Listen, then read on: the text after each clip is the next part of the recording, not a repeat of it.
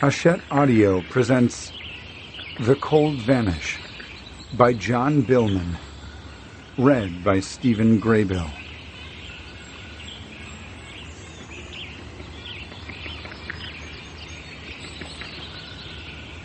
For Hillary.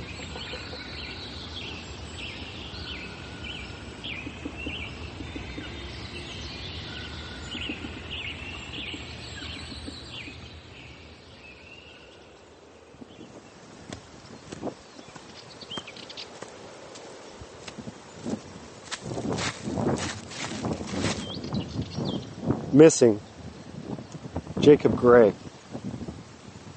Age, 22. Height, 5 feet 11. Weight, 145 pounds. Features, brown hair, brown eyes, Caucasian. Camping gear found on April 6, 2017.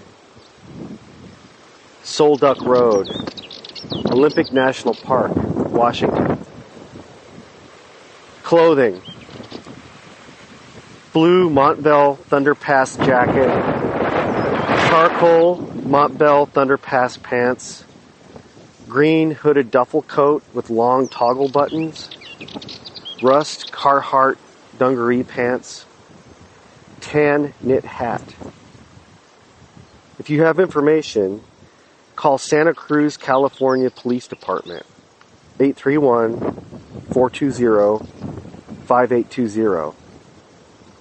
Case number 17S-01626.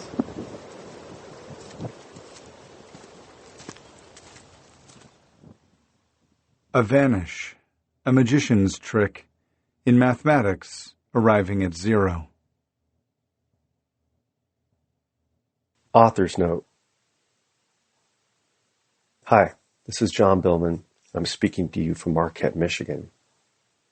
You dream about missing persons, even though the nightmares don't belong to you. Rational professionals I've met in my research, law enforcement and search and rescue personnel, tend to believe that our world is still a big, wild, and remote place, and that logic and reason are at the core of missing persons cases. A very difficult puzzle laid out on a massive table, but there are rules and clues, and the puzzle can be solved. I agree with them most of the time. I've been obsessed with writing about missing persons in wild places. In the April 2017 issue of Outside Magazine, I wrote a feature about a college student, a runner missing in southern Colorado, that attempted to answer questions about who goes missing, why, how many are out there, and what the hell happens once you're gone. That story elicited more feedback, much of it polarizing, than anything I'd ever written. You can't discuss missing persons in the wild without broaching the subjects of conspiracy theories and the paranormal. Though many do, I'm not advocating for Bigfoot as an explanation for any of these cases. Same goes for UFOs and portals to hidden dimensions. What I am insisting is that rhyme and reason so often fly out the window when someone vanishes in the wild. So many cases defy explanation, and often dumb luck is as useful a tool as a FLIR, forward-looking infrared radar, equipped helicopter, and a team of trained tracking dogs when someone or a body does get found. In early April 2017, a young touring cyclist named Jacob Gray stepped off his bike and disappeared in the northern district of Olympic National Park in northwestern Washington. What ensued was a mystery that echoed other cases I'd researched. What was different for me is that Randy Gray, Jacob's father, allowed me unlimited access into the courageous search to find his son.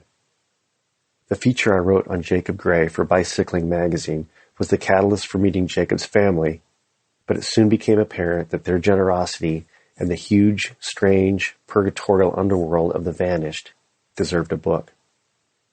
The Outside story was a work of investigative journalism. Jacob and Randy Gray's story is more personal to me than most of the reporting I've done, and in more than a few places I fail at journalistic objectivity.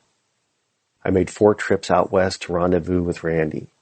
He invited me to his hometown of Santa Cruz, California on Christmas Day in 2017, and we loaded up his Arctic Fox sliding camper with food and gear and lit out in search of Jacob. We spent days and weeks together living out of the Arctic Fox, as well as the barn on the Olympic Peninsula of Washington used as a home base for Bigfoot researchers, a Native American reservation on the Strait of San Juan de Fuca, a cult compound in Canada, and an illegal wilderness tent site on a mountain in Olympic National Park. We napped on ferries, on beaches, and on Sitka spruce logs. We talked with heroin junkies living in Port Angeles, Washington, and on the fringes of Chilliwack, British Columbia. We went swimming in the Pacific Ocean and the Sol Duck River. We stumbled across 3 brand new missing persons cases on Vancouver Island. I couldn't help but become Randy's friend. It's infectious when, sitting around the little galley table in the Arctic Fox, eating tacos, Randy would map plans to help the search for other missing persons, like Chris Fowler, who went missing on the Pacific Crest Trail in 2016. Or Randy would sketch designs for a new type of swiftwater rescue tool based on a type of lifeguard surfboard he'd seen in Hawaii. Some days the current and boulders in the Sol Duck River nearly beat him to death, and he designed a rescue boogie board to help mitigate that. He bought and installed a new toilet in the Bigfoot barn because the old one wasn't flushing quite right, and it was the least he could do in exchange for free rent. He spent hours on his phone helping friends and family with their problems. All this positive energy while shouldering what many psychologists believe is the heaviest burden a human can bear. I don't think I could rise to the occasion to find my missing son the way Randy Gray has, to be as open-minded and full of generosity, love, and optimism while bushwhacking through a dense level of hell. The disappearance of Jacob Gray in the wild represents one of the hundreds, thousands of persons who have vanished in remote places. Trying to find them often leads to a clusterfuck, and we don't even know how many of the vanished are out there. There are more every day.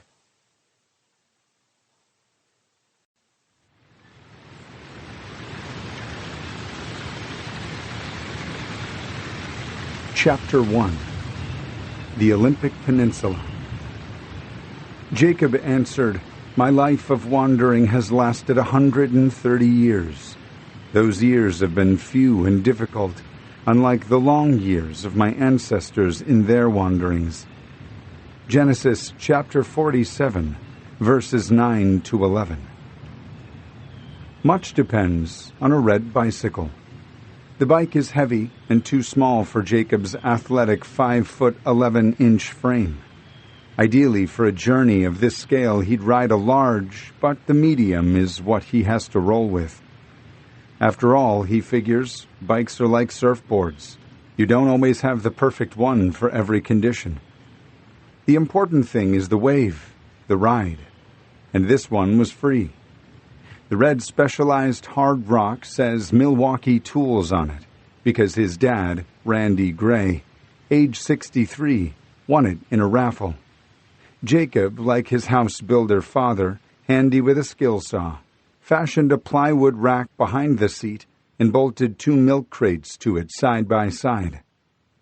Instead of cycling specific shoes with stiff soles and ski binding like clipped-in pedals, favored by seasoned touring cyclists, to allow for more power transfer to the cranks, Jacob's bike is outfitted with stock flat BMX-style rat trap pedals that accommodate his running shoes and hiking boots. Not built for speed, not lithe, not pretty, a size too small, but hell for stout, as the builders say, and as utilitarian as a pickup truck. He'd recently sold his Volkswagen sedan, and now the bike is his transportation, which suits him just fine. Jacob's preferred gear shop is the Port Townsend, Washington Goodwill. He loaded his third-hand yellow and red Burley child trailer with pots and pans that still have the thrift store price tags on them. His grandfather's wool Hudson's Bay blanket is heavy but warm, even when wet.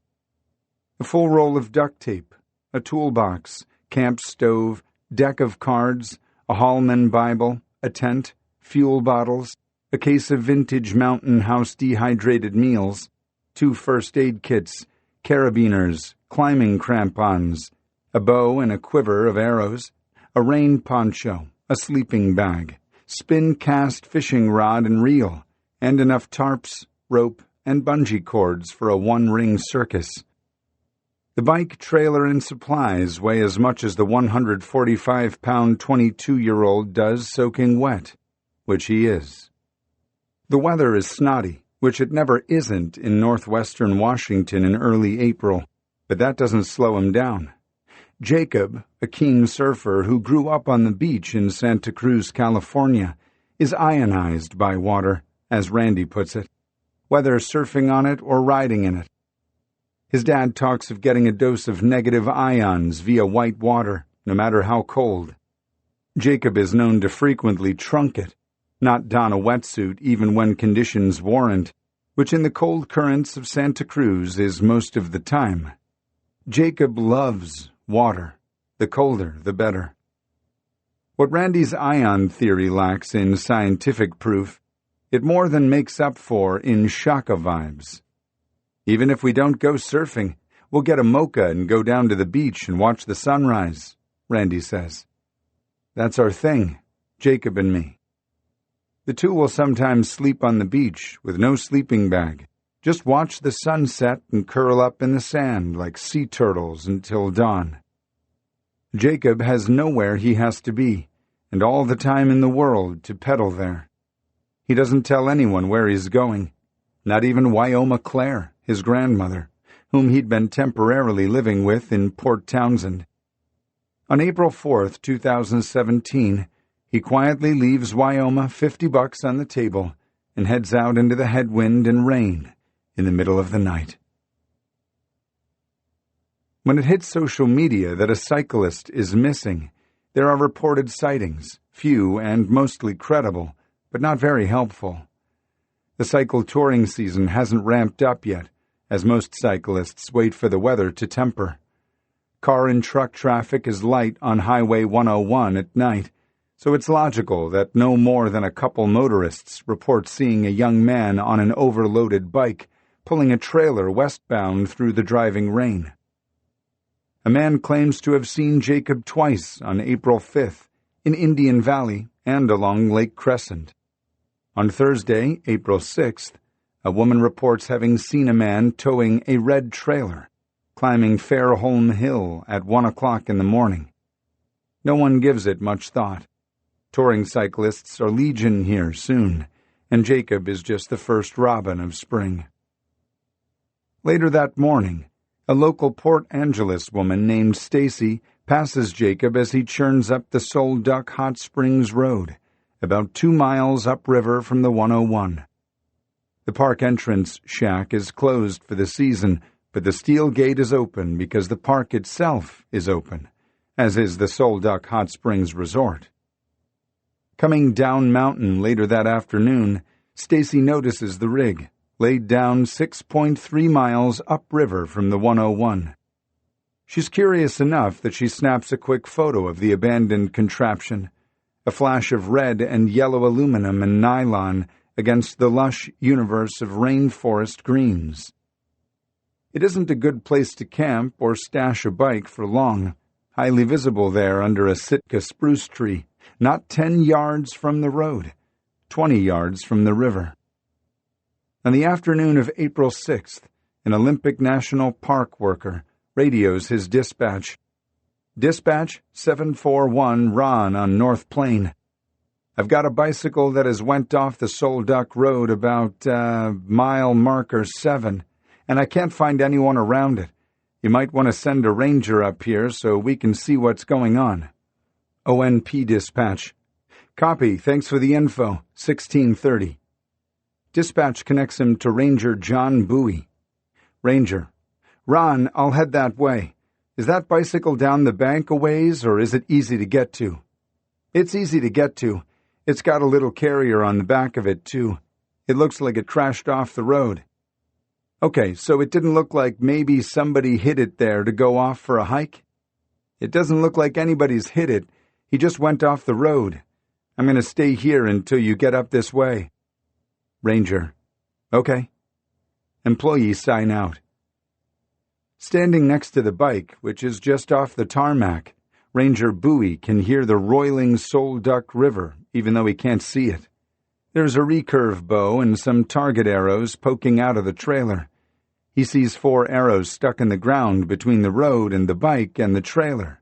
The arrows seem stuck there deliberately, in a row. A little strange, but he's seen it all, probably meaningless.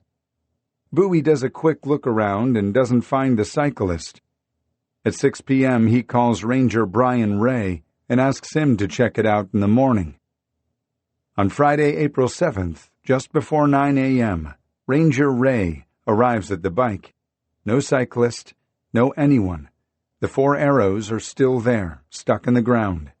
No sounds but the rush of the Soul Duck River and spring birds. You could lie in the middle of the road, and it's more likely you'd die of cold exposure before getting run over by a car. Rangers perform what's called a hasty search. Some search and rescue personnel hate the term hasty search, preferring to call it the reflex phase of a search.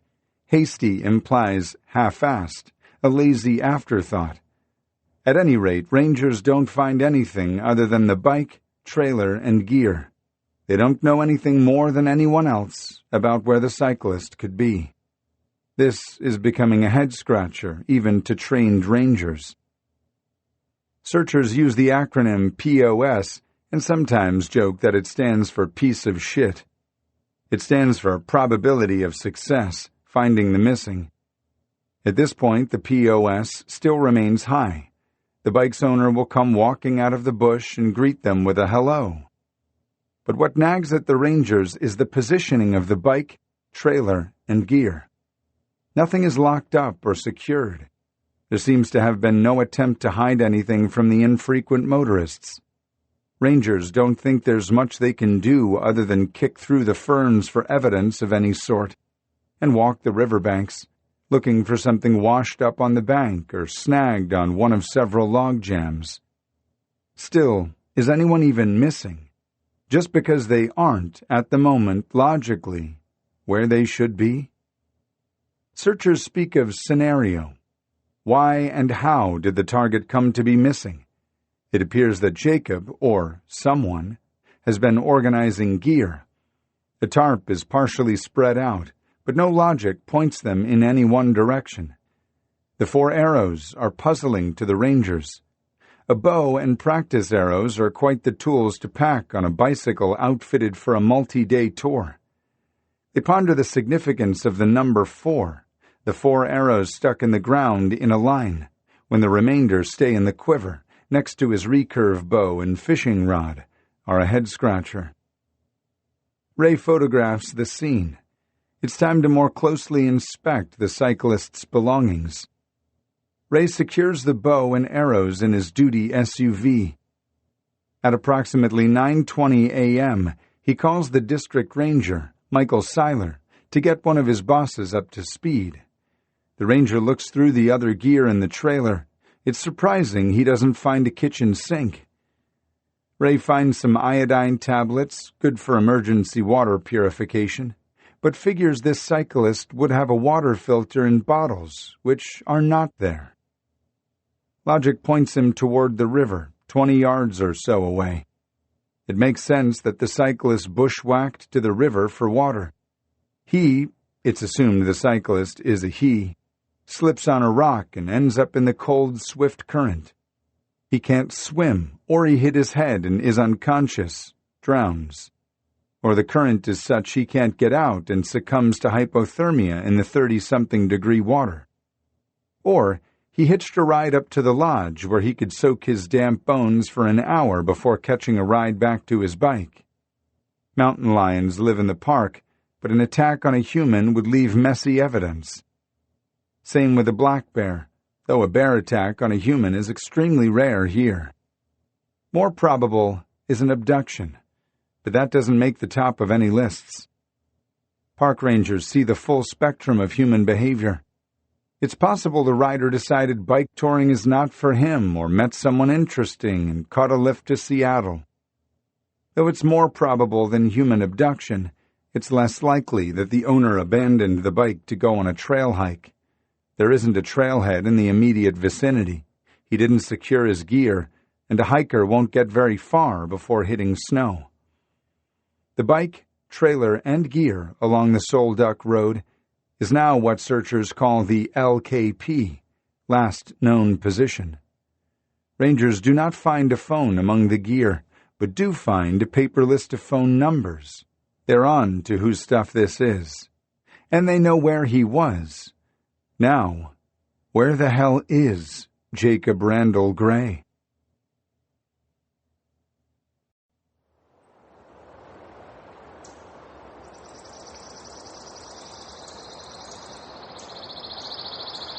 Chapter 2. Wyoming. I got home from climbing. It's just a normal day. Get unpacked, feed the dog or whatever.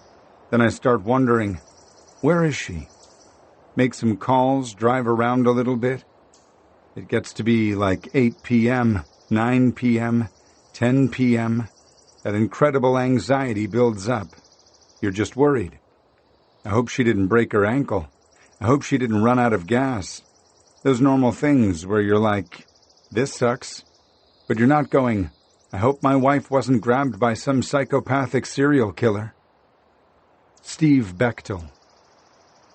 Erwin Schrödinger was an Austrian physicist who in 1935, in response to a quantum mechanics problem, stated simply that if you stick a cat in a sealed box, along with something that can kill the cat, in his case a radioactive atom, you won't know if the cat is alive or dead until you open the box.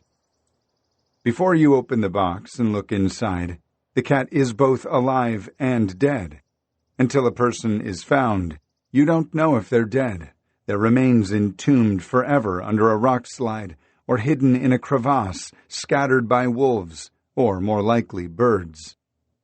What then, when you open Schrödinger's box and there's no cat inside at all? What if it's empty? Furthermore, you don't know for sure if a person is missing at all. While it's not likely, there's an outside chance they're alive and perhaps living in South America under a new identity. This happened recently, which I'll get to. A missing person is Schrödinger's cat.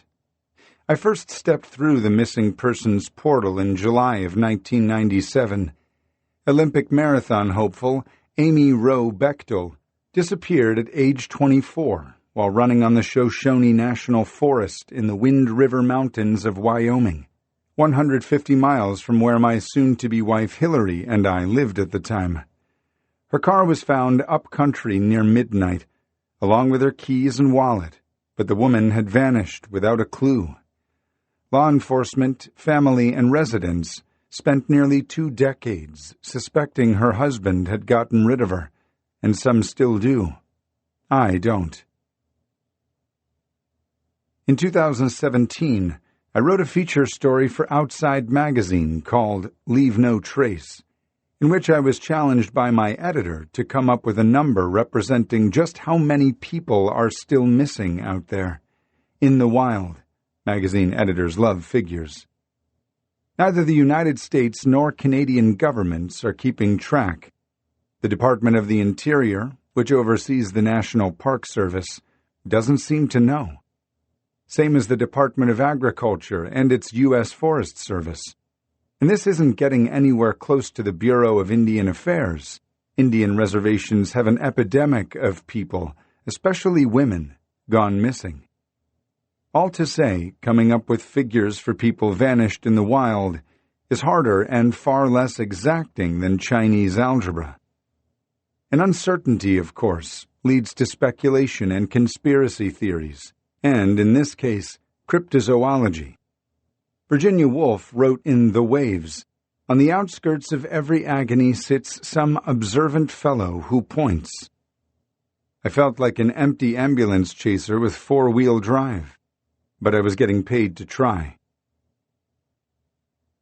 My intrigue only grew. I tend toward insomnia and the analog, and each night in bed I listen with earbuds to Coast AM on a tiny radio. The program, which explores all sorts of mysteries of the paranormal, airs from 1 to 5 a.m. in my time zone. It's syndicated on more than 600 stations and boasts nearly 3 million listeners each week. Most of the time, the white noise talk of space aliens and ghosts lulls me to sleep, but not when my favorite guest, David Paulides, is at the mic. Paulides, an ex-cop from San Jose, California, is the founder of the North American Bigfoot Search, NABS, established in 2004. His obsession shifted from Sasquatch to missing persons when, he says, he was visited at his motel near an unnamed national park by 2 out-of-uniform rangers who claimed that something strange was going on with the number of people missing in America's national parks. He wouldn't tell me the place or even the year for fear the Park Service will try to put the pieces together and ID them. I wonder how actual those park rangers might be. It's curious that park employees would say, "Let's go tell the Bigfoot guy we have a missing persons problem." But it makes good lore. In 2011, Paulides launched the Can-Am Missing Project, which catalogs cases of people who disappear, or are found, on wild lands across North America under what he calls mysterious circumstances. He has self-published 6 volumes in his popular Missing 411 series. Most recently, Missing 411 Hunters, Unexplained Disappearances, Missing 411 the Movie, a documentary co-directed by his son Ben, and featuring survivorman Les Stroud, was released to mixed reviews in 2016. Missing 411 The Hunted, about hunters gone missing, came out in 2019.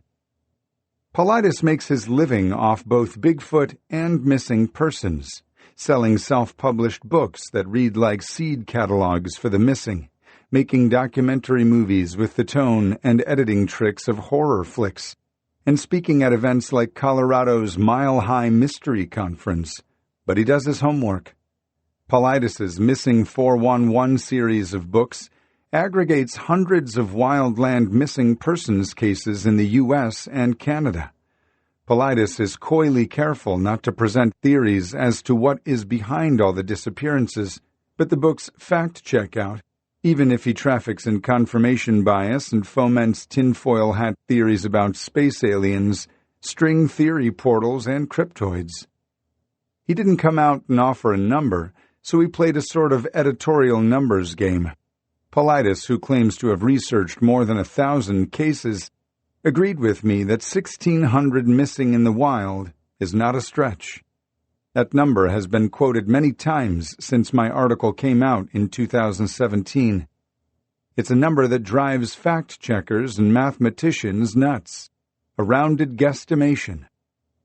It sounds wiser, more profound than it really is.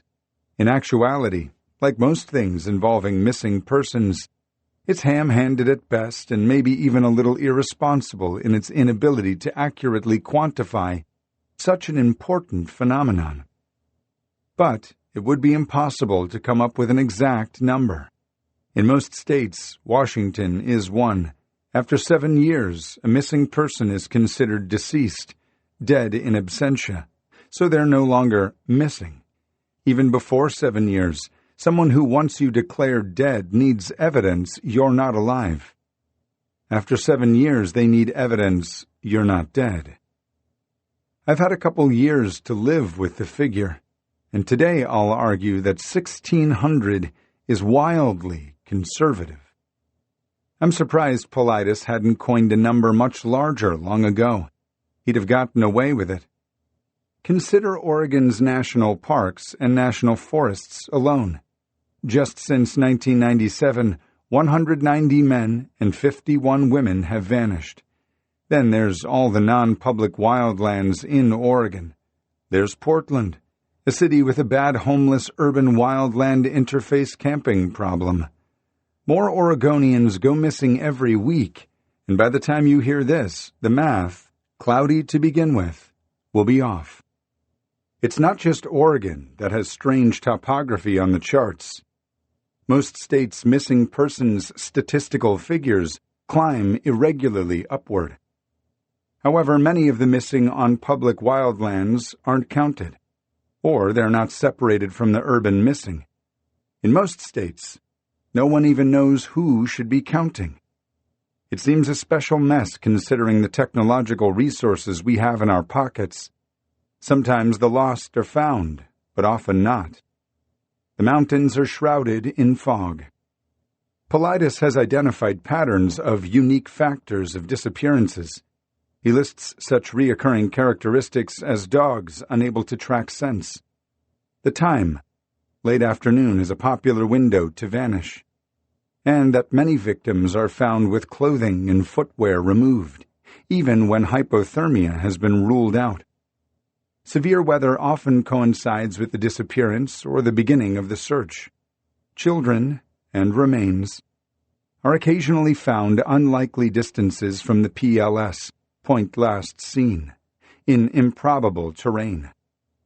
Most mysterious to me are the bodies discovered in previously searched areas. This happens with odd frequency, sometimes right along the trail.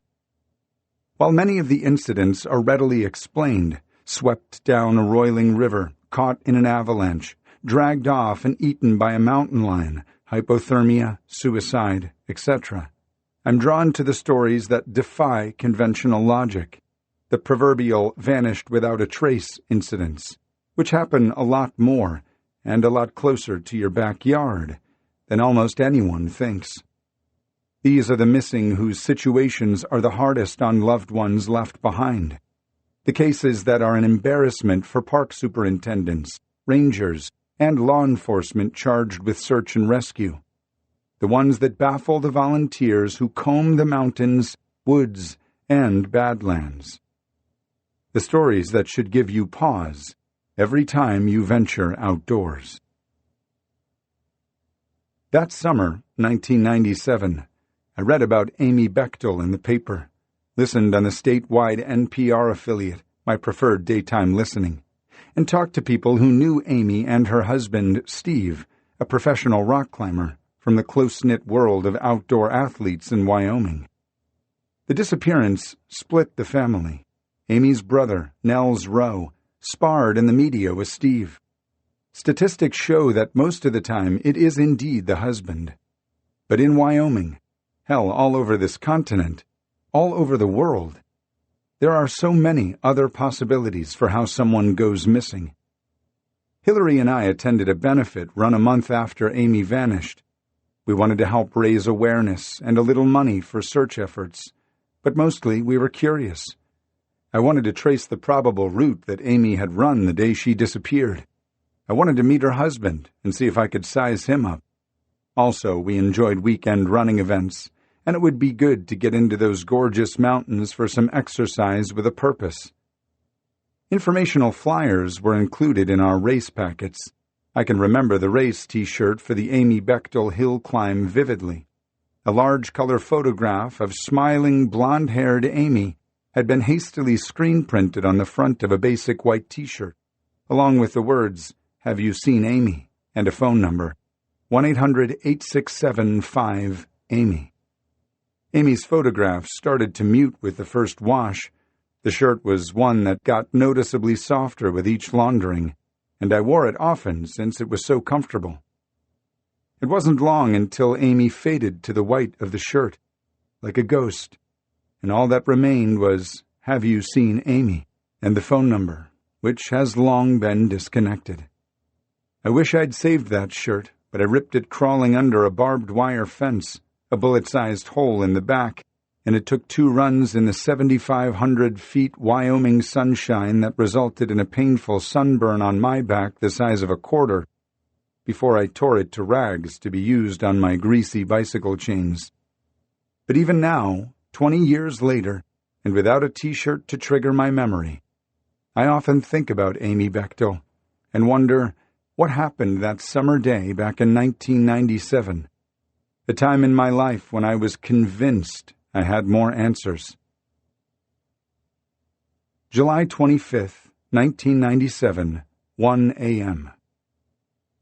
The car chugs around switchback after switchback, crunching gravel beneath its tires as it ascends the loop road through Sinks Canyon in mid-central Wyoming.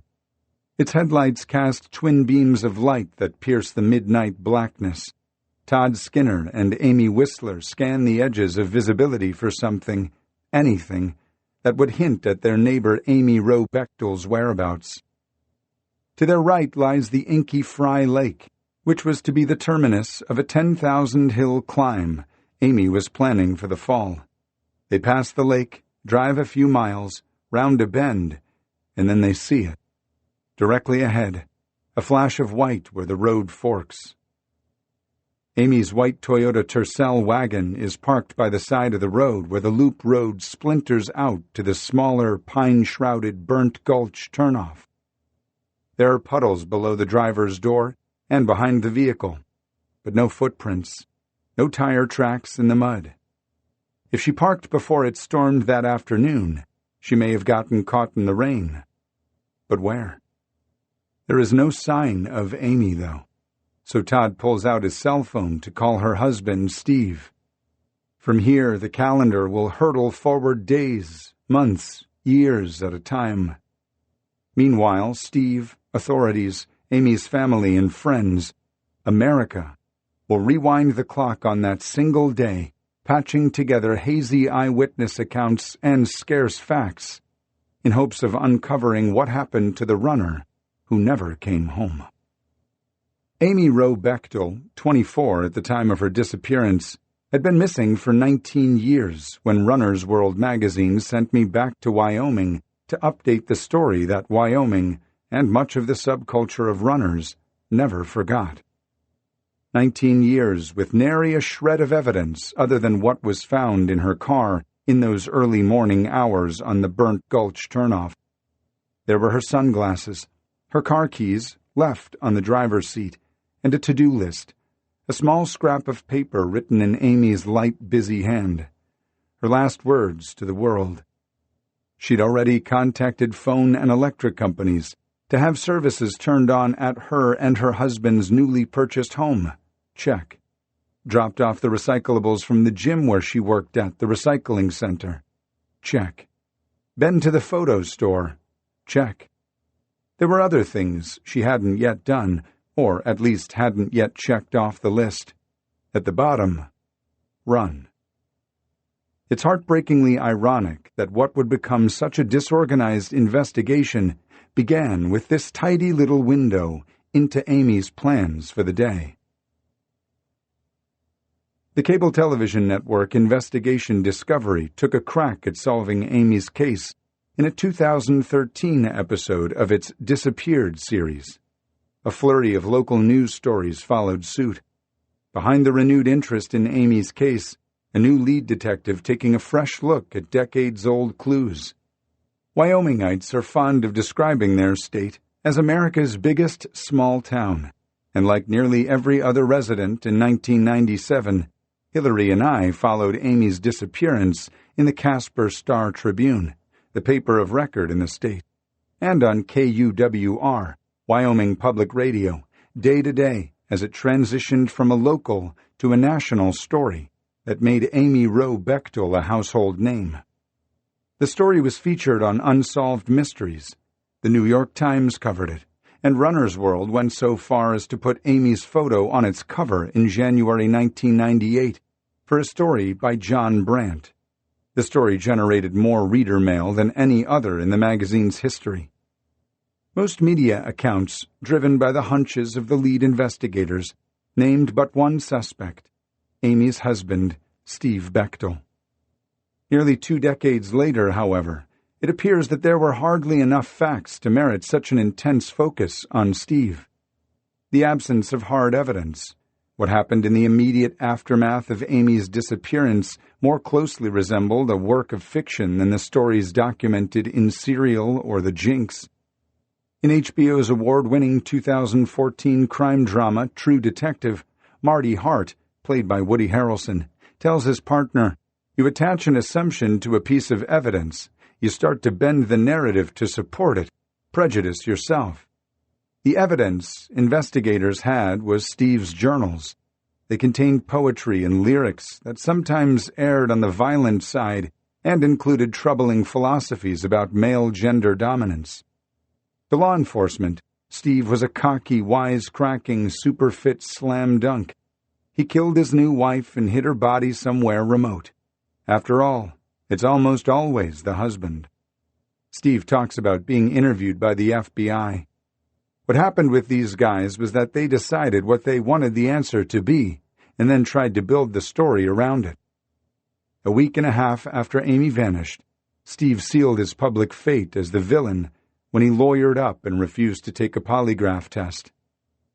The narrative bent toward Steve, chauvinist, coward, wife killer.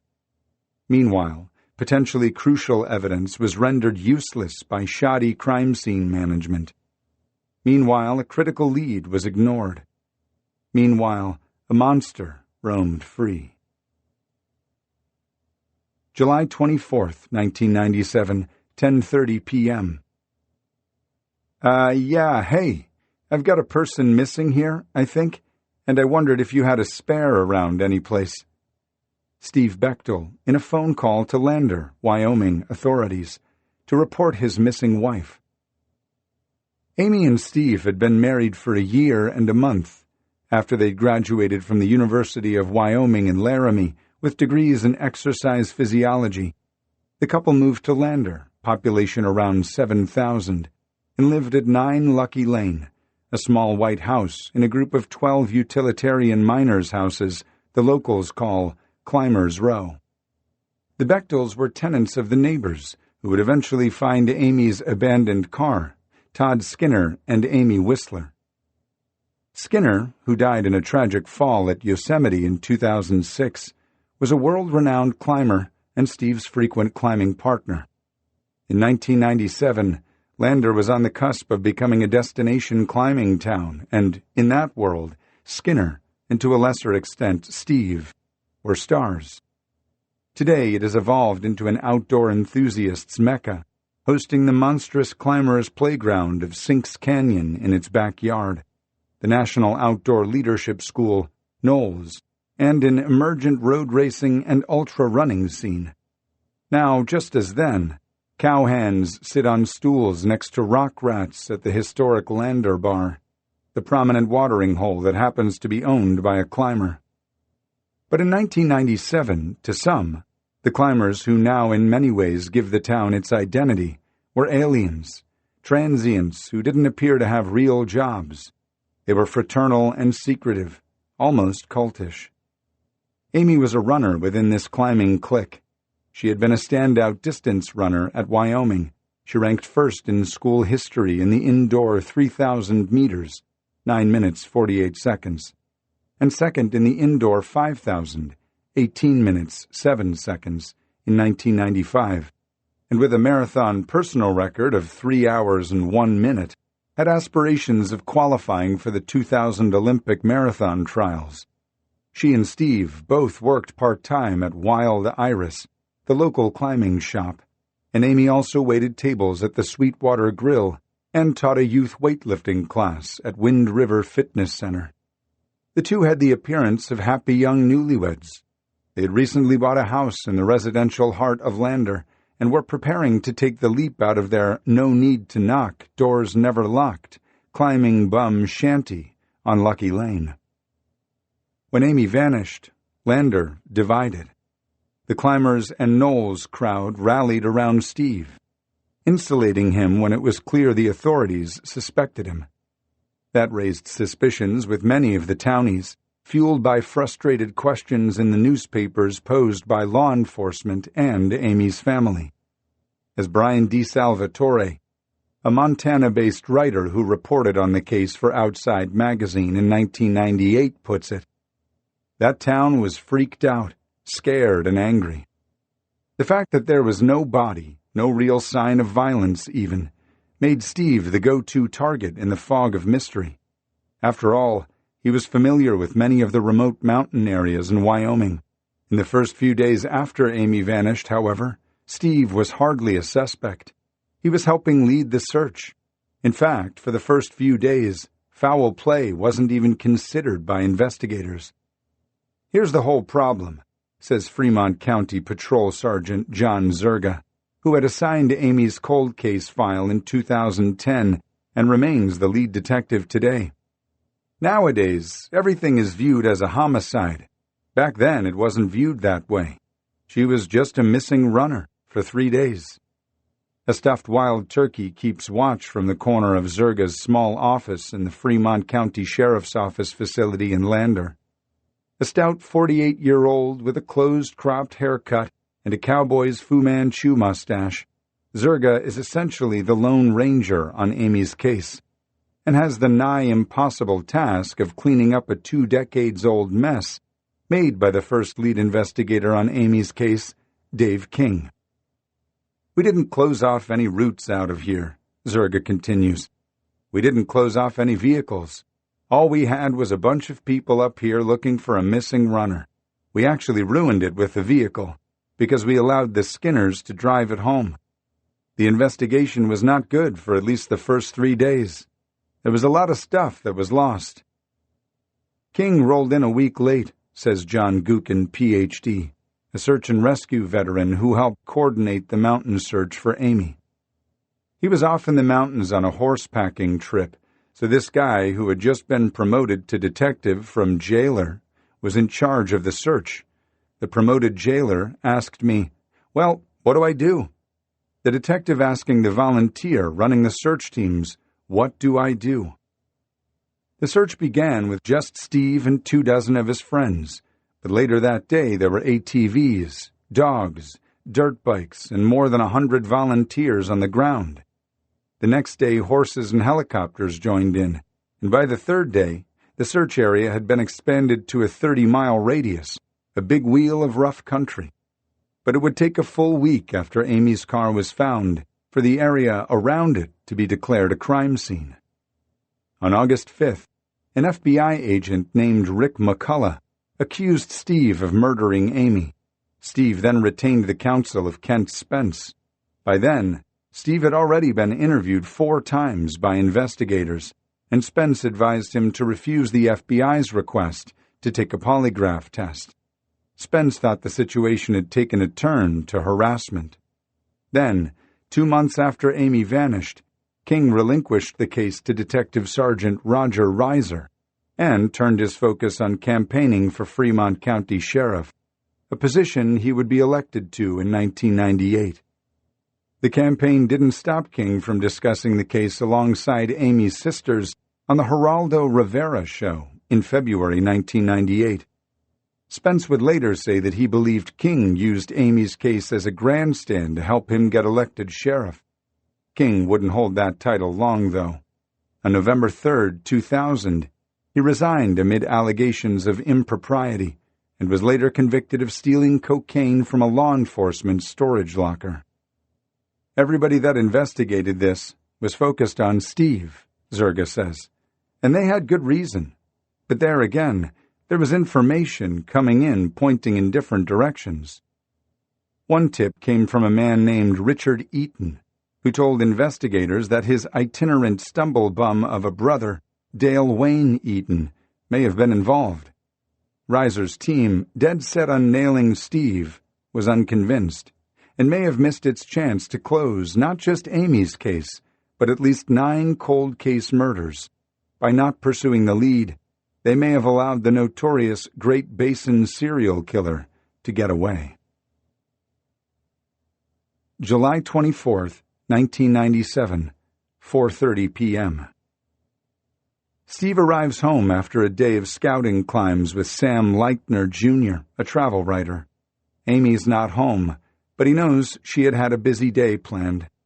Earlier in the day, he had rendezvoused with Leitner in Du Bois, a town roughly equidistant from Steve's home in Lander and Leitner's in Jackson, 80 miles or so. The climbing partners had a history. They'd climbed throughout the West and in Asia, but just a year earlier, on a trip with Amy to Australia, the men were not getting along, and Leitner flew home early. But they always trusted each other on the rocks. From Du Bois, the two climbers, accompanied by the Bechtels' yellow lab, Jones, had ridden north together into the Cartridge Creek area of Shoshone National Forest. They'd both carried guns. Leitner and Steve will later tell authorities, because that's where they dump all the bad bears from Yellowstone. But the scout had been a letdown. The rock wasn't that great for climbing, had been a slog to get to, and wouldn't have been worth the effort. Thunderstorms had lurked nearby and had driven Steve and his friend back to Du Bois, where they'd gone their separate ways. A few hours pass. Amy's not home for dinner. Steve makes a few calls. Nobody's seen Amy, so he drives around town and rallies friends to help him find her. A few more hours pass. Steve begins to panic. "I actually got along with Amy better than I did with Steve in Australia," Leitner will say years later, reflecting on the constant skepticism he received from investigators. "I'm not going to cover for somebody who might have murdered a friend of mine." Leitner and the trip to Du Bois will be Steve's alibi. A trip to Du Bois was the beginning of the end for Dale Wayne Eaton. It's a wonder Eaton was a free man at all when police found him just outside the mountain town on July 30th, 1998, nearly a year to the day after Amy's disappearance, and, more specifically, just 10.5 months after he attempted to kidnap the Breeden family. The botched kidnapping took place in an area called Patrick Draw, less than a 3-hour drive from Lander. Shannon Breeden, her husband Scott, and their 5-month-old baby Cody were traveling the country when their van broke down at a pullout along Interstate 80. An overweight, disheveled 52-year-old stopped his off-green 85 Dodge van and offered them assistance. The man, Dale Eaton, asked Shannon to drive. Eaton then pulled a rifle from the back of the van, kidnapped the family at gunpoint, and directed them south of the highway into the desert. In a scene straight out of a B-grade 70s chase movie, Shannon stepped on the gas and turned in a tight circle instead, which enabled Scott to jump out of the van with the baby and Shannon to get out the other side. Eaton grabbed her and would have plunged a knife into her ribs had Scott not grabbed Eaton's arm and gun and hit him over the head with the rifle butt. A struggle ensued in the dirt and ended with Eaton stabbed with his own knife, beaten with his own rifle, and left in the dirt while the family sped for help in the van. It wasn't long before Eaton was arrested, and he quickly confessed to the attempted kidnapping. The incident got Eaton's brother, Richard, thinking. He knew that Dale had been camping in the Burnt Gulch area at the time of Amy Bechtel's disappearance.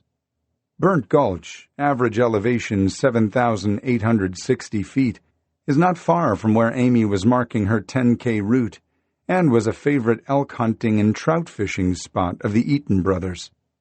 But after Richard called Reiser with his suspicions, the detective dismissed the tip, choosing to believe instead the word of Eaton's niece, who said Dale was visiting her in Greeley, Colorado on July 24th. A $100,000 reward out for information leading to a resolution of Amy's case was enough to cast suspicion on Richard's motives.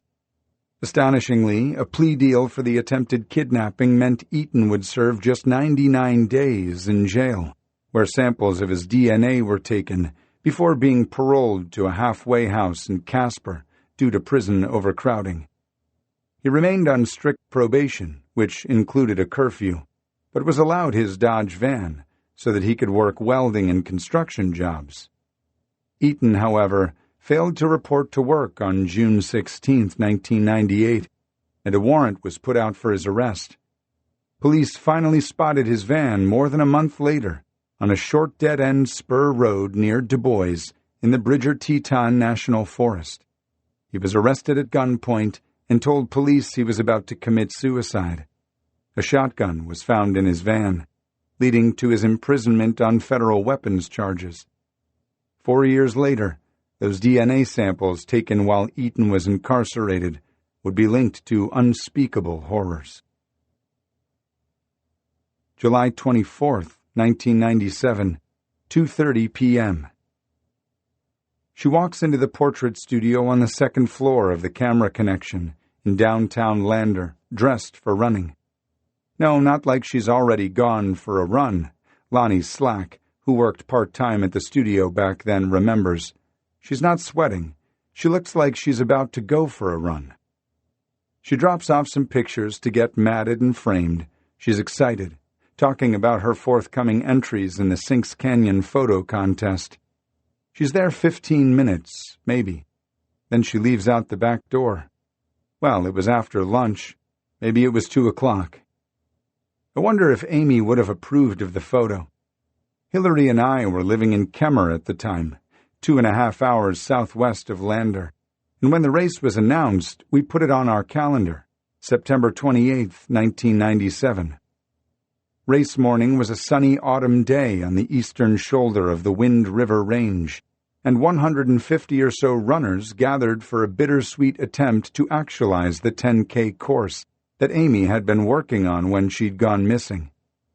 The run was to be a steep, steady, warm, and dusty climb up the gravel switchbacks of the loop road that ended at Fry Lake, where divers had searched for a body. Most of the field had been involved in the search or were close to Amy through running or to Steve. There were Knowles employees and a posse of hardcore climbers who run to stay in shape but consider themselves runners. Amy's sister, Jenny Newton, was there, as was Steve, who by this time had come under intense scrutiny from investigators and a sizable segment of the Wyoming public as the #1 suspect in the case. Steve was remarkably composed during a pre-race talk. Amy had wanted to do this race for a couple of years, he said. She was told the only people who would show would be 8 of her former track teammates. This brought cheers from the field. We're in this together. We know Amy is alive. I remember trying to size up Steve Bechtel. Is this a man who is capable of killing his wife and hiding the body? He didn't carry himself like my idea of a wife killer. He had been, after all, the one manning the phones and computers at the recovery center in his and Amy's garage and kitchen, responding to leads that poured in from all over the country, none fruitful. But then, how are you supposed to act when your wife disappears? A 10K seemed like the best thing for exercising anxiety, in part for lack of knowing what else to do, and because it was what she had wanted to do, and it got a little media coverage that kept the search alive. But after the local search fizzled out, Amy's mom, dad, brother, and 2 sisters returned to their respective homes and tried to carry on with lives that would never be the same again. Their concerns about Steve grew a few weeks later when they were presented with previously undisclosed information about the search findings and Steve's journal entries.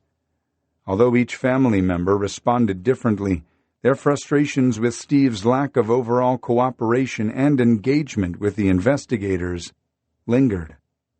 Amy's father, Dwayne Rowe, told a news source years later, "I still feel angry, because if he's not guilty of anything, the son of a bitch should take the lie detector test and give us some peace." Her brother, Nels, was especially angry at Steve's reluctance to take the test and cooperate fully with investigators. When her sisters, Casey Lee and Jenny Newton, appeared on the Geraldo Rivera show with Detective King, the host made a plea for Steve to be more cooperative with authorities. A year passed, then 2, then 4. Steve followed a new girlfriend to Salt Lake City, but found he missed Lander, so he moved, with the girl, back to town 2 years later. He still refused to take the polygraph, and many people in town continued to believe he was responsible for Amy's disappearance. Steve's girlfriend ended up leaving. More years slipped by. Eventually, Steve had Amy declared legally dead, and in 2004, he married Ellen Sisman, with whom he now has 2 children. All these years later, Nels Rowe had accepted that the family may never find closure, but remains frustrated with Steve's refusal to take the polygraph. "I will not shy away from that," Nels said to me when I visited him at a coffee shop near his home in Longmont, Colorado.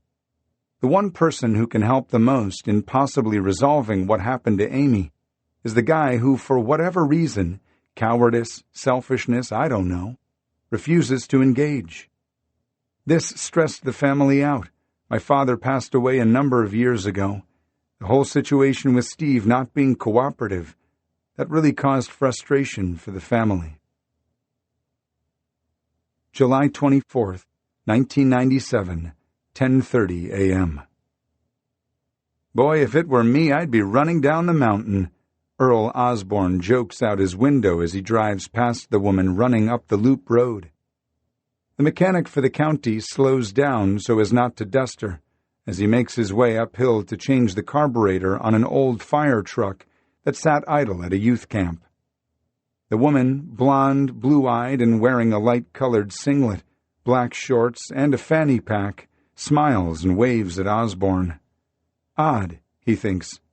A runner on the third switchback of the loop road. It would be years before this would become a common sight, and yet authorities will later confirm that another witness, a road surveyor, independently described seeing the same woman on the loop road at around the same time of day. Osborne arrives at the fire truck and works with haste. He can feel a storm closing in. He gets back in his truck and rolls up the windows, just in time for the rain and lightning to come down. A goose drowner. Raining so hard he can hardly see the road. He remembers the woman running uphill. If he sees her on his way down, he'll offer a ride. But Osborne doesn't see the runner again. He does, however, have to inch around an old blue-green vehicle. He'll later strain to recall that it may have been a van, stopped in the road. It's possible, if highly unlikely, that the surveyor and Osborne saw a different runner who just happened to look like Amy. Petite, pretty. Amy looked like a lot of women who also vanished without a trace from the Great Basin region of Nevada, Utah, Idaho, and Wyoming. Amy isn't even the most famous case. A series of other murders between 1983 and 1997 have been suspected to have come at the hands of one Great Basin serial killer. But the case of only one of them has been resolved, Lil Miss. On March 25, 1988, 18-year-old Lisa Marie Kimmel was driving alone from Denver to visit a friend in Billings, Montana, in her black 1988 Honda CRX SI, which had a Montana vanity plate that read Lil Miss. She'd first planned to stop to see her boyfriend in Cody, Wyoming, but she never made it. 8 days later, 2 fishermen found her body tangled in the weeds along the North Platte River near Casper, and an autopsy showed that she had been repeatedly raped, bludgeoned, and methodically stabbed. After her family buried her, a strange note signed Stringfellow Hawk was found on Kimmel's grave. Few answers emerged for the next 14 years, until July 2002, when investigators searching cold cases examined the seminal DNA from her rape kit and found a match for an inmate incarcerated on weapons charges since 1998, Dale Wayne Eaton. Eaton was due to stand trial that fall on a manslaughter charge after killing his cellmate with a lethal punch to the man's vertebral artery, but he was never convicted. He wouldn't be so lucky this time. A handwriting analysis from the note left on Kimmel's grave also matched Eaton. Then, following a tip from neighbors who recalled seeing Eaton digging in his desert scrub yard, authorities found her car buried on his property in Manita, just an hour and 45 minutes drive east from Lander. The sewer line from his decrepit trailer house had been run into. He'd been using his victim's car as a septic tank. A portion of the Montana vanity plate Lil Miss was found nearby. Inside his trailer, authorities also found women's clothing and purses and newspaper reports about other murdered women. In the ensuing investigation and trial, it was determined that Eaton had kidnapped Kimmel at a remote rest area in Waltman, then held her captive in a filthy converted school bus and repeatedly raped her before murdering her, and tossing her body off a bridge. An FBI profiler who examined the case would note that this public display, the trophy-keeping of Kimmel's car, and the known kidnapping attempt of the Breedens all fit the profile of a serial killer. In the Kimmel trial, Eaton was charged and found guilty of all counts, including first-degree murder, and sentenced to death by lethal injection in March 2004.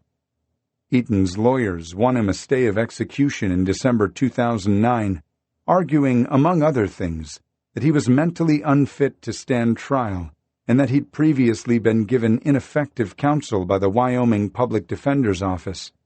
He remained Wyoming's lone death row inmate until November 2014, when a U.S. district judge overturned his death sentence on similar grounds, though Eaton will never be released from prison, where he is serving a life sentence, plus 50 years. No one believes Kimmel is Eaton's only kidnapping and murder victim. Sheila Kimmel, Lisa's mother, mentions Amy's case in her 2005 book, The Murder of Lil Miss, and is very well versed in other disappearances and homicides connected to the Great Basin murders. The Utah Criminal Tracking Analysis Project suggested that the Great Basin murders stopped around 1997. That's about the same time Dale Eaton went to prison. Kimmel writes, "That's why, beyond closure for the Rose and Bechtels, Amy's case still matters. Why Richard Eaton's tip, delivered years before his brother was known to be a killer, still matters. A confession by Eaton may resolve not just Amy's case, but numerous other cold case mysteries swirling in the abyss of the Great Basin. And yet, even after Eaton's conviction, Steve Bechtel remained the prime person of interest in Amy's disappearance. In July 2007, the 10-year anniversary of her disappearance, Roger Reiser, the detective who succeeded Dave King in the case, commented on the cold case to the Billings Gazette. "In my mind, there is only one person that I want to talk to, only one person who has refused to talk to law enforcement," he said, "and that's her husband." That thinking didn't begin to change until 2010, when Detective Sergeant Zerga's supervisor dropped Amy's cold case file on his desk, asking him to see if something would jump out at him. That something was a note about Richard Eaton's tip. It was enough for Zerga to put other cases on hold in order to travel with an FBI agent to Colorado to try to interview a madman's brother, and to Wyoming's death row to interview the madman himself. Dale's brother and sister-in-law are absolutely convinced he was in the area at the time, Zerga says about his summer 2012 meeting with them. "I told his brother that's not a place to camp. The area is, like the name has it, a gulch. There are more picturesque camping spots close by." But Richard Eaton described in detail the beaver ponds and a fire wheel and other specific geographical details of the area. To me, once Richard said Dale was there when she went missing, and he has those capabilities, immediately that went up on top. But Dale refused to speak with Zerga, and with the death penalty no longer hanging over Eaton's head, Zerga doesn't have any bargaining leverage. When I met with Nels Rowe, he brought up the subject before I could. "Are you familiar with Dale Eaton?" he asked me. "There are some things like that have bubbled up. If it was to be a random occurrence, or some high-probability random occurrence that may have happened, Dale Eaton is one. But even though there's no real compelling evidence at all that he may have anything to do with it, the circumstances that surround him, where he was, the way he operated, it certainly raises him as a high level of interest, maybe. What hasn't changed, which drives me crazy, is Steve's lack of involvement and lack of cooperation." I asked Joanne Rowe, Amy's mother, in an email, if the new focus on Eaton has affected her life. "Though I am constantly aware that he may be responsible for Amy's disappearance," she writes, "it's very difficult to allow my mind to dwell on this, knowing what he has done to his victims. Not knowing what has happened to Amy or who is responsible, is constantly in my thoughts, which makes me very frustrated and angry. It has taken me a long time to learn to live with this, and there are days when it overwhelms me. Periodically, cadaver dogs have been brought in from as far away as Montana. The dogs are so deft, they will run straight across wildlife carcasses. They're looking for human carcasses and know the differences. This happened a couple of years ago when they followed a scent down Burnt Gulch and stopped at a depression. We were pretty stoked when we found that sunken bog, Zerga says. We thought it was what we'd been looking for a long time. They sifted through every ounce of dirt in the hole and found only a single bread tie. Zerga hasn't officially ruled out Steve as a suspect, but he talks about Steve, who now runs a gym just a couple of blocks from Zerga's office, in tones that imply respect, as if he were talking about a friend. Still, there are elements in the case that puzzle the detective. The fact that they had no log showing that Steve phoned the hospital when he said he did. A youth camp minister's account of seeing a vehicle that matches the description of Steve's truck being parked by itself on July 24th in the spot where Amy's car was found. The thing with Steve, and the shape he was in, Zerga says, is he could run a marathon in 3.5 hours. He had that type of capability. He could have run back to Lander. Though it has to be in a list of scenarios, Zerga doesn't buy it. To me, why would he wait until she was running? It would be so much easier in the house. I would really like to rule Steve out, Zerga says. My only way is to sit down with Steve. You know what? Let's do the polygraph. You'll be able to choose who's going to do the polygraph. You'll know the questions before they're asked. And they're not going to be questions like, did you kill your wife? There'll be questions like, is it true the last time you saw your wife alive was the morning you woke up and went to Du Bois? I point out there's not an attorney in the West who would advise a client to take the test, and Zerga agrees. That's exactly what attorneys do. The first thing they do is say, don't take the polygraph. To me, I can understand it in a sense. But the way polygraphs are, if you really wanted to rule yourself out, you'd take one. This is a whole different generation, Steve, now 46, says. I met him at Elemental Performance and Fitness, his Lander gym, where he jokes with clients and checks in with his wife, Ellen. Steve, rarely seen without a baseball cap, has short gray blonde hair and the modesty and forearms of Peter Parker. Now he's taking me for a tour of his world in '97. We drive to Lucky Lane, Climbers Row, in his 2006 Toyota Tundra pickup. There are kids' car seats in the back. He shows me the garage where he and friends ran the recovery effort. After the initial search shut down, he says, as we started realizing we weren't just looking out in the woods for her, we moved to a nationwide search the best we could. According to Detective Zerga, authorities had been to Lucky Lane with a search warrant within the last 5 years. We've actually done luminol searches with the FBI in that building, Zerga told me. We brought in cadaver dogs, and luminol picks up any type of blood spatter, whether they paint over it or whatever. The dogs found nothing, and the luminol tests came out negative. Zerga even followed up on a rumor that Steve had buried Amy below the driveway of their would-be new home at 965 McDougal Drive before the concrete had set. He found nothing there, either. I'm impressed with him, Steve says of Zerga, because he's taking, for all intents and purposes, this cold case, and he's really working on it.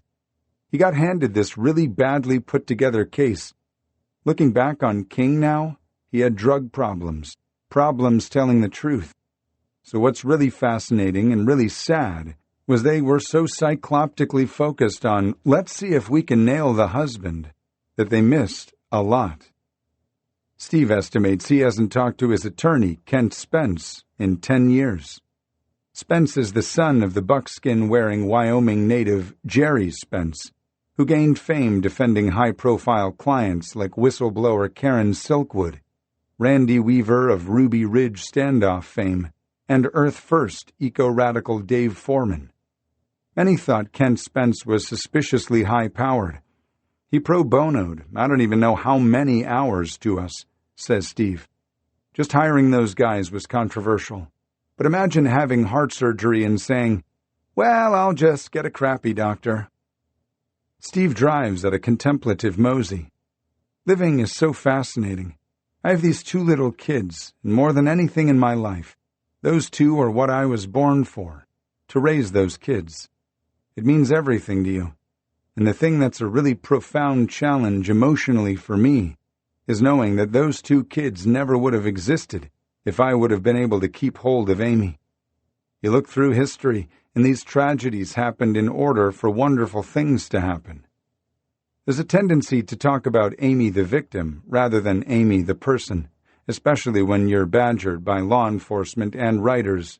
But it's clear Steve thinks about Amy often. It breaks your heart, Steve says. She was so cool, John. Her greatest fault was that she was so friendly, she was always taken advantage of. I'll take your shift. I'll watch your dog. It just makes you so sad. We drive up the canyon on the now paved loop road. I haven't been here since the awareness race. You could take the strongest woman, a Division I athlete, and the average guy is going to be able to overpower her, Steve says. And a man will be able to sprint faster, and he's going to have this capability of overpowering this woman. There's a fantasy of knowing self-defense moves, or that an athletic woman, a runner especially, is going to be able to outrun a guy. In practice, that doesn't occur, I don't think. This gender philosophy may fit with some of the poetry and lyrics that raised eyebrows with investigators and members of the Rowe family in the early weeks of the investigation. Steve tells me he still regrets bringing Jones to Du Bois with him the day Amy disappeared, since she most likely would have taken the dog on her run. In 2002, Steve and his father, Tom, went to the sheriff's department in neighboring Natrona County when the Eaton theory wasn't taken seriously in Fremont County after news of the Lil Miss murder broke. They wanted to see if any evidence taken from Eaton's property belonged to Amy. Maybe there's a watch or a shoe or something we might recognize, Steve says. But the Natrona officials wouldn't let them see anything, claiming that the Fremont County Sheriff had already looked everything over. The pavement ends, and we hit a mixture of frozen mud and snow.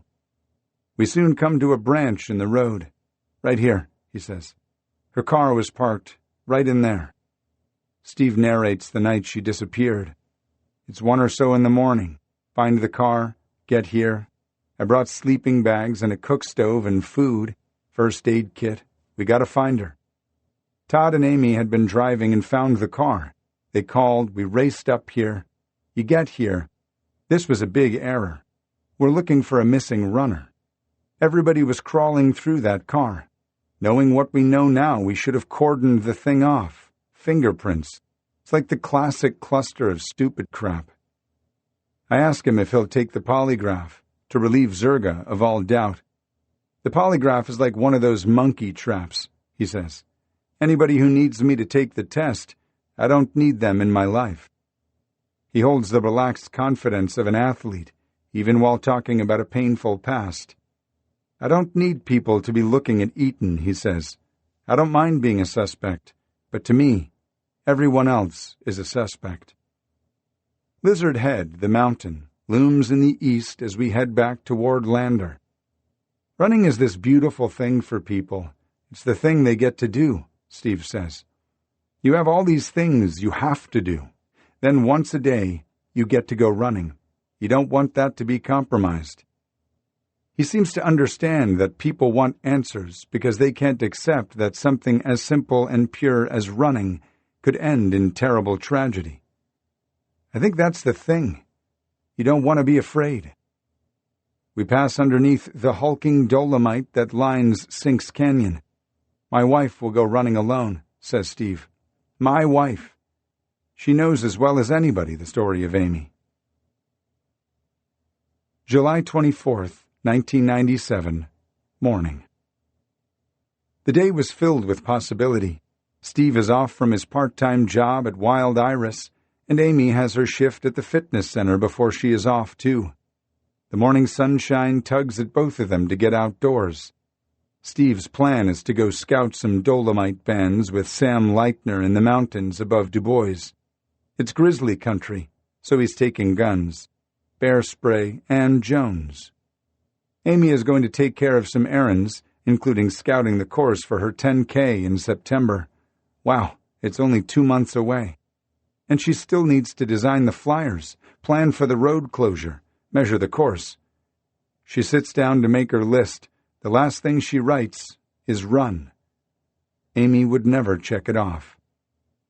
If Detective Zerga finds out why she never checked off run by way of an Eton confession, we may also learn why Naomi Lee Kidder never came home, why Belinda May Grantham never came home, why Janelle Johnson never came home, why perhaps at least 9 other young women never came home. The question persists, obscured in a Great Basin haze. Why didn't the runner come home?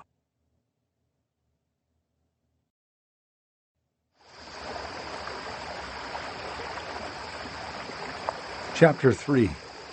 The Soul Duck River. People don't take trips.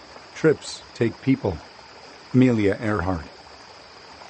A person isn't missing until they're reported missing. Even then, if you're over 18 years old, going missing isn't a crime or even an emergency. In this case, no one reports Jacob missing at all. Rangers don't have a missing person puzzle so much as they have a case of a found bicycle. Still, they need to find who it belongs to. On the morning of Friday, April 7th, Ranger Ray calls Mallory, whose number is one of several in the list found among the gear. Ray learns Mallory is the sister of Jacob Gray, native of Santa Cruz, California. For the park, this is progress. Bikes don't have license plates or vehicle identification numbers like autos. They have serial numbers, but change hands without paperwork and are much harder to track, especially less expensive models. Mallory Gray, who is a year older than Jacob, doesn't panic. Her brother is an adventurous kid and prone to doing things his own way, on his own. But a call from a federal law enforcement officer is rarely good news, and she urges Ray to phone their parents in Santa Cruz right away. Ranger Ray then calls Jacob's mother, Laura Gray, at 10:14 in the morning. He informs her they're going to do a search. Jesus, a search. Laura calls Randy, her ex-husband. The parents are, of course, concerned. A search is serious. But they too remind themselves that Jacob has taken off on mysterious pilgrimages before. He'll come back, drag-ass tired with wet gear and a bunch of new stories. Rangers tell the family they don't have much to go on, other than the abandoned bicycle. POC stands for Probability of Containment. Are they looking in the right place? Jacob's bike and trailer are functional. The tires are not flat. There's no evidence the rider, Rangers don't even know for certain the gender of the cyclist at this point, had been hit by an automobile. Nothing appears malfeasant. Enough gear to stock an REI store is there, and he probably has his wallet and phone in his pocket. The Soul Duck Hot Springs Resort is checked out, but no one has seen him. 1,000 feet above the bike is the snow-lined skirt of the Olympic Mountains High Divide, source of the Soul Duck River. As the elevation rises, the snow quickly gets ass-high when you punch through it in hiking boots.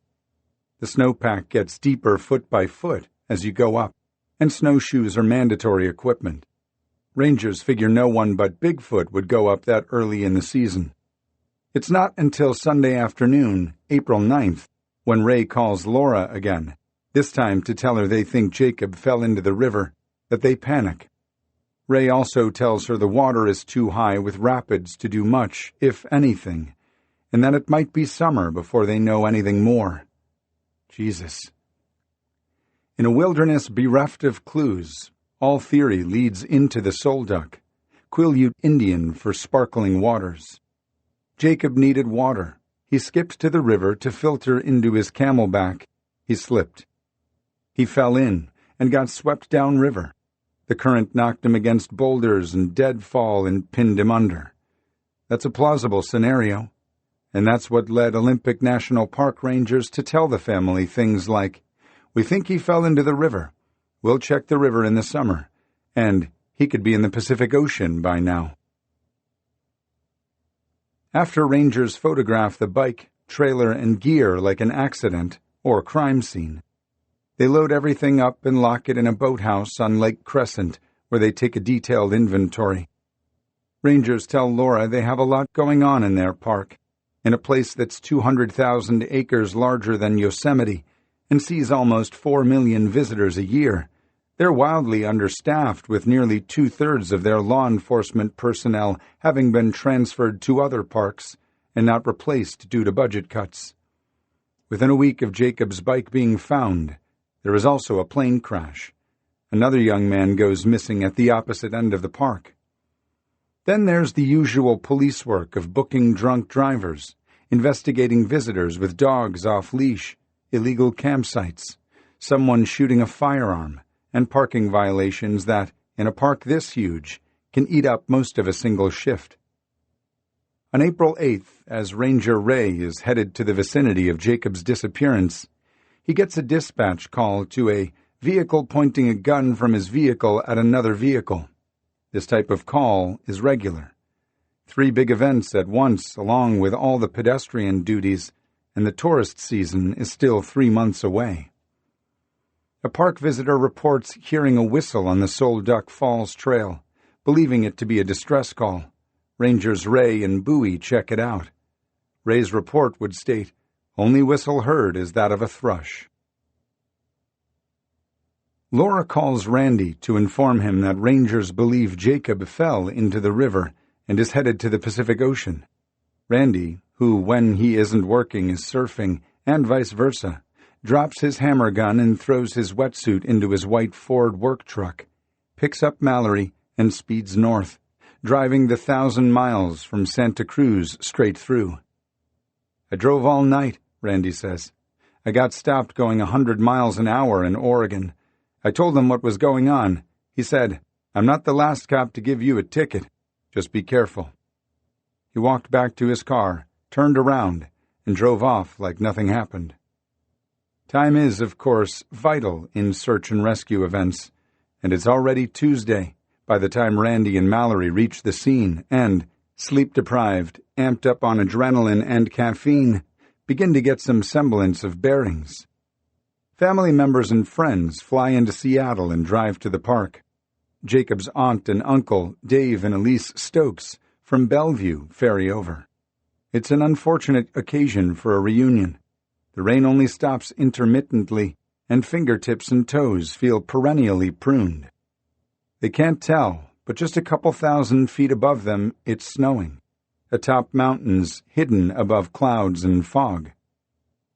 Jacob's bike was found 50 feet from the river running at between 3,000 and 4,000 cubic feet per second, brisk but not extreme, especially for a surfer like Jacob, was less than 50 feet wide.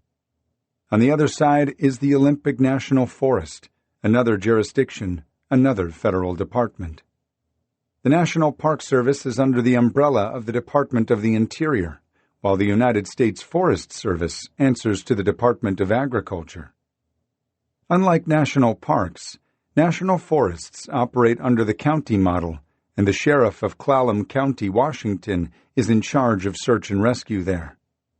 While the sheriff has no authority in Olympic National Park, you could throw a rock across the Sol Duck River from the park, and it would land in the Olympic National Forest, the Clallam County Sheriff's charge. But for now, Olympic National Park, overwhelmed with other events as they were, held on to jurisdiction and had invited no outside resources to the search. Absent were the man-trackers and dog teams, trained boots on the ground, a swift water rescue team, drones, fixed wings, helicopters. In the United States, national parks operate like sovereign countries. Search and rescue personnel from outside the park must be requested by park officials in order to search. Otherwise, they risk being blackballed from future missions. The park sets the rules. The U.S. Coast Guard, based in Port Angeles, is notified through channels that begin with Jacob's older brother Micah, who is an active-duty Coast Guardsman stationed on Lake Champlain in Vermont. Micah's father-in-law is a Coast Guard officer in Alaska. He makes some calls, but that's not enough. And their MH-65 Dolphin was never sent in the air over Olympic National Park because ONP have not requested a flyover, even though the USCG sometimes perform aerial rescue training with ONP. Neither were aircraft from Naval Air Station Whidbey Island, which assists with some Olympic National Park searches. The weather was pea soup, and the forest overstory makes an aerial sighting difficult, though there are technologies like FLIR, forward-looking infrared radar, that can locate heat sources, a warm body from above. Laura, Jacob's mother, and Danny Campbell, a cousin and experienced surfer who worked construction for Randy and helped renovate the Gray family home, meet Randy and Mallory. The family sensed lethargy with park officials and was advised to shake the tree themselves. Elise Stokes, Laura's sister, with whom Jacob lived while he attended Bellevue College, tells Ranger Ray, "We, as Jacob Gray's family, demand an intense search." Facebook helps magnify the message. The hope is that Olympic National Park will be pressured into action in the way United Airlines or Chipotle have to respond to a frustrated customer on Twitter. Stokes is told by Ray, "Okay." Randy is never dry. He hedgehogs through dog hair, sapling whips, and Devil's Club in the rain. When it's not raining, the trees still drip from when it had, so it's hard to tell it isn't raining. Randy doesn't have proper terrestrial gear and wears cotton under his PVC rain suit and cotton socks inside his lightweight hiking shoes, so that by nightfall he's just as soaked on the inside as on the outside. The rainforest paradox. He soon suffers trench foot, a painful immersion syndrome coined in reference to soldiers slogging through sodden trenches in World War I from the soaked socks. He never complains. Mallory and Danny Campbell attest to this. Water is Randy's element. The Rangers are adamant that Jacob fell, or jumped, into the river. If he did, Randy thinks, then he climbed out, maybe on the bike side, maybe on the other side. But Jacob grew up surfing the world-class breaks of Santa Cruz since he was a toddler. In high school, he'd surf storm swells. He'd surf at night. He'd surf in trunks when everyone else was in mandatory wetsuits. He's been pounded by every kind of rogue wave in the book. There's no way he didn't get out of that river, Randy says. Not Jacob. For him, that current was frickin' nothing. Randy proves it by swimming it himself, sometimes holding big rocks for weight, sometimes roping off with a line tied to a tree on shore so he can climb back out. He's wet, he's cold, but he climbed out. POD stands for probability of detection. Would searchers recognize the target inside the search area? From where the bike was found, the Soul Duck runs 78 miles to the Pacific Ocean. Swift water rescue authorities will tell you that if he fell or jumped into the water, it's nearly impossible that he went that far, and it's improbable he'd flow downstream more than a mile. It's thought Jacob could be wearing a wool coat and canvas Carhartt dungarees. This is not an outfit you want to fall into a river wearing, but they don't necessarily weigh you down like a lead belt. Besides, Jacob is as strong a swimmer as they come. In the water, he knew when to relax and go with the current, and when to stroke like hell. There are log jams not far downstream from the bike, whereon he might have landed and picked his way ashore like an otter, river to tree to bank. A person who falls into a cold river and inhales water will sink. A body, limbs and fingertips, catches easier than you'd think, so it's not likely he'd travel very far downstream. Eventually, in cold water, 3 weeks, a month or so, decomposition produces gases that will cause the body to bloat and often float to the surface. Randy isn't about to wait around that long. I didn't cuss before this, Randy says. Before Jacob went missing. All this, now I curse all the time. I'm thinking, where the hell is my boy? Where the fuck is Jacob? Jacob told me he'd always go up, Randy says. Dad, I'm going up. Rangers are doubtful. Randy follows trails up toward the high divide. He sees footprints, blurred and fossilized by midday thaws and night freezes. Maybe they're Jacob's, but they could be anyone's. But they're someone's. Olympic National Park is comprised of 1,400 square miles. 95% of those miles are designated wilderness. When Randy gets high enough that snow and ice make finding the trail impossible, he sticks limbs and sticks in the snow, like arrows, so he can find his way back out. What case histories have shown is that when it comes to a missing person inside national park boundaries, outside help is always an option, but not always requested. The Navy and Coast Guard obviously are federal agencies, as is the National Park Service. But unlike the NPS, the military branches are no strangers to partnering on missions. Most, if not all, of the other outside help the NPS has access to is volunteer-based search and rescue outfits, staffed with highly dedicated veterans in locating the lost. Search and rescue personnel train for countless hours and metaphorically sit by the phone, awaiting requests that don't often come. Volunteer trackers from Olympic Mountain Rescue are finally approved by Olympic National Park's upper echelons. On the late afternoon of April 11th, nearly 6 days after the bike was first discovered off the side of the road, a 3-man ground team searches along the riverbanks, while a 2-man team searches the immediate area around the bike. The 2 trackers find spoor, evidence, that someone had swapped hiking boots for running shoes, walked to the river's edge, slipped and fell in, leaving a bun mark on a mossy rock. 30 yards downstream there is spoor, evidence, that something clawed vegetation, indicating someone may have scrambled out, or tried to. This was on the ONP side. On the west side, the side that borders Olympic National Forest, outside Olympic National Park, trackers find week-old footprints in the root ball of a tree that had fallen partially in the river.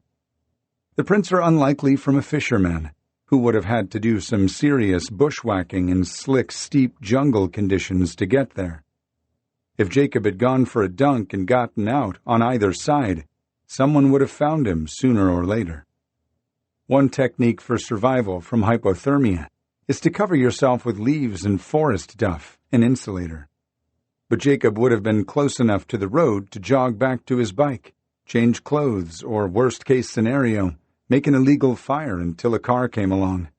Perhaps not until the next morning. At any rate, he'd survive that, or they'd find a body close by. Things in and along the river just don't make sense for Randy.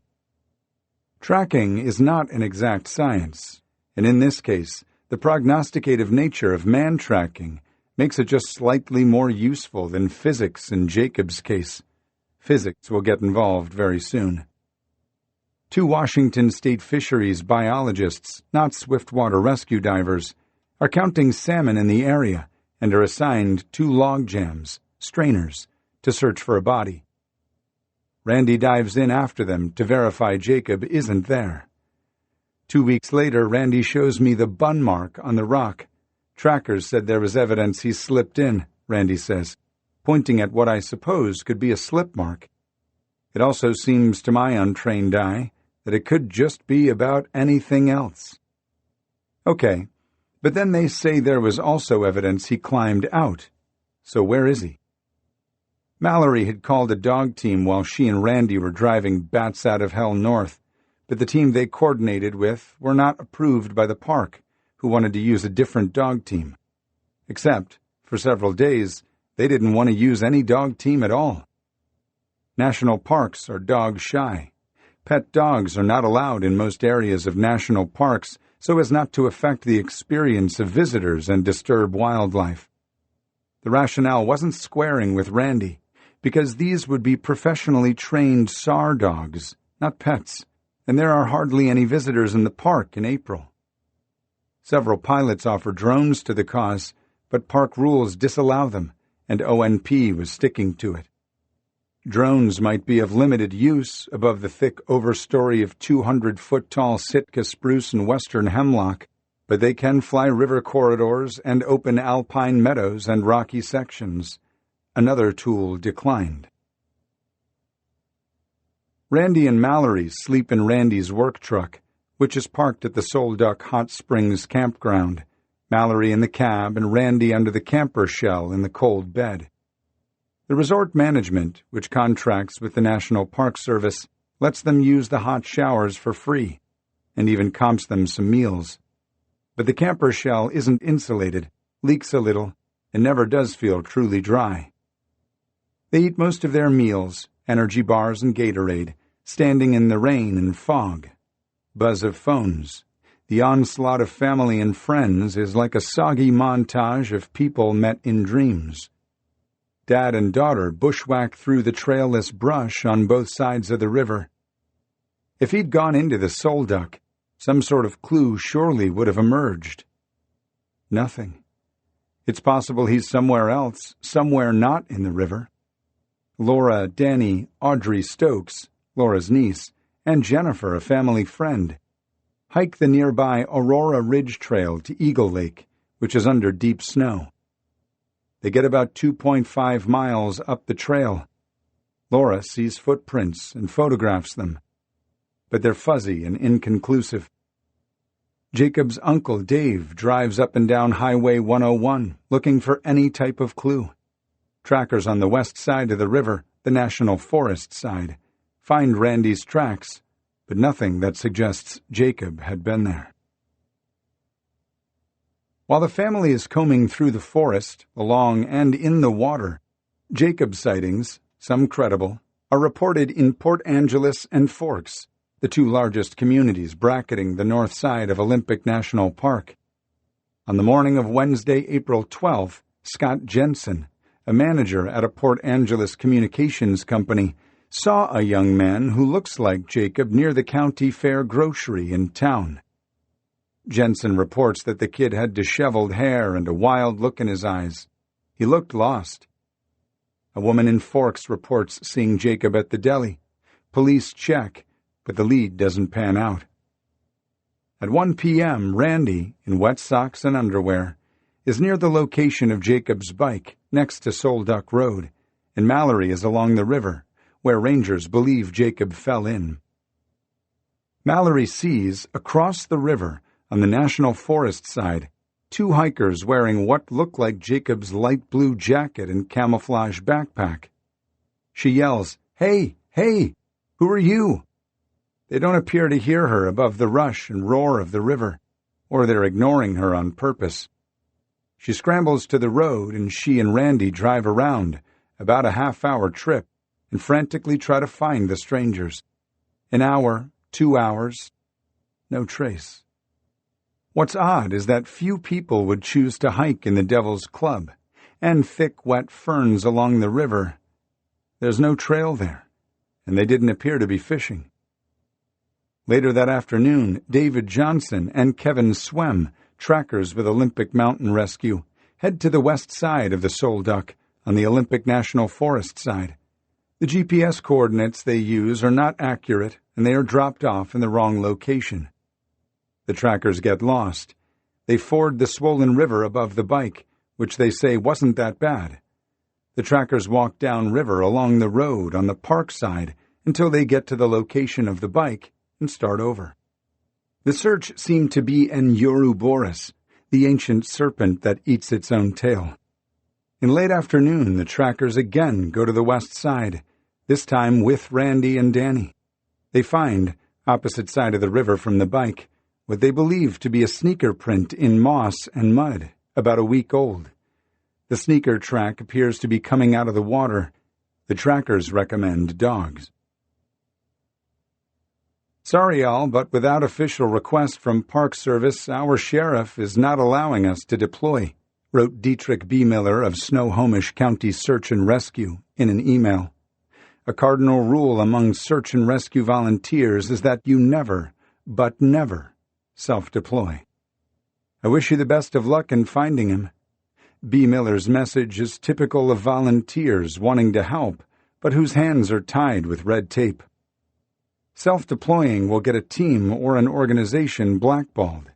A mission number had been generated for Jacob's case with West Coast Search Dogs of Washington, mission number 17-201.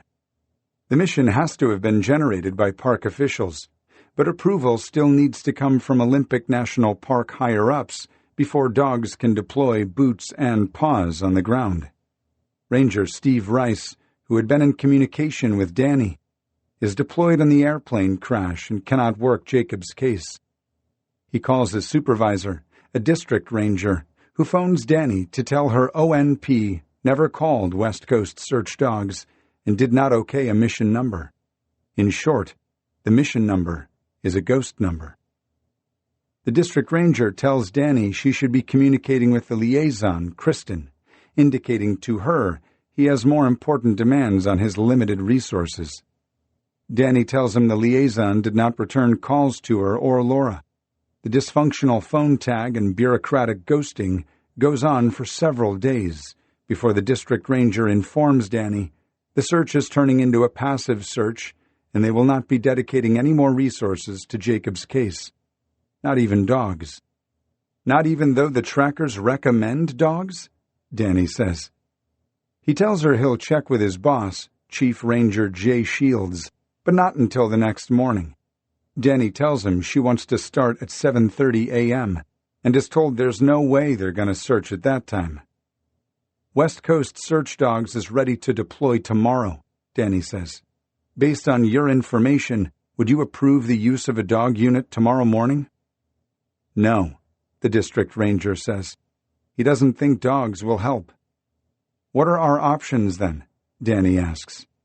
There is no answer. Dan Fox from West Coast Search Dogs of Washington tells Danny they have a team ready to jump on the ferry and get to ONP within hours. Fox is also nonplussed as to why ONP would have opened up a mission number if they didn't intend to request canine help. Communications with the park remains fuzzy at best. The district ranger is still sluggish to return calls, though his phone is blowing up. Randy calls dispatch at 9:35 a.m., Thursday, April 13th, again trying to contact him. This time he calls back, requesting a meeting with Randy and Laura at Olympic National Park headquarters in Port Angeles, 10:30 a.m. It takes a call from 6th District State Representative Derek Kilmer. Coverage in the Peninsula Daily News and area television stations and the recommendation from trackers Johnson and Swem, but ONP officials give in and approve dogs a half hour before the meeting. The district ranger wants to meet with just Randy and Laura, but Randy insists that Dave Stokes and Danny attend as well. Park officials tell them they had dogs lined up, but coordination fell through. They take the number of West Coast Search Dogs from Danny. A different dog team arrives. An air-sent dog and 2 handlers from Snohomish County, and begin searching at 5 p.m. It's now 1 week after Jacob's bike was spotted. By this time, it's clear they're searching for a body and not a live cyclist. It's also clear rangers are convinced Jacob is either in the Solduck River, the Pacific Ocean, or he's hitchhiked out of the county altogether. The dog team, Guy Mansfield and Suzanne Elsolt, from both Everett Mountain Rescue and Snohomish County Volunteer Search and Rescue, along with Elsolt's trailing dog, a certified search and rescue canine named Keb, search both sides of the river. During our search, canine Keb showed no indications of detecting scent, and we did not see any signs of the subject, Mansfield wrote in his report. The other missing person in the park that week, 20-year-old backpacker Zach Krull, is reported missing on April 11th, on the far opposite side of the immense park. Triage seems to put Krull's case above Jacob's. Rangers believe Krull could still be alive. It feels cartoonish to express this. But if Jacob had indeed fallen into the river and couldn't get out, he'd be dead. If he'd swung to the far bank and scrambled out, he would have quickly come to the Forest Service road used by loggers and recreators. Other than that, there just aren't enough clues in the Park Service's estimation to allocate more resources to Jacob's search. It's beyond finding a needle in a haystack, Chief Ranger Jay Shields told me. What about the spoor on the mossy rock, the scramble marks on the vegetation, the footprints in the root ball downstream? Shields, a tracker himself, puts the probability that the tracks are Jacob's at less than 5%. Myriad things could have made those spoor: an otter, a beaver, a mountain lion. Miraculously, the 2 people aboard the crashed jet survived. Keb is back in the kennel, and Jacob's search has again gone passive. Now the trail they can't find is colder than the snow on Mount Olympus. If there's a trail at all.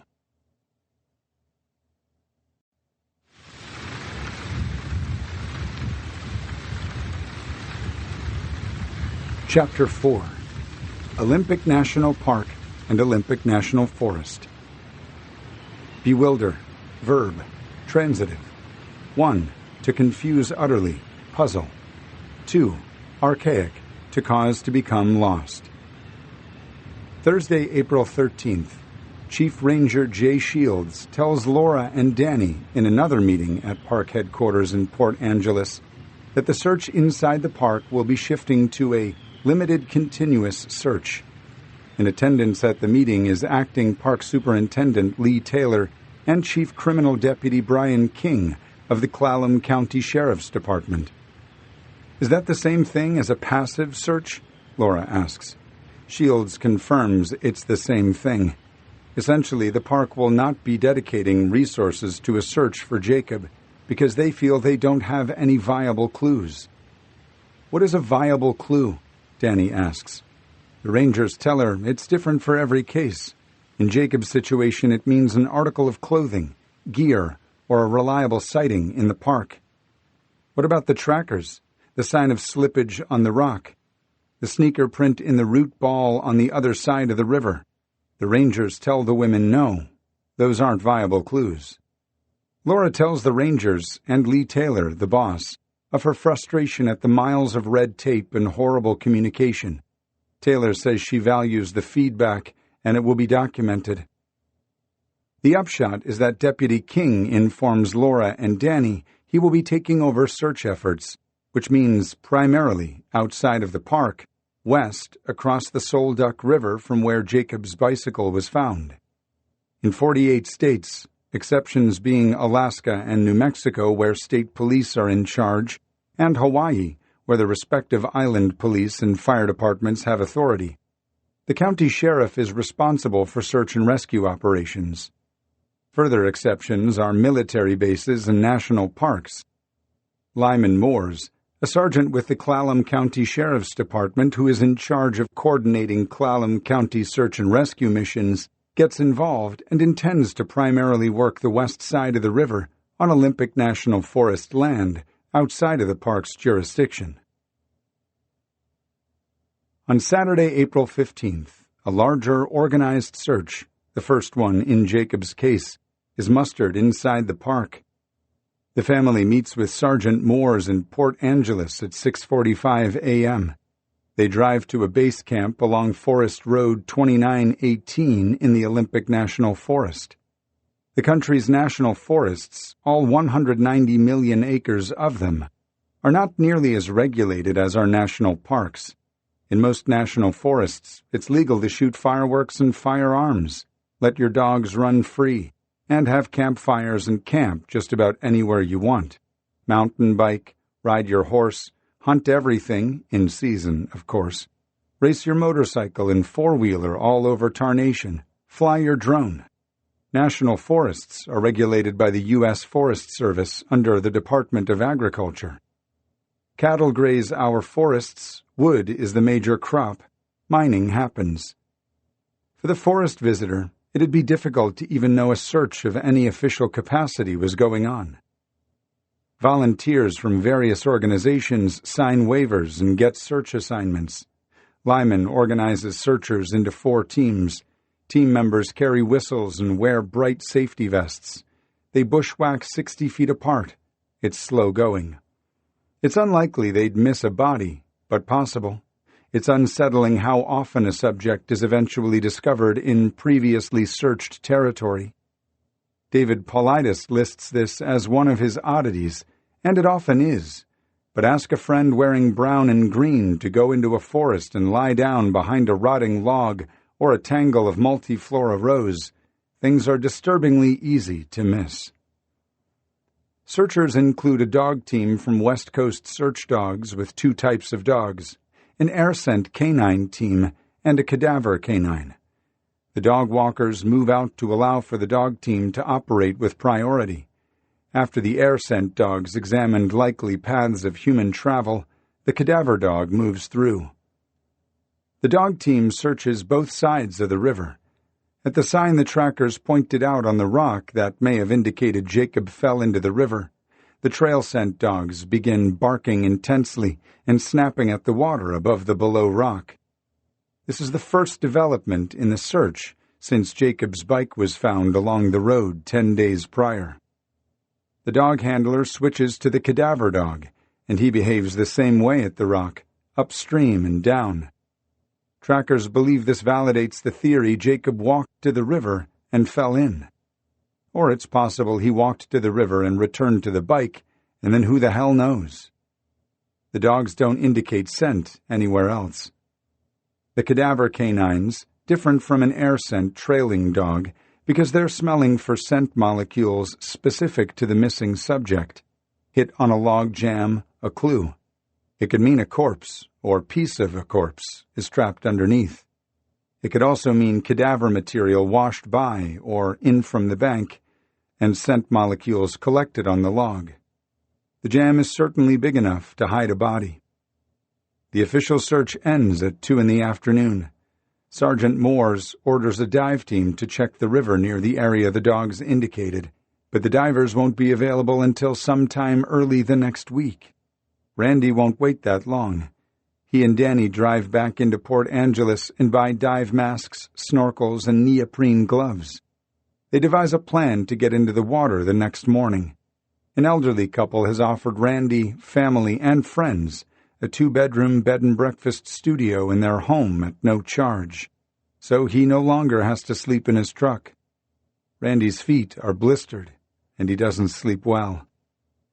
Tomorrow is Easter Sunday. In the morning, 2 locals, a man named Graham Hawthorne and a woman named Brooke, meet with the Gray family to point out places on the river Jacob could have become entangled or trapped. Graham and Brooke seem to get a lot of information from paramilitary websites and don't belong to any official group, but Randy is grateful for anyone willing to help. Graham suggests Snyder Creek, the bend at Klahowya Campground, and Gunderson Creek features downstream from the bike. Randy Hall, a private investigator and friend of Randy Gray, arrives after driving up from California. Micah, Jacob's older brother, arrives from Vermont to help search. Micah is a professional waterman, and with Randy and Danny and the local knowledge Graham and Brooke bring, it appears there's an A-team of swift water skills on scene. The team from family and friends enter Olympic National Park and park at a pullout just north, downriver, of where Jacob's bike and gear were found. Danny and Randy Gray suit up in 4-3 wetsuits, which means the neoprene foam of the body is 4 millimeters thick and the arms are 3 millimeters thick. Good for surfing, Randy says, but a little cold for the river. He understates it. That water was snow a couple hours ago. That suit leaked at the seams, too. A retired police officer named Candy from Port Angeles shows up with her son to give the searchers sandwiches and drinks. No one says it out loud, but after what the trackers had suggested, there's a damn good chance Jacob is under the big logjam. After some scouting of the best way to approach the big tangle, Randy ties off with a rope, one end around his waist, the other around a Sitka spruce tree on shore. Micah works the rope, reading the current and giving Randy slack when he needs it and reeling in the slack when he doesn't. Randy can hold his breath for an impressive length of time, but the neoprene suit makes him buoyant, and he struggles to get deep into dark holes under the jam. So he grabs river rocks that take him to the bottom. He drops the rocks and comes up for air. Another rock, back under. He works the width of the sole duck, sweeping back and forth. Danny gets in, and the pair scour the river for 2 hours. There's another log jam, and the current is sucking into it. Randy can't stand not checking it out. The suction takes him under, into the snarl, so it's like being pinned under a big wave, but with a fish trap underneath. Instead of panicking, Randy relaxes, lets his body go with the hydraulics, pushes off, and pops out the other end. He got enough of a look under the jam to see that Jacob wasn't there. The two climb out exhausted. They eat sandwiches while shivering and moving around to keep warm. After some Gatorade, they jump back in and keep sweeping the river, working downstream. No sign of Jacob. Late that afternoon, Randy Gray and Randy Hall, Danny, Micah, Laura, and Audrey drive to the boathouse on Lake Crescent to pick up Jacob's bike, trailer, and gear. Ranger Brian Ray is there to meet them. He tells them about finding the bike and how busy that weekend had been. Prisoner transport, the other lost hiker, drunk drivers, a plane crash. They talk about how a body in a river tends to behave in cases in the Colorado River. The Sole Duck is nothing like the Colorado River, Danny says. There's no comparison. Not width, flow, velocity, depth, terrain. I'm sorry for the situation, Ray says. Get in touch with me if you need to. Randy takes the bike and trailer apart so they'll fit in his truck. Micah flips through the Bible found with Jacob's things and tries to divine a clue. I feel like if he got out of Olympic National Park, he may be moving east, he says. There's a sense that Jacob might be on a mission. That sense gives Randy and Micah hope that if he's not found where they'd been looking, he's in what search and rescue personnel call TROTW, the rest of the world. And if he's in TROTW, he may be alive. Laura doesn't understand why Jacob wouldn't call her, though he left his phone back in Port Townsend at his grandmother's house. Flyers are tacked up on park kiosks and in gas stations in Port Angeles to the east and the logging town of Forks to the west. On his missing poster, Jacob looks happy and handsome. Danny and Audrey visit places in Port Angeles to see if they have security camera footage of a possible sighting downtown. No luck. Local media, especially Jesse Major, a reporter with the Peninsula Daily News, run near-daily updates about Jacob's vanish, which puts a hot spotlight on Olympic National Park. Dave Stokes, Jacob's uncle, goes back to Wyoma's, his mother-in-law's, house in Port Townsend to check out the internet search history on her computer. Jacob searched cycling routes from Port Townsend to Glacier National Park, Montana. Another search pulls up a map going south toward Oregon. Wyoma tells Dave that Jacob mentioned going south, then east toward Vermont, because of some closed passes. He'd also searched sites pertaining to Badlands National Park in South Dakota. Then there were sites from Alberta, Canada. Jacob was in the process of applying for a passport, at least as far as obtaining the required form, but did not have a passport as of April 2017. Randy, exhausted from searching in the swift current of the Sole Duck, will dream about tangles of logs in a roaring river. In the morning, he'll need to go to urgent care because his trench foot has made it hard to walk. Laura leaves to head back to California. Danny, Micah, and Audrey will drive back to Seattle, leaving missing Jacob Gray posters along the way and asking gas stations if they have security footage they can view. Randy's niece, her husband, and their new baby arrive to help search. That's how these searches tend to go. Family is spelled by other family, including babies. and without family putting pressure on bureaucrats and officials, there's often not much of a professional search at all. Until there is more to go on, searchers, including Lyman Moore's county crews, have other obligations. Graham and his ragtag band of volunteers endeavor in and along the river at night. He uses the verb deploy myriad times and asks on his Facebook posts if anyone has a kayak, a raft, and some half-inch rope. For anyone close to Jacob, it seems as if the gears of bureaucracy are grinding at a snail's pace, if they're moving at all. If Jacob had been alive and out there in the wilderness, he most certainly isn't anymore. If he is alive and has taken off voluntarily or otherwise, he isn't the park's problem anymore. Continuous limited mode is a nightmarish purgatory. Officially, that's how things go.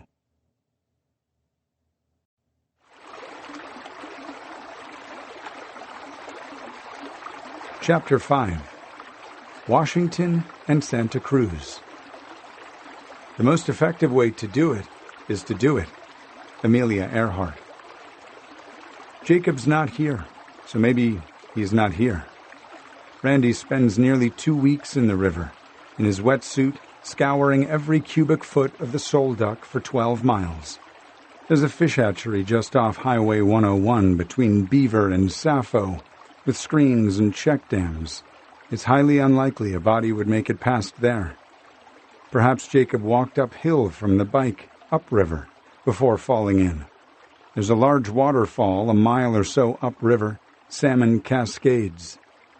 Randy again ties off a tree, lowers his mask, and grabs a boulder the size of a baby. He leaps off the cliff into the pool behind the falls. No Jacob. But here's what he says when he emerges. "The salmon down there are huge." It's possible no 12-mile section of mountain river has been searched more thoroughly than the Sole Duck, where Jacob's gear was found. That includes tributaries. The North Fork of the Sole Duck is not wide and not deep, but there are holes and several caves that could hold a body. Randy grabs his wetsuit, takes a boogie board — he always has a boogie board in the bed of his work truck — hikes up the North Fork on aching feet. He sees a black bear are legion in Olympic National Park, and cusses the bear into the brush. At 10 miles up, he pulls into his wetsuit, then spends the next 10 hours getting pinballed off every boulder in the river. When he reaches the Sole Duck, he's so bruised and sore he can hardly get out of the water. He's also, ironically, dehydrated. Hockey players face less physical abuse. The North Fork is an unlikely place for Jacob to be, but by now most places are unlikely. Randy doesn't eat, and he drinks only river water. He takes a board check against the rocks every couple of minutes. His feet still burn from the trench foot inside his neoprene booties. 63 years old. It nearly kills him. But every day he doesn't find a body is a day of hope his son is still alive. On Sunday, April 23rd, at first light, Randy hikes up Aurora Ridge Trail, headed to Eagle Lake. Jacob would have seen Eagle Lake on the map. It's a place he'd go, Randy thinks. Eagle Lake. That name alone would draw Jacob up. Randy reaches snow just a mile or so up the trail. When he gets out of the trees and the country opens up, he drives limbs into the snow so he can find his way back out. No sign of Jacob. If he's lost up here, was here the day after his bike was found, a helicopter could have spotted him in the open. A helicopter with heat-seeking FLIR technology would have sensed him in the foliage. A dog team could have tracked him up the Aurora Ridge Trail. The what-if tango will drive a searching father insane. The good monkey on Randy's shoulder, the one that reminds him he's a Christian and a good father who taught Jacob courage and how to survive in the wild, tells him Jacob's out there. He's on a walkabout, Randy says. He's trying to figure things out. Meanwhile, a woman thinks she sees Jacob getting into a black Saturn in Port Angeles. Someone on Facebook sees Jacob walking east along Kitchen Dick Road in Squim. Jacob is spotted at the Chevron station in Port Angeles. Jacob is seen on the bus that runs from Port Townsend to Forks, across the top of the Olympic Peninsula. Every day there's another sighting. Every account, while mostly well-intended, is elusive. Mark Curry of Texas Equisearch, TES, a Houston-based all-volunteer search-and-recover nonprofit that works with local law enforcement and the FBI, but originated as a horse-mounted field team, talked with Jacob's aunt, Elise. "You wouldn't believe how many missing persons they find in jail," he says. They discuss the possibility that Jacob has been picked up by law enforcement somewhere and won't give his name, or he's a John Doe in a hospital or mental ward. Curry's advice includes contacting all hospitals and morgues they can. His advice also includes stopping the search on the ground in and around Olympic National Park now, before someone gets hurt or killed. He tells Elise they've done all they can for now, though, of course, things will change when, if, something else, a clue, turns up. Randy doesn't buy it, the not searching, but after it becomes very apparent Jacob won't be found quickly or easily, he drives back to Santa Cruz to close on selling the family home and begin shuttering his successful contracting business. The plan is to buy a camping rig of some sort, a slide-in pickup camper maybe, and live on the road, in the forest, along the beach, moving every few days or so, until he finds Jacob. For someone close to someone missing, the world is reduced to this binary missing and searching. Two awful gerunds. Most people left to search don't know what to do, don't know where to look. Wildlands can be overwhelming in their scope and scale, or they're physically incapable of doing much footwork in rough terrain. And they need to get back to their day jobs, to support their families, and keep the plates in the air that we all have to juggle. Randy Gray will liquidate his world in order to find his son, or die trying.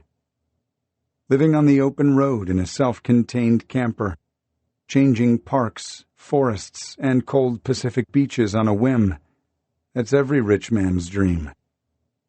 Except that Randy Gray has lost a kid. Randy and Laura get along out here, Olympic National Park, because they have to. It's Jacob's best shot. But I can tell it's not easy for Randy, who feels Laura pulled the living room rug out from under him. Randy is go-do, Laura says. Randy is driven. There's no middle gear and reverse is broken. She says this admiringly. Jacob is me. He's mini-me. We were in the mountains together all the time. He called me the day he left. Laura plays the tape in her mind once more. Jacob told Mom he was heading out and left sometime in the night. He promised her he'd check in from time to time. Laura believes him.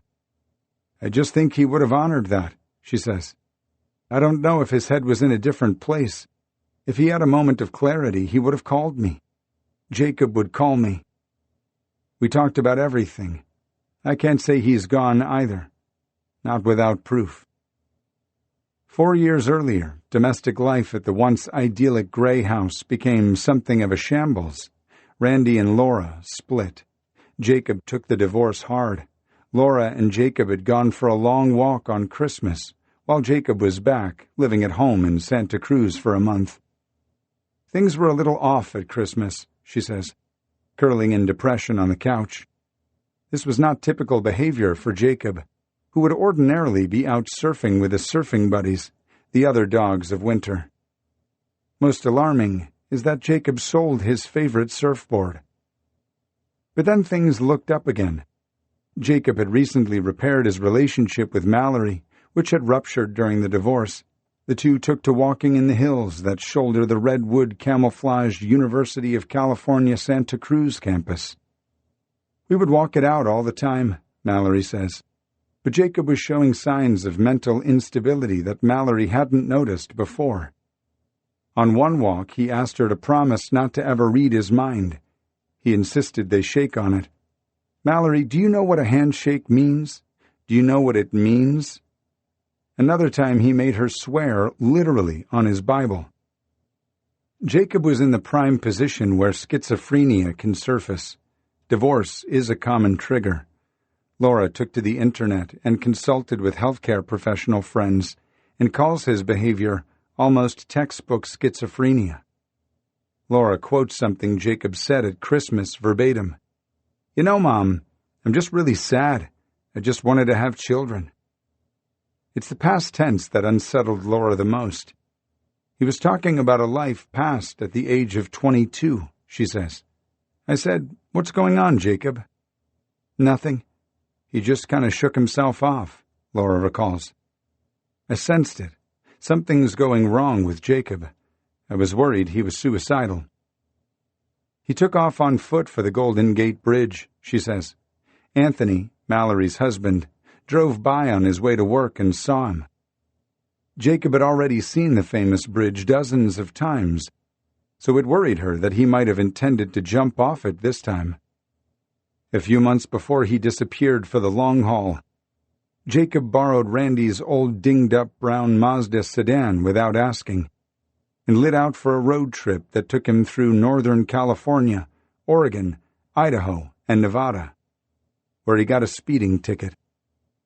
Jacob ended up at their rental house in the Sierras, near Sonora Pass and Yosemite, where Randy found a note, "Tell Mom to keep the house so we have a place to meet."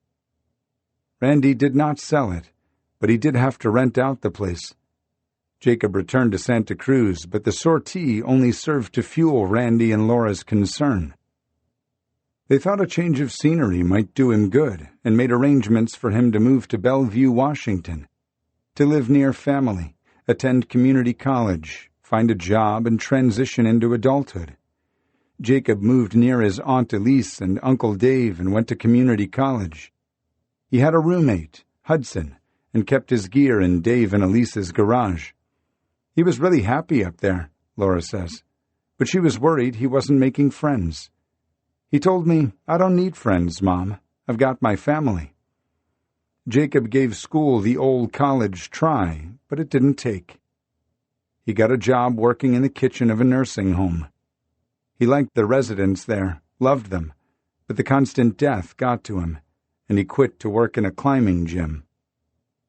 Dave walked in on Jacob in the garage one day to find Jacob with his hands on his head. "I just can't figure it out," he said. "I just can't figure it out."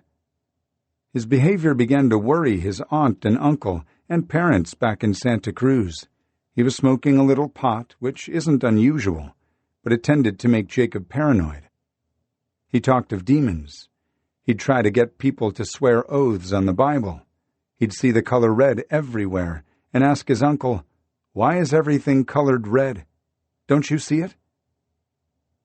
Jacob left Bellevue on his bicycle, caught the Kingston ferry across Puget Sound, and pedaled the rest of the way to his grandmother's house, Wyoma Clares, in Port Townsend, just over 60 miles away.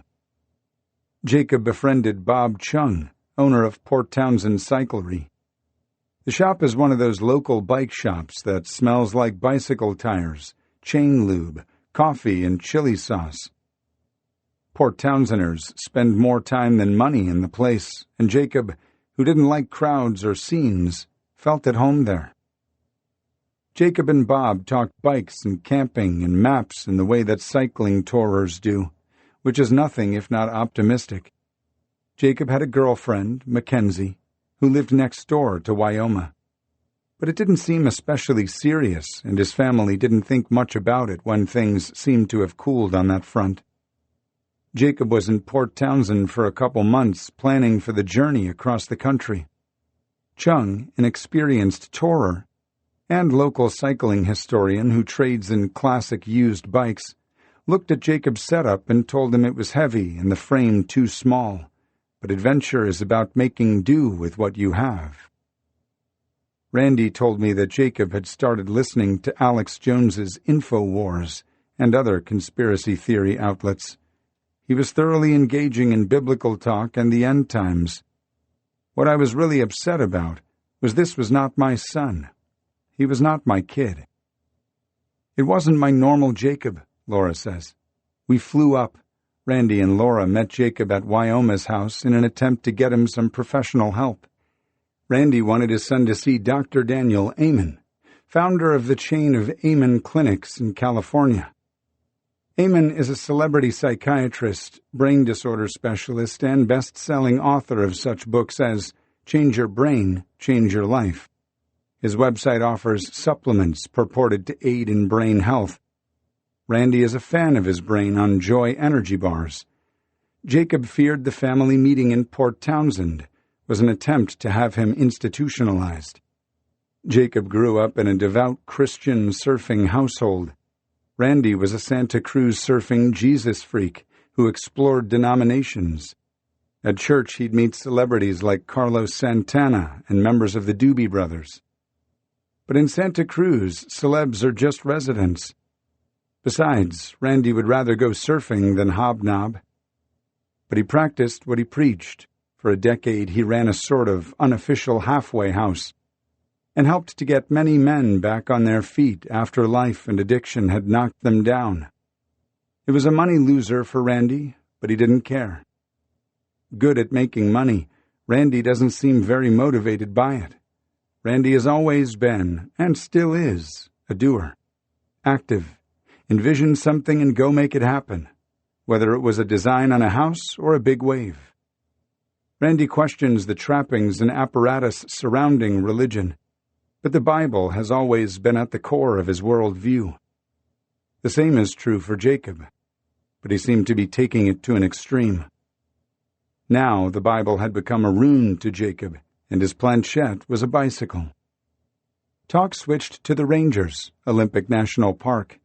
They were like, well, we'll just do a quick search. Olympic Peninsula locals were furious at the lack of response from ONP. They didn't act like he'd gone missing, Laura says. No dogs, no drones.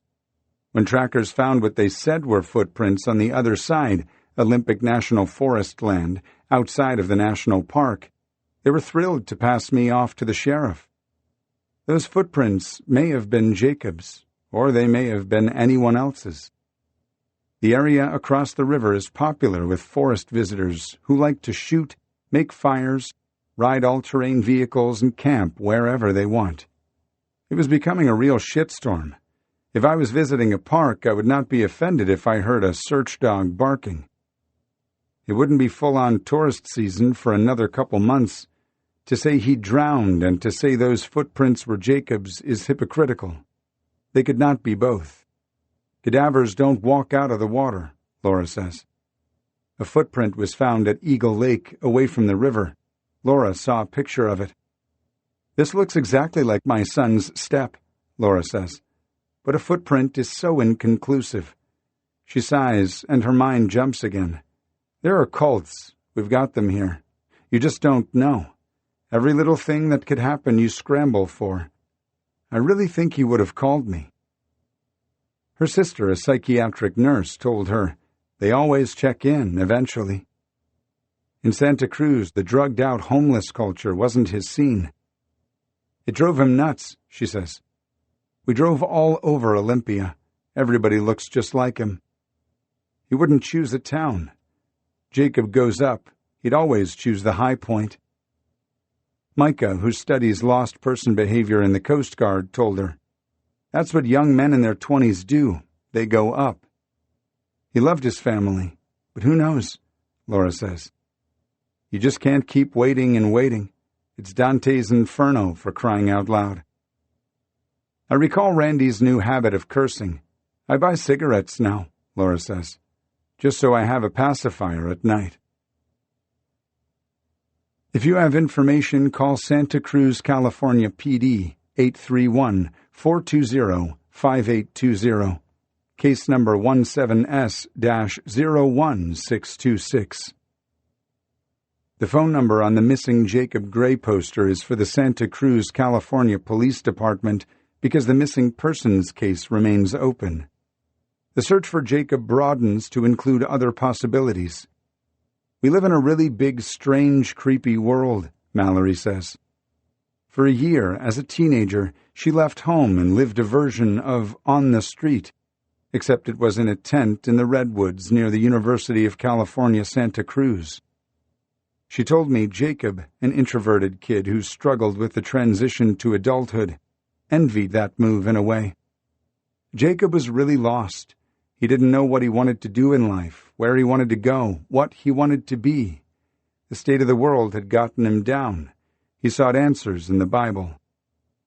Found with Jacob's things from the bike was a Bible with Isaiah chapter 34, verse 14 circled. And an abode of ostriches.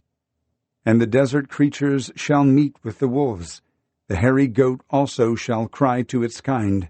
Yes, the night monster shall settle there. Mallory talked with Randy about the possibility of human trafficking. Jacob is a handsome man who had gotten headshots done and did some modeling around Santa Cruz, including a couple auditions for commercials. It was enough to know he didn't like modeling and didn't want to pursue it. It's unlikely, though possible. Someone feigned needing help along the Soul Duck Road and tased him. Another thing they didn't rule out was cults. Randy drove to Forks, just 25 miles west of the Soul Duck. Forks is the setting of the Twilight series. I was driving around in the full moon, looking for devil worshippers, Randy said. I never thought I'd be doing anything like that. Randy walked around downtown Port Angeles at 2 a.m., talking to dope addicts and street people of every stripe. There were reported sightings, but nothing proved out. Mallory thinks Jacob left his bike and took a set of throwing knives she'd given him, and a pair of crampons for alpine climbing, a warm jacket and a backpack. In the winter of 2017, Jacob walked from Santa Cruz to San Francisco because he felt like walking. Jacob had called her during the walk and said he was hungry, Mallory told me. She took him some supplies partway there. Randy and Mallory believe it is possible Jacob is on a Chris McCandless-style escape. 24-year-old McCandless ventured into wild Alaska and lived in a remote school bus along the Sushana River and starved to death there in August of 1992. His body was discovered in September of that year, and his life documented in John Krakauer's 1996 book, Into the Wild. Considering what was not at his grandmother's house, and not with his gear at the bike, Mallory figures Jacob had everything he needed for a long walk, a hegira, what Randy calls a walkabout. What no one knows is whether Jacob would be on a walk away from something or a walk toward something. Mallory wishes he'd call now. Anything is possible at this point, Mallory says, but she doesn't think self-harm is likely. He couldn't kill a spider, let alone kill himself. Laura had talked with Jacob a couple nights before he left Port Townsend. She understood that Jacob was geared up for a long tour to Vermont to see his older brother, Micah. Jacob told her he figured he might take 2 years to make the trip. He could do odd jobs along the way, maybe wash dishes and get a little seasonal work as a transient organic farmhand. He was going to Vermont, Laura says. Why did he go west? It does not make sense. She describes him as a very smart, capable young man. He was sharp. The past tense of was hangs in the air like a smoke ring. He was paranoid. The country is going to hell, going to war, declaring war. I don't know what to read into it. Bob Chung had given Jacob some gloves and tuned his bike, and told him a shakedown test ride would be a good idea. The next he heard was that Jacob's bike and gear were found up the Soul Duck.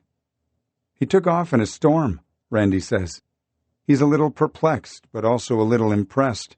He elongates storm. Storm. If he was determined to do something, he'd go do it, Randy says. Big waves in a storm, whatever it was. Ranger Brian Ray wrote in his general report regarding the discovery of the bicycle and subsequent search efforts, Laura told me that Jacob had smoked some cannabis in the past, but that she didn't think he was doing any drugs now. Laura also told me that Jacob had recently quit school and was experiencing trouble becoming an adult. Laura said that Jacob had experienced trauma from the divorce between her and Randy Gray, father, and that he had suffered a schizophrenic break from reality. Laura based this conclusion on internet search and an aunt's knowledge who works as a psychiatric nurse. Laura stated that Jacob's behavior recently left her feeling like he was a different person than the one that she knew in the past. However, because the family was unable to articulate that Jacob was a danger to himself or others, they were unable to force him to get help. Laura stated that Jacob refused to seek help on his own because he didn't think he needed it. Laura stated that his episodes manifested as Jacob becoming paranoid and taking off without letting anyone know what he was doing. Laura told me that Jacob had been to Olympic National Park in the past. Laura stated that Jacob was paranoid and told her he would be back when he worked through his difficulties. Laura told me he left his phone at Wyoma's house. Jacob's family was rightfully concerned for him. He wasn't as disciplined as older brother Micah, who gravitated toward the structure of the Coast Guard. But Jacob had not been formally diagnosed by anyone, and the preparation for an epic bicycle tour across the country seemed just what the doctor would order. A self-propelled ride across the continent was a chance for growth and change, a good goal. Major bike tours are all-consuming in the planning alone, and it can be harder for your mind to turn in on itself when you're making grocery and gear lists and studying maps and weather forecasts.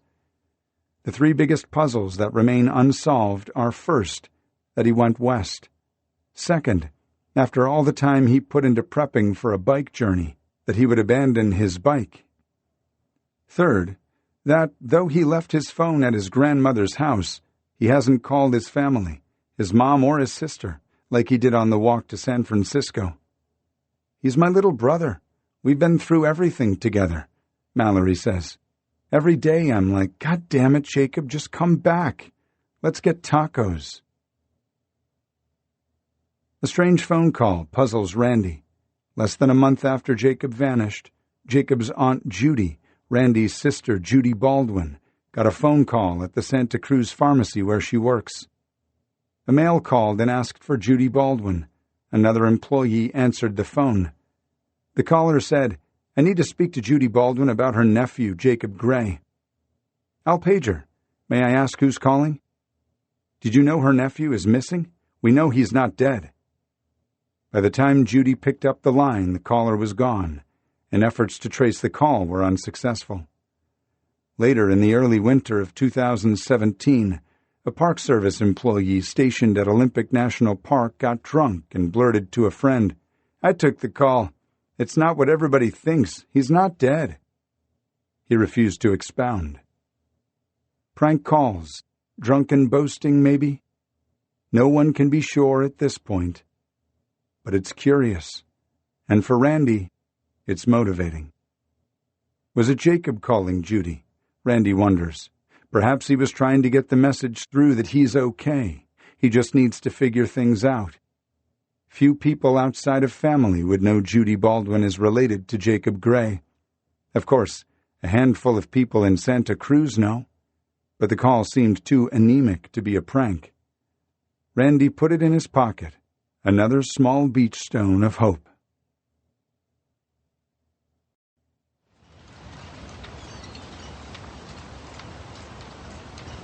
Chapter 6. Port Angeles. Everyone who dies out there dies of confusion. Lawrence Gonzalez, Deep Survival. Jesse Major, the reporter for the Peninsula Daily News who followed Jacob's story from the beginning, wrote a story that ran on Sunday, May 7th, 2017, a month after Jacob's bike was found in the park. Olympic National Park lacks search protocols. Olympic National Park does not have park-specific written guidelines or policy-related missing persons, so uses the National Park Service policy. Olympic National Park Acting Superintendent Lee Taylor wrote to Major, after he submitted a Freedom of Information Act request to the park. Major points out in the story that the 82-page National Park Service Search and Rescue Reference Manual requires that every park unit with a SAR program will prepare a park SAR plan, approved by the superintendent. One could conclude that Olympic National Park is actually a Potemkin village, or Potemkin Park. The place is certainly grand and beautiful and dangerous, but perhaps rangers in smoky hats and pickle suits, driving SUVs with light bars, give the place a false sense of a professional SAR response in the case of an emergency. It's shocking that such a big place doesn't have protocol to do search and rescue, Randy Gray told Major for the story. I don't want anybody else to go through what we're going through right now. Zach Krull, the 20-year-old Evergreen State College student, was reported missing on the other side, the southeast corner of the park, near Lake Cushman, in an area referred to as the Staircase, on April 10th. The next day, April 11th, a search led by the Mason County Sheriff's Office deployed more than 70 searchers and helicopters from Naval Air Station Whidbey Island and King County. That Friday, Olympic Mountain Rescue had dogs on the ground. The cooperative search encompassed the southeast corner of Olympic National Park and surrounding Olympic National Forest land. The Krull search, which also included SAR teams from Thurston and Pierce counties, appeared to be an extreme opposite of the early attempt by rangers to find Jacob Gray. The Krull search ended 5 days after it began, when aircraft located human footprints leading into a large avalanche debris field. Personnel were stopped due to severe avalanche danger. The official verbiage was that the search was suspended. In January of 1992, Stefan Bissert, a 23-year-old German exchange student and Fulbright scholar at Oregon State University, separated from his hiking partner on the Sol Duck Trail, near where Jacob's bike was found. Bissert tried to hike 23 miles to the Hoh River trailhead via the connecting Hoh River Trail. He was not prepared for the weather and hiked into a brutal week-long storm. Searchers, including dogs and helicopters, searched for 5 days before calling it off. Bissert has never been found. In the summer of 2006, former Army paratrooper Gilbert Gilman, age 47, of Olympia, Washington, disappeared in the Staircase area near where Krull went missing. 71-year-old Brian Lee Johnston, a Port Angeles resident, vanished from the Ozette Trail. His pickup was found at the trailhead, near the Pacific coast in the northwest corner of the park in 2013. Johnston is still missing in Olympic National Park. Because the federal government doesn't keep track of missing persons on public land, and because there are likely missing persons that no one knows are in the park, there could be more, maybe significantly more, people missing in Olympic National Park. In August of 1939, a 33-year-old Chicago botanist named Marion Frances Steffens vanished from the Mount Olympus area of the park. A search crew of 14 rangers and wildland firefighters, as well as Coast Guard aircraft, searched the west side of the mountain. Near the end of the Hoh River Trail, rangers found some of Steffens' gear and food. The area was rife with deep glacial crevasses. That fall, searches would include more overflights and bloodhounds. Steffens has never been found. The first helicopter used in a National Park Service SAR operation was deployed at Olympic National Park. The rescue heli ended up needing the rescue. It was October of 1948, and the search for a 17-year-old Eagle Scout, Robert Thorson, had turned into a recovery. Thorson had fallen to his death while descending Brothers Mountain, necessitating an airlift of the remains. The Army Air Rescue Service Bell H-13 Sioux, the kind you see on MASH, helicopter took off from McCord Field. Over the mountains, the engine quit, and the pilot attempted to land in a small meadow near Upper Lena Lake. A gust of wind swept the chopper into the lake, where it landed upside down 40 feet from shore. The 3-man crew survived, and the rescuers were rescued the next day by Rangers and Coast Guard personnel. Military aircraft have crashed in the park from time to time, including in 1956, when two F-89H Scorpion jet fighters collided south of Mount Olympus. First Lieutenant Robert Canup perished when he failed to eject from his aircraft. Two more airmen punched out. One was rescued from a peak after an aircraft spotted him, while another walked more than 30 miles to a road. First Lieutenant Eugene A. Hamby parachuted safely to the ground and drew from the Air Force Survival Manual, which instructed that he spread out his parachute and wait for rescue.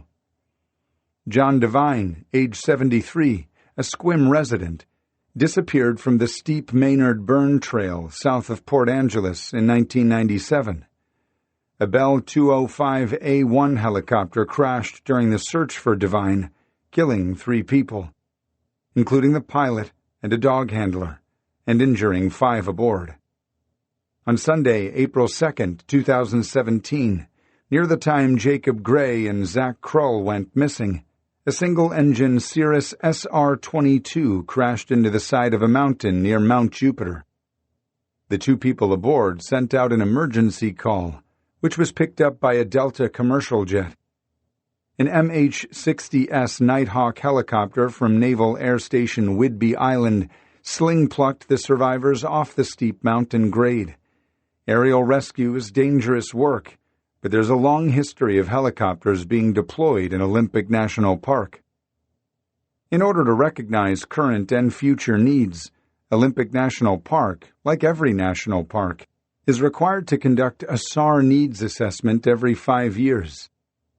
The needs assessments are useful in detailing visitation numbers, visitor activities, and SAR staffing levels. Most helpful, perhaps, is that the needs assessments also aggregate the numbers of varying types of SAR incidents each year and evaluate successful missions and what can be learned in order to improve future SAR missions.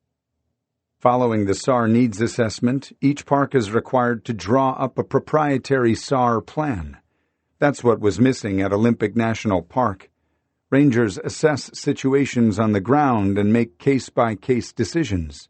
It's not certain a SAR plan specialized to ONP would have made a difference in a mission to find Jacob Gray.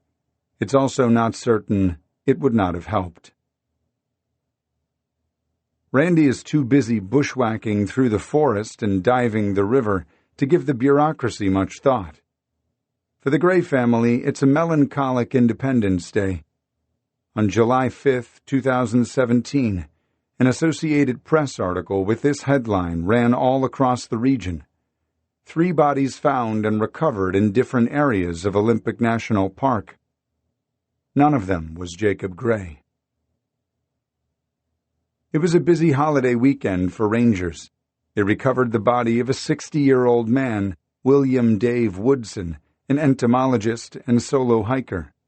He was found in a boulder field near the Norwegian Memorial on the Pacific Coast section of the park, north of La Push. Also discovered and recovered was a woman from a minivan found in the popular Hurricane Ridge on the north side of the park. 57-year-old Catherine Kennedy's body was extracted from 200 feet down an embankment along Obstruction Point Road. On July 1st, a hiker found a body near Flapjack Lake in the Staircase region of ONP. Gear found with the dead man led the Mason County coroner to believe the body was that of Zach Krull. An examination confirmed it. Krull's body spent nearly 3 months in the park. Stuart Krull, Zach's father, first called the Mason County Sheriff's Office, MCSO, on Monday, April 10th, when Zach failed to return to his dorm room at Evergreen State College in Olympia. A deputy returned Stewart's call immediately. Although Zach wasn't officially a missing person yet, the deputy was incredibly proactive, Krull says. He took down all the details we knew at the point, informed us about possible next steps should a search become necessary, and even reached out to security officials and Zach's friends at the Evergreen State College. That same night, of his own accord, the deputy drove out to the Staircase campgrounds, Skokomish campgrounds, and the Big Creek Trailhead camping area to see if there were any signs of Zach. The deputy, according to Krull, spoke with Olympic National Park maintenance workers at the camping sites. The next morning, a U.S. Forest Service ranger participated in a visit to Staircase with MCSO to scout the campsite. I also believe an ONP ranger was part of that initial reconnaissance. The official search got underway the next morning, Tuesday, April 11th. MCSO controlled the incident command, essentially meaning they were in control of the search for Zach. I don't recall, Stewart says, whether this was due to concurrent investigations, including the search for Jacob Gray, taxing ONP's resources, or to the fact that the investigation had originated with Mason County. ONP rangers found Zach's tent in the Staircase area on Friday, April 14th. Stewart tells me Zach had pitched his tent in a secluded spot on April 8th because the campground wasn't officially open for the season. Dogs from Olympic Mountain Rescue were brought in. Helicopters and fixed-wing aircraft were greenlit, but searchers faced terrible weather that week, which made consistent aerial searching impossible. The Krulls had a different experience than the Gray family. At no point during the initial search and rescue operation, or during the many weeks that constituted the search and recovery operation, did we ever feel either underserved or under-resourced. On the contrary, we were repeatedly impressed by the humanity and professionalism of all involved. Zach was snowshoeing. I asked Stewart if he feels that the search for his son was called off too early, when aircraft spotted tracks leading into the avalanche debris field. No, he says. I don't feel the search was called off too early.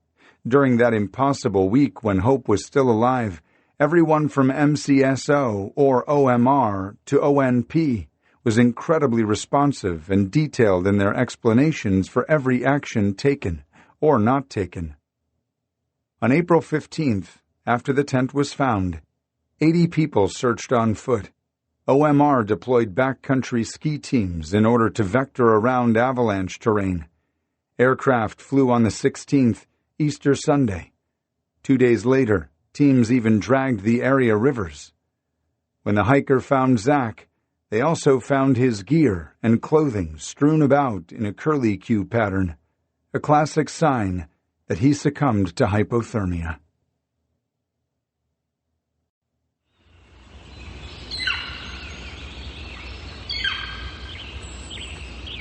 Chapter 7. Nova Scotia. I am tired, very tired of being a stranger.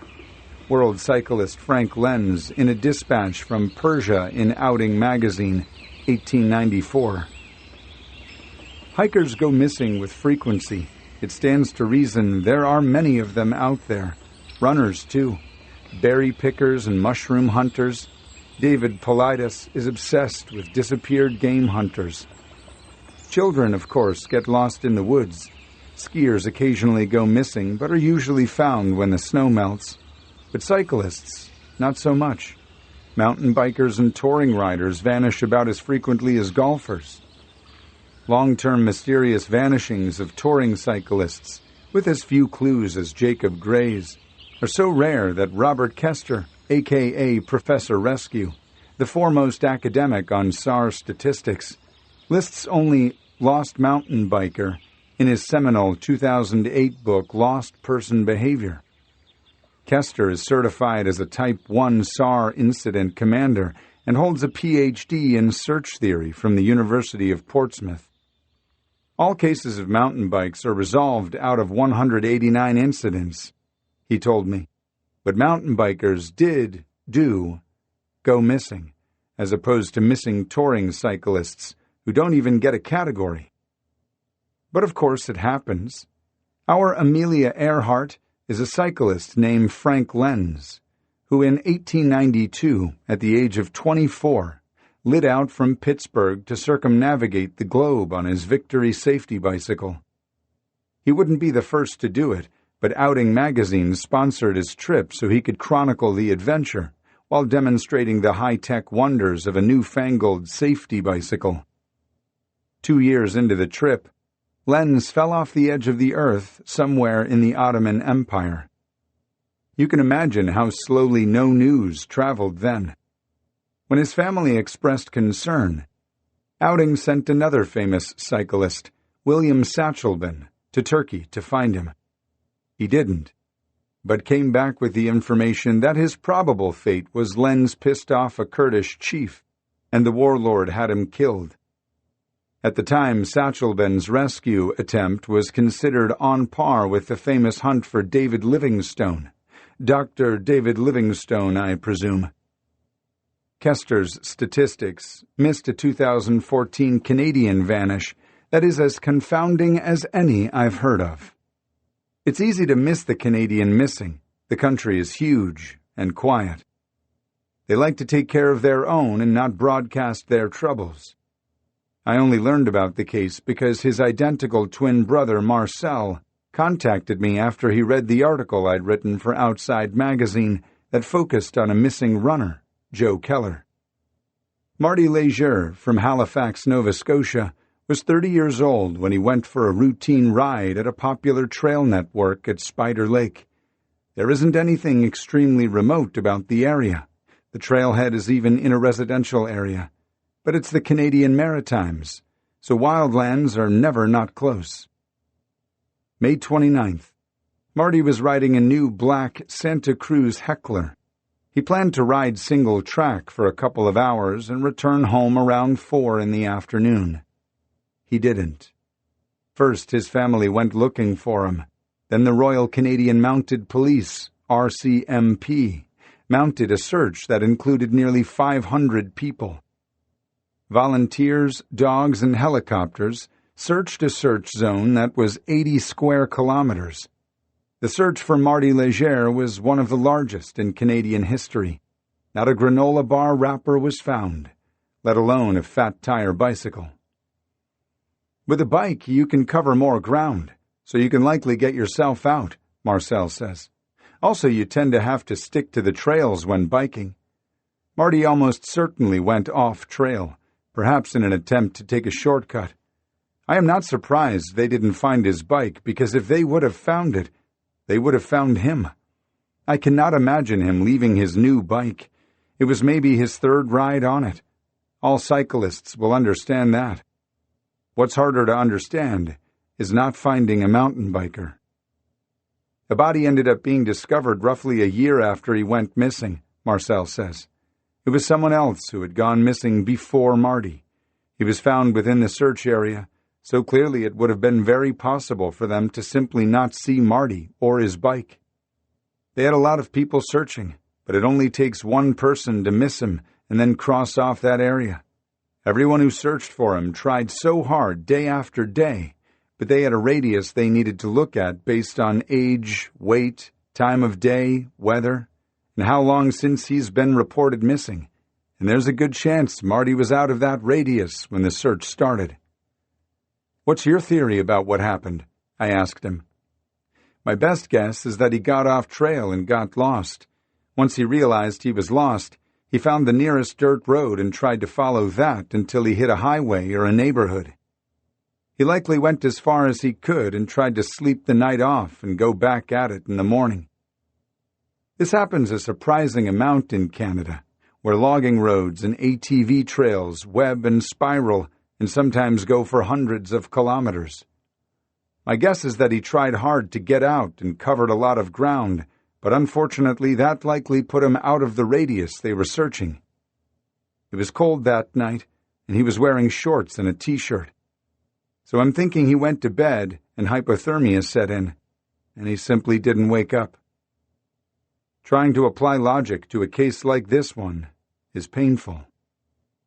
According to Marcel, it's possible the trail got too technical for Marty, and he fell hard and succumbed to injuries. That's certainly possible, but if he'd fallen so hard that he was badly injured, it doesn't make sense that he'd have stumbled or crawled far from the trail. At least the bike would have been located. I have a hard time believing he got hurt badly. He rode very conservatively, never did jumps or crazy lines he could not handle, Marcel says. Marty had only ridden the area one time previously, and it's not believed he intended to ride very far. He brought a map, but it was found in the car. So perhaps he was comfortable enough with his intended route without it.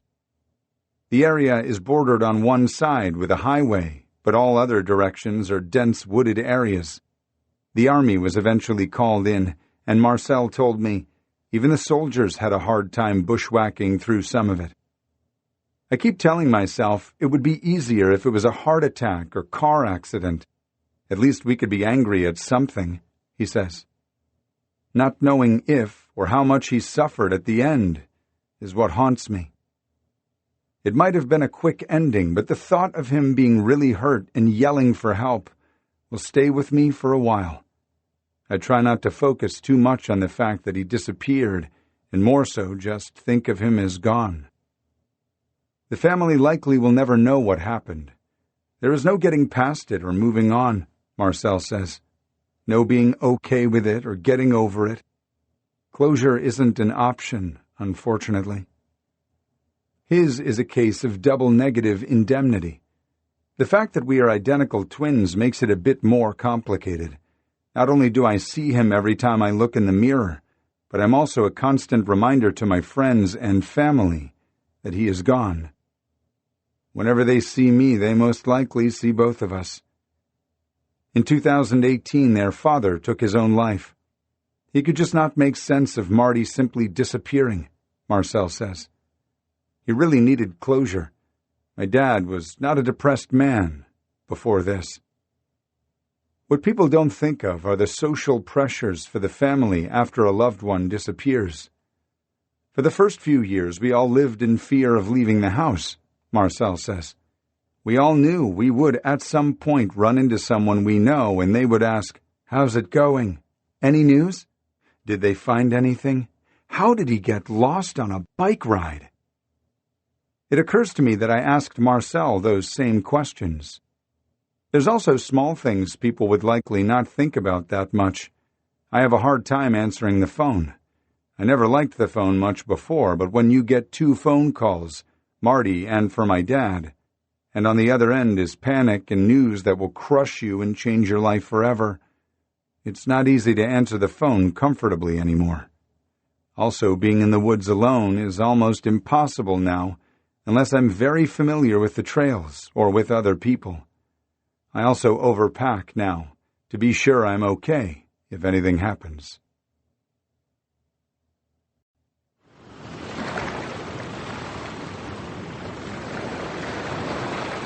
Chapter 8. Olympic Peninsula.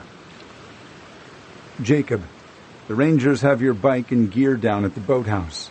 I've got your money from selling your car. Call me if you get this. Love, Dad. Note Randy left at the spot where Jacob's bike and trailer were found. Another official search coordinated by Sergeant Lyman Moores of the Clallam County Sheriff's Office takes place on the last Saturday in July, nearly 4 months after Jacob's abandoned bike was discovered. This is a search and recovery operation, a search for answers. No one expects to find Jacob alive in the park, but it's helpful to cross sections and hot spots off the map, having been searched and researched. Okay, we don't know where Jacob is, but we know where he isn't. A week prior to the new official search, and 3 weeks after Zach Krull's remains were recovered, a textbook survival story took place in the Olympics. On her 71st birthday, Port Angeles resident Sajin Gear and her Chihuahua Terrier mix Yoda went hiking toward Obstruction Point in northern Olympic National Park, with the mission of spreading the ashes of her husband of 34 years, Jack.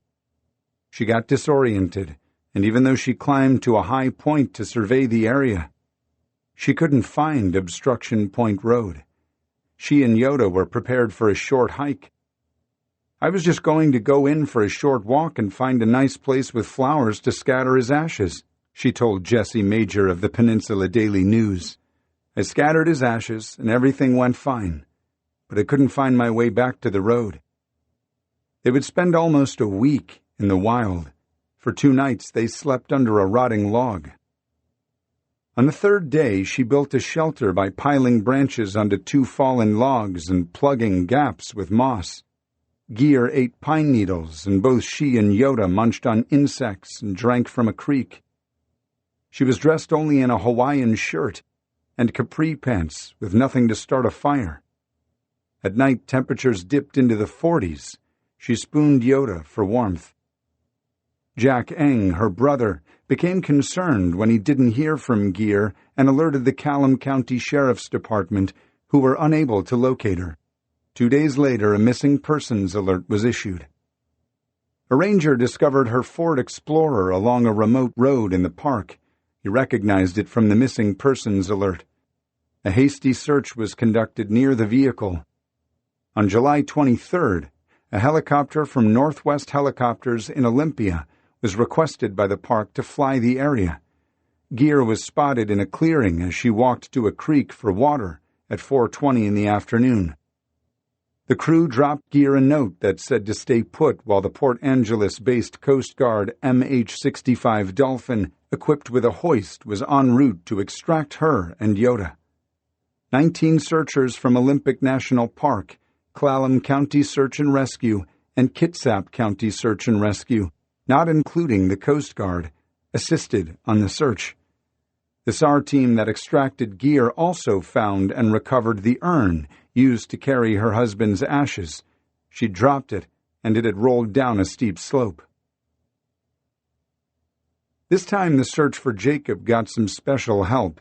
If you're going to murder somebody, do it in Olympic National Park because no one's going to find you, Tanya Barba says. It's harder than a needle in a haystack. She should know. The former Multnomah County parole and probation officer and private investigator has hiked hundreds of miles of it, many of those in search of Jacob.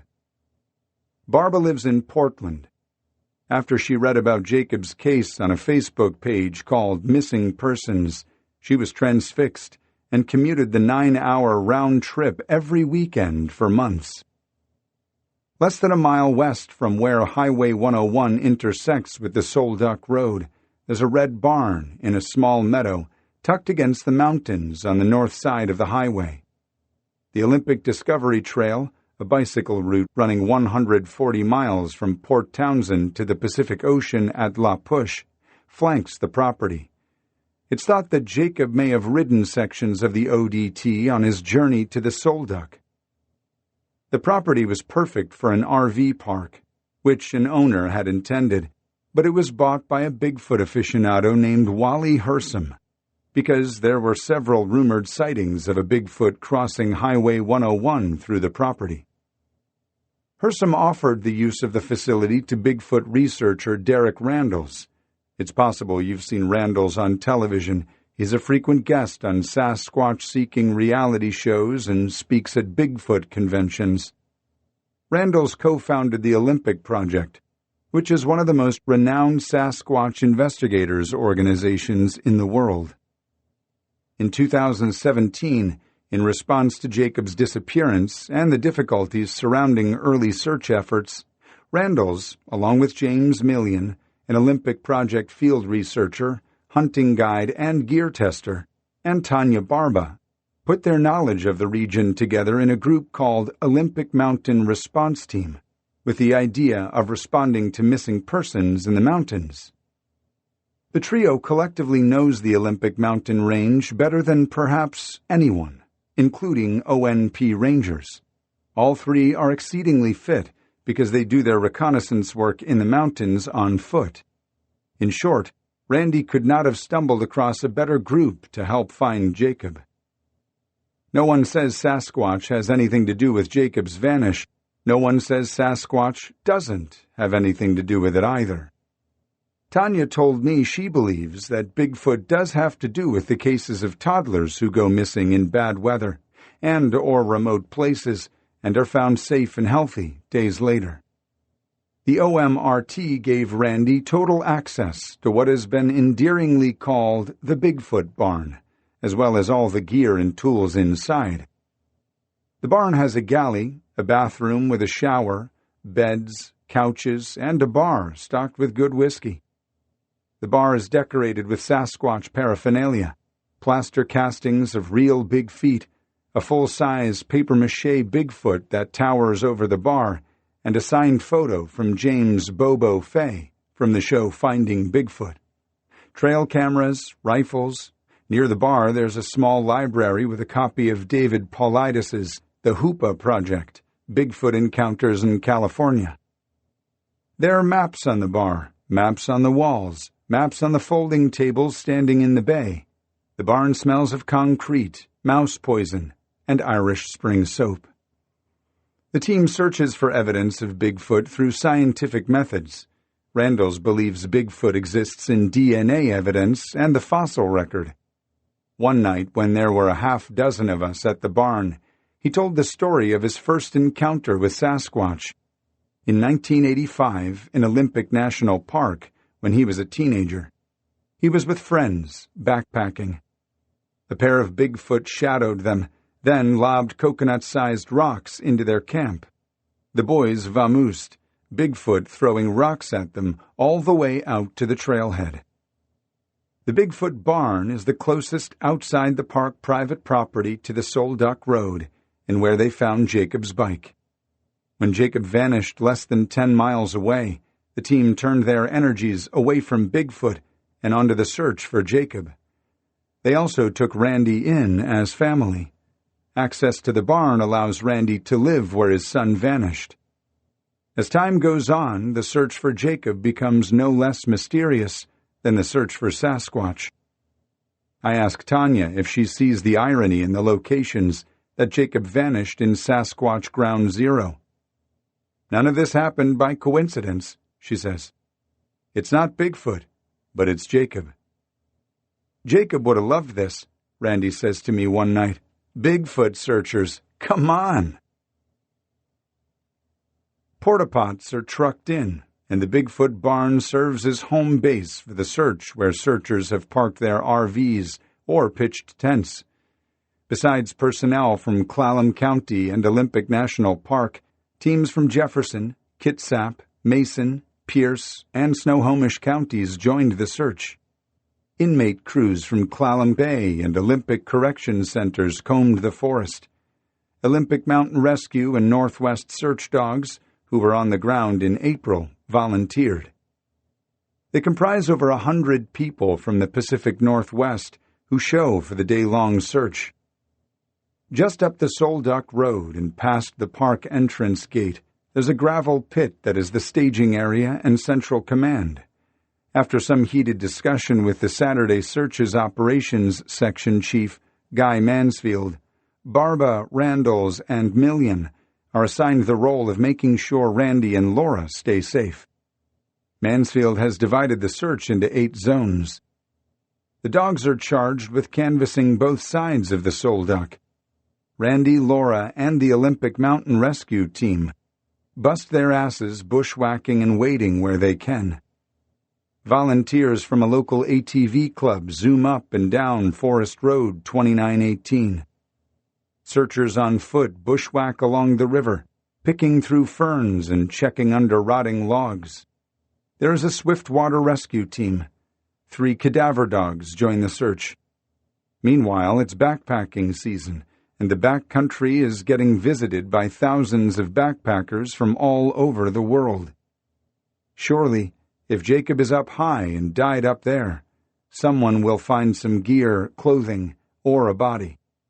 But the 3 cadaver dogs indicate in 3 places on the river. 2 indications are deep holes. One of the areas is a logjam, a snarl of imposing Sitka spruce and red cedar pick up sticks with a deep, dark depression underneath. It's the logjam that haunts Randy. Moores doesn't want him going near there, where a rope could get tangled in a branch and the current could pin him underwater. The river is still high and running hard. The swiftwater team gets cameras near, but it's too dangerous to perform a thorough enough search under the logjam. They plan to come back in mid-August, when the river should be significantly lower. Ground teams find 24 items, including bones. A University of Washington anthropologist quickly identifies them as animal bones. Several clothing items are found: sweatpants, mismatched socks, a bandana, and a pair of shorts in Jacob's size. The apparel could be summer tourist detritus, or it could hold solid clues. Moores says that because it was early April when he vanished, it's unlikely Jacob would have been wearing shorts. But sometimes a cyclist will wear tight undershorts, and Jacob does not mind the cold, whether it's air or water. And they fit the description of a pair of shorts his brother-in-law, Anthony, Mallory's husband, gave him for Christmas: Bermuda plaid with the brand name Burnside. The shorts are found at a popular swimming hole a mile downstream from the bike. Moores sends them to the Washington State Patrol Crime Lab in Seattle, just in case. These tests can take months, and even then the exposure to the elements and river often make obtaining conclusive information impossible. Jacob would wear mismatched socks, Randy says. Socks. Randy repeats a thing, a verb or a noun. Socks. This way he can watch the word and regard it from a slightly different angle, a new vantage. Sometimes it's to release a thing, get it out of his mind forever. Sometimes it's to keep it close, so he can work with it in his mind. He lets go of the socks. The logjam fills Randy's dreams, and he'll wake up thinking about it at 4 a.m. The dog handlers explain to him that it's unlikely the dog's indicated on a dead animal. They're trained for human cadavers. They could be sensing clothing from a cadaver. Tissue from a cadaver may have washed against a log. A dislodged body part may be trapped under there. Or it could be a whole cadaver. What they don't emphasize is that it could be none of the above. Dogs are dogs, and sometimes, it seems, about as useful as physics.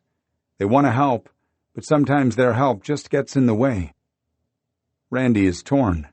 3 cadaver dogs keying in on a logjam focuses all the energy on the logjam. It's more than possible there's nothing to the logjam, that Jacob's not in the river at all. But there's a tendency to want to believe the dogs. There's a tendency to want to believe the Bigfoot people and the psychics, too.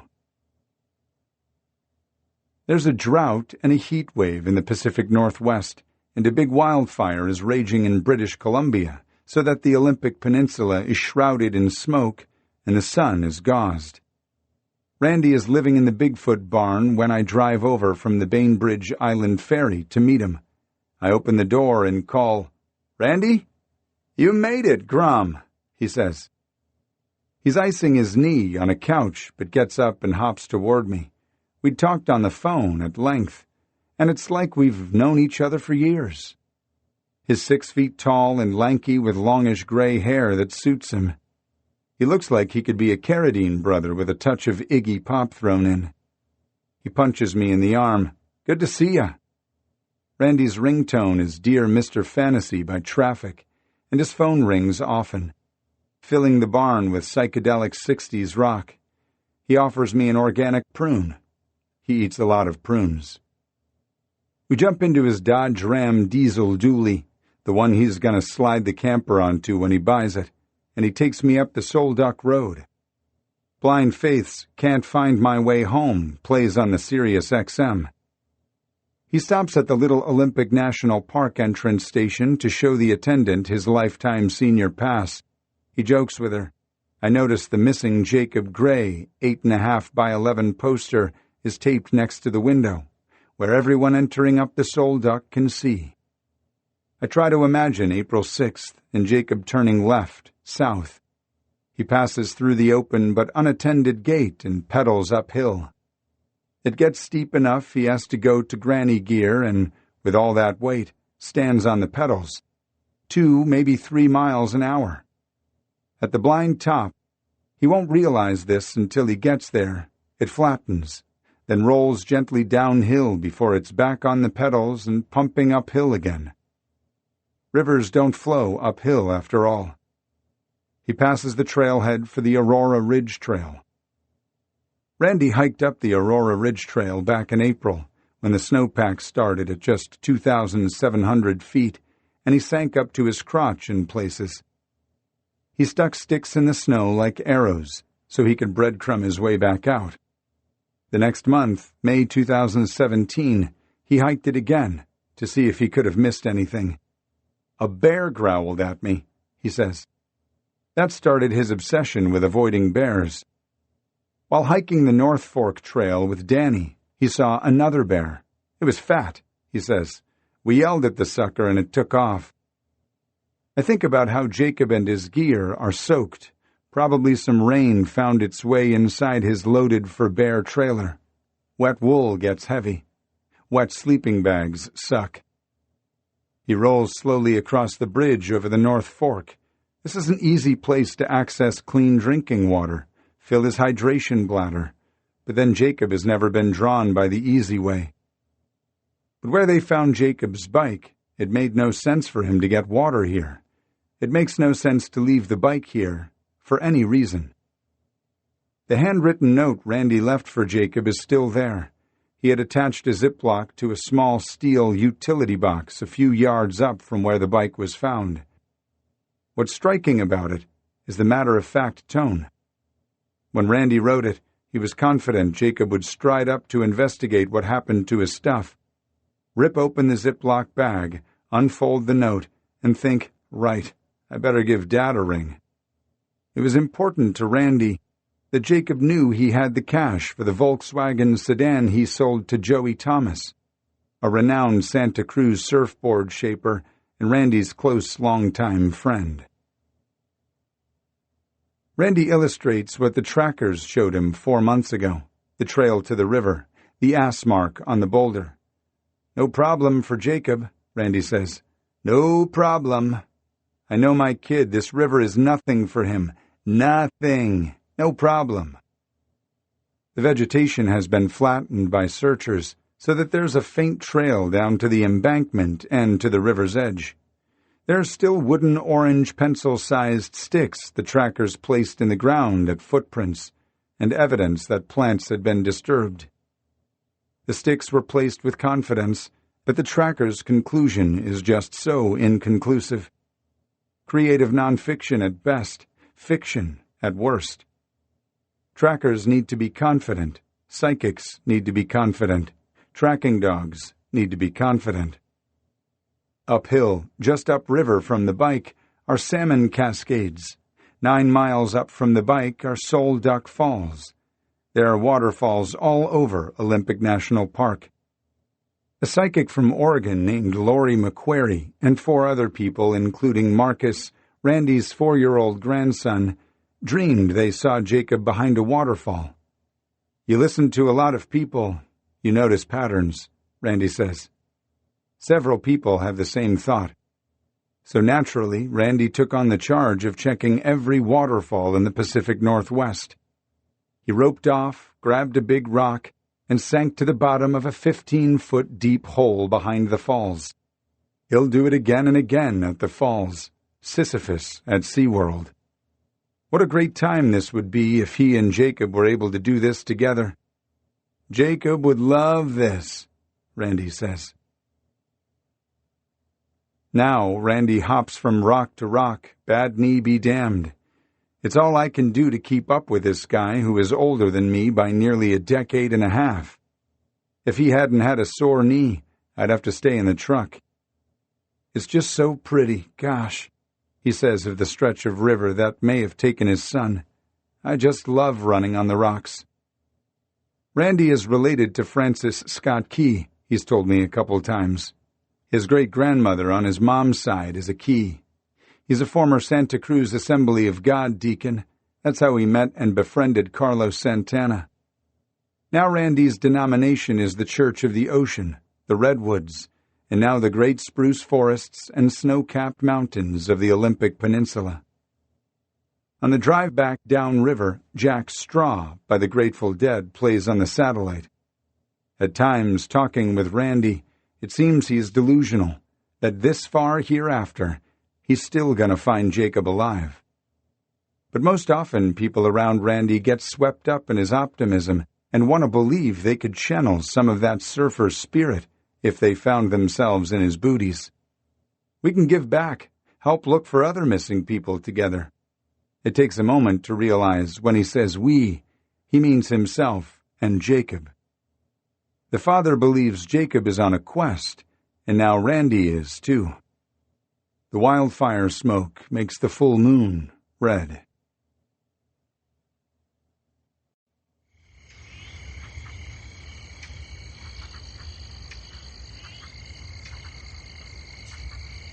Chapter 9.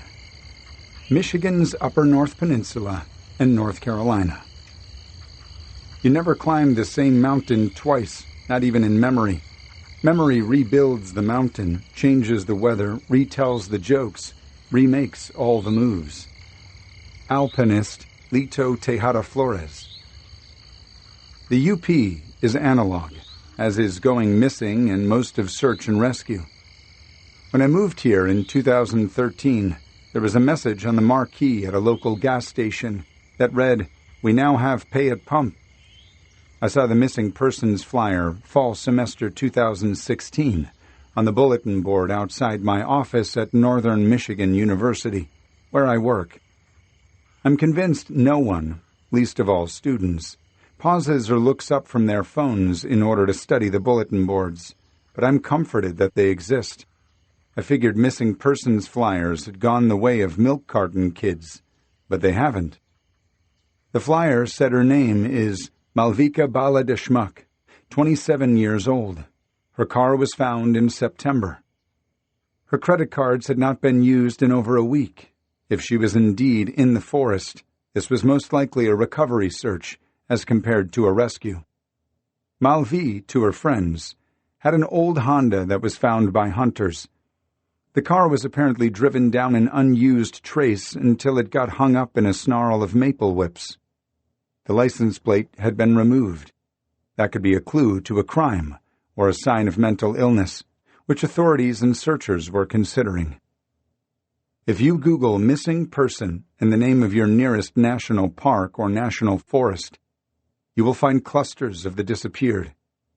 In the Upper Peninsula of Michigan, there are at least 6 people reported missing on forest land within 100 miles of my house.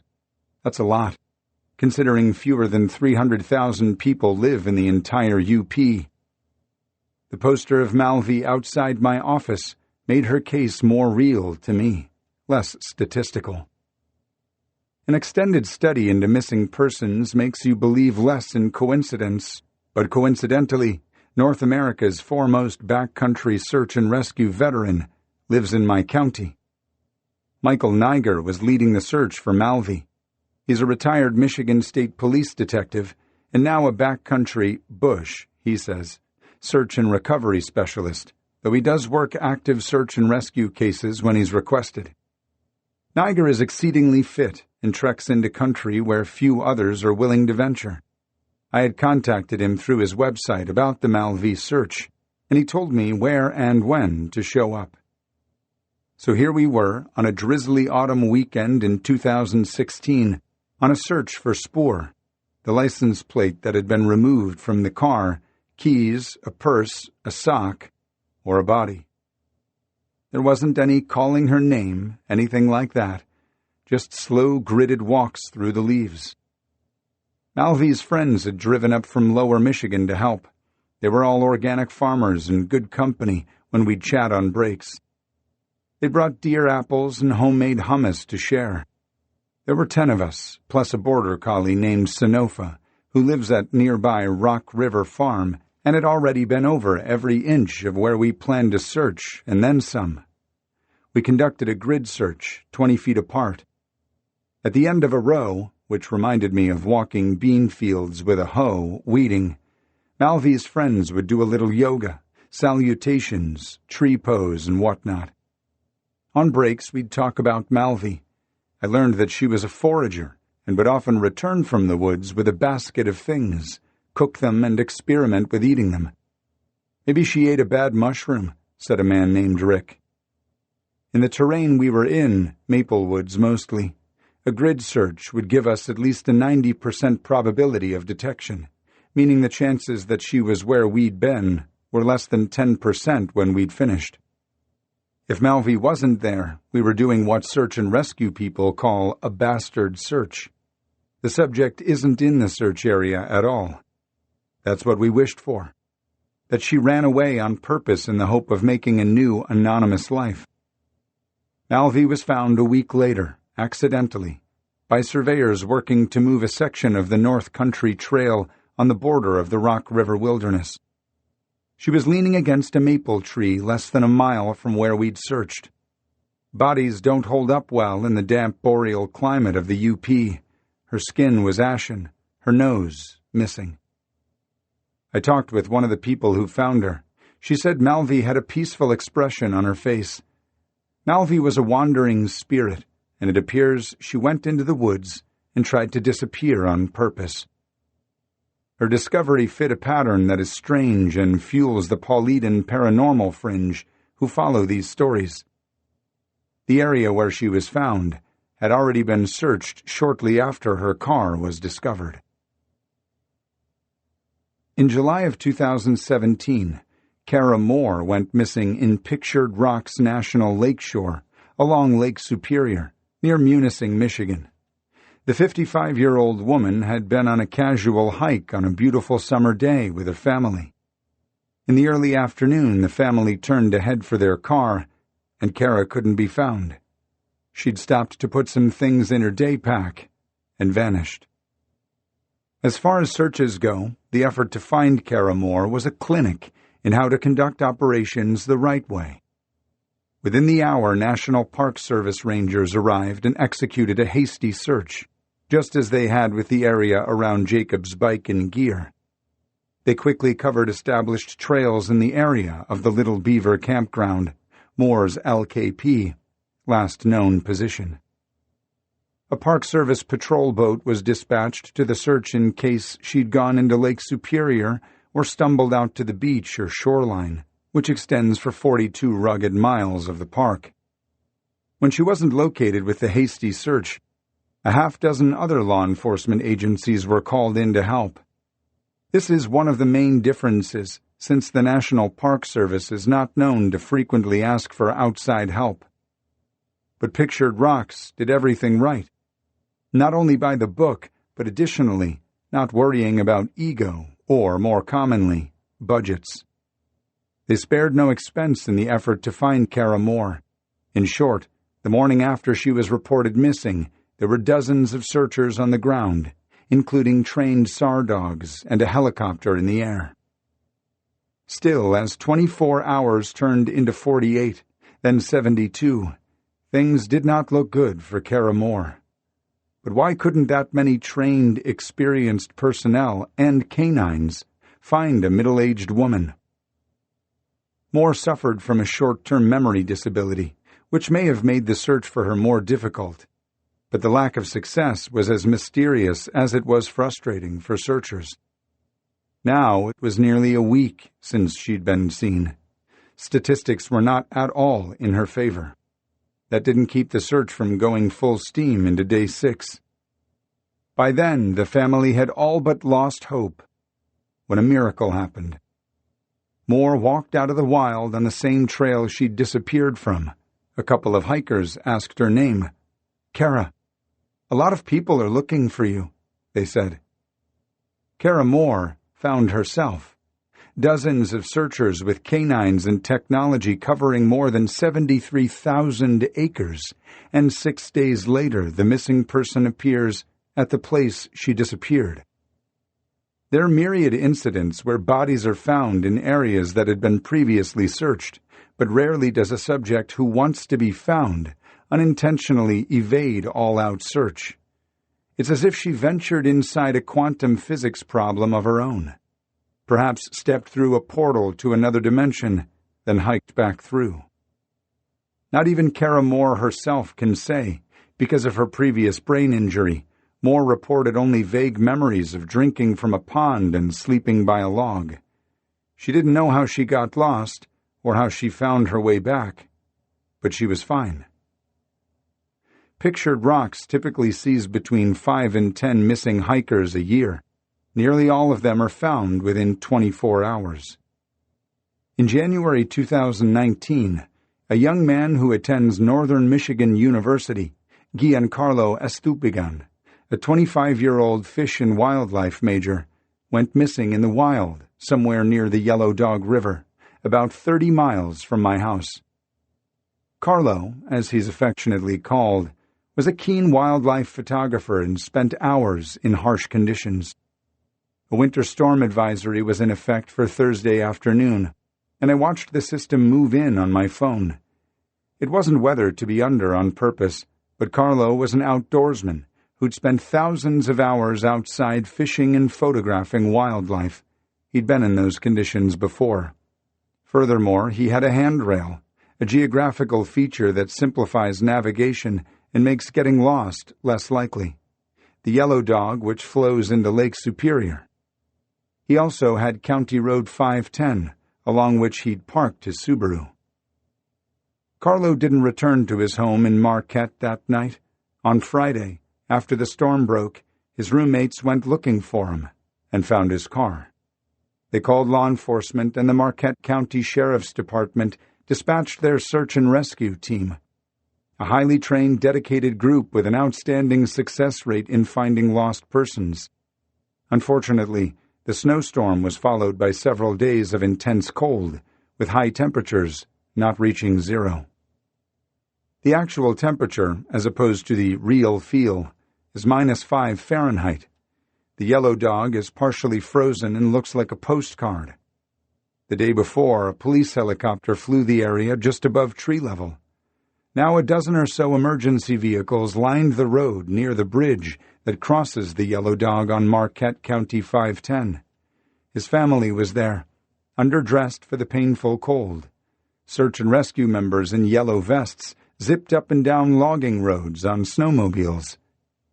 I asked a Michigan State Police canine officer who was warming and getting something to eat before heading back out with his dog for an update.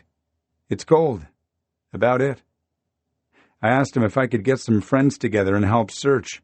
Not yet, he said. Right now, if you go out there, the dogs would just find you.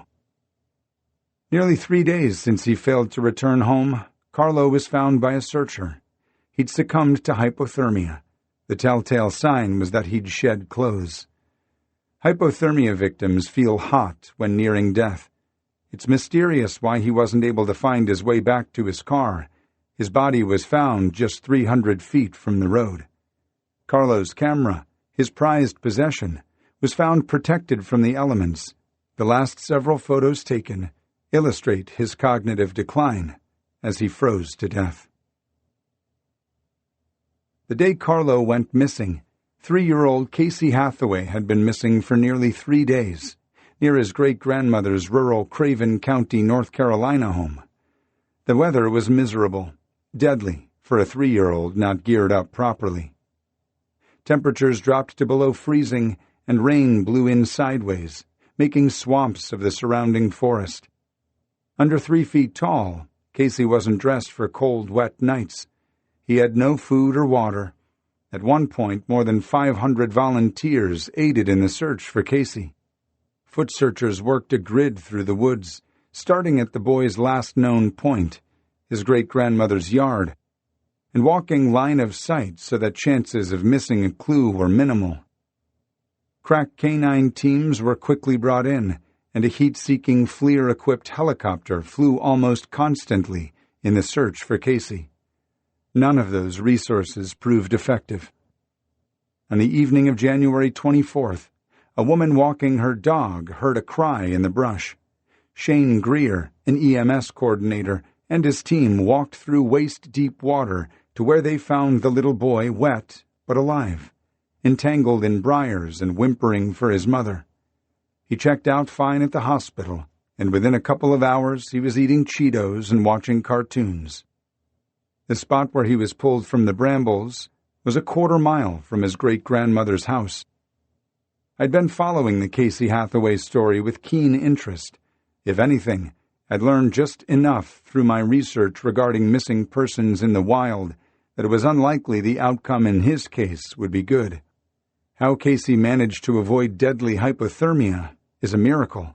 Similar weather has killed scores of adults. Casey's story gained international media attention when he told his grandmother that while he was missing, he'd been kept company and taken care of by a bear. Tanya Barba of OMRT told me this regarding Casey.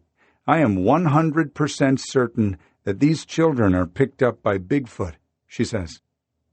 How does a child travel 4,000 feet in elevation in his bare feet in 2 days? Or, in Casey's case, travel through waist-deep swamp water? I think about whether it's any less likely that Casey had kept company with Bigfoot than that hundreds of searchers, dogs, and helicopters couldn't locate him a quarter mile from the LKP, 40 yards from a road. I'm most obsessed by the cold vanishings and improbable findings that don't make sense. There are a lot of them. And while my intent has never been to catalog these disappearances, David Paulides does a good job of that, although, prolific as he is, it's impossible to keep entirely up to date. A couple years ago, I would have smirked at Tanya's assessment and probably made a stupid joke. But I told her I wasn't about to argue with her. I'd studied too many cases with outcomes so strange as to be unexplainable. Or with no outcome at all, and the person is still missing. Maybe Casey was befriended by a bear. Maybe the bear was actually a Bigfoot. Maybe something else just as strange happened, and we'll never know about it. But these cases happen frequently enough that it can be misleading to simply dismiss the circumstances through conventional wisdom. I'd seen firsthand the kind of passion and intelligence OMRT exhibit in the response to Jacob's vanish, and it equals their passionate and intelligent quest for more knowledge regarding Bigfoot. There are two cases that can't be overlooked when discussing missing kids in the wild. One is Dennis Lloyd Martin, a 6-year-old from Knoxville, Tennessee, who vanished while playing hide-and-seek with family on an afternoon in 1969 in Great Smoky Mountains National Park. A downpour flooded the area shortly after the boy disappeared. 1,400 searchers scoured a search area of over 50 square miles, which remains the largest search in the park's history. Searchers found a sock and a shoe, as well as a child's barefoot prints in the mud. A tourist named Harold Key, who was about 5 miles away from where Martin was last seen, reported hearing an enormous sickening scream and seeing a man covered in hair carrying something red on his shoulder. Martin was last seen wearing a red shirt. The other infamous case involving a missing child is that of Jared Attadero from Littleton, Colorado. On October 2, 1999, a group of 11 adults from the Christian Singles Network was staying at a lodge near Poudre River Canyon operated by Alan Attadero, Jared's father. They offered to take Jared, age 3, and his sister Jocelyn, who was 6, hiking with them on the Big South Trail, 20 miles away, in the Roosevelt National Forest north of Rocky Mountain National Park. The group was playing hide-and-seek along the trail, and Jared vanished. A panicked search came up empty. A group of fishermen reported a small boy asking them if there were any bears in the area. A Huey UH-1 helicopter from Francis E. Warren Air Force Base in Cheyenne, Wyoming, crashed during the search, injuring 5 people. Nighttime temperatures dipped into the 20s. Nothing was found. In June of 2003, 2 hikers found clothing that was confirmed belonged to Jared. Soon a single tooth and a piece of the top of his skull were found. The items were discovered 500 feet above the trail where Jared went missing.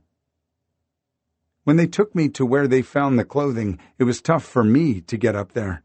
Alan, a teacher, told me at his home on the Front Range. It was so rugged, I don't know how Jared could have gotten up there. He showed me Jared's shoes, white sneakers, alongside an identical pair still in the box he had bought for comparison. Jared's shoes had been exposed to the elements for 4 years, but looked nearly as good as the boxed pair. Another odd thing Alan showed me. was that when they found Jared's sweatpants, they were turned inside out. Hairs were found on the clothing, but lab tests were reported to be inconclusive. Alan and his brother Arlen document the story in their book, Missing, When the Sun Sets, the Jared Atadero story. Charges of negligent homicide were considered against the Christian Singles Network group, whom Alan considered friends, but not pursued. Larimer County Sheriff's officials consulted with Wyoming mountain lion experts who believe it's likely Jared was victim of a lion attack, but Alan isn't convinced.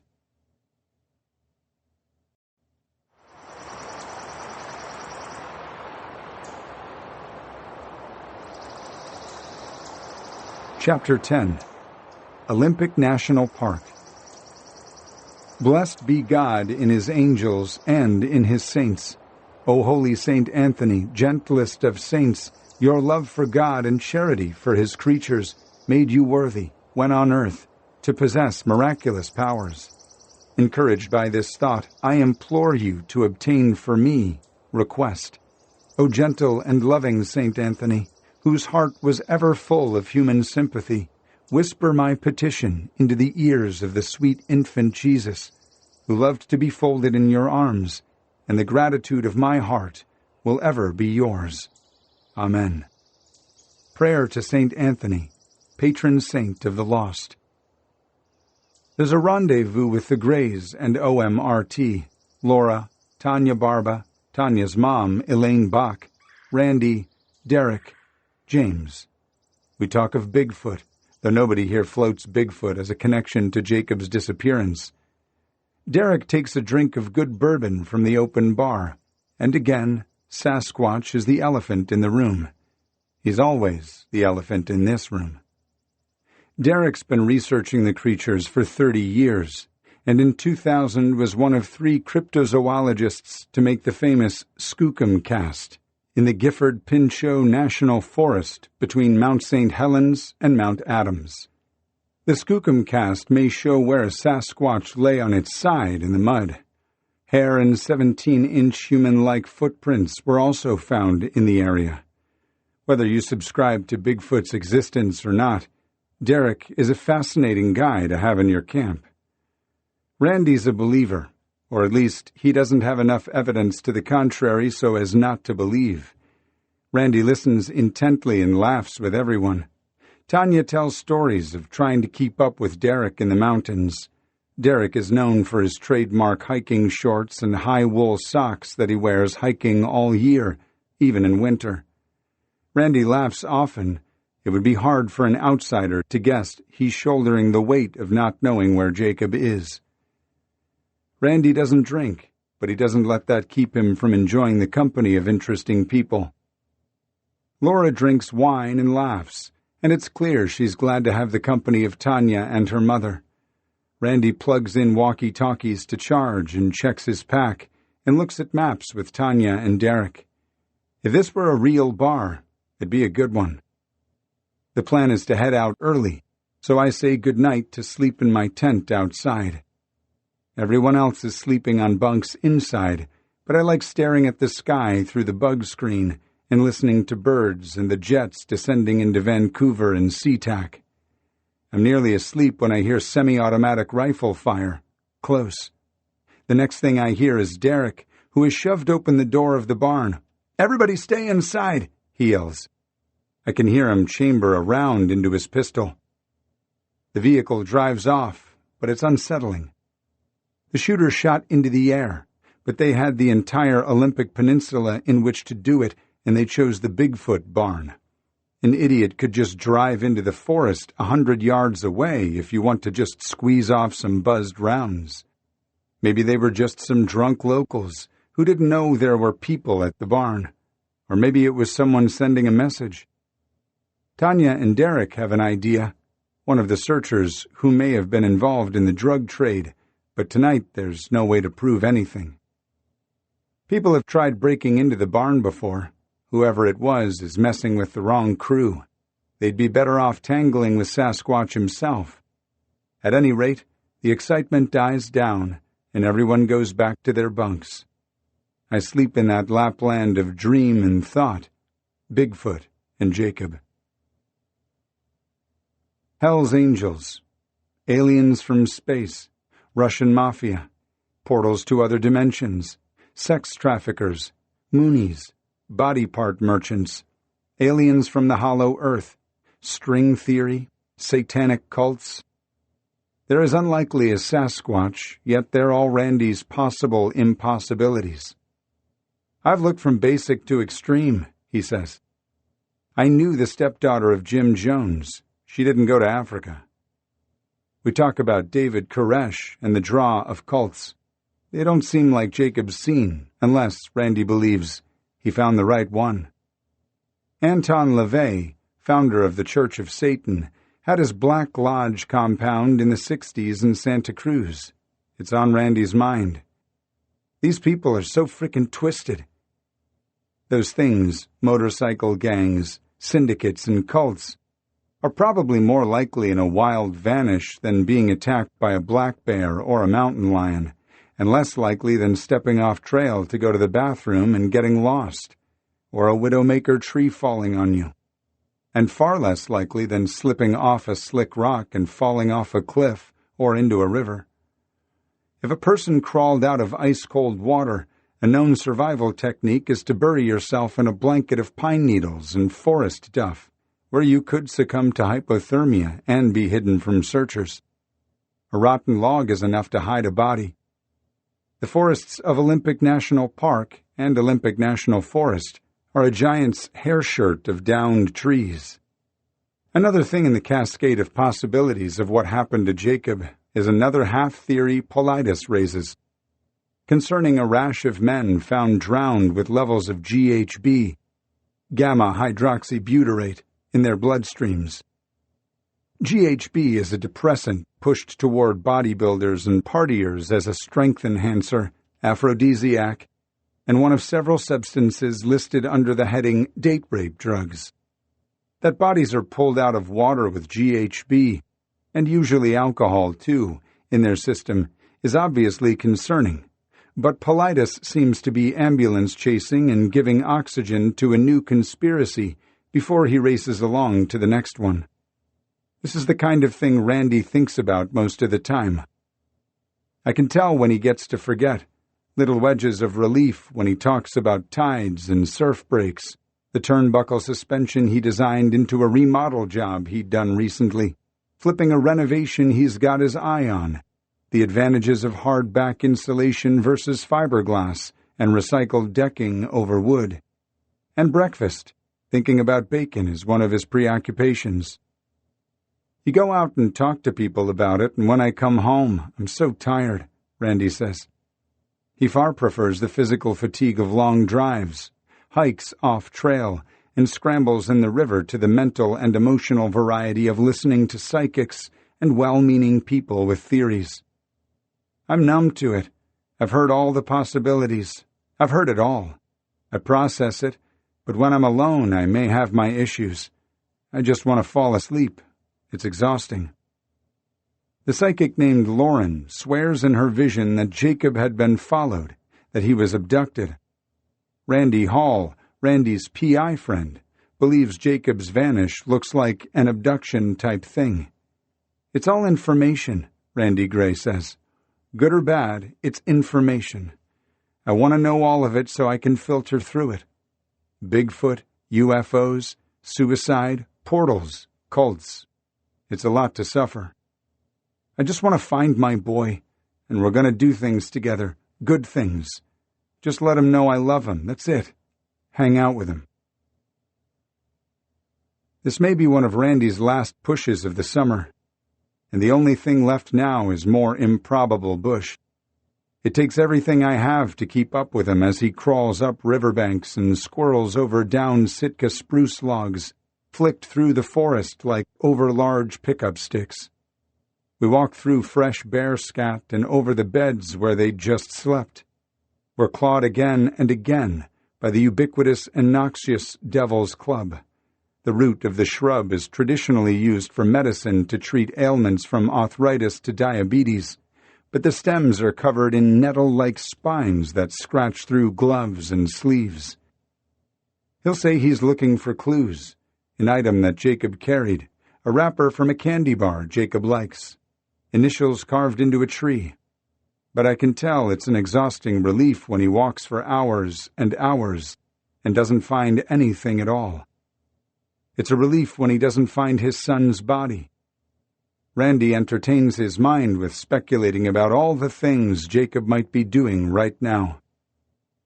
Psychics, Laurie McQuarrie and perhaps others, their visions run together, see Jacob behind a waterfall.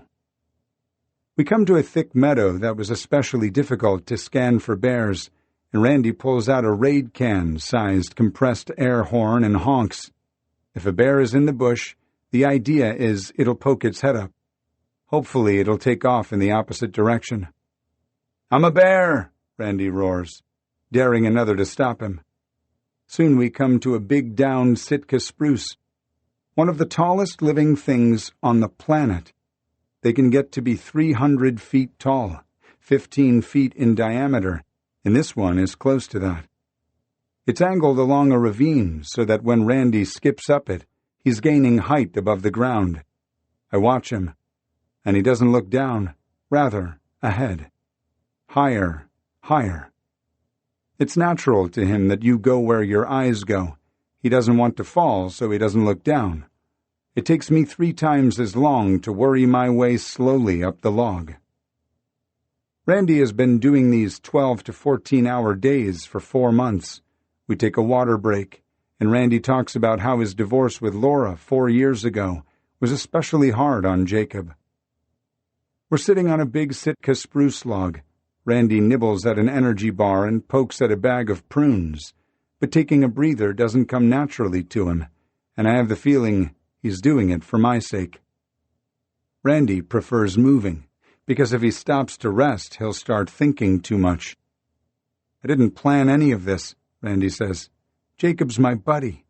You think I want to be out here searching for my son? It's like surfing. You have to be fluid and reflexive. If you overthink, you're in trouble. When you're moving, flowing, you're not thinking, you're sensing. I get the feeling that Randy sometimes thinks he should be thinking more, that the limitations of his mind are why he hasn't found his son." The not knowing. That's the mental and emotional cancer, the thing Randy can't see, can't control. Jacob Gray would be in TROTW, anywhere else but Olympic National Park, or the Olympic Peninsula, or Washington State.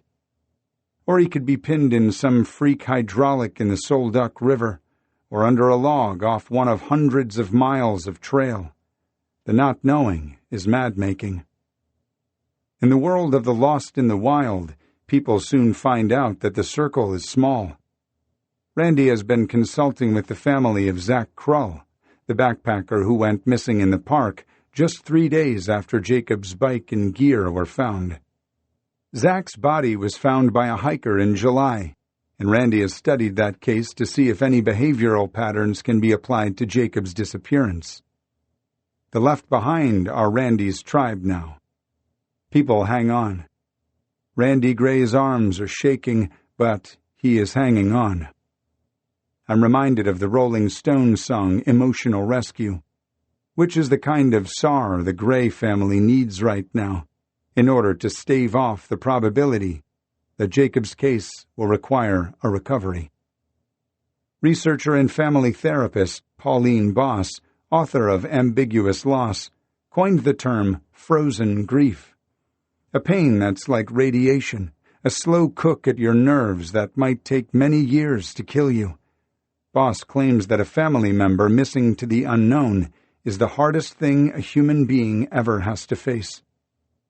Her book places Alzheimer's disease in the second category of ambiguous loss, opposite of a missing person in the wild, whereby a person is physically present but psychologically missing. My dad suffered Alzheimer's, and it was difficult, but his personality was still evident. He'd get lost in his own house, and his tastes changed. He switched from beer to Dr. Pepper, Tabasco to ketchup, But he still loved animals and old westerns on television. His sense of humor held almost up until he died. He was there. We could talk with him and enjoy his presence in the room, even as he slept. He was there. Mostly. Alzheimer's disease is hard on everyone, my mom especially, but I don't think it can come close to a child being physically vanished when it's unclear whether or not that child is dead or alive. Laura Gray speaks of Jacob in mixed tense, sometimes present, sometimes past, as if he inhabits two worlds. Randy talks about Jacob in the present tense. He plans to motor down and up the coast, stopping to surf and sleep, then move on. He's going to spend a couple of weeks at La Push, at the northwest corner of the Olympic Peninsula, where the Solduck River enters the Pacific Ocean. Swiftwater specialists claim the chances of a body making it that far, nearly 70 miles, in the river, are practically zero. Then he'll drive east toward Jacob's original destination, Vermont, where Jacob's brother Micah serves in the U.S. Coast Guard. We walk a dry creek bed that in high water drains into the Solduck River. Randy is smelling the air, which is shrouded by wildfire smoke, though he's trying to see if he can smell a corpse through it so he can cross the creek bed off his map. Randy Gray has overturned every boulder in the Solduck River. The creek bed ties into the river at a log jam, another that searchers felt was a high-probability area. Randy has already been here, swimming in and around it several times, but the water level was higher, so this is new country. When I'm not up here is the hard part, he says. I'm a basket case. I'm not hunting for my son. Today is hot, which amplifies the smoke from the Canadian fires, and a swim is in order.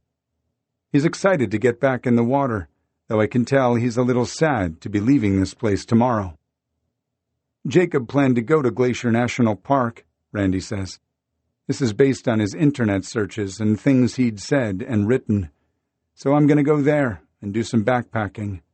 Then he wanted to go to Badlands National Park. I tell him that's near where I'm originally from. Are there big rivers there? He asks.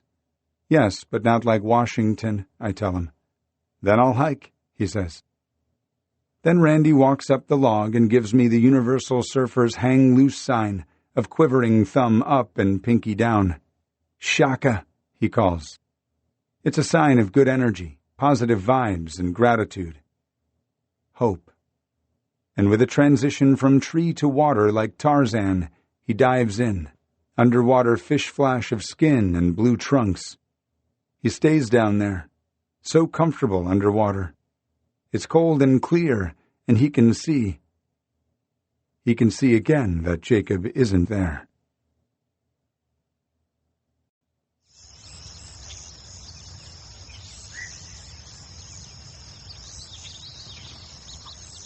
Chapter 11. North America. Out of the kiva come masked dancers or plain men. Plain men go into the ground. Gary Snyder, Through the Smoke Hole. Jacob Gray has joined the foggy stratum of the hundreds or maybe thousands of people who've gone missing on our federal public lands. He's far from alone. How many people are missing in our wild places, the roughly 640 million acres of federal lands, including national parks, national forests, and Bureau of Land Management property? I have laptop folders full of wild vanishings. They pop up in my internet alerts every day. There are cases, besides Amy Bechtel and Jacob Gray, that I quite literally think about several times a day, or I wake up semi-dreaming about them at night. Cases like 51-year-old Mitchell Dale Stelling, who, in 2013, vanished from a short petroglyph viewing trail near the gift shop at Colorado's Mesa Verde National Park. Morgan Heimer, a 22-year-old rafting guide, who was wearing a professional-grade personal flotation device when he disappeared in 2015 in Grand Canyon National Park during a hike while his group took a break. Chris Fowler, the Ohioan, who vanished from the Pacific Crest Trail in the fall of 2016. Don't forget Samantha Sayers, the tough 27-year-old who vanished August 1, 2018, on a solo hike on Vesper Peak in the northern Cascades of Washington. There are scores more stories like this. The National Institute of Justice, the research arm of the Department of Justice, calls missing persons and unidentified remains the nation's silent mass disaster.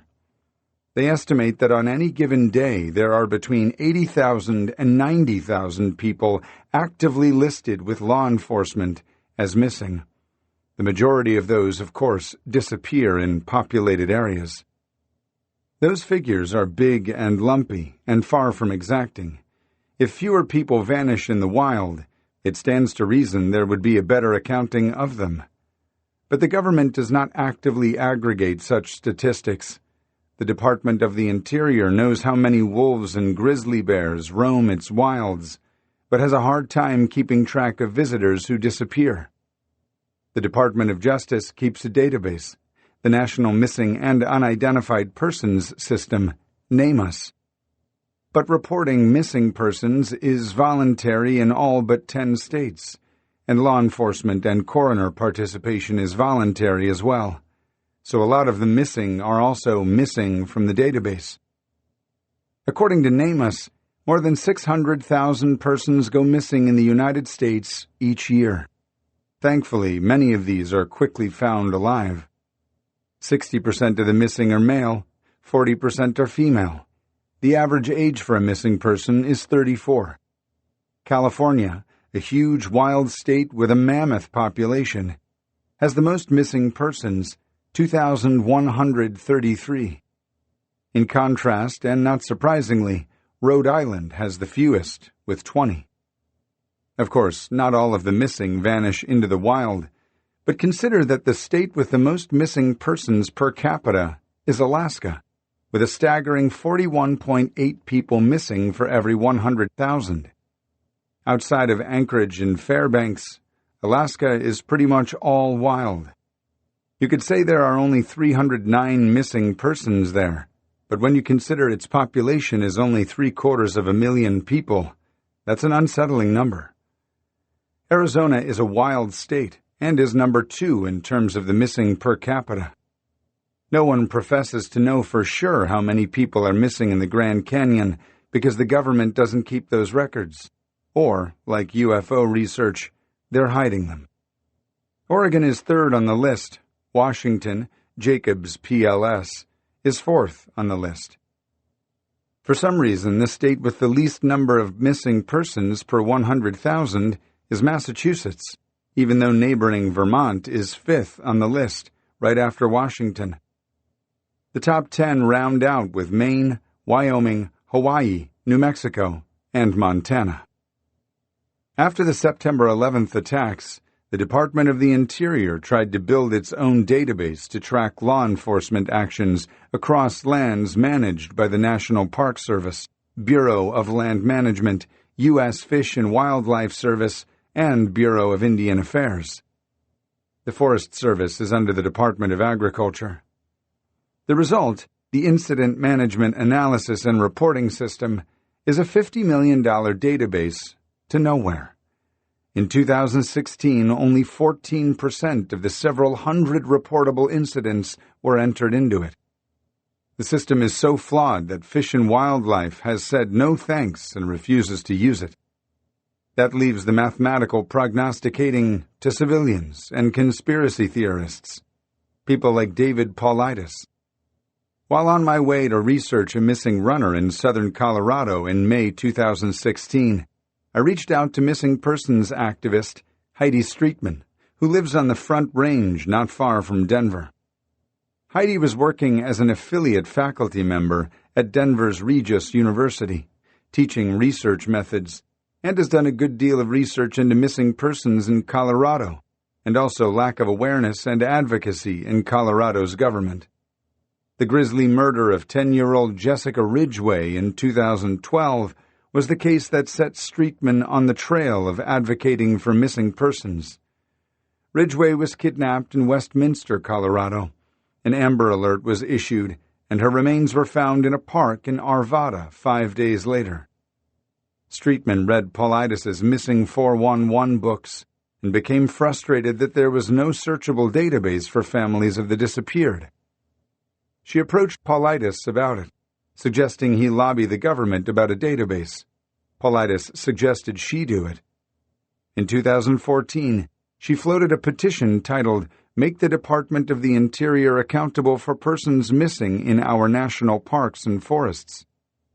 The verbiage with the petition exposes the issue that there does not exist a centralized registry or database of persons who have gone missing in our federal public lands.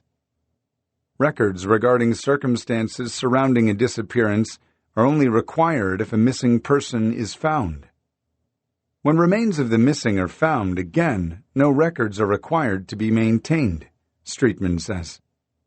Often, attempts to acquire information regarding the missing are blocked by bureaucratic red tape and/or demands for exorbitant fees. I think of the grieving family member searching the internet at 2 a.m. because they can't sleep. The families have holes in their lives, Streetman says. They have no answers. They should be able to log on any day of the year and see, hey, there was a search last week. She's also concerned that families become out of sight, out of mind for law enforcement. Few families are able to quit jobs and relocate, dedicate themselves to full-time searching. For them, a database would be a powerful tool. To families, it can seem like missing persons remain largely a law enforcement secret, but what's more likely is that they're in the dark too. Police officers could use it. The park could use it to identify problem areas. Streetman also points out that it could help when there's overlap between, say, Bureau of Land Management land and tribal land. She's aware of other databases, like the Charlie Project, which lists cold missing person cases and NamUs, but they're incomplete. I would look at the different databases online, but they're all incomplete. Someone might take interest for a while, then lose steam. Information is power, even when the world of missing persons seems so bereft of it. We need information so we can make decisions about our own safety before we decide to go camping in an area. It seems like a sophomore in computer science could build one before midterm. She thinks such a database would encourage public awareness regarding outdoor safety, more law enforcement investigations into cluster zones of missing persons, more information and updates for families of the missing, and perhaps most important, continued search efforts for missing persons. The petition has been closed after exceeding signature goals and has been delivered to Colorado Senator Michael Bennett's office. His office generally ignores me, she says. They don't respond to emails. He's busy running for president, but they had verified signatures and talked with the Department of Interior, which oversees the National Park Service, so it sounds like we may not get a database, but they're looking at accountability on the parks, so it looks like they are taking it seriously. In May 2016, Heidi Streetman and I met Paulidis at a pizza joint in downtown Golden, just west of Denver. Golden is perhaps most famous as the home of the Coors Brewing Company, and the air smells of warm wort. The athletic Paulidis, who moved from California to Colorado in part for the skiing, is right out of central casting for a detective movie. His good haircut and Mephistophelian goatee are suspiciously dark for a man in his 60s. He's a former youth hockey coach, and his son Ben played college hockey as a defenseman at Miami University in Oxford, Ohio. David has just come from a workout and can really put away the pizza. Paulidis is congenial, but it's hard not to feel like he's selling me an Escalade. I don't put any theories in the books, I just connect facts, he says. I mention Bigfoot, and he discourages me from conflating Sasquatch and missing persons, but his website does that very thing. CanAmMissing.com is part museum of disturbing missing persons cases, including the gift shop, and part calendar of upcoming appearances at UFO conventions. It's tempting to dismiss Paulides as a crypto kook, and some search and rescue professionals do, but his books are extensively researched. On a large map of North America that has become iconic in the missing persons in the wild underworld, Paulides has identified 59 clusters of people missing on federal wildlands in the U.S. and southern Canada. I used pins and maps as a policeman, he says. Take a bank robbery. It's helpful to visualize patterns. You can order a copy of the map for $16.99. The link to purchase the map gets you to the Bigfoot store, where you can also purchase a Bigfoot map, hats, and stickers. To qualify as a cluster, there must be at least 4 cases, according to his pins. You want to watch your step in Yosemite, Crater Lake, Yellowstone, Grand Canyon, Mount Rainier, Rocky Mountain, and Olympic National Parks. But then, it would seem you want to watch your step everywhere in the outdoors. The map looks like a game of pin the tail on the donkey at an amphetamine-fueled birthday party. Paulides has spent hundreds of hours writing letters and Freedom of Information Act requests in an attempt to break through National Park Service red tape. He believes the Park Service in particular knows exactly how many people are missing, but won't release the information for fear that the sheer numbers and the ways in which people vanished would shock the public so badly that visitor numbers would fall off a cliff. Paulides routinely complains about Freedom of Information Act requests, whereby he's blocked by outlandish fees, and he's right. There are some FOIA requests that I've been waiting on for this book that were filed over a year ago. We left Paulides and headed out for Mesa Verde National Park near Cortez and the Four Corners region with our cars full of camping gear. We stopped in Durango for food and checked into our campground in the park in the dark. Our campsite was at about 7,000 feet, and we could see the galaxy and feel the ghosts of the cliff dwellers who vanished from here 700 years ago. I was sent out west by Outside to cover the disappearance of the runner in the San Luis Valley, several hours south and a little west of there. Streetman, a spirited 50-something who spent her childhood camping all over Colorado, was game to go along. She'd been following the case in the Denver Post. But she is beset with the cold vanish of Mitchell Dale Stelling, the case that pushed her over the top from a reader of Paulides' Missing 411 series to a legislature-hounding activist. Stelling was a 51-year-old Texan who vanished on Mesa Verde's Petroglyph Point Trail on a 100-degree Sunday afternoon in June 2013. The Stelling case is one of the strangest I've heard, so on our way to the San Luis Valley, it seemed appropriate to make a big swing west to the Four Corners region, where you can put a limb in Colorado, Arizona, Utah, and New Mexico at the same time, and check out the Stelling case on the ground. It was late in the afternoon, and the Stellings from Goliad, Texas, were on a day trip with Dale's parents. Dale wasn't geared up for anything more than a stroll through the gift shop, but that didn't keep him from wanting to check out Spruce Tree House, which Dale, his wife Danaean, and mother could clearly see from the parking lot. The trail from the Interpretive Center to Spruce Tree House is more of a sidewalk. It's wheelchair accessible for the less than a quarter mile, where visitors can view the dwellings from the shade of the overhanging cliff. From the parking lot, Spruce Tree House looks exactly like the memory I have of Mesa Verde from my third-grade textbook. Though it's high at 8,000 feet at its highest point, the park itself is not huge as national parks go, at a little over 50,000 acres, and it has the feel of a living diorama. Most visitors who are reported missing are found, or find their own way back, within a couple hours. No park visitor has stayed missing since the park's inception in 1906. Things would have remained normal if he'd just checked out Spruce Tree House, then gone back to meet his wife and mother. But Danaean describes her husband as curious, and despite a bad back, It didn't surprise her that he wanted to venture on to see the petroglyphs, another mile away on a more strenuous, rugged trail.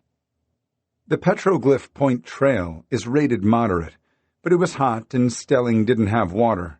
But then Dale was a Texan and, if not the elevation, used to the heat. The trail is a gradual rise that hugs the east wall of Spruce Canyon. There are some boulders and sandstone stair steps, but nothing small children and the active elderly don't do every day. But on this afternoon, most people relegated themselves to shady Spruce Tree House or the air-conditioned museum. At the petroglyphs where Dale was last seen, there's an intersection with an old access trail. It's been arrowed off, and it's pretty apparent it doesn't get regular use, but Danayan believes he may have left the main trail. If there was a way to get lost, Dale would find it, she says. But even if Stelling had taken the wrong, overgrown path, he surely would have realized his mistake and backtracked. He had a cell phone with him, and rangers traced a partial ping, but subsequent calls to Stelling's phone went straight to voicemail. Maybe he collapsed in the heat. But rangers searched that area extensively on foot, with dogs, on horseback, and in helicopters with firefighting crews. They sent climbers rappelling down cliffy areas and collected a footlocker's worth of knapsacks, cameras, purses, wallets, water bottles, and binoculars. None of them Stelling's. Not one physical clue regarding to Stelling turned up during the search. Missing persons tourism isn't a thing the National Park Service promotes, and it feels a little macabre to be in Mesa Verde to badger employees about the Dale Stelling head-scratcher. At 7:30 a.m. on Memorial Day weekend, I ambushed Mesa Verde Superintendent Cliff Spencer on his way into the office. Paulides had stormed in with a video camera team recently, and Spencer was understandably media-shy regarding the disappearance of Stelling. No one wants to be infamous for overseeing the one cold vanish in the 100-plus-year existence of a national park. "Do you have an appointment?" he asked. He knew I didn't. "No," I said. Government administrators like to hide behind appointments, but there was no one else around, and I must have seemed relatively harmless, with just a pen and notebook. He exhaled, his hands on his hips, then waved me into his office. Pictures of his family surround the 56-year-old Spencer's desk. I can tell from his expression that Dale's disappearance still pains the 32-year Park Service veteran. "It's an occupational hazard," he says. "Never fails. I can't go to a cocktail party without someone coming up to me to ask about Dale. 'How did he just disappear?' they'll say. I don't know what to tell them."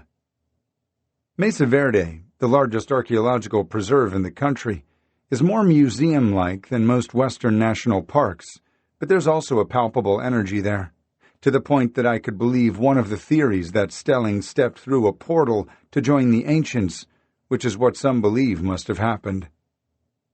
The ancestral Puebloans, who in 1200 A.D. numbered around 30,000, had mysteriously vacated the Mesa Verde area by 1280.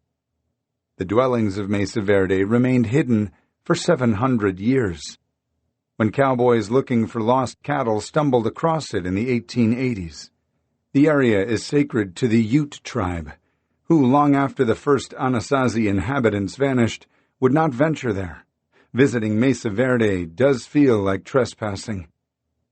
Hundreds of years before the cliff dwellings were built, between 500 and 1100 A.D., residents lived on top of the 8,000-foot-high mesa in pit houses, or kivas. They were hunters and farmers, growing, among other things, corn. In the floor of the kivas is found a sipapu, or hole that symbolized the portal through which ancient ancestors first entered the world from inner earth, changing from lizard-like beings to human form. Wildfires periodically uncover new archaeological sites in the park. In 1996, a wildfire uncovered as many as 400 new sites, previously hidden in the pinyon juniper and scrub oak. Spencer showed me search maps and heli photos that they've painstakingly studied. Spencer still holds search and rescue training exercises in the area, just in case they come across a clue.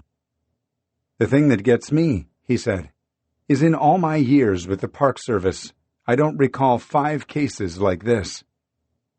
The day after Stelling went missing, Jody Peterson, a writer for the High Country News, based in Paona, Colorado, was in Mesa Verde researching a story on diversity in the national parks and profiling African-American Superintendent Spencer. The temperature that afternoon was 102 degrees. She went for a hike anyway. Peterson was hiking the Petroglyph Point Trail when, just past the petroglyph, she heard a man's gravelly, weary voice call out, "I need some help." It was difficult to ascertain where the voice came from. She figured whoever it was talking to fellow hikers, and she kept moving down the trail. Later, 10 minutes down the trail, Peterson put it all together. She hadn't seen any other hikers on the trail, and the man had gone missing yesterday. Her phone had no signal. She finished the loop and reported the voice to rangers, who immediately went to check it out. Nothing. One of the rangers told Peterson there'd been reports of a man calling for help the day before. Perhaps it was Dale Stelling, or the ghost of Dale Stelling. I recently emailed Jody Peterson to ask if she'd heard anything or given Dale's vanish more thought. "Hi, John. I check for updates on Stelling's disappearance once or twice a year. No trace of him has ever been found, as you know, and the case definitely does haunt me. My hunch is that he tried to take a shortcut downhill from the petroglyph panel where he was last spotted and fell into a crevice in the cliffy terrain where he couldn't be seen. Jody." Peterson's take is the best there is. If that's true, a man wouldn't last long with no water in 100-plus degree heat, and Stelling would have been camouflaged in the tan and brown clothing he was dressed in. While it's doubtful Stelling slipped headlong into a sipapu to the primordial underworld, I am confident searchers looked in just about every crack and cranny on the east wall of Spruce Canyon. Streetman and I hiked the same path Dale Stelling took the afternoon he disappeared. Near the end, we came across an interpretive ranger and asked him about the disappearance and the search and if there's any new news. "I hadn't heard about the case," he said. "I've only been here for 2 years." "That's another reason for a database," Streetman says. "When the new batch of seasonal employees comes in, they're not telling them someone's missing. It's not likely that legislation would help the Stelling family, but an amendment to an existing law recently made it easier for volunteer search and rescue outfits to access federal wildlands with less red tape. The issue of permit approval is largely one of liability insurance, but the Good Samaritan Search and Recovery Act of 2013 expedited access for qualified volunteers to national parks and forests, and now they can search within 48 hours of filing the paperwork. More such laws would make things easier for searchers. Michael Niger lauds Streetman's database and wants to take it further. He'd like to see a searchable resource that gives volunteers, like himself, the same information that government officials have, including case profiles, topo maps, dog tracks, and weather. Streetman and I headed east, along the 37th parallel to the San Luis Valley. The 37th parallel is known as America's paranormal highway and runs through the UFO hotspot of the country. There are many documented cases of people vanishing here. I was there to look into the vanishing of Joe Keller. July 23, 2015, was the eve of Joseph Lloyd Keller's 19th birthday. The Cleveland, Tennessee native had been spending the summer between his freshman and sophomore years at Cleveland State Community College on a western road trip with buddies Colin Gwaltney and Christian Fetzner in Gwaltney's old Subaru. The boys had seen Las Vegas, San Francisco, and the Grand Canyon before heading to Joe's aunt and uncle's Dude Ranch, the Rainbow Trout Ranch in the San Juan Mountains in southwestern Colorado. The ranch is in Conejos County, which is bigger than Rhode Island with 8,000 residents and no stoplights. Sheep graze in the sunshine. Potatoes and barley are grown here and trucked north to Denver. 3 new marijuana dispensaries in the tiny town of Antonito lure New Mexicans across the nearby state line. Conejos, Spanish for rabbits, is one of the poorest counties in Colorado. It's a hell of a place to get lost. While its eastern plains stretch across the agricultural San Luis Valley, its western third rises into the 1.8 million acre Rio Grande National Forest, which sprawls over parts of 9 counties. Go missing out here, and your fate relies, in no small part, on which of those 9 counties you were in when you disappeared. Joe, a competitive runner, open water swimmer, and obstacle course racer, and Colin, a member of the varsity cross-country team at Division I Tennessee Tech, had been running together often during their trip. Neither was totally acclimatized to the altitude. The ranch sits just below 9,000 feet. Joe was a bit slower than his friend. He had suffered from asthma as a 3-year-old, but had kicked it by age 12. The workout would be routine, an hour-long run, likely along Forest Road 250, which bisects the ranch and continues into the national forest, following the Conejos River upstream. Joe left his phone and wallet at the ranch house. He wore only red running shoes, blue trail shoes, and an Ironman watch. Shirtless, with blonde anime hair and ripped muscles, he looked more like a California lifeguard than a Tennessee farm kid. 4:30 p.m. The friends started out together. Neither runner knew the area, but old-timers will tell you that even a blind man could find his way out of Conejos Canyon. On the south side, runners left. Cattle graze in open meadows along the river. On the north side, ponderosa pines birthday candle the steep tuff until they hit sheer basalt cliffs, a prodigious canyon wall rising 2,000 feet above the gravel road toward 11,210-foot Black Mountain. As the 2 young men jogged by the corral, one of the female wranglers yelled, "Pick it up!" They smiled, and Joe sprinted up the road before the 2 settled into their respective paces, with Colin surging ahead.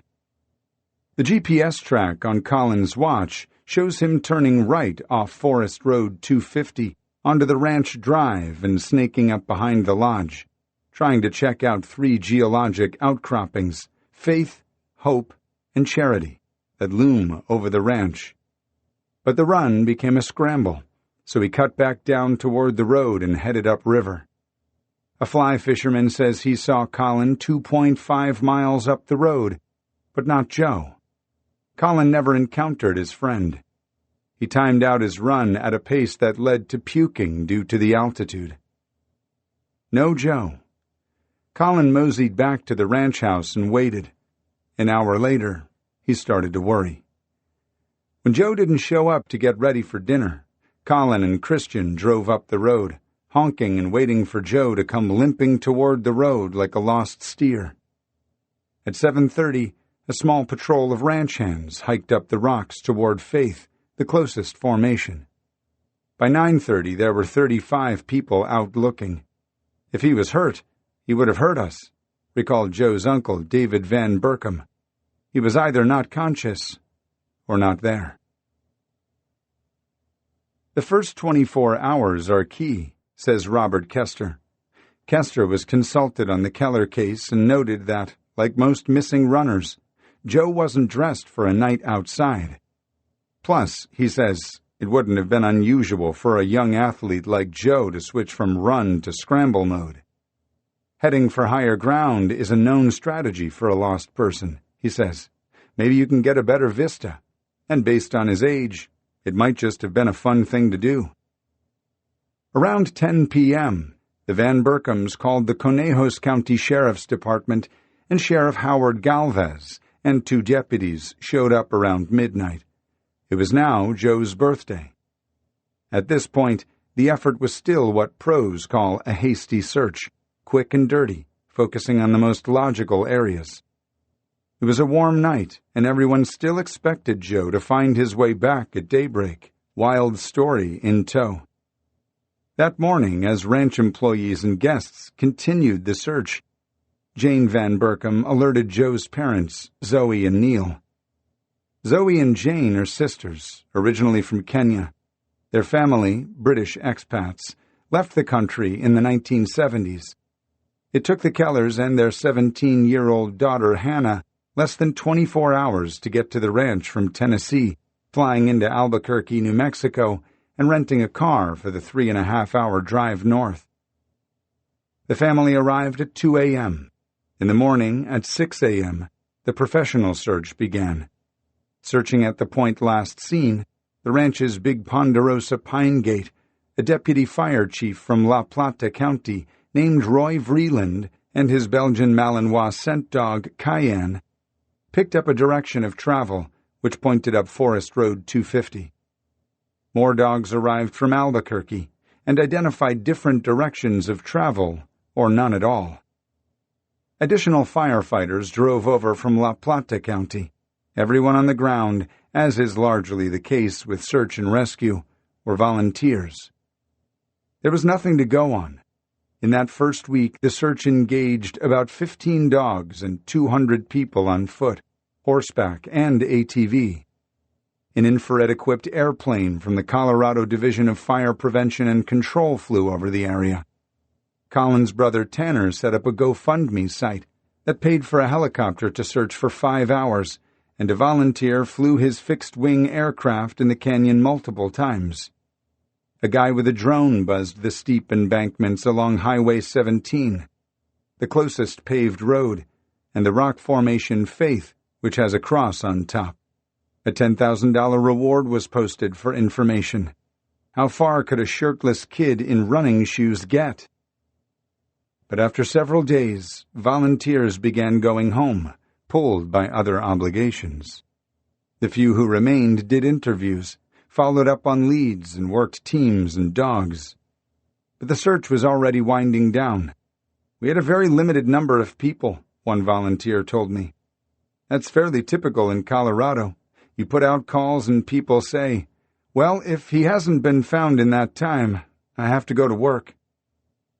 The absence of clues left a vacuum that quickly filled with anger, resentment, false hopes, and conspiracy theories. A tourist with a time-stamped receipt from a little gift shop in nearby Horka swore she saw 2 men on the road, but later changed her story. A psychic reached out on Facebook to report a vision that Joe was west of Sedona, Arizona. There was even a theory that he'd been kidnapped in order to have his organs harvested and sold on the black market. "We feel like he's not in that area. He's been taken from there," Neil Keller would tell me months later. "I'm a scientist," Kester says. "I'm fond of Occam's razor." That's the principle that the simplest explanation usually holds true. You could have a band of terrorists tie him to a tree and interrogate him. Is it possible? Yes. Is it likely? No. 2 weeks after Joe's cold vanish, Alamosa County Undersheriff Sean Woods, who had been called in to assist by the Colorado Bureau of Investigation, told Neil Keller about a tracker he knew named Alan Duffy. Duffy, a surgical assistant, became interested in bloodhounds when his 21-year-old brother, David, disappeared in the San Gabriel Mountains in 1978. He was found dead of gunshot wounds 6 weeks later. Duffy has since taken his dogs to search John Benet Ramsey's neighborhood and to track stolen horses in Wyoming. Calling in Duffy was a wild card, as are so many things in a case like this. On August 15th, Duffy loaded 3-year-old R.C., named after Royal Crown Cola on account of his black and tan coat, into his Jeep and drove 300 miles from Broomfield, Colorado, to the Rainbow Trout Ranch. A deputy gave him a scent item, one of Joe's used sock liners. "That's as good as underwear," Duffy said. "Duffy will tell you that bloodhounds are out of fashion. They fart and they drool," he said. "They're susceptible to disease. They die young, and you can't let them off a lead under any circumstances. Everybody wants a shepherd, he says, but going old school has its advantages. Who's going to find you? It's not a shepherd. It's not a Mexican Chihuahua. It's not a pig. You know how they say a great white shark can smell a drop of blood in water 5 miles away? That's a bloodhound. R.C.'s trigger word to sniff for a living person, as opposed to human remains, is find. For search and rescue assignments, R.C. wears his orange harness, with Duffy holding the lead. After 4 hours of searching, Duffy switched R.C.'s harness to his black collar and told him, "We're going to go Gizmo," the dog's cue for cadaver mode. 4.5 miles up Forest Road 250 at Spectacle Lake, a murky pond, really. R.C. circled, tugged at vegetation on the bank, bit at the water, then jumped in and sat in the shallows.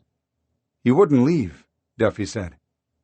Duffy wasn't convinced, necessarily, that a body was in the lake, and he explained that scent is drawn toward water and believed that there was a corpse somewhere nearby. Rain or critters could have deposited cadaver material in the lake, enough to set off alarms in R.C.'s snout. But at 4.5 miles from Joe's point last seen, the lake was at the far end of the ground game's probabilities. Duffy offered up a few more scenarios, some of which upset the Van Berkhams, such as when he told them that R.C. had picked up human remain scents under buildings on the ranch. But with few other sources of help, desperation had led to Duffy. "At least he was trying," Joe's mom Zoe told me. "He could have been right." Continued searches in August turned up nothing. Neil Keller was commuting back and forth between Tennessee and Conejos County, searching every moment he could. In October 2015, when he and the sheriff were no longer on speaking terms, he urged the county commissioners to provide more help, including a dive team to search Spectacle Lake. "I, as the father of a missing boy, my only son, actually, would like to have as much resources as could possibly be made available," he told the officials. Keller was feeling the stress. He lost 15 pounds from hiking and scrambling in the altitude. Just before Thanksgiving, he, David Van Berkham, and a small posse spent 2 days searching the snow-covered scree west of the ranch. It was the area that seemed most logical, but it's mean terrain. "We went in there because that area was likely the least searched," he told me. No Joe. Keller would have to spend the long Colorado winter still not knowing. The canyon now belonged to the snowmobilers and coyotes. Next season's fly fishers and ranch guests wouldn't show up in any numbers until the snow melted in spring. On February 4th, 2016, Keller went to Denver to attend a ceremony for the inaugural Colorado Missing Persons Day. With families of the missing gathered around them, legislators passed resolutions creating the annual event. Keller stood in the Capitol, listening as his son's name was read aloud. It was one of 300. In April of that year, 2 Antonito men had been reported overdue from a camping trip to Duck Lake, less than 3 miles southwest of the Rainbow Trout Ranch, during a spring storm that dumped 2 feet of wet snow. Teams were called in from Mineral and Archuleta counties, along with the Wolf Creek Ski Area Ski Patrol, based 100 miles west on Highway 17. One of the men managed to struggle back to Horka. The ski patrol eventually found the frozen remains of the other. The search had also resumed for Joe. Earlier in May, more than 30 volunteers, including Keller, Colin, and 11 dogs from the nonprofit Colorado Forensic Canines, had spent about a week crisscrossing Conejos Canyon. The mission was to either find a needle in a haystack or to significantly reduce the probability that the youth was in a 2.9-mile radius of the point last seen. The May search for Joe Keller was organized by the John Francis Foundation, a Minnesota nonprofit that helps families with loved ones missing on public land. This search for Joe turned up no sign, but bushwhacking off the Duck Lake Trail, About 3.5 miles southwest of the ranch, Keller and Gwaltney came upon a sleeping bag, a cookpot, a tarp, and some bug spray, the gear of the lost campers. Streetman and I camped in a campground along the Conejos River operated by the Rio Grande National Forest. The campground is across the road from Spectacle Lake, which is really a pond, where Duffy told me RC hit hard, indicating that Joe Keller was in there, or at least molecules of him were. The woman who was the volunteer campground host reminded me no fewer than 4 times that she kept a loaded Glock 9mm in her trailer. Around the campfire, Streetman told me about the 2 encounters that made her a believer in Bigfoot. I really wonder if some of these disappearances are due to cryptoids, she said. The first interface happened in January of 1983 at the Keystone ski area, when bears would be deep into hibernation. It was nighttime, cold, and she and her friend Laura had just finished ice skating on the pond near the shuttle area. They walked down toward a creek and saw a man on all 4s, either puking into or drinking from the creek. We called to him, "Hey, are you okay?" The man stood up, groaned, and walked toward them. He was about a foot taller than us, she said. Barrel-shaped, we could see he had hairy legs. She realized it wasn't a hairy man in short pants. It wasn't a man at all. It was whitish-gray color. I said to Laura, "I don't think this is a person." Lights from the shuttle area illuminated the creature. No ski jacket, no pants, no protuberance like a bear's face. "Run!" I yelled. I had to drag Laura to get her feet going. The creature had walked along the creek in deep snow where there was no path, no trail. I went back the next day to look for footprints. The snow was disturbed, but no footprints. It wasn't a person. It wasn't a bear. It wasn't brown or black like you always hear about. At that time, the 80s, Bigfoot was limited to the Pacific Northwest. Now, of course, there are reported sightings all over North America. But Heidi swears she saw a cryptoid before cryptoids were a Colorado thing. Her second encounter happened in Redmond, Washington's Marymore Park, the largest park in King County, in 2007. She was walking her dogs along the Sammamish River on a March afternoon when she heard a nightmarish scream. She never saw the source of the scream, but says it was a loud, nasalized roar. Her dogs were terrified. The creature screamed again and knocked on wood, moved through the brush and knocked again and again. Streetman could hear large teeth clacking together, and the creature threw pebbles at them. She believes there may have been a group of them, and they were studying her and the dogs. I reported the incident to BFRO, Bigfoot Field Researchers Organization, she said, but I never heard back from them. The next day, we drove and hiked and tried to get a sense of the scope and scale of Joe's situation. Then I said goodbye to Streetman, who went back to the Front Range to continue her petition and teaching work.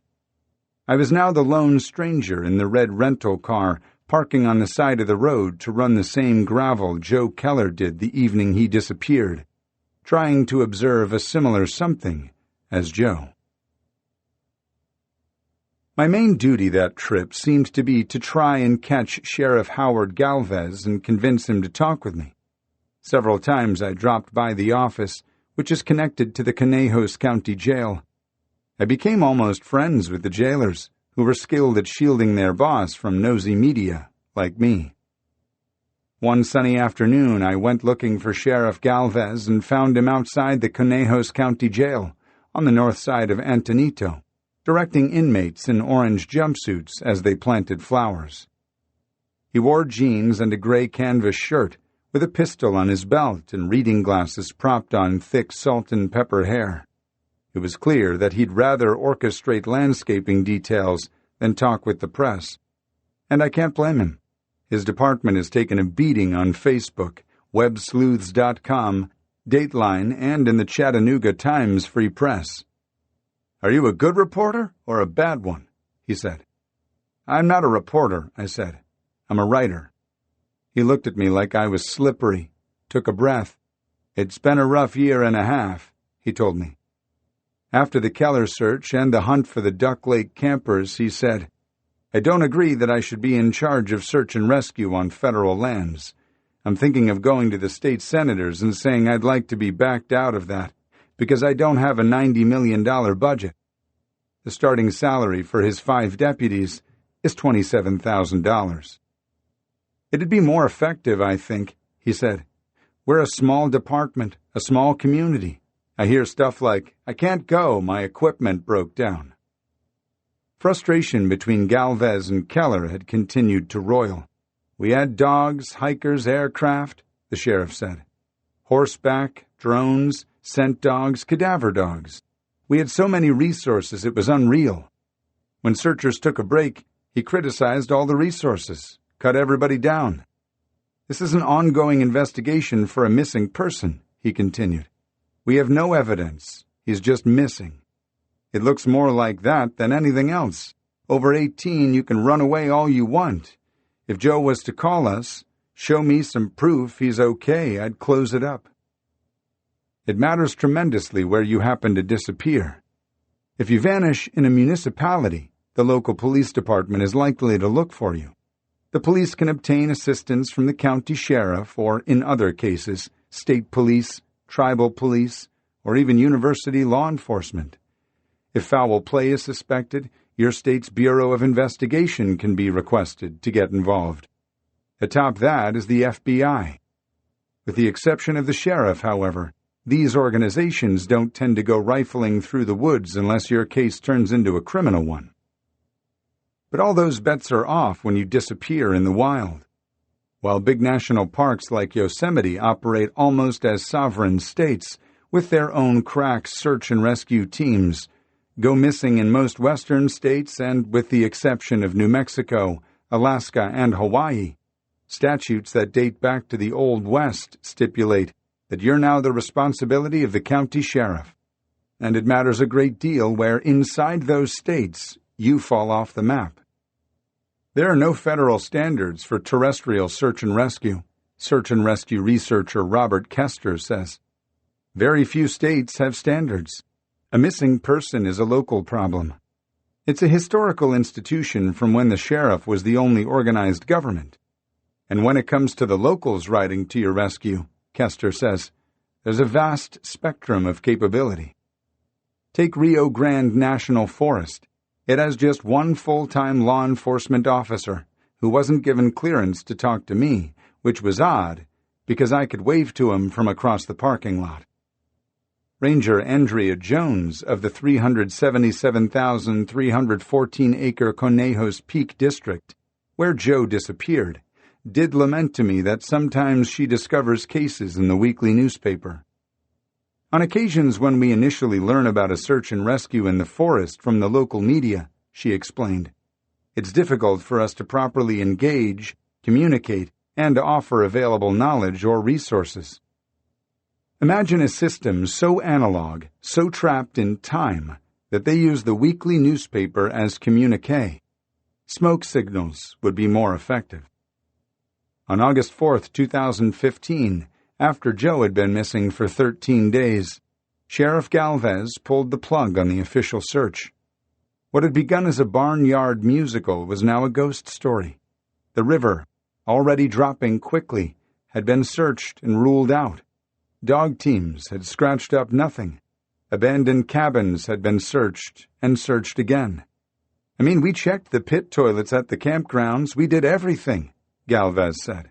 We even collected bear crap. We still have it in the evidence freezer.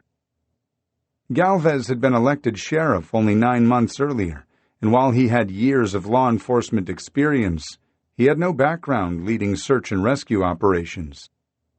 One responder told me that by the time he arrived on the second day of searching, tension was already rising between Keller and Sheriff Galvez.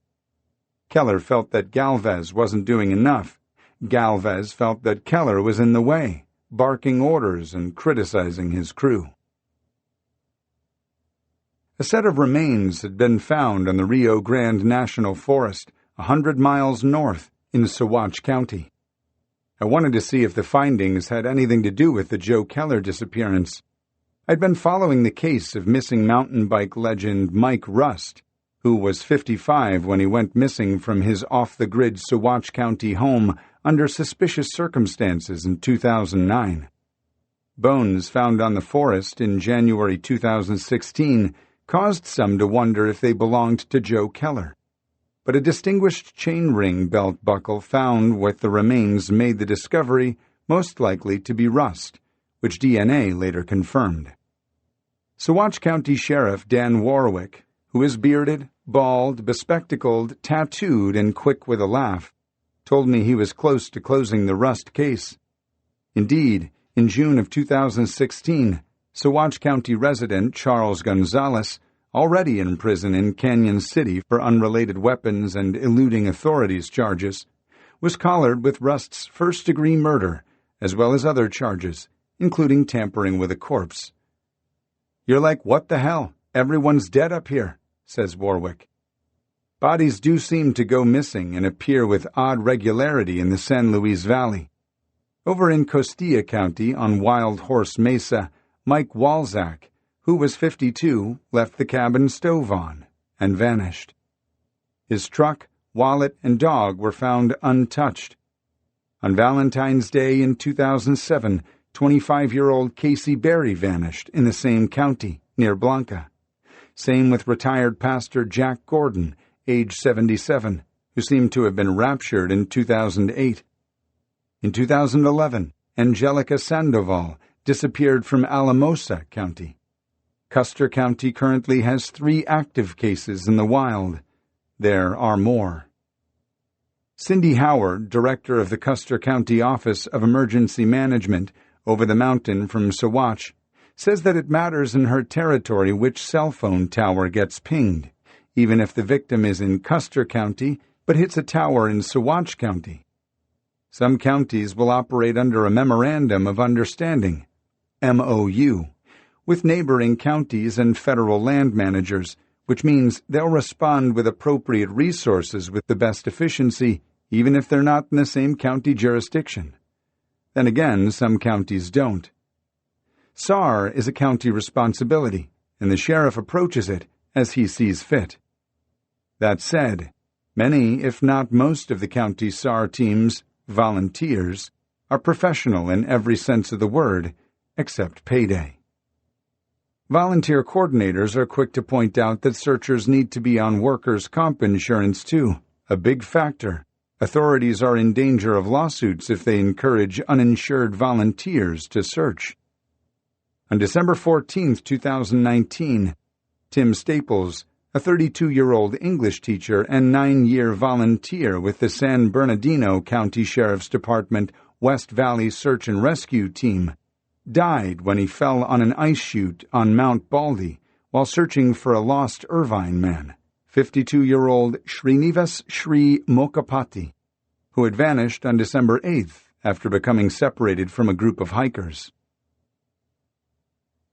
When the dogs and volunteers start to go back to their lives and the aircraft return to the hangar, a missing person search can look eerily quiet.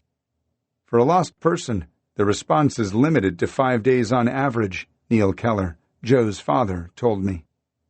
There needs to be a plan for applying resources for a little bit longer. The Keller family hired 2 private investigators, who turned up nothing. Zoe Keller told me that it was a waste of $800 a day. One of the investigators told me he'd never had a case with less to go on. The reward was raised from $10,000 to $25,000 and then to $50,000. But as David Van Berkom said, there just isn't a sniff of anything. But wherever you are, once a search goes from rescue to recovery, most of those resources dry up. Like Randy Gray, Neil Keller was left to search for his son and pay for it nearly alone. Before I left Conejos County, I took another run up Forest Road 250.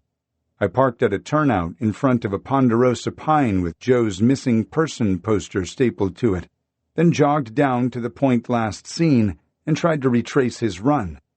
Based on the varying sniffer dog evidence, Some figure that he ran up the road a ways, rounded the first or second bend, then got into trouble. I slowly shuffled upriver. A truck or SUV passed every 3 minutes or so. Locals told me that in July, the traffic on Forest Road 250 is even heavier. Someone would have recalled seeing Joe if he'd stayed on the road. The friendly kid from Tennessee would have waved at a driver. After my run, I rinsed my face in Spectacle Lake. According to Duffy, R.C. could tell him I'd been here. On Wednesday, July 6th, almost a year after Joe Keller disappeared, John Reenstra, a search and rescue hobbyist and endurance runner and a former offensive lineman for the Pittsburgh Steelers, discovered Joe's body in a boulder field below the cliff band. I heard there had been a lot of searching for 2.5 miles, Reenstra said. I started looking for rapids, caves, cliffs, of course, and right at 2.5 miles, there is a place to pull off the road, and there were cliffs close by. It took me about an hour to get up there to the base of the cliff, and I went left until I ran out of room. Then I turned around and went back toward the ranch on the base of the cliffs and found him. The area was too rugged for horses or dog teams. When the Colorado Bureau of Investigations came to retrieve the remains, they packed horses in as far as they could, then had to reach Keller on foot. Joe's body was 1.7 miles as the crow flies from the ranch. Searchers had been close. In November 2015, Keller and David Van Berkom had come within several hundred yards. I regret not searching there on the 25th of July, Keller told me. That's where I wish I'd started. What part of here would take a life? It's not the meadow on top. It's the cliff. Hindsight is always 20/20, Jane Van Berkom wrote me recently. But since there was a blanket of snow, I am not sure they would have found him even if they had chosen to go higher. But it is painful to think that they were that close. Every day, she said, she and her husband had searched for Joe as part of their ranch activities. I have sat on the cliffs many times since he went missing and scanned below over and over, and I never saw him, she said. That tortures me. The preliminary cause of death was blunt force trauma to the head. Jane told me he had suffered a broken ankle. It appears that Joe scrambled up and then fell. Perhaps the lost person behavior laid out by Professor Rescue Robert Kester. Occam's razor wasn't as dull as it had seemed for most of a year. Still, Joe's death remains a mystery to his mother. The events do not fit for a 1-hour run before dinner, Zoe says. After they had just driven 24 hours straight to get to Rainbow Trout Ranch. The boys hadn't slept in over a day. Joe had just split wood with his Uncle David's father, Doug Van Berkom. She can't see her son running up to the canyon rim. She insists that he did not like heights and was not a climber. There is something we still do not know about what happened, is how I feel about it.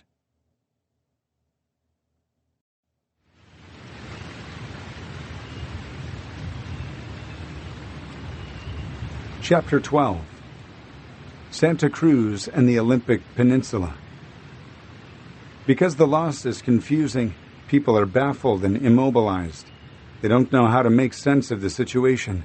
They can't problem solve because they do not yet know whether the problem, the loss, is final or temporary. Pauline Boss. A human body weighs slightly more than fresh water. While a fatter body will float slightly better, all bodies will sink in fresh water. Jacob Gray carried very little fat on his body. I had assumed his wool coat would have been an anchor in the water, but that's not necessarily true, especially for a strong swimmer like Jacob. A 3-pound wool coat is not the same as 3 pounds of lead, explains Tate Thompson, an Escanaba, Michigan-based swiftwater rescue veteran. The bigger issue, he says, is hypothermia. In water, your temperature loss is 25 times faster than in air. In moving water, the loss, it's 200 times. The moving water washes the heat away. But let's macabrely assume Jacob hit his head on a rock and succumbed to hypothermia and drowned. Thompson says that a body in that river is unlikely to make it a mile downstream, and even if Jacob swam and struggled for some distance, it's highly unlikely he'd float 2 miles before sinking and staying on the bottom until anaerobic bacteria in the digestive system bloated the body enough to float to the surface. Even if a body was trapped under a rock or a log jam, something would, before long, appear on the surface. But then, Thompson says, nylon will pull apart, while natural fibers, wool, will stay intact. The DNA tests from the pair of plaid Burnside brand Bermuda shorts in Jacob's size, found by volunteer searchers about a mile downstream of where the bike and gear was found, came back inconclusive. The shorts had been in the water too long, and any DNA material on them had been compromised by exposure to the elements. The shorts could have belonged to Jacob. Mallory says they're a style that Jacob would have worn. Furthermore, Mallory's husband, Anthony, thinks they're like the shorts he gave Jacob for Christmas. Wyoma, Jacob's grandmother, says he did have those shorts. She remembers seeing similar shorts in her bathroom. The shorts also could have belonged to almost anyone else. They were sold at Kohl's department stores and found near a popular swimming hole. Even if they are Jacob's, their presence alone isn't much to go on without other evidence or clues. Jacob wasn't in them when they were found. Surface current is very different from current at depths. Even if the surface of the Soul Duck was boiling with current, there would have been almost no current on the bottom. This means Jacob's body likely would have reappeared on the surface very close to where he went under. If a body does travel some distance downriver, it's usually after it surfaces due to the stomach gases bloating the person into a human buoy. That would have been nearly a week after Jacob's gear was discovered, and by that time the Soul Duck was being searched with intent by myriad eyeballs. Randy is confident he's searched under every rock in the river for at least 12 miles downstream. Having seen him search, I'm confident he has too. Then there are the scores of fishers and kayakers and swimmers and picnickers who are drawn to such a photogenic river in a popular national park. I think I'm over the possibility he's in the river, Randy tells me. He's still supportive and grateful of people who want to continue to focus their energies there, but he's looking panoramically elsewhere, which is an infinitely harder search. The river gave the search focus, parameters, limits. Now the search will go from a tiny line on a map of Olympic National Park to the entire map of North America. 1, Laura tells me. He would have been exhausted when he got there. She's talking about where he may have climbed back out of the river, downriver from where the bike and trailer were found. 2, he probably would have been hypothermic. The science agrees with this. 3, Jacob would bury himself. I'm puzzled with this, the macabre image of a missing person burying themselves. I asked Michael Niger, who has become a friend whom I can call on a whim and pick his brain. Niger is something of a bearded Wikipedia of missing persons and search and rescue. That's a known technique for survival, Niger says. But volunteers and dogs would have found his body, searching both banks between the water and the 2 roads. They would have stepped on him. One thing still missing are his crampons, Laura says. Which point up? He could be up there being a revenant up at the top.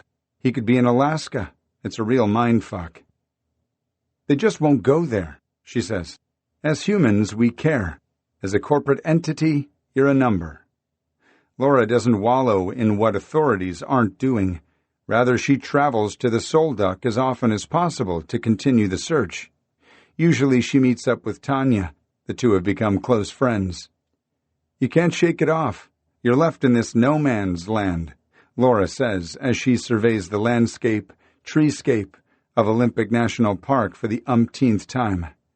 She's still able to smile and laugh, and I can sense that even if this is Jacob's end, she's proud of her son for having chosen such a wild and beautiful place. If he does show up, I'm going to shoot him in the knees. There's a lot of meanwhile for a family of missing persons.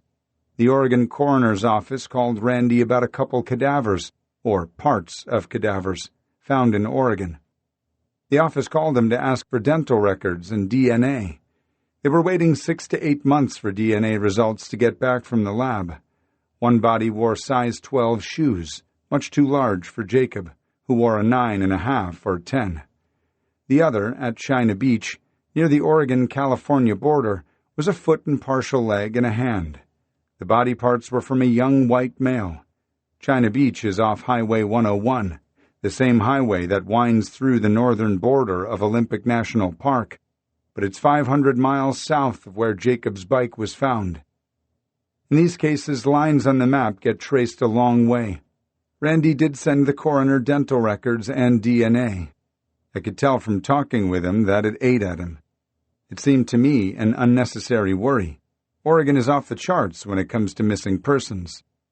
Randy would much rather hear from law enforcement that someone reported seeing a young man who resembles Jacob, not that they found a cadaver with big feet who had no more in common with Jacob than that they were young and white. My friend Chris Solomon has written for Outside about the phenomenon of human feet, still in shoes, washing up on the shore of Salish Sea in Washington and British Columbia. It's not just a couple of shoes, it's dozens. Some come in pairs, some don't, and disarticulated feet have been a thing for decades, though fairly recent changes in the foams of athletic shoes have caused the newer feet to float. Some of the feet have been matched with accident victims. Some have been thought to have drifted all the way from Japan following the Kyoto nuclear disaster. Randy's familiar with the strange story of the feet washing up in shoes, but now every time a beachcomber finds a New Balance with a foot inside, it's another catalyst for another bad dream. Search days bleed together and are sometimes forgotten, sometimes remembered by a single event. One afternoon during a foot search near the Solduck, a 200-foot-tall deadfall Sitka spruce nearly crushes Tanya. She laughs the incident off back at the Bigfoot barn, though she could feel the whoosh of wind the tree made and the shudder of the earth when it hit. The next evening, Randy and Tanya come back from a hike above Solduck Falls, proverbially looking like they've seen a ghost. The day was hot, high 80s. They were headed back to the truck after a long day of combing through country they'd been in, but wanted to check out more thoroughly. Both were doing that tired downslope lope that is most efficient after a long shift. They came up to a big western hemlock, over 200 feet tall and 6 feet in diameter. Far from unique, but the tree split the route, and the path of least resistance was for each of them to take a different side. They circumvented left and right respectively, headed for a typical convergence, when they both felt a sudden pressure drop in their chest. The temperature spiked 20 degrees, Tanya says. It was like we walked into a sauna. It was like all the air was sucked away, Randy says. It was weird. But just 2 steps further and things were cool and oxygen-rich again. Tanya insists it was not a breeze, but felt more like they walked through a wall. They backtracked and hesitantly tried 4 times to recreate the event, but couldn't. Tanya Barba contacted Lori McQuarrie, an Oregon psychic whom she'd worked with before, and asked her if what they walked through could have been a human spirit. McQuarrie responded that it must be a vortex area, that souls pass through when done here on Earth, and that her experience was unique positive evidence. Vortices are one of the more prominent paranormal explanations for missing persons in the wild. Some Native Americans talk about similar things, and the ancient pagan Celts told of thin places, a Lapland between heaven and earth. I don't know what it was, Randy says. I'll show you. The next day, Randy took me to the area to try to recreate the barometric and thermal phenomenon they'd experienced. He couldn't find the exact tree.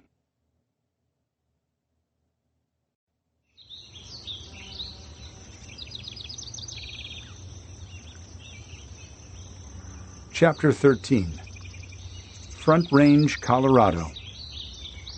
The only thing two dog handlers will ever agree on is that the third one is doing it wrong. Sar saying. It's down to Alan Duffy, nicknamed Duff.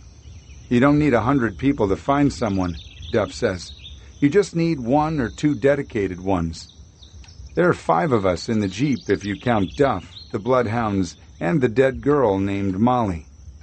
It's a Bluebird sunny Front Range day, April 2017. The Jeep is warm inside so that the smell is tear-making, and I can't find the window toggle, so I'm getting hotboxed. Settle down, says Duff, who is wearing a dirty golf cap over his bald head. He isn't a tall man, and with his patchy white beard he resembles, another handler told me, a leprechaun. Duff glides his liquids when he speaks so that settle down comes out, set her down, set her down. Molly is a child-sized mannequin with dark hair and blue eyes that Duff has infused with his proprietary recipe of pig blood, human hair, fingernails, toenails, a little urine. Molly, Duff's version of a CPR training dummy, is stuffed into an old military duffel bag. I'm riding shotgun while a hound drools in my ear. The smell in the Jeep, an old white Liberty, is so thick that I taste the glandular funk of bloodhounds and dog piss and slobber. I'm also tasting, cadaver. Some describe it as an earthy smell, like moldy grass clippings, says Duff. I think it smells like passion fruit. So maybe I smell cadaver, but also the dogs underlying the plug-in Glade air fresheners clipped to the vents on the dash. I haven't had lunch, and I don't care to ever eat again. We park in the lot of an industrial complex, and 5 minutes later, Duff's tethered to his newest charge, Mindy Amber, a 10-month-old red bloodhound puppy, by a 12-foot nylon rope tied to a leather weightlifting belt around his waist. It looks like some sort of water ski-joring setup. We duck the fence and are headed toward the weedy shore of Hidden Lake in the Denver suburb of Westminster, north of downtown. Rush hour traffic on US 287 and Interstate 270 is winding up so that Duff nearly has to shout over it. The guy in that house over there called the cops on us last time. He points across the water to the far shore, maybe 100 yards, to a neighborhood where people don't want corpses on their waterfront. Says we'd give the neighborhood a bad reputation. A Westminster Police Department black and white cruises by. Today the officers must think it's just an odd old man walking his dog. But you don't really walk a bloodhound in the standard sense any more than you walk a rhinoceros. A bloodhound on a search is liable to break free and follow a scent into traffic or over a cliff. A bloodhound follows its nose, which doesn't play in the dog park. Their droopy ears and wrinkled muzzles are by design. They form a sort of veterinarian's cone of shame that scoops and cultivates invisible scent molecules into the dog's turbo-powered olfactory system. Gizmo, Duff says.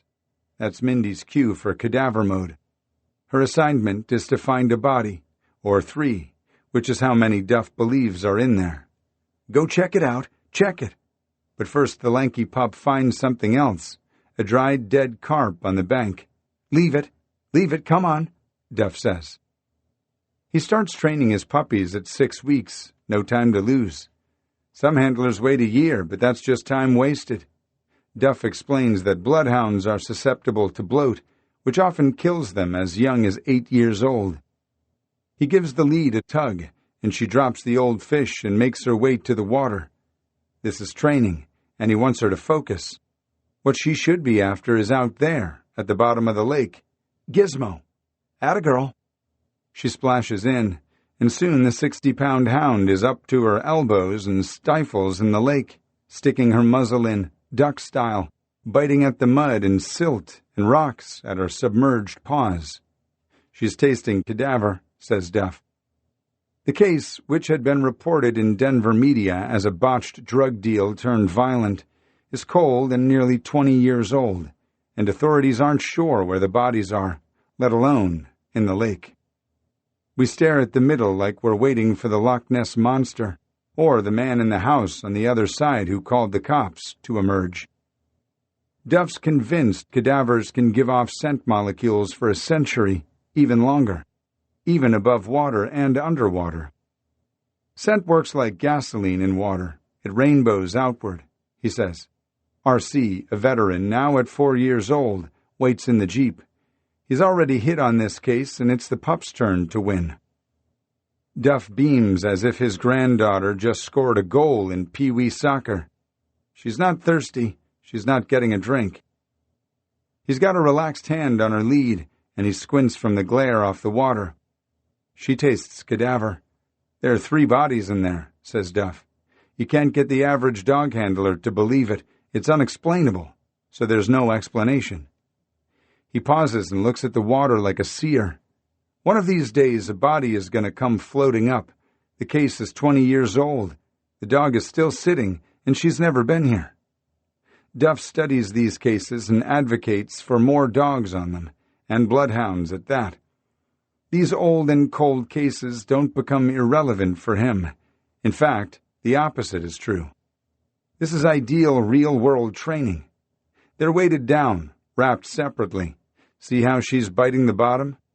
3 of Duff's dead bloodhounds hit the lake in the same way. There was Susie Q., Babes, and his horse thief chasing D.C. Annie. One of these days, something's going to wash ashore. Eventually, Misty Amber turns her back toward the bank and her desiccated carp. She's happy, says Duff. She's saying, I'm done. I want to play. I did what I was supposed to do. Duff assisted with a hip replacement that morning. His day job as a surgical technician sends him on call at all hours all over the Denver area, so the traffic doesn't faze him.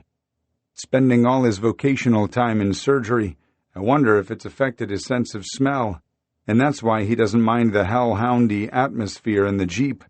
But every time one of them farts, silently, he looks at me and says, That's why people don't want a bloodhound. That's why people want a shepherd. Dog people can and do argue which breeds are the best SAR scent dogs, but technology hasn't come close to the abilities of a bloodhound. A dog fitting the description of a bloodhound is first noted in literature in Historia Animalium by the 3rd century Roman scholar Aelian. 5 centuries later, Belgian monks refined the breed. Every monastery in Europe had a kennel, and the hounds came to be called blooded hounds because of their aristocratic blood. They were an early status symbol, employed in hunting deer and boar. Since the Middle Ages, they've been used to track people. In pre-Civil War America, they were used to find runaway slaves. They're almost as iconic as Paul Newman in the movie Cool Hand Luke, wherein bloodhounds chase escaped inmates through timber and swamps. My dad was born and raised in Fort Madison, Iowa, where the high school mascot is the bloodhound, since Fort Madison is home of the Iowa State Penitentiary. When the article I wrote on Joe Keller dropped, I got some notes of support, but also some notes from readers who were upset. This was mostly search and rescue people who feel I misrepresented their efforts or didn't give them enough credit. The most slighted were the dog handlers. This is a paragraph from Chuck Wooters and his German shepherd Quake, members of Search and Rescue Dogs of Pennsylvania. Also, I take exception to the addition of the boasting by the bloodhound handler on Who's Going to Find You, Not a Shepherd. Please look at the hundreds, if not thousands, of canines working in SAR, as well as protecting our streets in America and our troops in war zones by tracking down bad guys, drugs, bombs, and missing people. Obviously, this handler is out of touch, but please don't misguide the public with this misinformation, especially since he had no success in finding Joe. Yes, we all felt that the most likely scenario was that Joe was somewhere nearby. Duff doesn't have a smartphone or a computer. He relies on a pager. Unlike every other tracker I've talked to, Duff doesn't record GPS tracks of his dog missions. He doesn't care what anyone else thinks of his hound's findings. It's enough for him to know the dogs proved out. After all, the dogs know. Mindy Amber is named in honor of a 2010 possible homicide case down in Woodland Park that Duff and R.C. have been working for the last year. Mindy Lee is the victim, and Amber is her daughter. We're spending the afternoon giving the hounds a little shakedown exercise before we take them down to Woodland Park on Friday to meet up with Mindy Lee's mother, Vicky White, and Bobby Brown, the bail bondsman and retired homicide detective made semi-famous on the reality show Dog the Bounty Hunter. I'm a little car-sick and I have a strong stomach. R.C. slathers my left ear with drool. The hounds belong, really, in the bed of a pickup truck with a dog box or a camper shell, something you can hose down at the car wash once a week. But then Duff couldn't sing to his dogs. Set her down, set her down.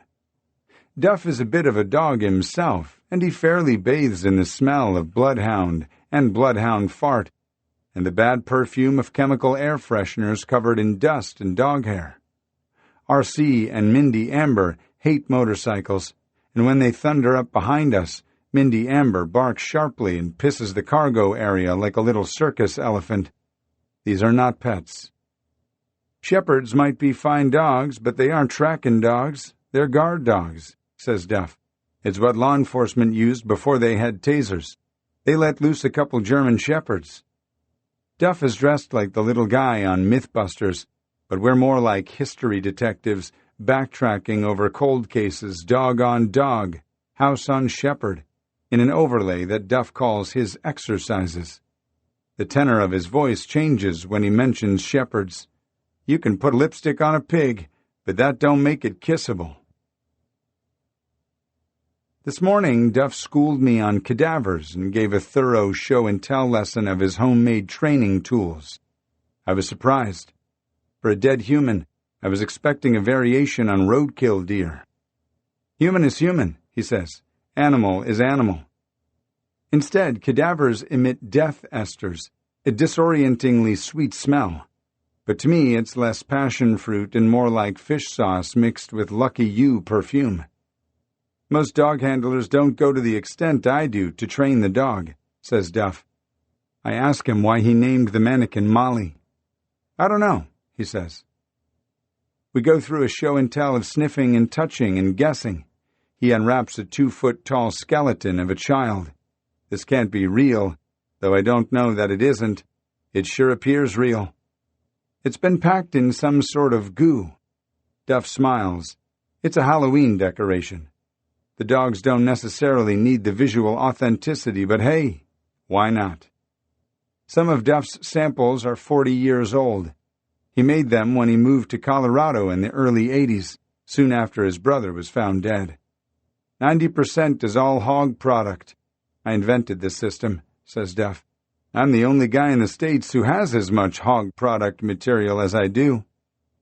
He gives a trickster's grin. When I die, the police are going to be taking a look here. Besides the hog, there's the human hair and nail clippings. He shows me a chunk of human femur bone that a friend at a medical research lab gave him. Duff gets his pig blood, the closest thing to human blood makeup, at the Asian grocery store down the street. Hair is easy to come by at the local Great Clips, and fingernails are free at the manicure joint on the corner. He uses tampons, too. Where do you get those? I ask. Just people I know, he says.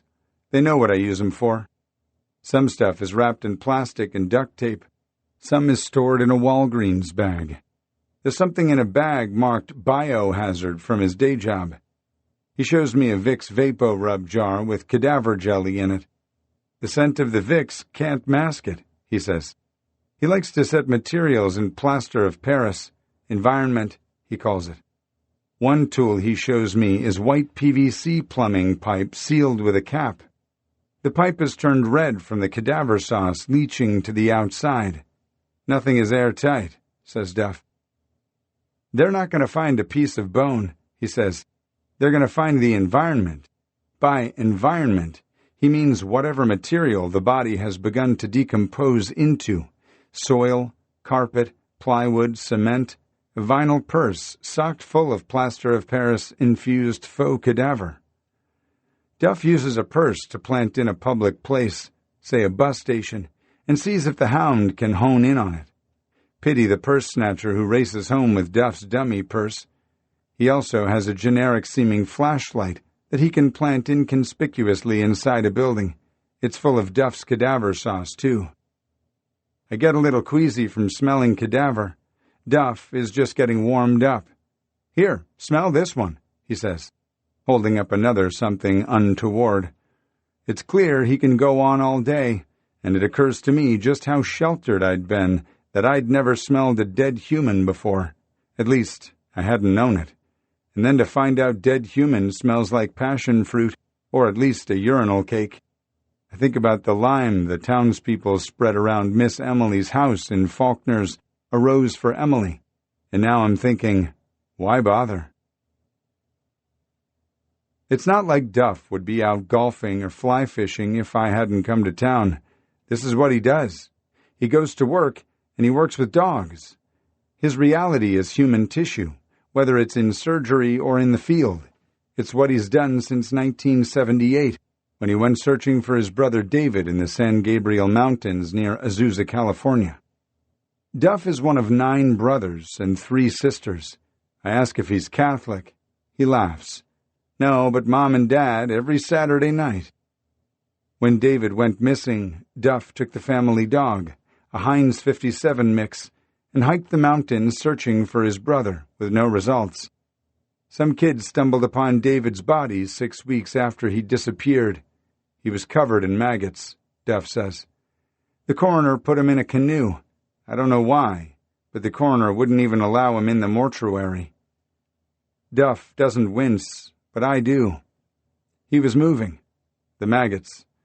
The only thing not eaten away was a bone graft on his ring finger. A year later, Duff got the right tool for the job, his first bloodhound, Susie Q. It takes a hound, he says.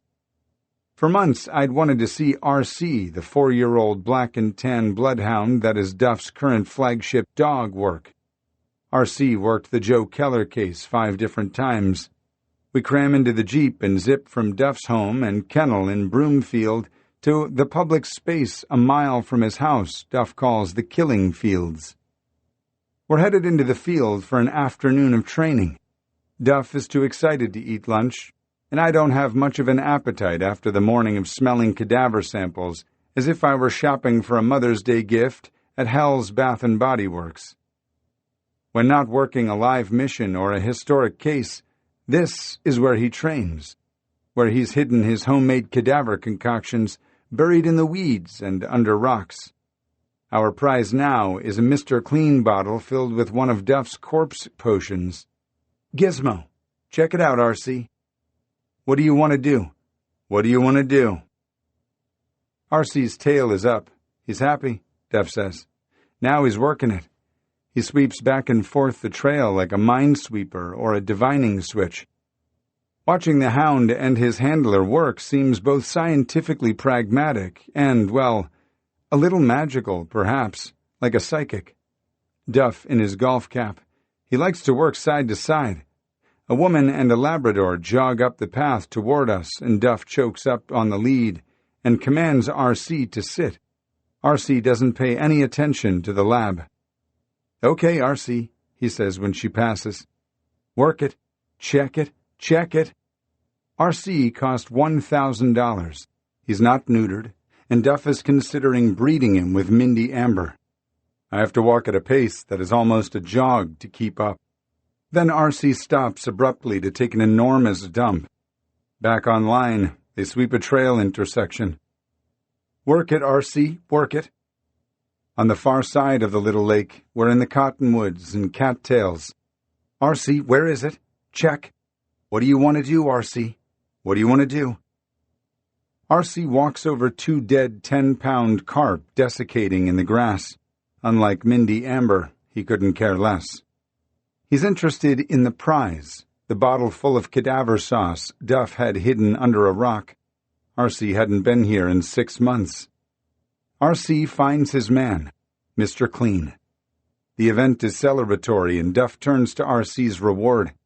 I let him be a dog, says Duff. That's the prize. The big galoot romps and rolls in the cattails in the swampy shallows. Back on the bank, he enjoys a horse turd. "I don't treat my dogs," says Duff. "That's the first thing an attorney will ask. Do you treat your dogs? Do you give 'em M&Ms, Snickers, what?" "Oh, he did it for the treat. So I don't do it. I just let them be a dog as their reward." R.C. wallows like a hippopotamus for a few minutes. Then Duff commands, "Okay, R.C., take me home." It's not tracking, it's called man-trailing. It's not called a sniffer dog. I'm embarrassed when I hear that. But his hounds have found lots of stuff. Duff's dogs have detected cancer. A friend of mine wondered why my dogs kept sniffing his ass. I told him he better get a rectal. Sure enough. His hounds have collared a graffiti artist. We found his stoop. He confessed before he knew what we were after. His dogs even busted a cheating spouse. I didn't want to do that one, but finally, okay, we smelled their bed, and the dog took me to a car always parked down the street. I had to tell him, "Yeah, your wife's got a friend."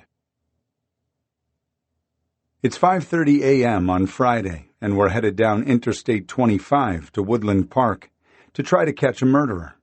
I need coffee, but the air in the Jeep makes it unappealing.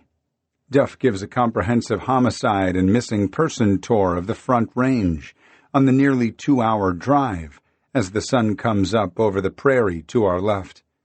Between Colorado Springs and Woodland Park, he pulls over and unloads RC in order to demonstrate their car tracking technique. The general concept is that bloodhounds are capable of interstate tracking scents that may be months, even years old. This seems the biggest stretch for me, but Duff isn't the only believer.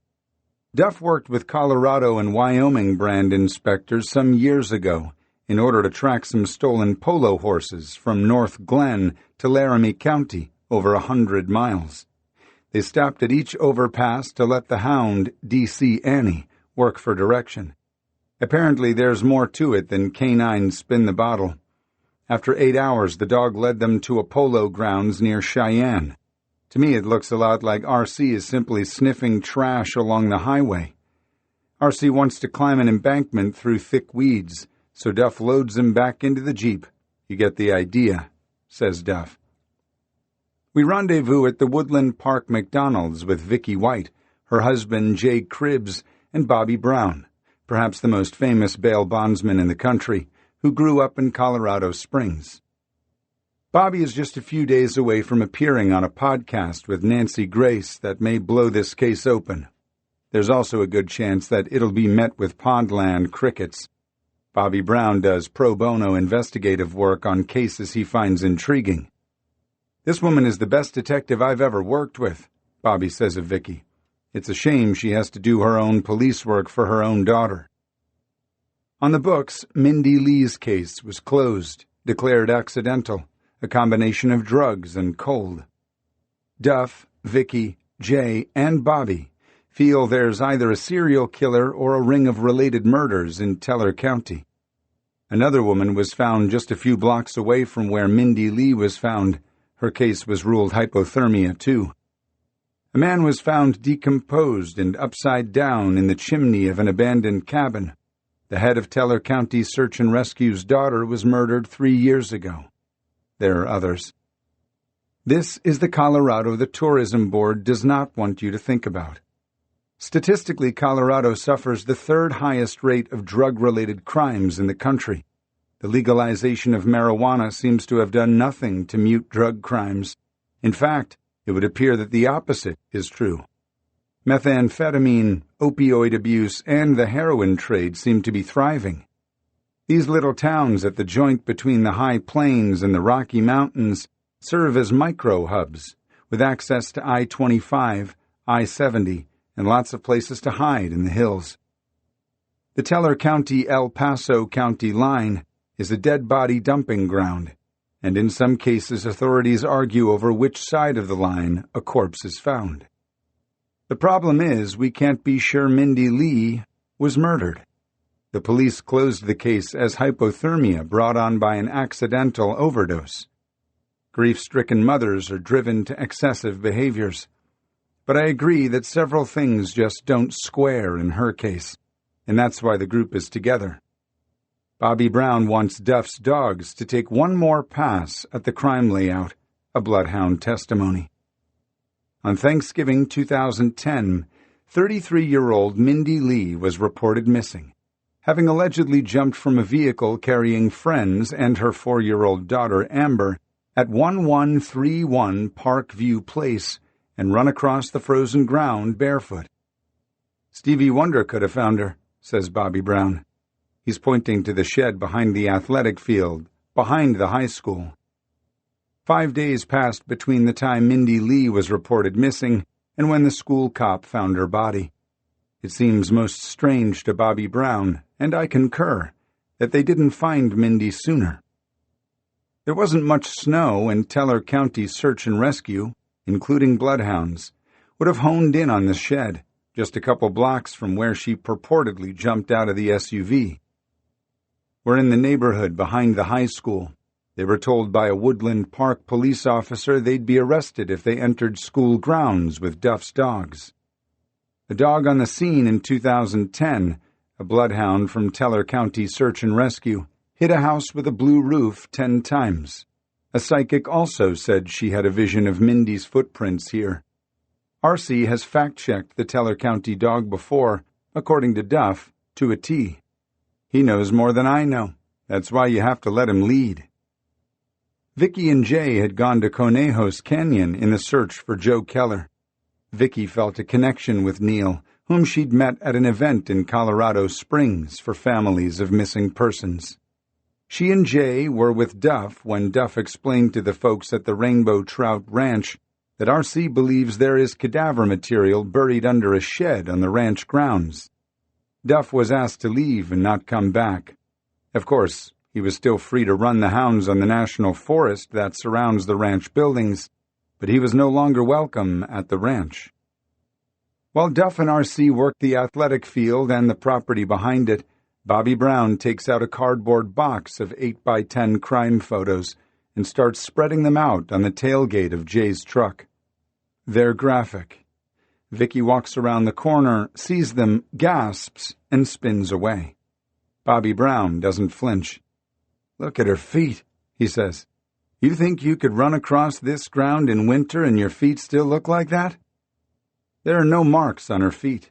Her blood contained 8 times the lethal limit of methamphetamine, and a bag of meth was found in her vagina. "I'm not saying she didn't dabble in it," Vicky says, "but she wasn't an addict. Her teeth were perfect." Even in the crime photos, she has the teeth of a toothpaste model. While she was still missing, the police presented Vicky with a pair of shoes they said were Mindy's. Vicky, who saw her daughter every day, claims there's no way those ugly sneakers were Mindy's. Vicky also claims that when her body was found, her daughter was wearing someone else's old clothes. The coroner claims Mindy Lee was dead within 4 hours of her disappearance. "So where was she for 5 days?" asks Bobby Brown. "They had her on ice?"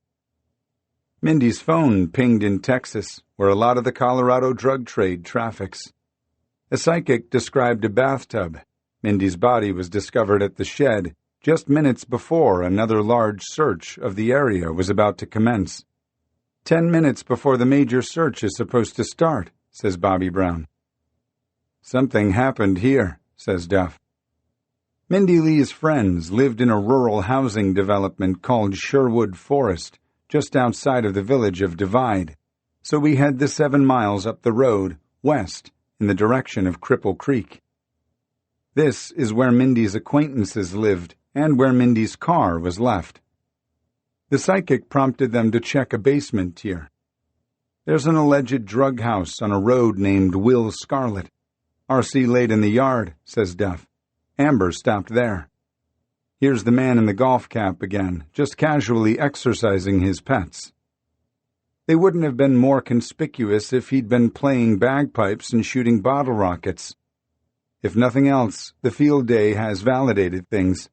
The bloodhounds have validated things, at least to Duff and Bobby Brown, so that Bobby Brown has more ammo when he talks to Nancy Grace. Like Wimpy, the Popeye character, Duff trades in hamburgers. Once in a while I get a tank of gas, says Duff.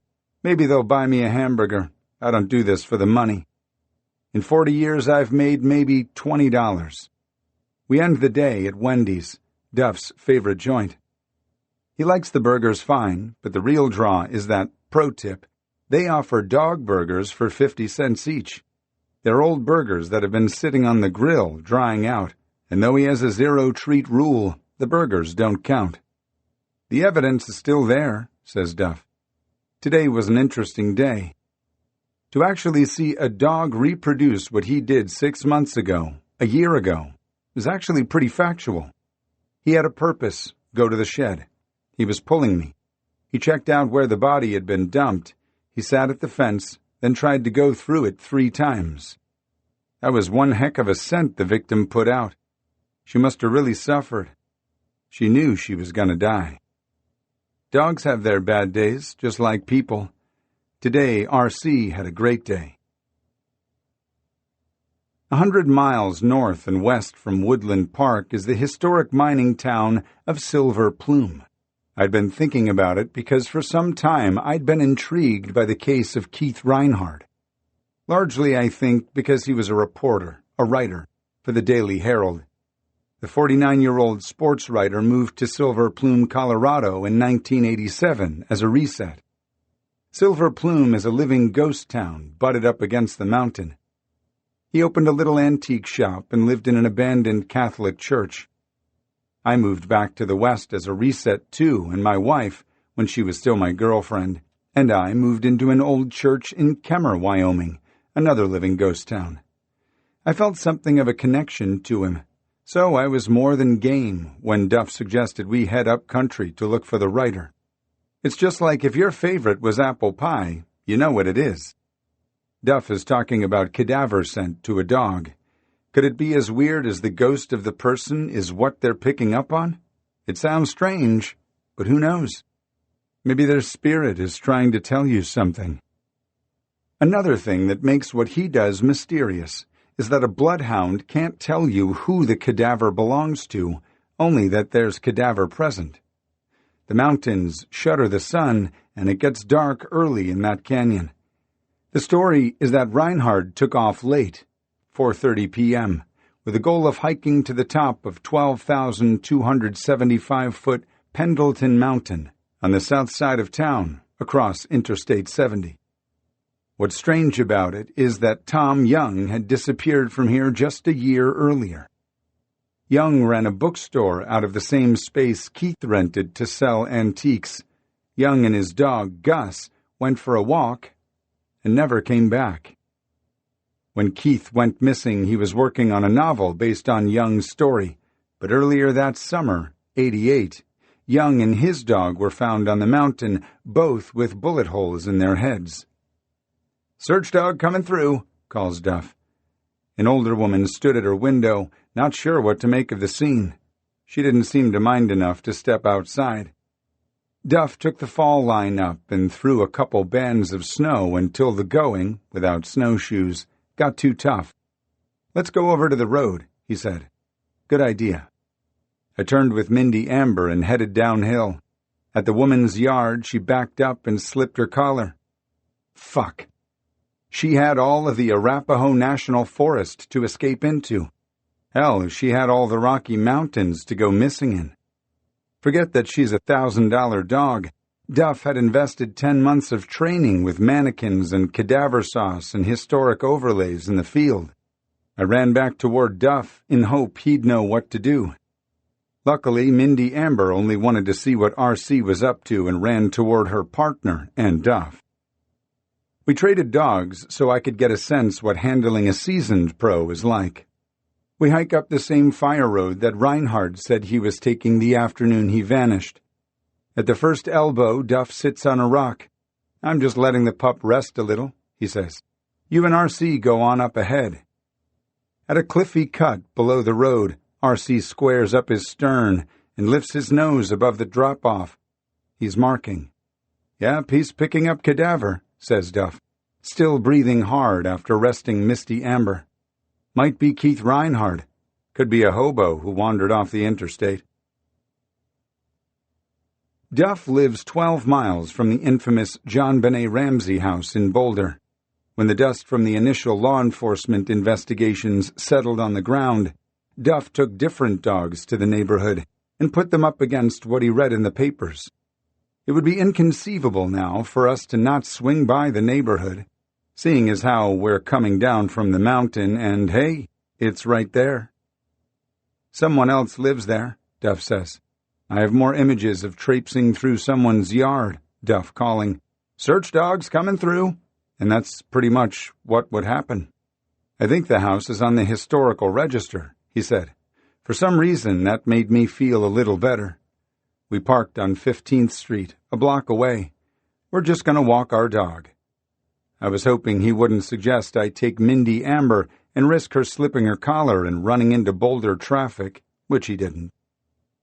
Just as unfortunate, in my mind, was the image of stomping over flowers at a historic crime scene with a puerile bloodhound while the family who live there just want to enjoy a sunny Saturday afternoon. Duff unloaded R.C. as incognito as he could. R.C. certainly appears to weigh the same as Duff. "Let's go, Gizmo. Gizmo, R.C." I held back a bit, and when Duff and R.C. crossed to the far side of the street, I stayed on the east side, pretending to have something important to do on my phone. There was a woman and a kid inside the gated yard that did not have a fence or gate when the crime happened on Christmas in 1996. John and Patsy Ramsey moved away soon after the murder. The house was bought by the daughter of televangelist Robert Schuller. She and her family lived there for about 2 years, and now the place appears to be something of a pine tar baby they can't sell, even though it's listed at $1 million under market value. I watch R.C. nose into the shrubbery. I see Duff wave and call, "Hi, ma'am, just walking my dog." When you have to claim you're just walking your dog, you're not just walking your dog.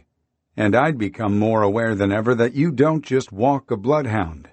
It walks you. When Duff and R.C. got to the border of the neighbor's yard to the north, Duff waved at me. This means that R.C. hit on a scent there. A 25-year-old scent.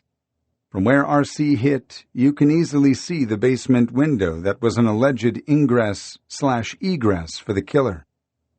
As we walk ever so slowly down the block, Duff and R.C. on one side, me badly acting on the other, I see the woman walk into the street and watch Duff and R.C. I consider how often this must happen. You could never have peace, living in the most notable murder house in the country. Wouldn't you pour your coffee and think, what fresh hell reminder will we have today? Violent death gives off a different body chemical, says Duff. He's probably also picking up the negative scent of the person who did the killing. We weren't finished. I'd hoped that now we could just circle back to the Jeep, but Duff wanted another pass at the house. The woman was waiting. "Do you live in this neighborhood?" she asks. "If not, I'm calling the police." "We're just doing some historical scent tracking," Duff explains. "I don't want to hear it," the woman says, holding up her palm. "People live here." "All right, we're leaving," says Duff. "You have a nice evening." Cheap yoga mats smell like my grandfather's 1972 Volvo sedan. Struggling into my homely downward dog always brings a memory-triggering scent that takes me back to age 4. I'm concerned for when a smell triggers Duff's cadaver sauce, and it started to happen. A woman's cheap perfume on the elevator.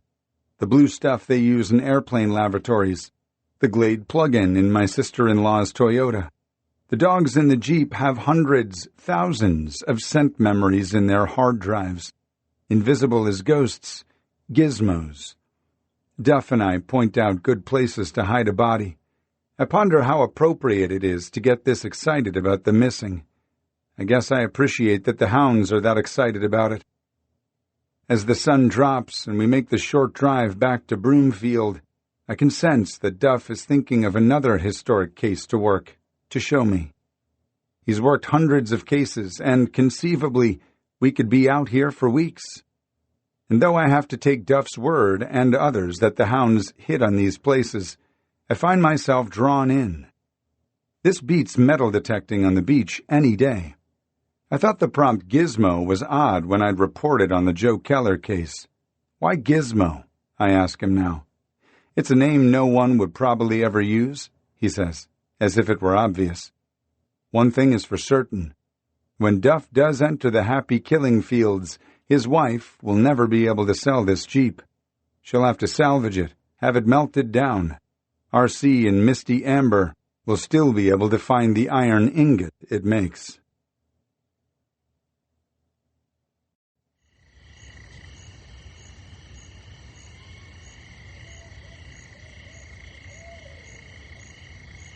Chapter 14. Pacific Northwest. Hope is a horrible thing, you know. I don't know who decided to package hope as a virtue, because it's not. It's a plague. It's like walking around with a fishhook in your mouth and somebody just keeps pulling it and pulling it. Ann Patchett. Christmas Day is an oddly pleasant day to fly. In December 2017, Randy picks me up at the San Jose airport in his gigantic Dodge and Arctic Fox slide-in camper. He slows outside the terminal and a traffic cop yells at us as I throw my bag in the cab and jump in. Randy smiles and waves. There are few things Randy can't fix with his smile and wave, and if that doesn't work, he throws in a shaka. He gives me the tour on the way back to Santa Cruz. We drive by the homeless camp along the railroad tracks. Randy says the number of homeless in Santa Cruz has exploded in the last few years. We drive by his old house, the house Jacob grew up in. Best house in Santa Cruz, Randy calls it. Look, we had our own palm trees. It's 4,000 square feet on 3/4 of an acre. There's a pool. Best house. Randy and Laura still own some Thomas Kincaid paintings that he'll cash in one day if he remembers. The sun has burnt through the coastal fog in Santa Cruz. Sun's out, school's out, Randy says, because they'd played hooky on those days to surf. Randy has been living with his sister, Judy Baldwin. She's visiting her kids in Nevada, and Randy and I take a couple days to gear up at Judy's for the trip to the Olympic Peninsula. The town smells like briny salt water, fish, and marijuana smoke. He introduces me to friends and takes me surfing. When I say Randy takes me surfing, I mean he allows me to follow him into the famous Steamer Lake while I cling to a kelp bed and watch him drop in with his surf buddies. I will learn later that a total grom like me should have had his ass kicked for even paddling out into the locals' way, but it was okay because I was with Randy Gray. That's not to say anyone pities Randy, and therefore lets his friend from the Upper Peninsula clog up their surfing. Randy is respected in Santa Cruz, one of the old-school locals. A surfer, a builder, a father. One thing I found remarkable is that so many of his surf community friends will light up when they see Randy, shake his hand, and pull him into a bro hug. But they hadn't heard about Jacob. His closest friends, Kim, John, and Joey Thomas, the renowned surfboard shaper, know, of course, but hordes of locals have to hear about it for the first time while I'm with Randy, and I see them break into tears. This shouldn't happen to a guy like Randy Gray. Yeah, Randy tells them. I've been pretty much living up in Washington, traveling back and forth. We're going back up tomorrow to check out some places Jacob might have wanted to visit. It's a plan. It's proactive. The faces of old friends say, this isn't good. This likely won't end well, but Randy Gray is no typical father. In the short time I'm with Randy in Santa Cruz, he hears from 3 old friends he runs into along the beach who've had sons die from drug overdoses. 4 a.m., we head north and stop in Oakland to have a pre-dawn breakfast with Danny Campbell and Dave, her husband, who also helped search in the weeks following Jacob's vanish. Dave is a fit guy, and I was relieved when he told me he had a hella difficult time just keeping Randy in sight while following him through the forest. The breakfast was one of the best meals I've ever had. Eggs, bacon, tomatoes, toast, strong dark roast coffee. Randy and I were back in the rig and headed north before sunrise. Tom Petty's Runnin' Down a Dream plays on the satellite radio as Randy wears more grooves into Interstate 5. In Siskiyou County, we pass Mount Shasta, which is a legendary, now dormant volcano of myth and magic and missing persons. It rises to 14,179 feet, the second highest peak in the Cascade Range. The mountain is a sacred site to the Winnemem-Wintu tribe, indigenous to the area, as well as the Modoc, Achomawi, Atsuwegi, and Shasta peoples. Bigfoot has been seen here for years, dozens of them. Some Native Americans claim a species of tiny evil people live above the tree line on Mount Shasta and throw rocks at humans who get too close. Some people say Mount Shasta is atop Lemuria, coined by a 17-year-old named Frederick Spencer Oliver in 1883, who held the wild belief that lemurs traveled this lost continent as a portal from India to Madagascar. The lost city of Telos is purportedly under the volcano. Some locals claim to have seen cloud-shaped UFOs going into and out of the mountain. Some locals claim to have seen robed Lemurians shopping in the town of Mount Shasta. In September 2011, a 3-year-old boy was missing for 5 hours on the shoulder of Mount Shasta. The boy claims he was kidnapped by a robot that was a double of his grandmother. The robot grandma took him to a cave filled with spiders, guns, and purses. While in the cave, he was examined by robot humanoids and told he was put inside his mother's stomach by them, who are from outer space. After a few hours, they placed him by a river to be found. He was found by Siskiyou County Sheriff's Deputy Sam Kubowitz and his canine, Tom, a 3-year-old Dutch shepherd. The grandmother, whom the boy believes had a robot double, said she was somehow removed from her tent and sleeping bag and woke up face down in the dirt. She felt sick that day and suffered a puncture wound on the back of her head, as if she'd been bitten by a spider. That same month, the Pacific Crest trail hiker from Los Angeles claims he was lured off-trail by the beautiful voice of a siren. The siren was a beautiful woman with otherworldly blue eyes. He was held captive in a cave and given secret information by the woman. He returned to the world and changed his name to Lord Kalki, who, he claims, is a Hindu god. Later that fall, on November 11, 2011, another Los Angeles man, Michael Falvo, age 19, had been on the mountain meditating with a spiritual group. He took off his shoes and started hiking to the summit in order to place a rock there. He didn't return, and his meditation friends called authorities. A winter storm blew in and delayed the search. His body was found the next day at 9,600 feet. It's an immense pyramid of vortices and ley lines, healing waters and fairies. To venture above tree line on Mount Shasta is said to be entering the realm of the dead. In May of 1999, a 69-year-old Bay Area mountaineer named Carl Landers was on a trek to summit Mount Shasta with 2 friends. Landers had been there the year before and had almost made the summit when he turned back, and he vowed to reach it this time. He wasn't feeling well and had been taking Diamox, an altitude sickness medication. His friends, Milton Gaines and Barry Gilmore, claim he left his tent at 50-50 Flat, the popular camping spot halfway between Horse Camp and Lake Helen, several times the night prior to his vanishing due to diarrhea. But the men were experienced and well-equipped and planned to keep climbing. Landers started up the trail ahead of his friends in order to get a head start, as he knew he'd be slow. From Lake Helen, where a backcountry ranger hadn't seen him, he should have been in sight, essentially all the way to the summit. No one has seen him since. Above the tree line there are vast faces and snowfields wherein a person would be most visible not only from a helicopter, but from the ground.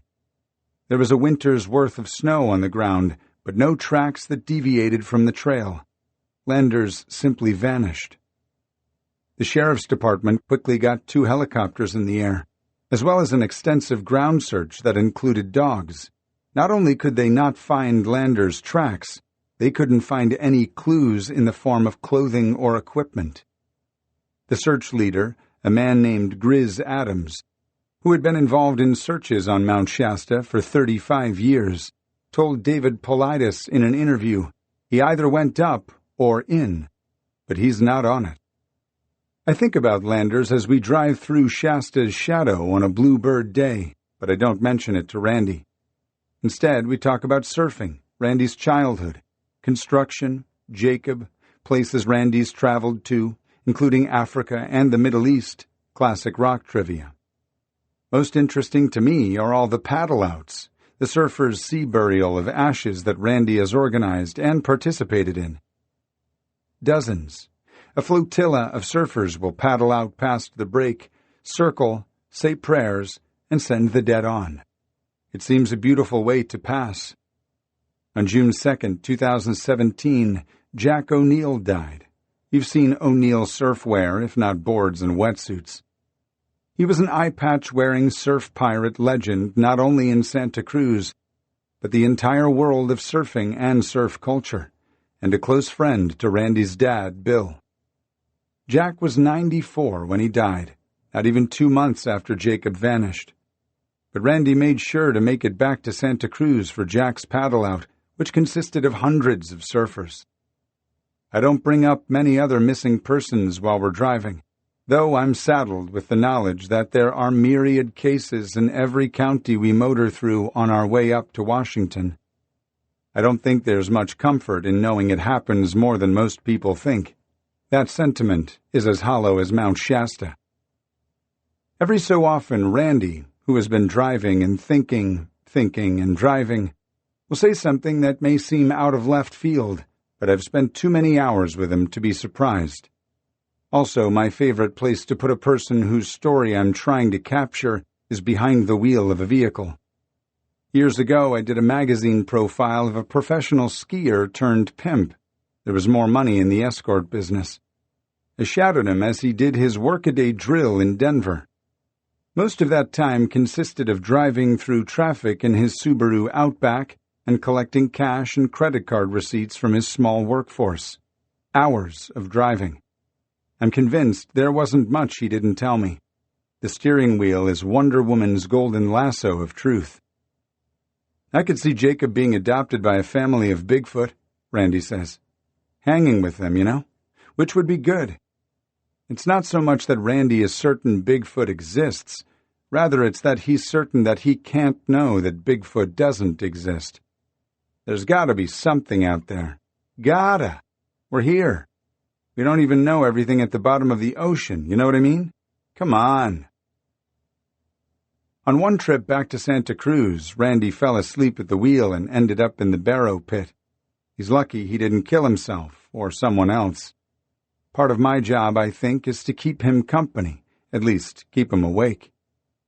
The accelerator position hurts Randy's knee, and he uses the cruise control even in traffic.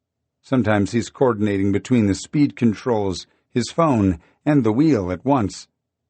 I find myself being the annoying shotgun passenger who tenses up and points out brake lights ahead. He's stopping. Of course, Randy is a California driver, and the technique is a little different. I got it, bro, Randy says. Good, I say. I don't want to have to do a paddle out for you. You've seen me. I'm not very good on a surfboard. We pull into a rest area near Olympia and climb into the back of the Arctic Fox. There's a peaceful white noise of idling diesel trucks and tires buzzing on the highway.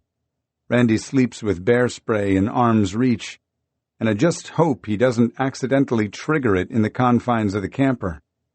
We're both out fast. Mallory minds the computer back in Santa Cruz. She's the internet research wizard this kind of search needs. She acts as a type of dispatcher for Randy in the mobile unit, the Arctic Fox.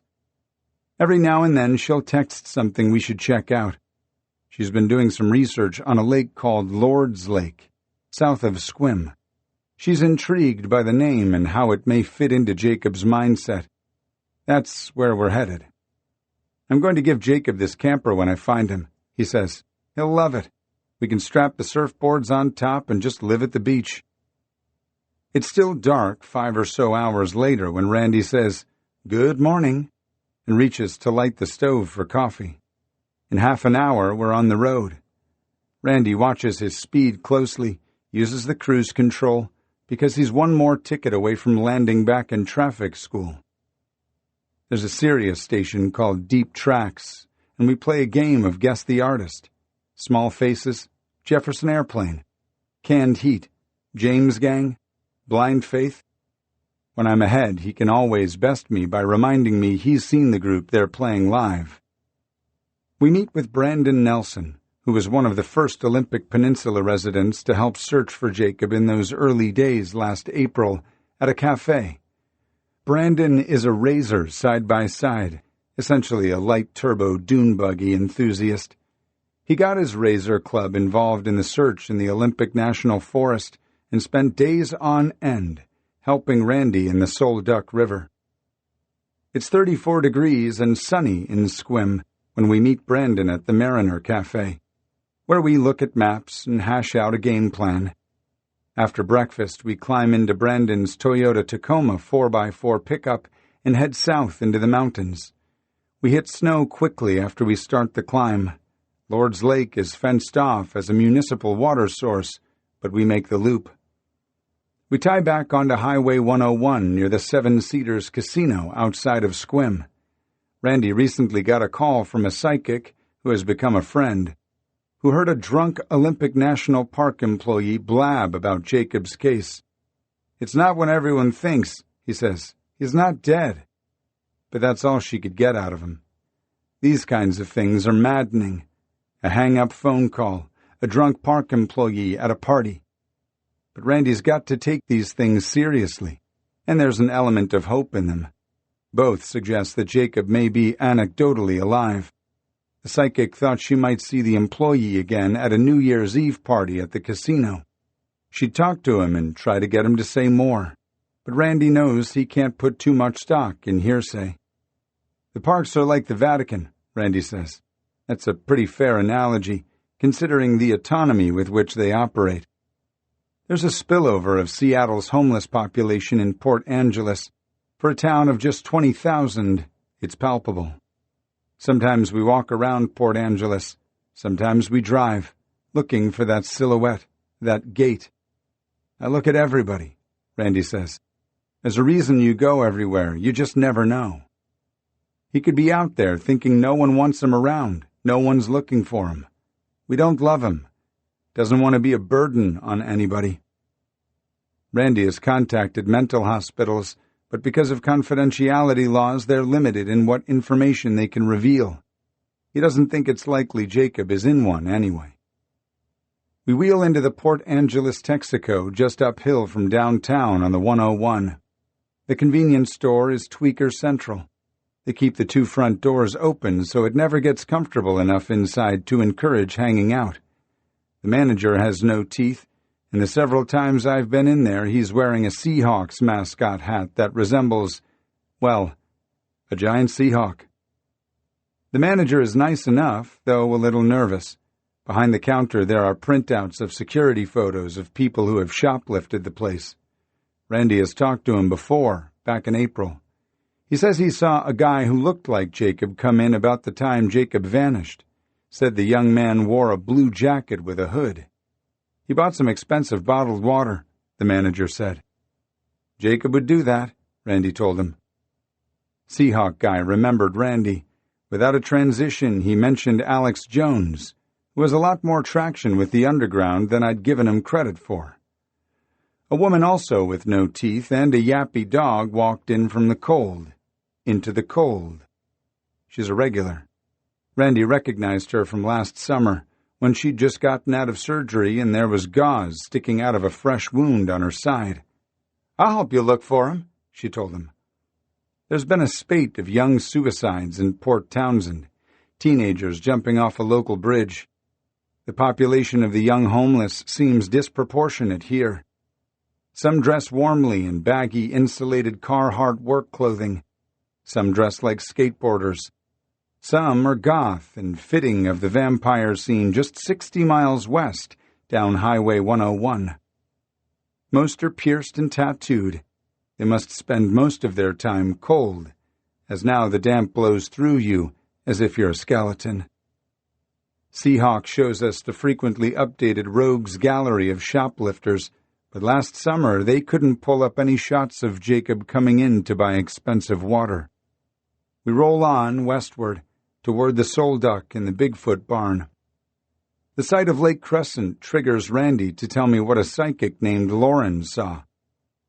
Lauren had a vision Jacob left his bike in a clearing and walked out on a dock, he says. Lake Crescent? It's the only dock close by. But we have his bike. We have Jacob's bike. It doesn't make sense. We stop at Storm King, the ranger station on the west end of the lake. The ranger station is an old rock and log building right out of a Disney movie. There's a ranger named Peter Maggio there, just transferred in. Maggio has a standard-issue mustache. He doesn't know anything new, not much at all about Jacob's story, but what they'd told him around the water cooler. A different psychic also put Jacob on the beach at La Push, on the reservation where the Soul Duck meets with the Kalawa and finally flows into the Pacific Ocean. Randy's been there a half-dozen times. He'll keep going.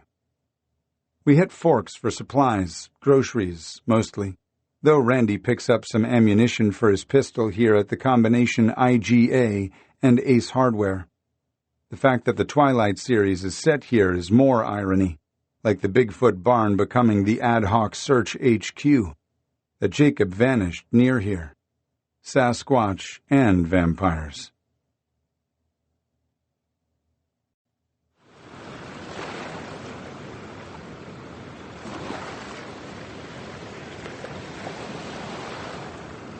Chapter 15. Olympic Peninsula. All the world loves a ghost.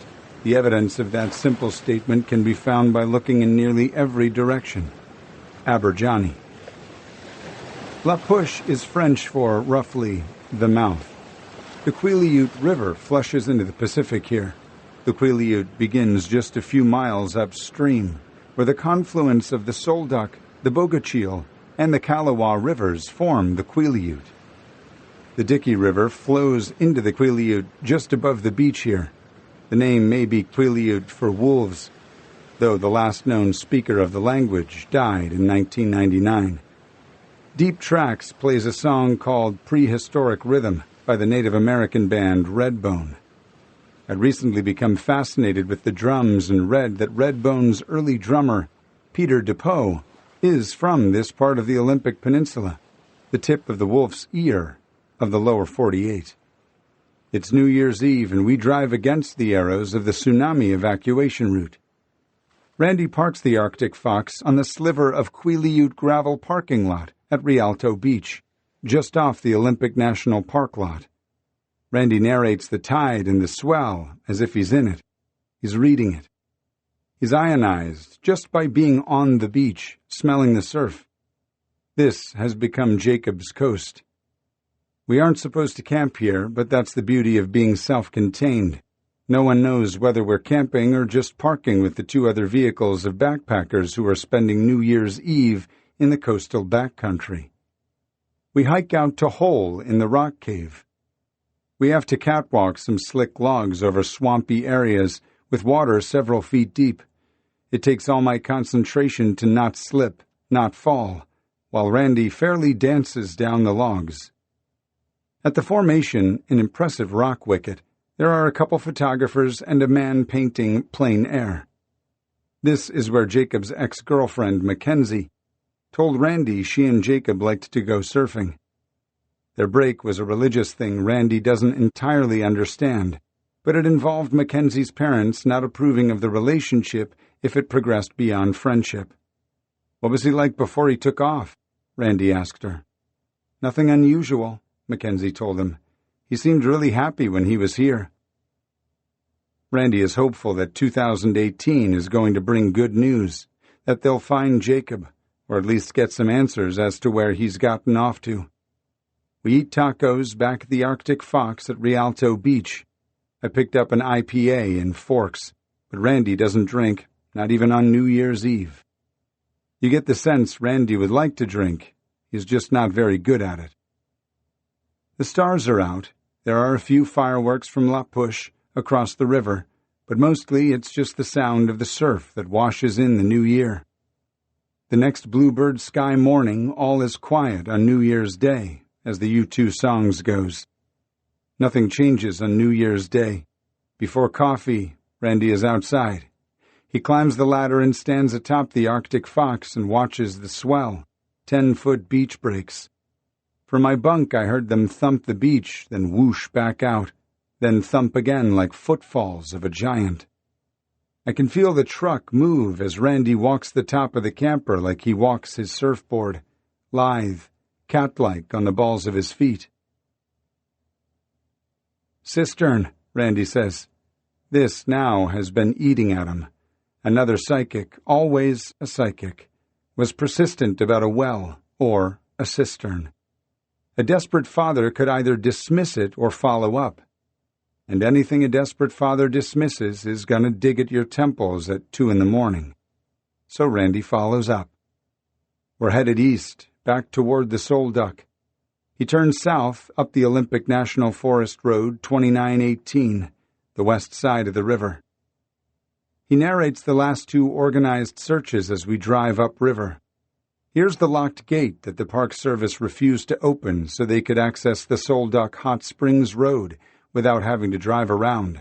That would have saved us a half hour each time, he says. At least just give us the key. The Park Service threw up one roadblock after another. We didn't let it rest, Randy says. Elise got on Facebook, and that's when things started to happen. Without that, nothing would ever have happened. We're gonna just do it. We've got to do what we're not doing. He parks at the end of the road, which had climbed steadily for 3,000 feet or so. Sometimes I fall into laziness wherein I follow Randy into the wildness without bringing so much as a bottle of water, and this is one of those times. Randy is a whirlwind, and though I always know better, sometimes I get caught. We hike an old logging road that is mostly grown over. Randy sees an old blanket that I can tell from a distance has been there since further back than April, but he drops down a steep embankment anyway, just to let it go from his mind. He still thinks it's possible Jacob would have abandoned his bike to just live off the forest. He drags the rotten blanket up the steep slope to show me, have me validate that this blanket is in no way related to his son. He can't pass a game trail, a small creek, or an overgrown logging road up the Solduck without searching it to the end. It's the only way to shut the psychics up, the only way to clear the chatter, the static in his mind. A lot of things feel like wasted time, but then the only thing that would seem truly productive would be finding Jacob. Everything less than that is mowing the lawn. You gotta check it out, Randy says. Then you can check it off. There's a hot spring on the map over the ridge, but it would be 12 miles of hard hiking to get to it. It's a place Randy had thought might be a destination for Jacob, but he and Tanya and Derek and James have canvassed the area. Something made him want to come back up here this evening. It's getting dark, so we plan dinner as we walk a grown-over jeep trail back toward the Arctic Fox. There's something ahead. Something industrial. Randy picks up his pace. It's an old green steel government water tank, a relic from some water diversion project. There's a tiny stream trickling into it, and a 12-inch boom pipe running out the far end. Fuck. I feel like I've entered the psychic's dream. This hike was a bit of a fringe whim anyway, and now we run smack dab into what could be argued is a type of cistern. Wait here, Randy says, and runs downhill to the truck a quarter-mile away and brings back a flashlight. He's not gone 5 minutes, comes running back uphill. We have to scramble up an eroded bank by pulling on spruce roots. Randy chins up atop the big steel tank, which is the size of a UPS truck, maybe holds 2,000 gallons. It's nearly dark when he opens up a lid on top like a submarine hatch. My heart's pounding, and I know his is, too. This is too much like a bad movie, Scooby-Doo. My mind races to what I'm gonna do for Randy when he shines the light inside and there's his dead son. My irrational, winded, adrenaline, hungry, illogical fiction writer self thinks for a moment that this is it. It's been foretold. This time the psychic wins. They told him where he could find Jacob. He shines the light inside. Randy doesn't talk other than to say, "Toss me a stick." He jabs into the tank with a stick, feeling for his son. Then he redirects the flashlight. His head disappears down the opening. I've seen Randy go into this trance before, a zone. It's like a drug dog at work. His movements quicken. He gets quiet. He's not overthinking, rather reacting reflexively, like an athlete. Search and rescue Tai Chi. "The bottom's full of sediment," he says. He goes for another angle on the stick. His arms are soaked with rusty water. I'm a little concerned he might disappear into the tank entirely, hold his breath, and dive into the dark gack water. I realize I'm on land holding my breath for him. He stands up, tosses the stick away, then hops down. Jacob's not in the tank. We skitter down the scarp and walk back to the truck. That night we camp along the Solduck on the forest. We've traded the calming sounds of the Pacific Ocean for the gentler river sounds of the Solduck. He's closer to Jacob here, I can tell. Searching the green water tank was not a waste of effort. It served to help Randy cross cistern off his psychic burden list. Soon I hear Randy snoring, calmly, like a little kid. The next morning is 38 degrees and overcast. We're driving up to Hurricane Ridge and can intermittently see snow through the clouds. Randy calls Stacy, the woman who reported seeing Jacob riding 2 miles up the Solduck Road on the 6th of April, at 10 a.m., and seeing his bike and trailer between the road and the river on her way down that afternoon. He's talked to Stacy several times before, but when something is chewing on him, he'll back up and make a call and ask the person to repeat what they told him. In this way, he's like a gentle cop. Randy puts her on speakerphone. "It was a crappy day," Stacy says. "It's cold, it's April, it was foggy, cold and rainy." Then she gets to what's eating her. "Why would he have a bow and arrows? I mean, I don't know what kind of kid he is. Something's not right." Randy explains that he was an adventurous outdoorsman, that he liked to shoot archery. It wasn't hunting season. "It looked pretty disheveled," Stacy says. "I said to my girlfriend, I hope there's not a dog in there, in the trailer." "They would have found his body downstream," Randy says, "if he fell into the river and couldn't get out." "It's very suspicious, isn't it?" Stacy says. "It's strange that Jacob did not stop at the pullover, if this is an area he wanted to stop in. Instead, he pulls over 100 yards above, past the pullover. There's seemingly nothing there to pull over for, nothing but weeds and ferns and brush and devil's club. I, too, am haunted by the 4 arrows. The weather wouldn't have affected Jacob as much as other people," Randy says. "Same thing with surfing. He'd trunk it in winter. Shoot, he surfed the Fukushima tsunami. The waves reached Santa Cruz. I had to work, but Jacob surfed it. That was freaking bitchin'." Randy tells her cadaver dogs may have hit on a logjam, the closest thing to a signal from dogs in this vanish. "I dove the logjam twice and found nothing," Randy says. "Honestly," Stacy says, "I think it was aliens. I think he was abducted." "Why not Bigfoot out there?" Randy says. "Heck, I'm out there." I love that evidence of Randy Gray is also probable evidence of Sasquatch.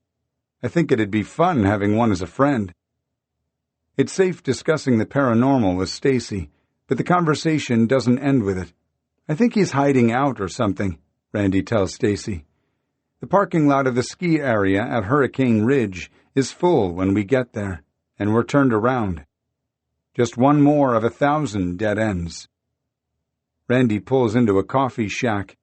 The blonde woman, who must be 19 or 20, takes our order. Mocha for Randy, Americano for me. "I have a mocha every day," Randy says. "Jacob and I used to. That was our thing. It keeps me in that mindset." Taped next to the drive-through window is a missing persons poster of Jacob. That's my son, Randy tells the young woman. We're up here looking for him. Oh, I'm so sorry, she says. He's cute. I'd remember him for sure. Good luck finding him. The Coast Guard is forecasting a 10-foot swell at a wave period of 15 seconds. Good surfing, Randy says. 15-second waves, measured by the distance between two waves passing through a stationary point, typically arrive from far offshore without the storm that birthed them. The generator on the Arctic Fox won't start. Battery is run down. Randy is still learning about the power systems on the rig. The day keeps deteriorating. Randy sees that Laura deleted him from the group text celebrating Micah's promotion with the Coast Guard. The text included video of the ceremony. Why would she do that? Randy says. Why does she have to be mean? To Laura's credit, it's entirely possible that Randy just missed something with his thumbs on his phone, and Laura hadn't deleted Randy from any group texts. There seem to be two main ways to weather this type of malign loss. You can take Randy's approach and dive into the cold water head first, or you can shell up and pull your head in. This is what most people do. They don't have the physical or financial resources of Randy Gray. Randy's mom, Jimmy Jean, died when he was 9 years old. His brother Ronnie fell off a ladder and died at 42 while stringing Christmas lights in 1989. Those losses, shocking as they were, are nothing like this. But then, Randy tells himself, maybe this isn't a loss after all, rather a temporary misplacement. So he searches. On January 3rd, we hike into the quietest square inch in America, the Hoh River Trail. This is a backway route up to the High Divide, Hoh Lake, the Sol Duck, and the headwaters of the Bogachil River. Searchers hiked it in April, but Randy wanted to see the backside of the map for himself. There are only a couple vehicles at the trailhead. But as for the quietest square inch of America, not so much. Jets on the descent for Vancouver and Seattle roar overhead. Military aircraft sometimes perform exercises over the park, even as they were so hesitant to scramble a Coast Guard helicopter in search of a missing cyclist. A couple of trail volunteers are drinking water at the quietest square inch. There is no sign, but they winkingly confirmed we were there, pretty much. Heck, Randy says, some professor is scamming people with his book about this being quiet. They laugh.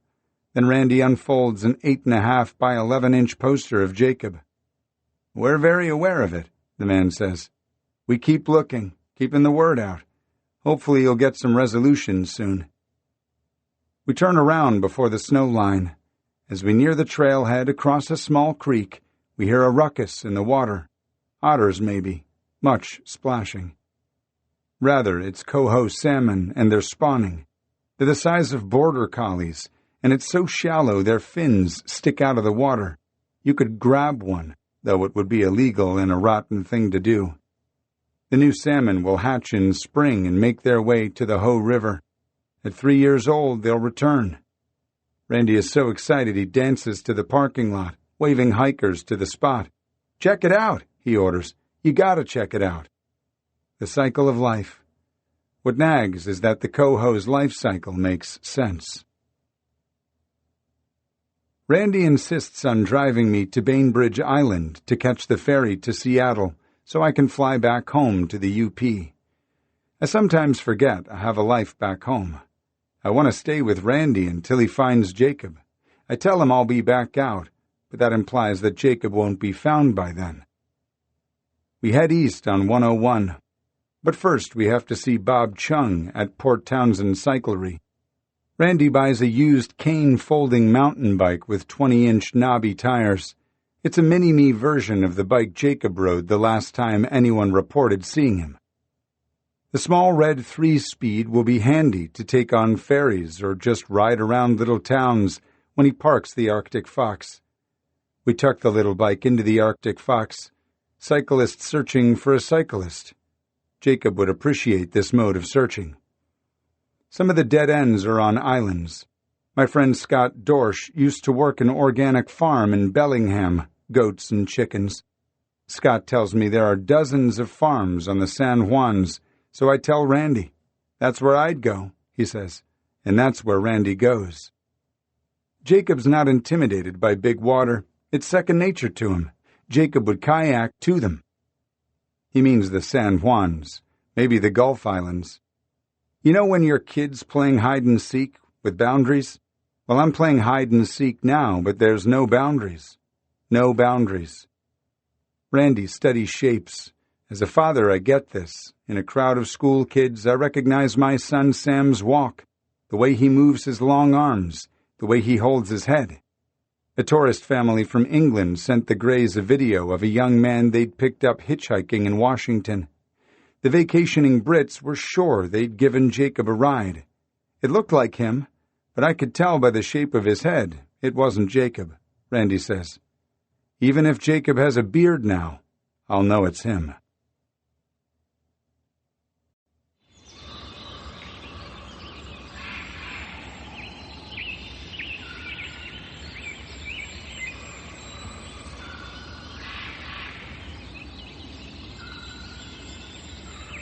Chapter 16. Idaho, Nevada, California, New Mexico, Nunavut. My heart shoots into my throat every time I think I see his loping walk or catch sight of some floppy brown hair on a boy.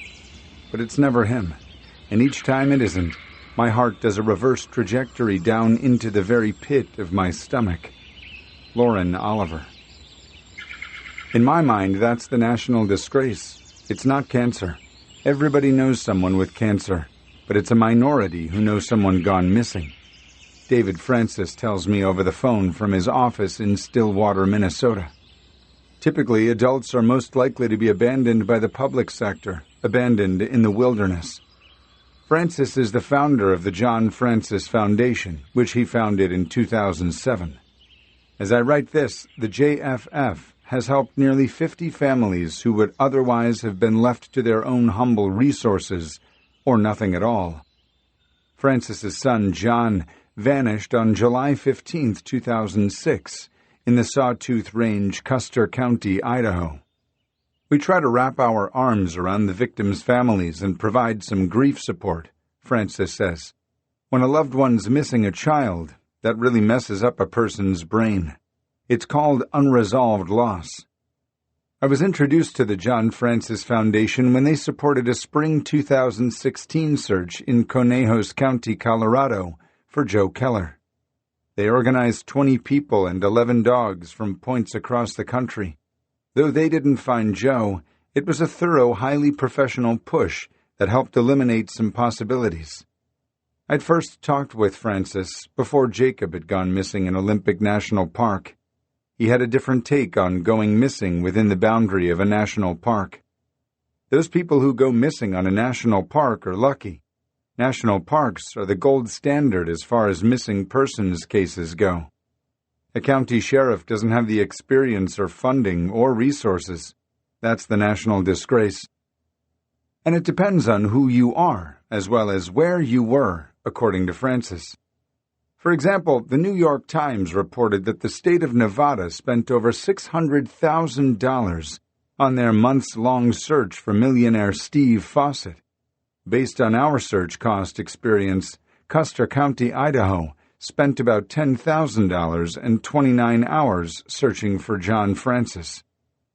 $10,000 is double their SAR budget, still a drop in the bucket. Fawcett was the biggest case. There was a lot of inequity. If you go missing in a poor county, you're going to get a short, somewhat sloppy search. I did not tell David Francis that I was on part of the search for Steve Fawcett, who disappeared from the Nevada desert in September 2007. The following summer, I'd heard about a hyper-fit PhD and his band of hardcore athlete searchers. The concept was to combine smarts with human performance in the pursuit of the missing. Simon Donato, 32 at the time, and his crew have turned searching into both a science and a sport. Since the search for Fawcett, Donato's Esquire Network adventure racing show, Boundless, has turned him into an almost household name in Canada. but his real passion remains looking for needles in extreme haystacks. Team Adventure Science, they're called. The members form a phalanx, keeping within shouting distance of each other while fanning out into the Sierra Nevada scrub. A half dozen of North America's top adventure racers, strapped with heart rate monitors and slathered with body glide, synchronize their compass watches and set out at high speed across ridges, down canyons, and over bare mineral earth, all while keeping critical spacing and overlapping visuals to achieve a probability of detection, POD, of at least 70%. They cover the ground like grasshoppers. "Simon, there's something shiny at 2 o'clock to your left, 100 meters up," says Paul Turbocock Treblecock. Donato, clad in a multi-pocketed racing vest and camo surf trunks, is the team leader and founder of the Canadian Adventure Racing Association. He sprints over to what turns out to be a white PVC mining claim post, not what he was hoping for.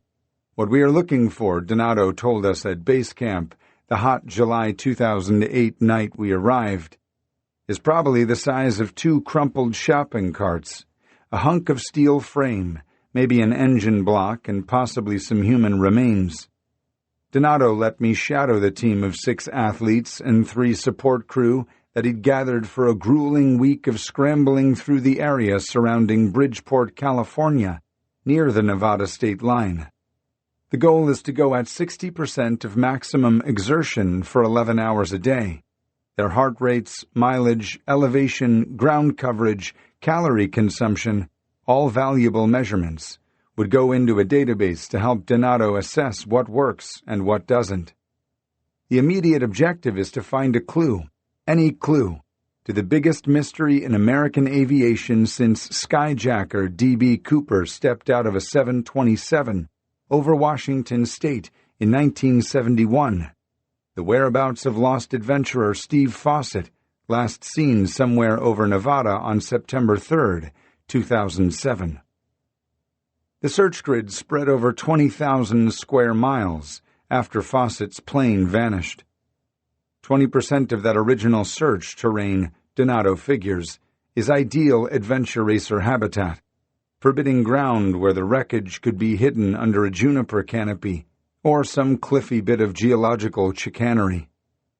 He zeroes in on a rough circle with a 62-mile radius, about 130 miles south of Reno. By Donato's own calculations, the odds of finding the millionaire or his airplane are less than 1%. But for the team, the wreckage has become the ultimate geocache, a corporal eco-challenge with Steve Fawcett as the prize. But it is not simply racing on a grand scale. When you're racing, you're not looking, says team member Jim Mandelli. We're not just playing and training in the mountains, we're looking. It was a clear Labor Day morning when 63-year-old Steve Fawcett told his pal Barron Hilton, whose million-acre Flying M ranch near Hawthorne, Nevada he was visiting, that he was going for a spin. He took off just before 9 a.m. in Hilton's Belenka Super Decathlon, an athletic high wing designed more for aerobatics than any long-distance flying. The plan was to be back for lunch. A soybean tycoon from Chicago, Fawcett could take care of himself. The man was the first to pilot both a hot air balloon and a jet around the world. He'd swum the English Channel, mushed the Iditarod, and finished the Ironman triathlon. But when he didn't come back by nightfall, Hilton and Fawcett's wife, Peggy, launched what would become the largest and most expensive search and rescue operation in American history, one that would ultimately eat up $1.6 million in public and $1.2 million in private funds. For more than a month, the search dragged on. They went big. Civil air patrollers filled the desert and subalpine sky. Walker Lake, the only big blue spot anywhere near the ranch, was saned with high-tech electronics. Expensive high-resolution photographs were fed into computers looking for anomalies. Meanwhile, amateur geeks from Switzerland and New Zealand looked for Fawcett's plane on their coffee breaks via Google Earth. But on February 15th, 2008, after the ATVs and the satellites and the dogs and the geeks turned up nothing, the rich adventurer was declared dead. Conspiracy theories brewed. His financial ship was sinking.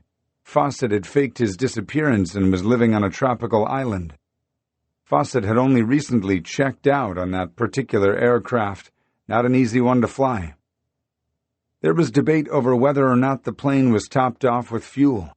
The Flying M staff pilot was the only one who saw him take off. Then, maybe, a cowboy saw the plane south of the runway. Donato heard Fawcett told people at the Flying M that he planned to fly Highway 395 and may have been vectoring toward Yosemite, in the vicinity of Amelia Earhart Peak. But no one knew where he was going or why the emergency transponder didn't go off. The mystery and media exposure fit Donato's big personality. He put himself through McMaster University in part by modeling for Harlequin romance covers, naughty dancing with Photoshop partners on the paperback Beyond Daring, and holding a baby and smiling on An Honorable Texan, as if he'd just found the little guy in the woods and, hey, no prob, it's what I do. A petroleum stratigrapher by training, Donato's resume is also stuffed with sufferfests from Eco Challenge Fiji to Raid the North Extreme Newfoundland. His idea with adventure science is that their fitness allows human eyeballs to canvass vast and rough country that turns back 4x4s and ATVs, and in a tenth of the time it takes classic foot searchers. I had an epiphany several years ago while conducting my geology PhD fieldwork in Oman. I realized that doing things the easy way, i.e. driving instead of walking, sometimes meant that crucial details were overlooked. Obviously, the high-tech method to find Fawcett has failed, so it only makes sense to put the fastest and fittest people I could find on the ground to search the most difficult areas. Fawcett himself would probably have found it pretty cool that he could still disappear somewhere in wild America, that it was still feral enough down there to swallow an airplane. He also would likely have approved of Donato's sporting search methods. My competitive nature, Fawcett wrote in his 2006 autobiography, Chasing the Wind, combined with the methodical use of statistical probabilities, added up to a winning formula. Donato's biggest challenge was selecting a specific search area that fit his team's skill set.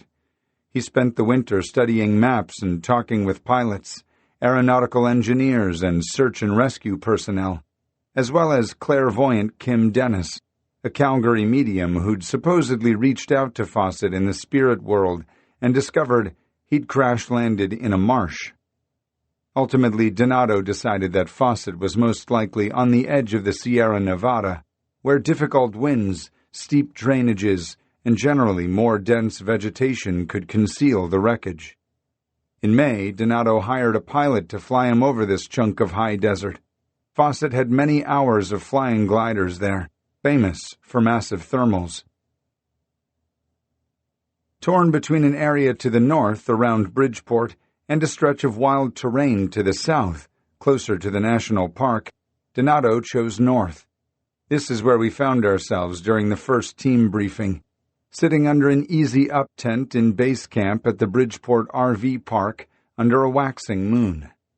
Donato had assembled an elite team of jocks, in addition to Turbo Cock Treble Cock, a former Canadian ultramarathon national champion, also known as Carpenter Paul, for his role on the Canuck version of the TV show Trading Spaces. There was Mandeli, a Lions Bay, British Columbia structural architect and veteran of the Raid Gauloise, Derek Cavaney, a Toyota scientist and mountain biker, Greg Marshall, a high school teacher who went to grade school with Donato, and Gary Hudson, a massage therapist and world-class duathlete.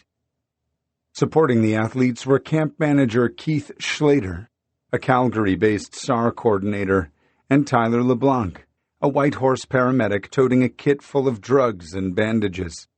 The lone American was Greg Fransek, a former Primal Quest race director and Amador County, California search and rescue deputy, who'd been confined to field support after a fall from his roof.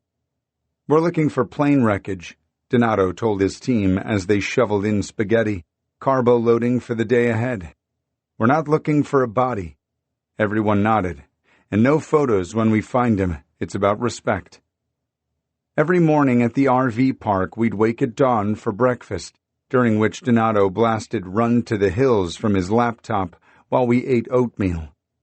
At 7 o'clock sharp, Team Alpha loaded into Mobile 1, Mandeli's Xterra, and motored out to search territory. There we fanned out, performed radio checks, and spent the day hunting for an airplane. The physiological data went back to McMaster University, Donato's alma mater. What nobody brought up is the possibility of not finding Fawcett. These athletes were used to winning, and they'd visualized success, practiced finding Fawcett in their minds. As a leader, Donato exuded less hope, really, rather probability and relativity. Still, the pressure was on Donato. Everyone had paid their own way there and given up vacation time for the cause.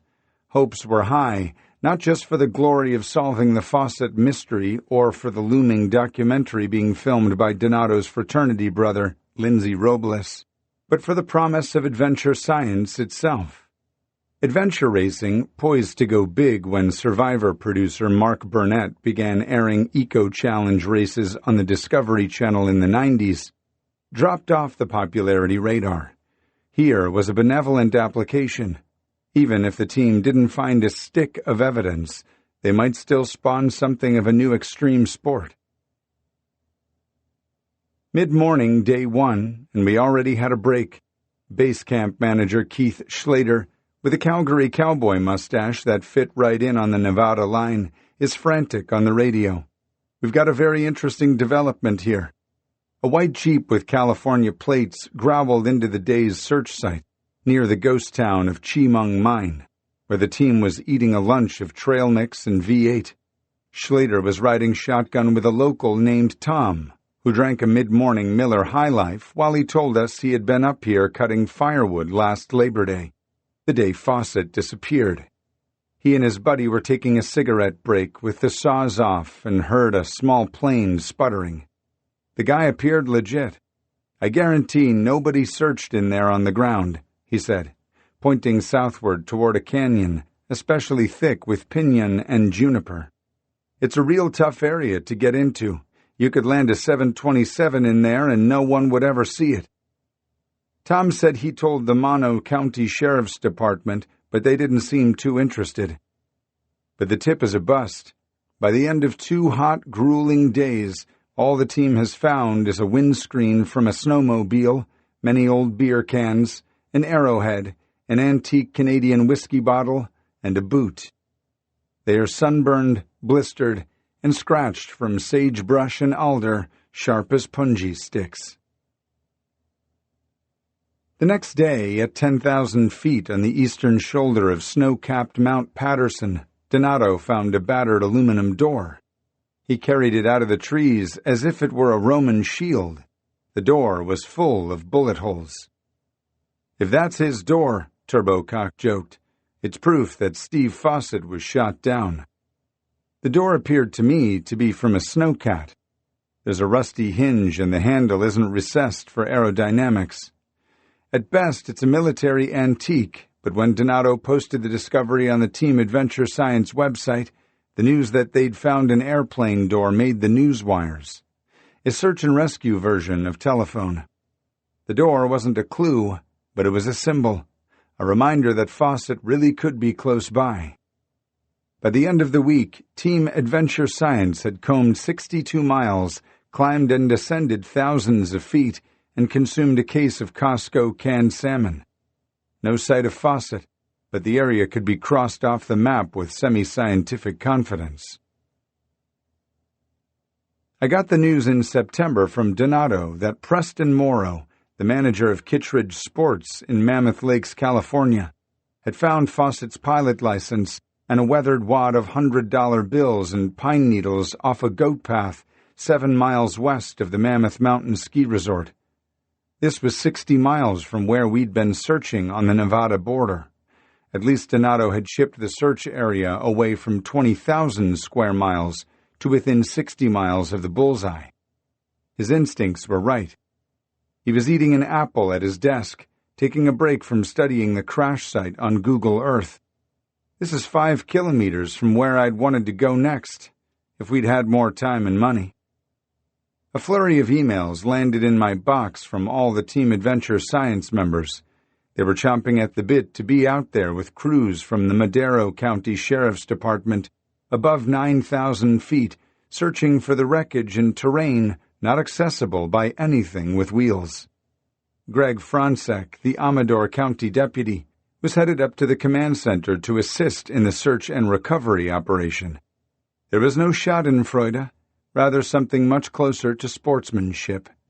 The mass of the wreckage was true to high-speed impact form, the size of a couple of crumpled shopping carts. "I'm most glad they found Steve," Donato said. "If we can help search and rescue methodology in the future, great." In March of 2012, Micah True, nickname Caballo Blanco, went missing while running in the Gila wilderness of southern New Mexico. Donato wrote on his blog for Canadian Running Magazine, "There are a lot of tweets offering hopes and prayers, but only boots on the ground will result in a happy ending here." The happy ending never happened. True was 58 and was made famous in the Chris McDougall book Born to Run, was found by runners. Donato flew down and searched in running gear. 3 days after he went missing, True's corpse was found by 3 searchers, True's friends, Ray Molina and friends Jessica Haynes and Dean Bannon, with his feet dangling in a small drainage called Little Creek.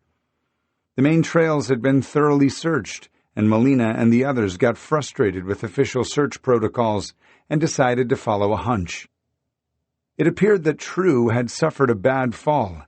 He was scraped up, bloody, and his finger was bent back at an unnatural angle. After finding True, Molina, Haynes, and Bannon walked out to search headquarters with the news. Donato and former Army Captain Tim Putz volunteered to walk and run up the creek and watch the body overnight against bears, mountain lions, and the threat of a flash flood washing the body downstream.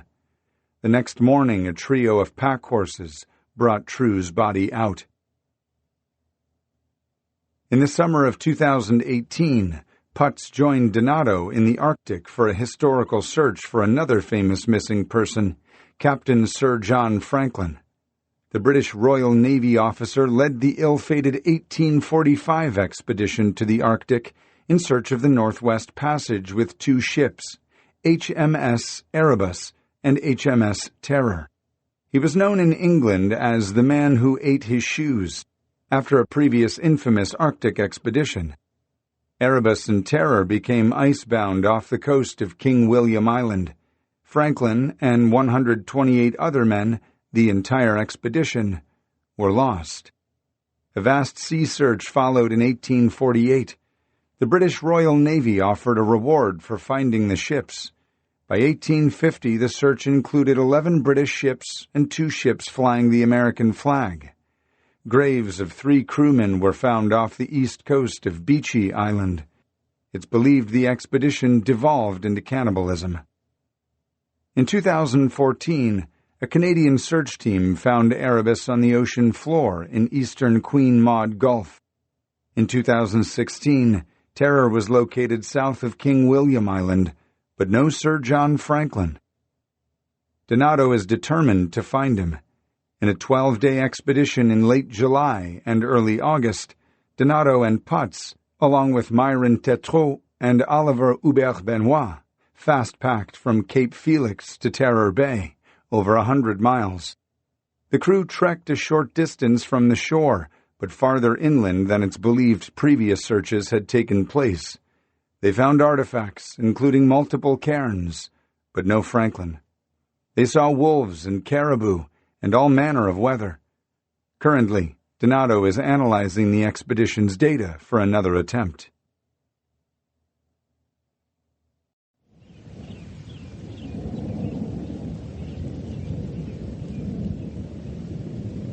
Chapter 17. San Juan Islands and Utah. Loneliness adds beauty to life. It puts a special burn on sunsets and makes night air smell better. Henry Rollins. Randy searched the farms of the San Juan Island chain in February 2018, but Jacob had been interested in Canada. Without a passport, it would have been possible for him to buy a beat-up $50 kayak and paddle to Canada undetected. Not easy, not safe, not advised, but possible. If the seas or a ship didn't get him on his way across, the Canadian Border Services Agency, the CBSA, might. Or he might have crossed Puget Sound on a ferry and walked across the border in the forest. Again, not easy, but possible. Not incidentally, more than a few persons have disappeared without a trace on Vancouver Island. Most notably 59-year-old Robin Penwarn, a former search and rescue volunteer who went missing in January of 2014 in East Sauk Regional Park, an area she knew intimately while on a routine day hike. Jacob's athleticism and skill set compound the difficulty in finding him. If there is one kid who could slip into a swift river and not drown, it's Jacob. If there's a kid who could kayak across salt water to Canada, it's Jacob. And if there's one kid who could grow a beard and assimilate into a homeless population, hop a freight train across the grain belt, or hit the trail of itinerant organic farmers, that seemed to be Jacob too. A kid like Jacob makes the search area much, much bigger. It's not easy to disappear. There are, of course, some persons who want to stay missing but can't. Before his arrest in April of 2013, survivalist Troy James Knapp, a.k.a. the Mountain Man, then 45, lived off the fat of the landowners. For nearly 7 years, the Mountain Man had played hide-and-seek on a huge scale in the southern half of Utah, breaking into cabins, stealing firearms, and roaming on foot between 3,000 and 10,000 feet in a 9-county area the size of Delaware, wild country made wilder by winter mountain weather. South to north, his territory covered 180 miles. In the southwestern counties of Iron, Kane, and Garfield, his main range for much of that time, Knapp was suspected of dozens of cabin burglaries. He faced 19 felony charges and 10 misdemeanor burglary and theft charges in those 3 counties alone. Knapp is currently cooling his heels in United States Penitentiary Lee in Pennington Gap, Virginia, where he's serving a 10.5-year sentence. Antler hunting is a popular pursuit in remote Utah in the spring. On March 29, 2013, Good Friday, Dale Fuller and his 15-year-old son Jordan were scouting for shed elk antlers below Skyline Ridge on the eastern side of the 10,000-foot Wasatch Plateau in Emery County. While walking down the narrow dairy trail, they came across a man loaded for bear and headed up country. Mid-40s, a gray and blonde beard, lean and weathered, he shouldered a fully loaded pack. His sidearm was not unusual in Utah, but the Fullers noted the assault rifle slung over one shoulder. Jordan's 22-year-old brown lab Duke growled and continued growling for the whole encounter, even after Jordan tried to quiet him. The guy seemed way friendly, Jordan told me. They talked about snowpack levels. This area was at 60% of normal, and the trail was an Easter succotash of mud, corn snow, and vegetation, and whether or not they'd seen anyone else in the area. Dale asked what he was doing headed into the high country. "Going camping," he replied. "I'm the Mountain Man. I don't plan on shooting you guys." Knapp continued up the trail when Duke would not stop growling. Of course, the Fullers, who were armed themselves but lightly in comparison to the assault rifle, had heard of the Mountain Man, and when they got within cell service, they called a friend who is married to an Emery County sheriff's deputy. The deputy forwarded them photos. The photos of Knapp confirmed what the Fullers already knew. It was him, all right. Over the Easter weekend, several Emery County residents opening up their cabins after the winter discovered evidence of an unwanted guest. Investigators fingered Knapp for a break-in near Joe's Valley Reservoir, about 15 miles north of the Fullers' encounter, near the border with San Pete County, where a crowbar was left at the scene. On Easter Sunday, they responded to another break-in report in the same area. This time, guns had been taken. The Fullers' sighting gave authorities the fresh lead they needed. Officers on snowshoes slowly tracked Knapp over 3 days and 15 miles. His bear paw tracks led into San Pete County and to a cluster of 13 cabins near 9,000 feet at Farron Reservoir on the shoulder of Farron Mountain. On Monday, April Fool's Day, a 50-person task force that included members of 7 county sheriff departments, the Utah Department of Public Safety, DPS, Adult Probation and Parole, and a half-dozen federal agents from the U.S. Marshals Service, gathered at the San Pete County Sheriff's Department to strategize. Emery County Detective Garrett Conover told me that they discussed the February cabin standoff in California that ended with the death of an ex-Los Angeles policeman-turned-murderer, Christopher Dorner. When authorities located Dorner in a cabin near Big Bear Lake, a firefight ensued. Tear gas canisters caused a fire that burned the structure to the ground. Dorner was found dead. That's the scenario the Utah team most wanted to avoid.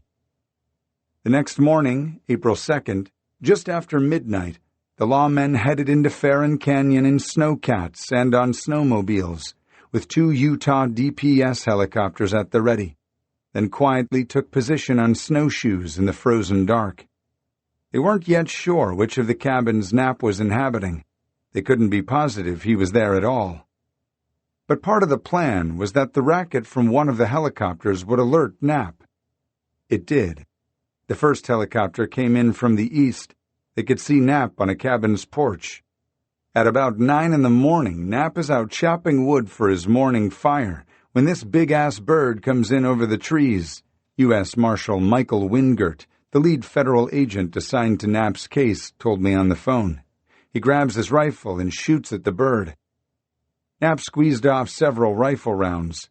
The men in the helicopter saw him reload.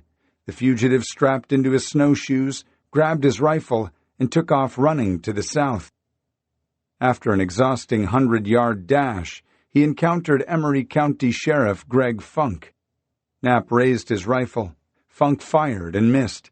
Knapp broke back to the north and ran into a line of lawmen. He realized he was heavily outgunned and surrendered. "You got me," Knapp told the arresting officers. "Nice job." But for 7 years, Knapp had had an incredible run in the wilderness. Here was a lone man on snowshoes running circles around sheriffs and marshals, with little but his physical fitness and backcountry savvy, an alpine athlete living on rabbit and Dinty Moore stew. He earned a sort of grudging admiration from the men on his tail. Knapp seemed to understand that you didn't have to outrun the dogs. You merely had to outrun the handlers. He was good at staying ahead of the handlers. Wanted posters are more rare than missing persons posters. The posters of Knapp recharged southern Utah with an Old West quality. They'd been tacked up in gas stations from Kanab to Payson. Hikers and hunters were leery of heading into the high country, and families became shy about visiting their weekend cabins. The fugitive had even acquired a Facebook page, set up by an admirer, filled with mountain man poetry and clumsy odes to outlaws and Waylon Jennings. The name Unabomber was bandied about.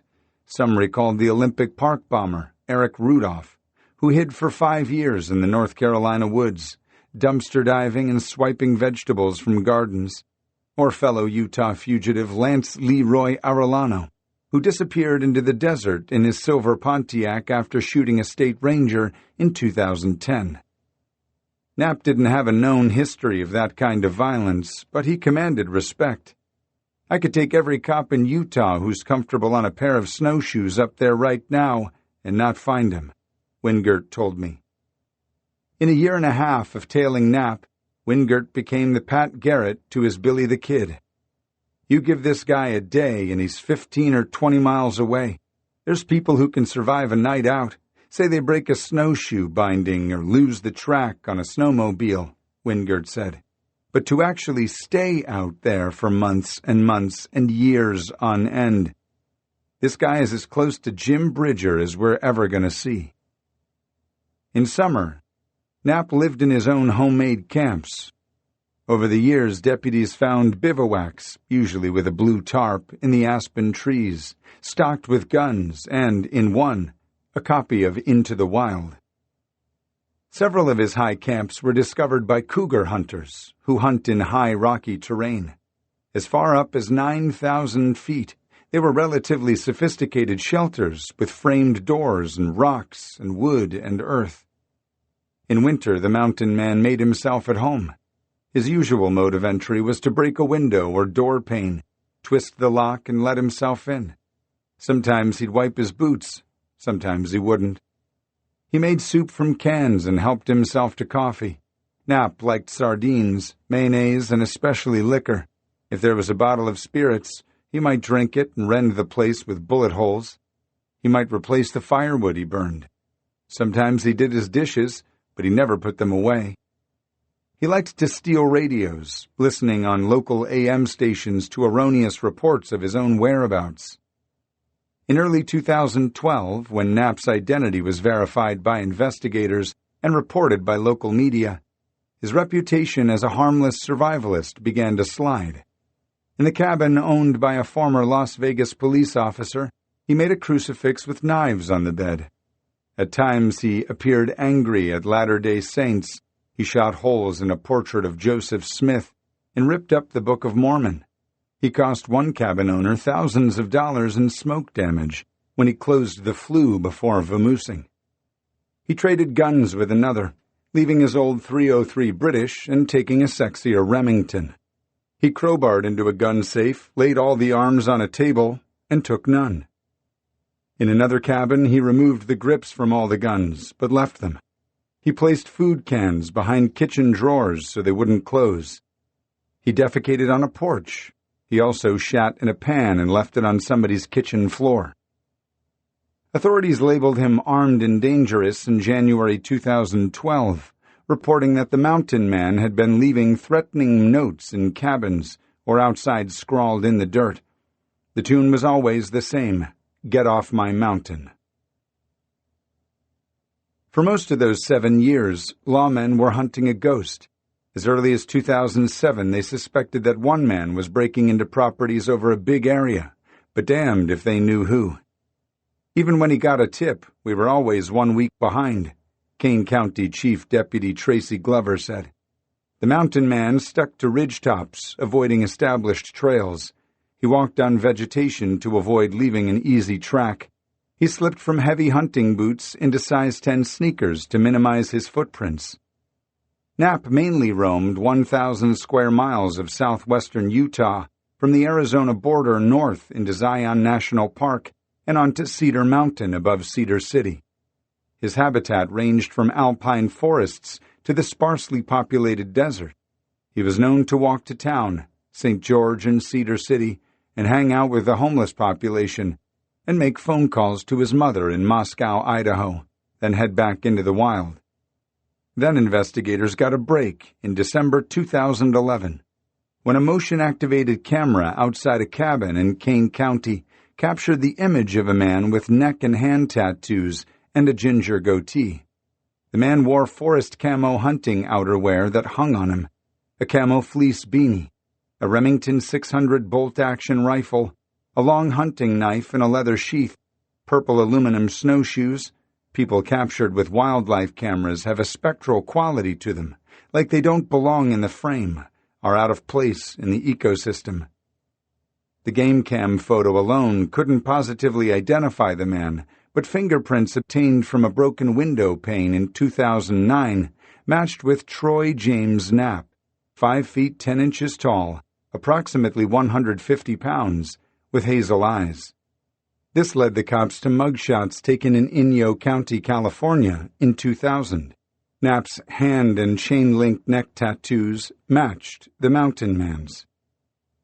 Knapp had been in trouble since his high school dropout days in Kalamazoo, Michigan, where in 1986 he was incarcerated for 4 years for breaking and entering and receiving stolen property. After that, he drifted, working odd jobs and living for a time with one girlfriend and then fathering a daughter with another in 1995. He was charged with harassment in Seattle in 1997. That charge was eventually dismissed with prejudice. He lived briefly in Salt Lake City in 1999.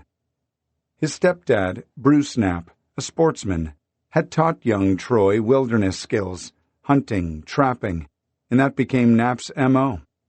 In September 2000, he began living the outlaw life in Inyo County, camping near the town of Bishop. There he was arrested on charges of felony burglary for stealing from the Inyo County Solid Waste Facility and the Mount Whitney Fish Hatchery in Independence. The Salt Lake Tribune reported that Knapp stole a pair of boots from a game warden's pickup near the hatchery, even as they were looking for him. A deputy's report from 2000 quotes Knapp, "I did not want to hurt anyone." Then, in 2004, after spending 4 years in jail, Knapp broke parole. Southern Utah, his next stop, is a lot like Inyo County. It is high alpine, but also full of slot canyons and rock chicanes and deserts side by side. One day it's sunburn, the next frostbite. In Inyo County, the Sierras quickly dropped to Death Valley, and the county had its own backcountry outlaw, the Ballarat Bandit, George Robert Johnston, who eluded law enforcement for years while camping and squatting in remote southeastern California and western Nevada, before he shot himself in the head with a .22 in July 2004. Utah authorities thought they were hot on Knapp's trail in late February 2012, when a resident shoveling snow spotted a camo-clad man with a large-caliber rifle slung over his shoulder. A 2-day manhunt went down above Cedar City, including Iron County Sheriff's deputies, Cedar City Police, and even the campus cops from Southern Utah University.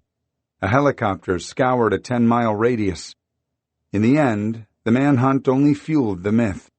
Locals were left wondering how anyone could have eluded a helicopter with FLIR technology and 30 men on foot. I grew up on stories of the Mad Trapper of Rat River, a legendary Canadian survivalist fugitive from the 1930s, and Claude Dallas, the poacher who evaded capture for over a year after killing 2 game wardens in 1981 on the Idaho-Nevada border. In the mid-90s, Hillary and I lived in a remote cabin in northern Utah, where we'd ski up to and peer into the vacation cabins that hibernated over winter. What a resource, I thought, for a wayfarer with just a little wilderness savvy. If an uninvited guest was considerate enough, no one would even know they'd been there, unless the cabin had a wildlife camera. In April 2012, I traveled to Knapp Country. At that point, I'd been tracking him, via wire stories and local knowledge, for nearly 4 months. I had a wall map full of enough Knapp sighting pins, it looked like a game of Battleship. Photos on my desk showed him grow thinner from mugshot to game cam shots. He seemed to be working into fighting shape, which you need to be to hump a heavy pack over mountains for 20 miles a day. Kane County is 4,000 square miles, the size of Hawaii's Big Island, but there are just over 7,000 people living there, half of them in the county seat of Kanab. The Sheriff's Department boasts 13 sworn officers, not including the uniformed mannequins in the marked SUVs parked at the city limits of Mount Carmel and Orderville to discourage speeders. This part of the state has become Mexican cartel marijuana country, and I was reminded of what Wingert had told me before I arrived. If we have trouble finding cartel-size grow operations in that country, imagine trying to find one camouflaged guy on foot who doesn't want to be caught. The bullseye of Knapp Country seemed to be the Cedar Mountain area above Cedar City, where hundreds of seasonal cabins are tightly surrounded by Dixie National Forest land. The area includes 11,307-foot Bryan Head Peak, the Bryan Head Ski Resort, and Duck Creek, a little village where you can hire four-wheelers or snowmobiles and a guide. Since the first wanted posters went up in Duck Creek in January 2012, the mountain man had become something of a cross between Sasquatch and Jeremiah Johnson. Cougar hunters saw him walking a ridgetop before he vanished. A cowboy reported running into a suspicious mountain man, packing his gear on a pair of mules. Strange campfires were seen on the mountain above Cedar City at night. Dozens of people saw the mountain man riding his mountain bike through town. Kids liked to spot him in trees. My favorite was a dog let outside at 4:30 every morning that returned at 6:30, reeking of campfire smoke. Marshal Wingert ghosted me after I got off the plane in St. George, as law enforcement sometimes does, so I relied on local knowledge. In Duck Creek, a sledhead at a snowmobile shop told me that I needed to find Rosie Canyon, up the North Fork of the Virgin River, because that's where I'd find a guy named Ken Moffett, the caretaker for several cabins. Back in February, he said, Moffett had tracked the mountain man in the snow, on foot, for 7 miles. This would make Moffett, at the time, the guy with the closest encounter with Knapp. But honk your horn at the mouth of the canyon, I was warned. Otherwise, he might think you're the mountain man and shoot you. The road led through Springdale, the gateway village to Zion National Park. At a bar and restaurant called The Spotted Dog, I met two 40-something cabin owners, Robert Roberto Dennis and his sister, Wendy Dennis. Like many of the locals, they were curious and a little anxious and wanted to check the family hunting cabin to see if anyone had broken in. We keep guns up there, Wendy told me. There are shit guns, but still. We climbed into Roberto's 1994 GMC pickup. Wendy took the jump seat.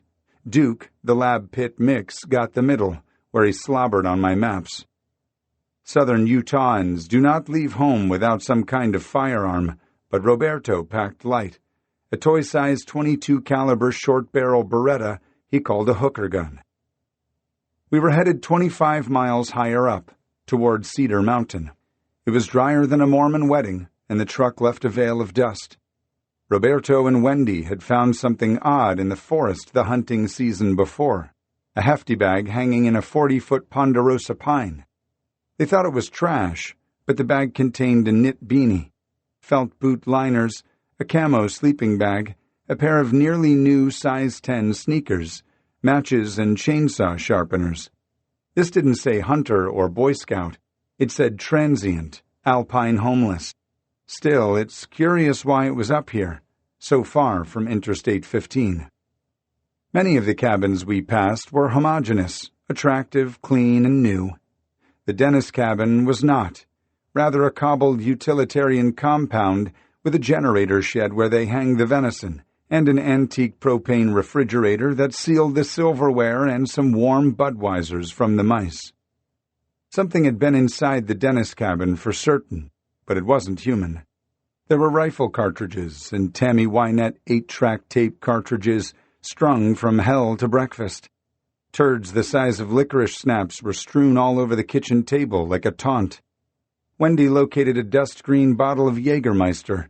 "Gotta take a shot at the cabin," she said. And did. The mood was one of light relief, but mostly disappointment. Disappointment that a varmint had ransacked the place, but also that the infamous mountain man had skipped it for a stayover.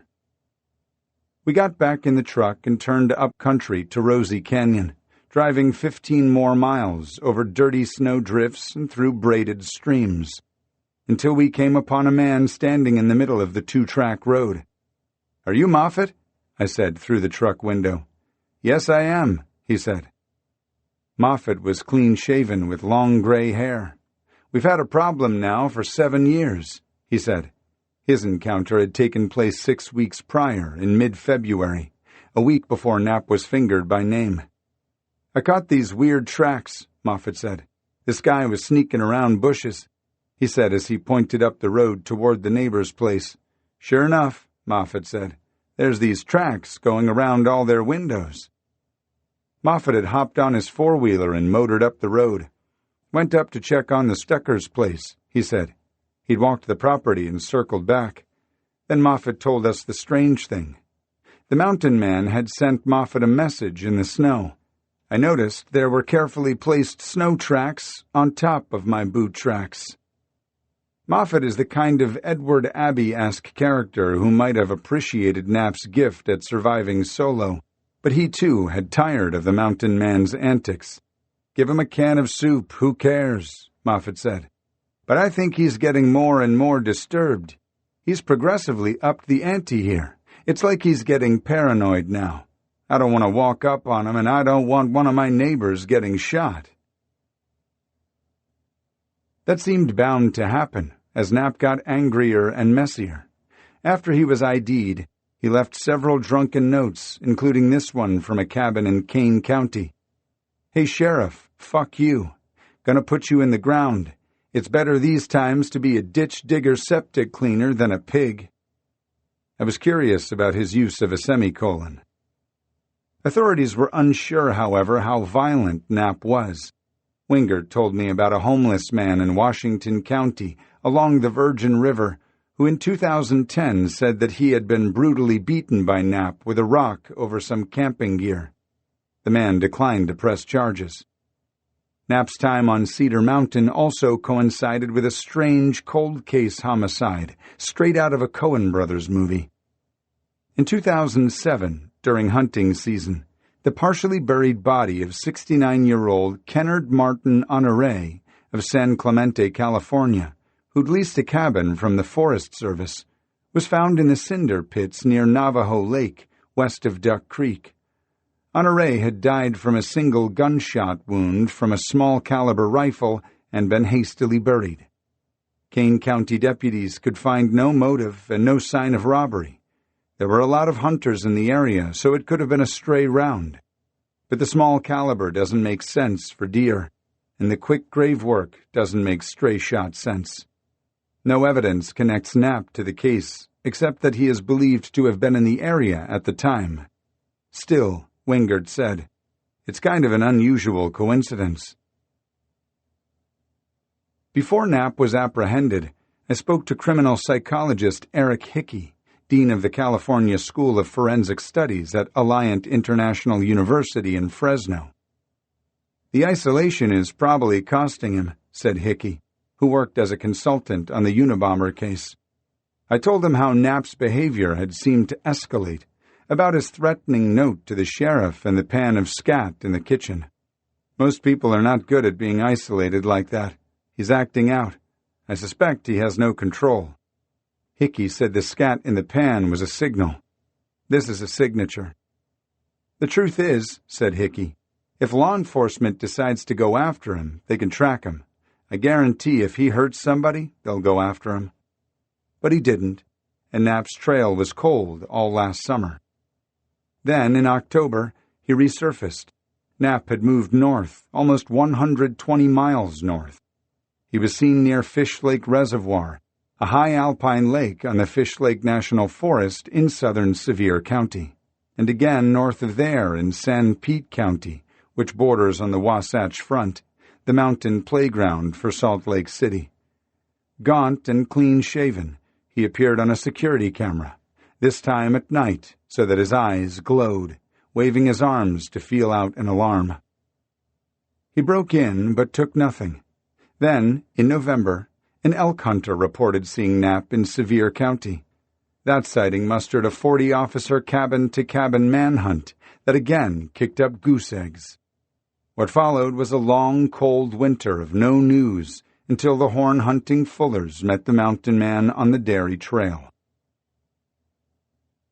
Knapp is lucky he wasn't gunned down in the shadow of the Wasatch Plateau when he opened fire at the helicopter with an assault rifle, an outcome Detective Conover attributes to dumb luck. Shooting at a law enforcement heli certainly amplified his woes, as did possessing a .357 Magnum when he was captured. Now, in addition to the 6 felonies and 5 misdemeanors he was charged with on April 4th in San Pete County, including assorted counts of burglary, theft, criminal mischief, and unauthorized use of a firearm, he could face charges of assault on law enforcement officers and discharging a weapon at an aircraft. The cabin burglaries, Wingert said, will turn out to be the least of his worries. But Knapp seemed at peace with his capture. In wire photos he appeared relieved, even grinning at times. He told deputies he was tired of the elements, that he was getting older and the winters were getting colder, and that he didn't hate people, but he didn't especially like them either. He mentioned Robin Hood by name, pointing out that he'd simply tapped resources, food, firewood, guns, that weren't being used. San Pete County authorities got him a shower, a new striped jumpsuit, and some pizza, then spread out the maps and let Knapp draw lines between all the places he'd been. When you haven't talked to many people other than your mother for nearly 7 years, apparently it builds up. Knapp didn't appear concerned about lawyering up. He sang to officers like a proud jailbird. Troy James Knapp had a closet full of baggage, I know, and I wish he was more Robin Hood and less just Hood. I wish he'd only left thank-you notes instead of threats and never shat in a pan. But his capture made me a little sad. Utah needs, as the Grateful Dead song goes, its friends of the devil spending the night in a cave or cabin up in the hills. Some of the lawmen who participated in the manhunt don't think Knapp was trying to hit the chopper with his rifle, just deter it. Why do you say that? I asked Conover. Because that's what he told us, he said. It's a good thing you got me when you did, Knapp told the lawman on the ground. I was going to move tomorrow.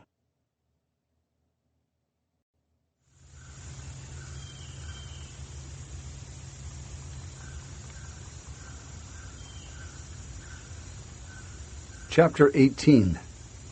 Mount Rainier. The inclination to believe in the fantastic may strike some as a failure in logic or gullibility, but it's really a gift. A world that might have Bigfoot and the Loch Ness Monster is clearly superior to one that definitely does not.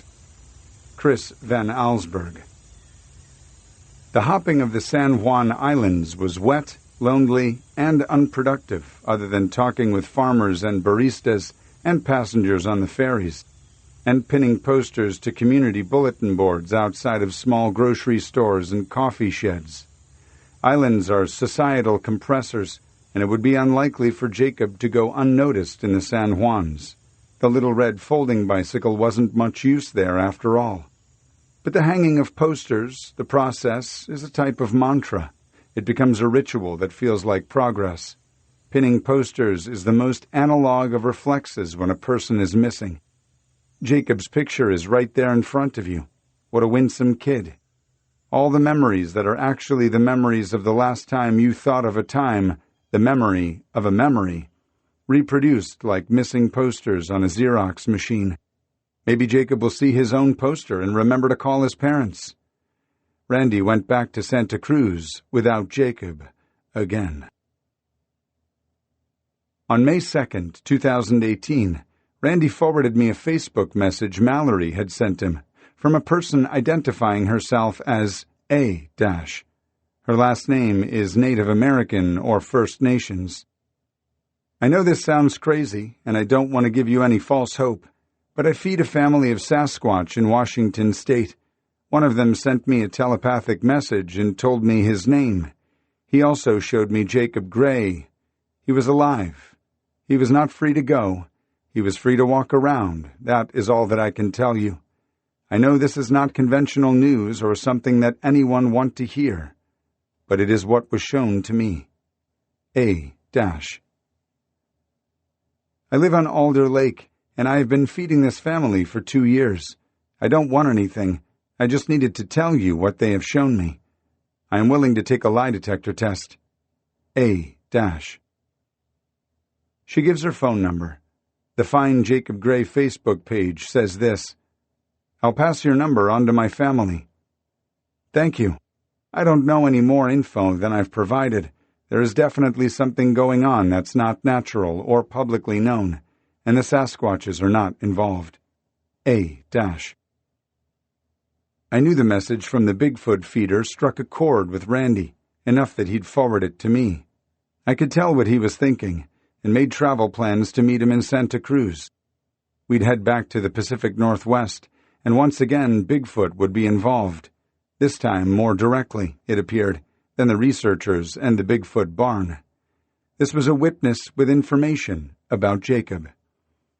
Randy has a really hard time being a skeptic. He's childlike in his sense of wonder, a quality I admire. I can't help but think of the Mitch Hedberg bit. I think Bigfoot is blurry, that's the problem. It's not the photographer's fault. Bigfoot is blurry, and that's extra scary to me. There's a large, out-of-focus monster roaming the countryside. Run, he's fuzzy, get out of here. But I see the need for Randy to believe that there are things we don't understand, and one of those things may be the tie to finding Jacob. Sharks are a reality in Randy's water world. It's only natural, then, that Bigfoot should exist in Randy's terrestrial world. There are strange species at the deepest depths of the ocean that we haven't ever seen, but scientists believe are there. Maybe there are primate hominids that are invisible to trail cams, and trail cams are now everywhere. The Clackamas Indians believe that adolescent Big Feet must pass a test to become an adult member of the Bigfoot tribe. The young Sasquatch must leap in front of a human on the trail and wave their huge hands in front of the human's face without being seen, invisible as a missing person. I can't talk about Bigfoot without mentioning David Paulides. Paulides was angry with me after the story about Joe Keller was published. He thought I'd done him a disservice by both mentioning that his books are self-published and conflating his Bigfoot research with his missing persons research.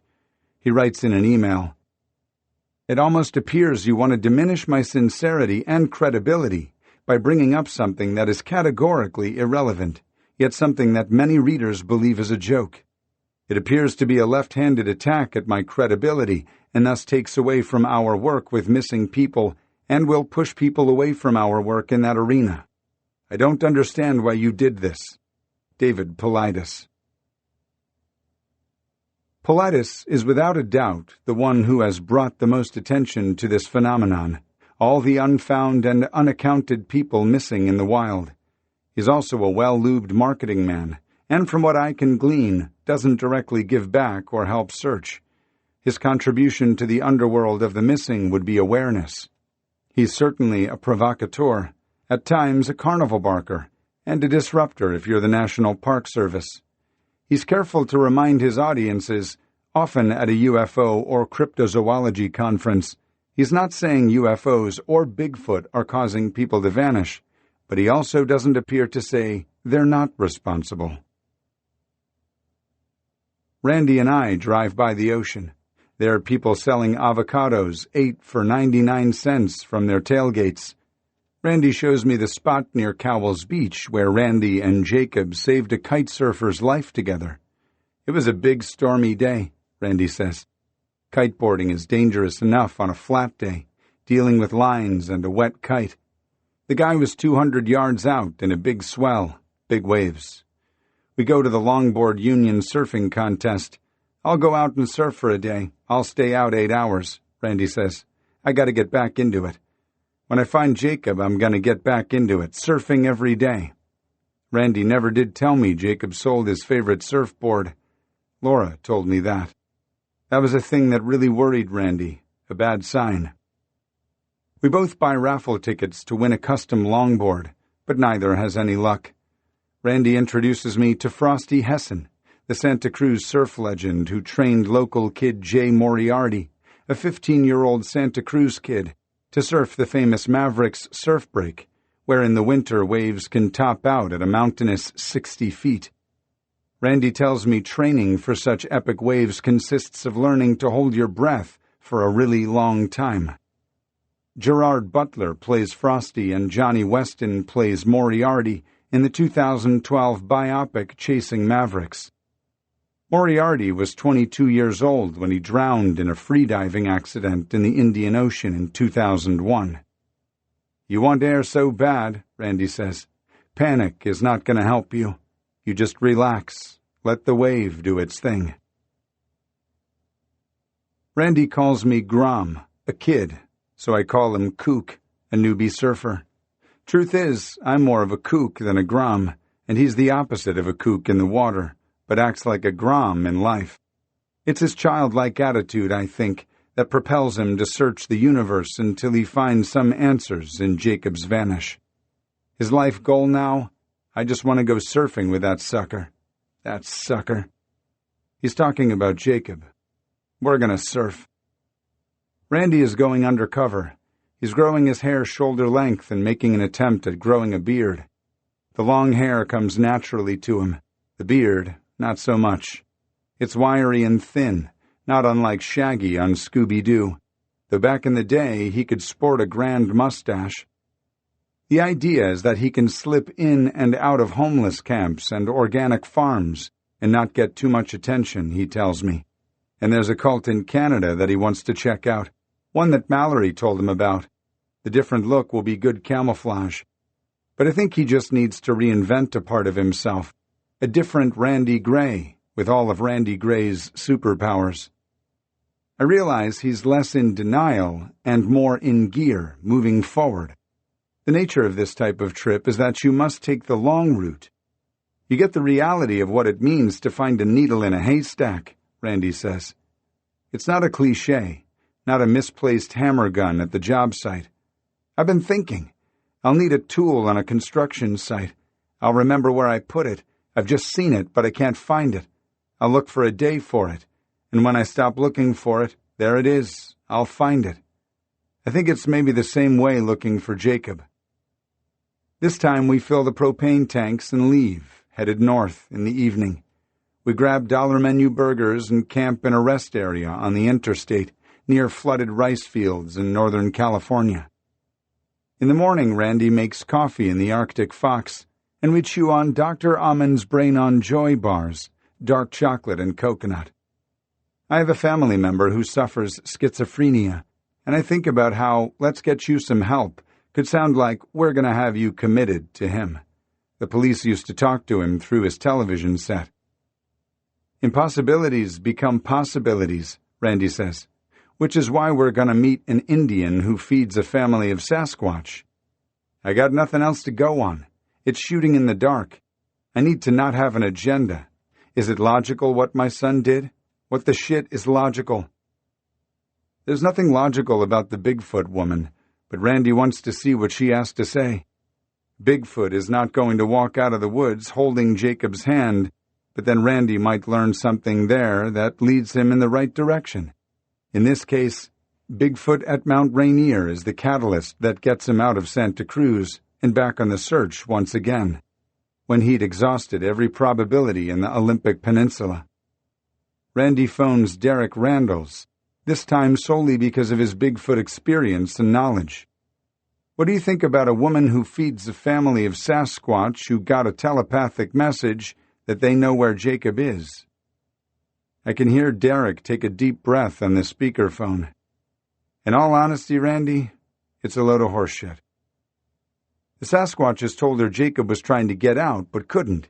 He was naked and dirty in the forest. He was scared. Yeah, well, I'm just telling you straight up, Derek says. Okay, Randy says.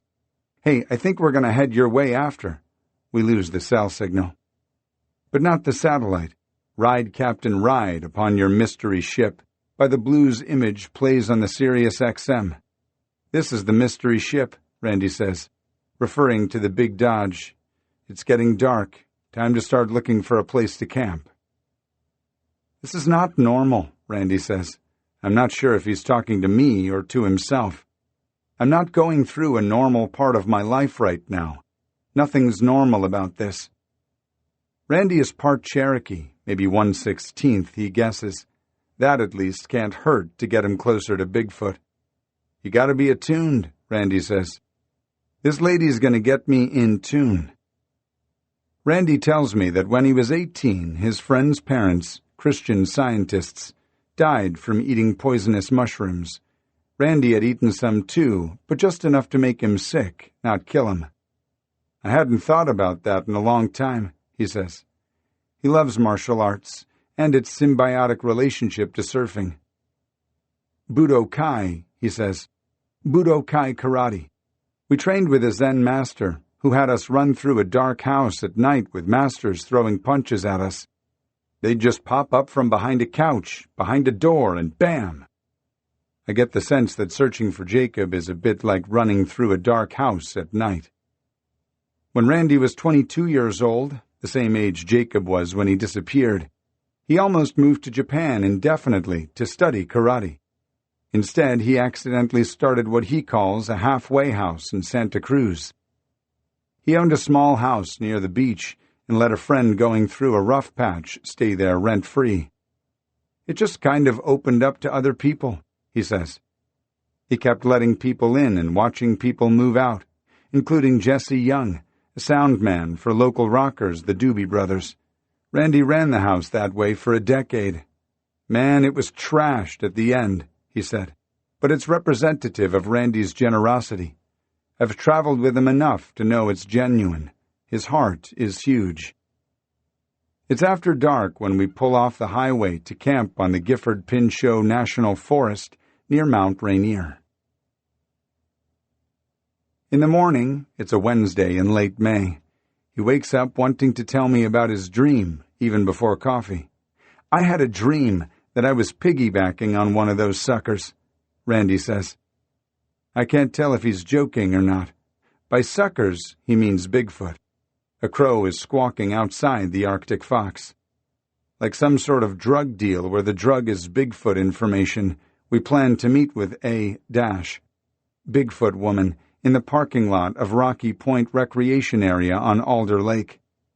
The sun is out, we can see snow-capped Mount Rainier, and Randy is snoring in the reclined driver's seat after eating a big steak and eggs breakfast at the local tavern. Randy is the ultimate optimist. He's wildly curious, the seeker from the Who song, "What else do I got?" he says. What else can I do? Psychics and Bigfoot people. The psychics don't see anything alike with each other, and the Bigfoot people call bullshit on each other's theories. Meanwhile, Randy believes something, who knows what, could lead to something. A- pulls up. She's wearing a cap that says Bigfoot doesn't believe in you either. She seems shaken. Back at the general store in Elba, there was a white van, a couple of Amish-looking women and a punk rock girl. It was strange, A- says. They were like cult members. Something wasn't right. I got a bad feeling. I got their license number, AKC 397, but I didn't see what state it was. She decides she can trust us, at least a little. She's half Cherokee and appreciates that Randy is a fraction. Besides, he's immediately trustworthy to everyone he meets. We follow her down the highway to a rented place. Her landlord, who I'll call Loretta, is there to scrutinize the Arctic fox pulling into her driveway. She stumble-walks over to the driver's side. It's apparent she's half in the bag. There's an RV campground down the road, she says.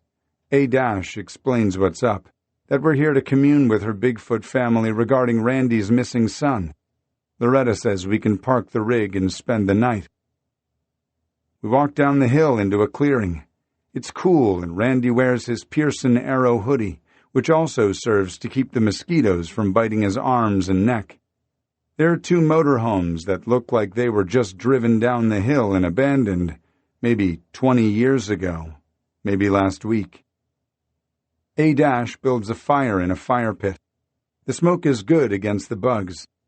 She cracks a beer and we wait for dusk, when, she says, the Bigfoot family sneaks through the weeds to feed on the apples and powdered donuts she leaves in a hanging feeder that doubles as a bird feeder. To the non-believer, it would look like the resident raccoon climbed out on a limb and grabbed the donuts, but to A- and Randy, it's another message. There's a racket uphill toward the house. She's drunk, A- says. She's always drunk. What the hell is going on down there? It's Loretta. There are other tenants who live in different parts of the house. I get the sense the place is dysfunctional. A house like something out of Ken Kesey's Sometimes a Great Notion. Go away, Sasquatch, Loretta calls. Her voice is getting closer. Here she comes. I hope she doesn't have a pistol. This is my place. Look what I got. What do you got, Sasquatch? Get the fuck out of here.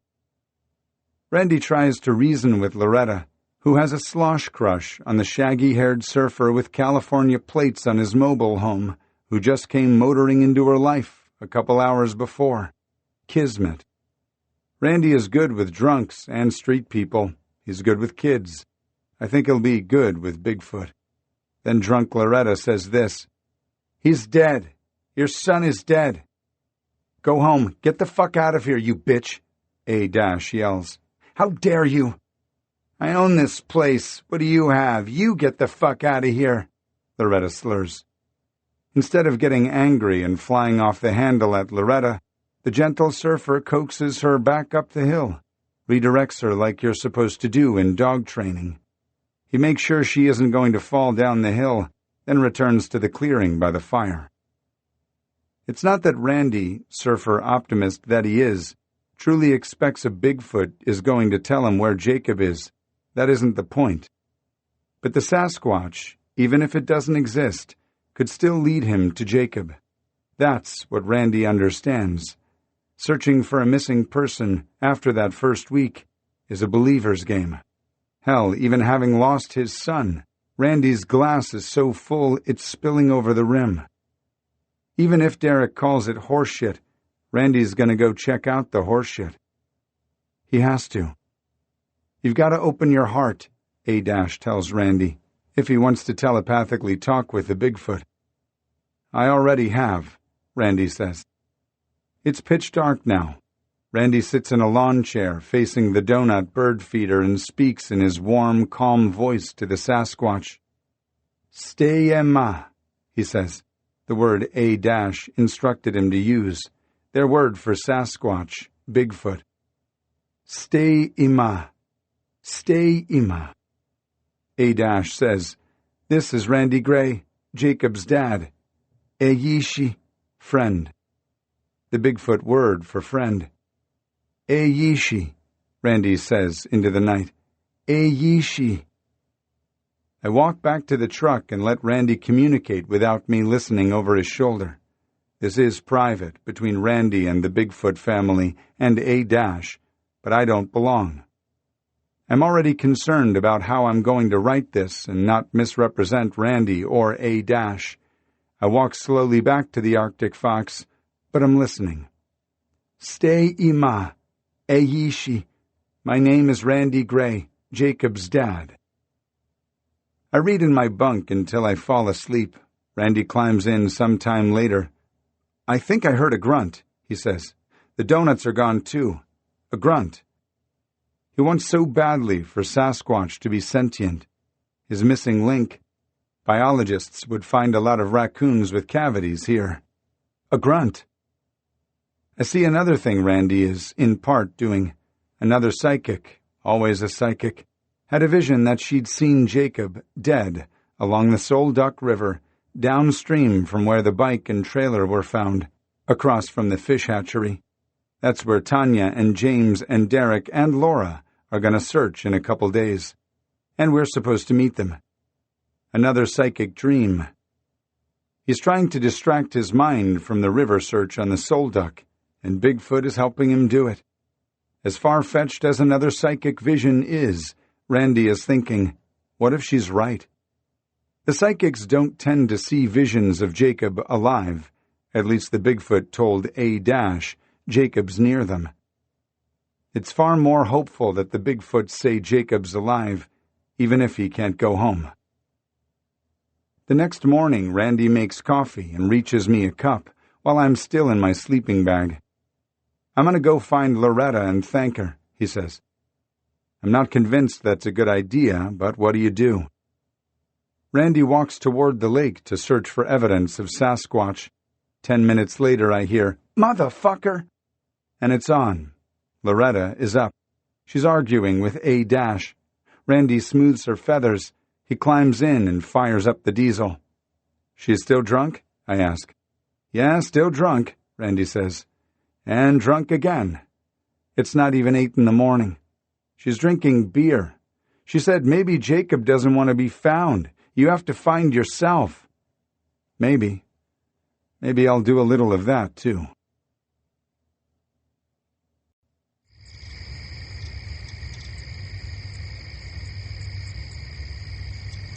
Chapter 19. Olympic Peninsula and the Holy Land.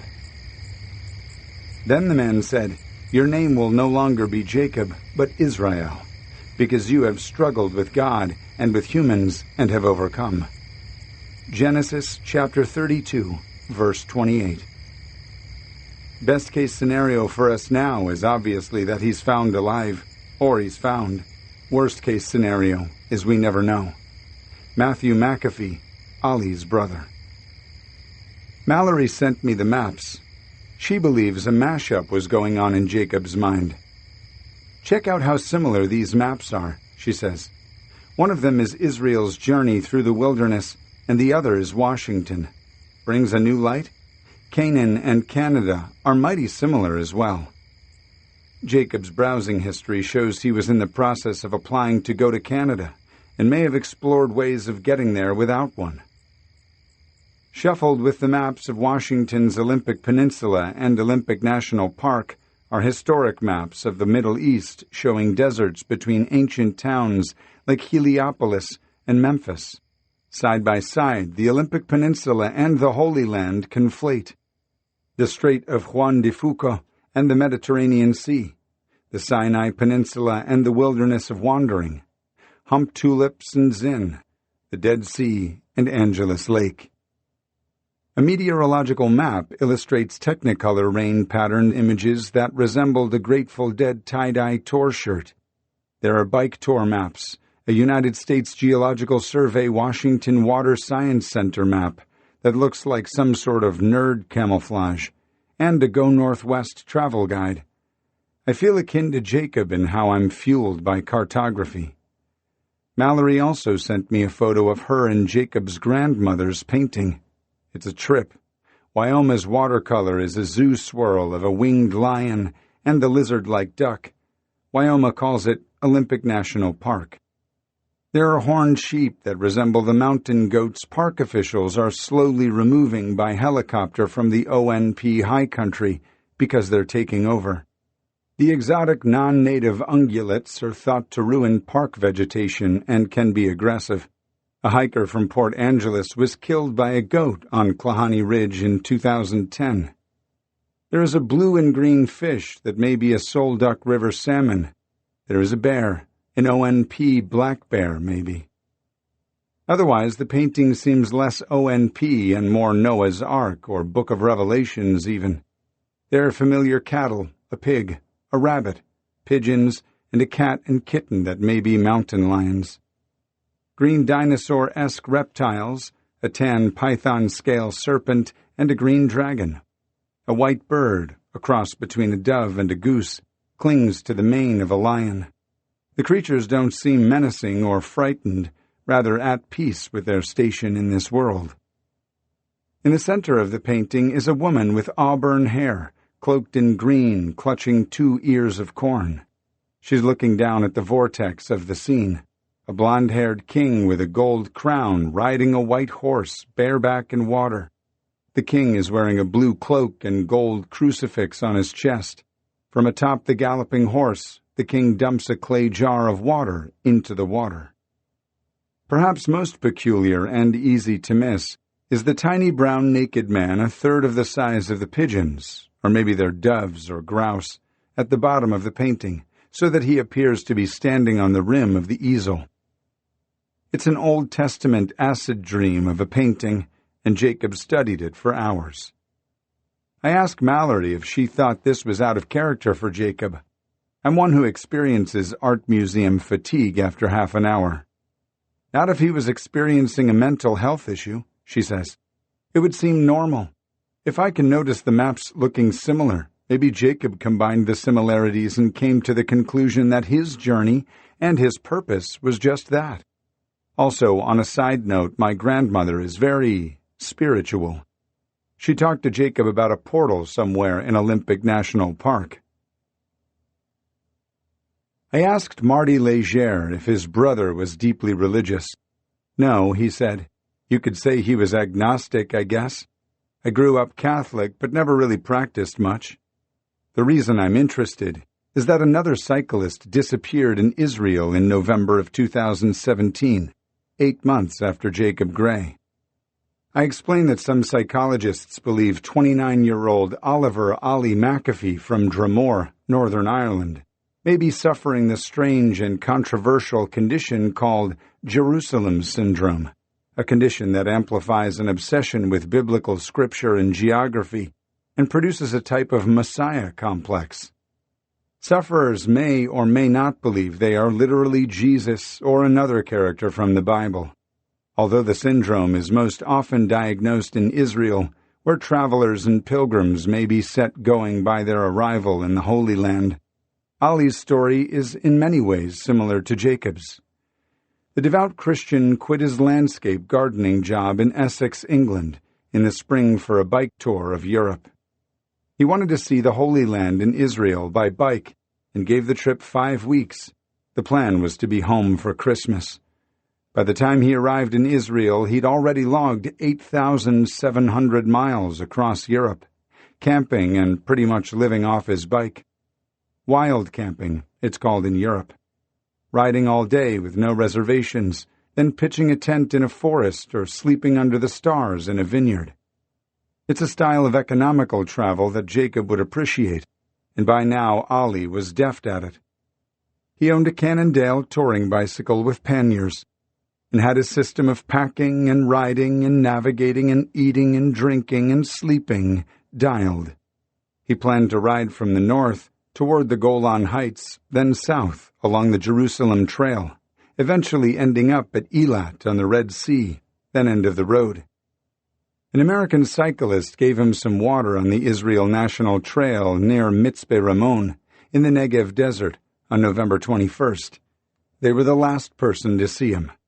Backpackers in the Maktesh Ramon crater, the world's largest volcanic erosion cirque, a non-impact crater, found some things belonging to Ali, including a tablet computer, keys, and his wallet, which contained 50 euros and 2 credit cards.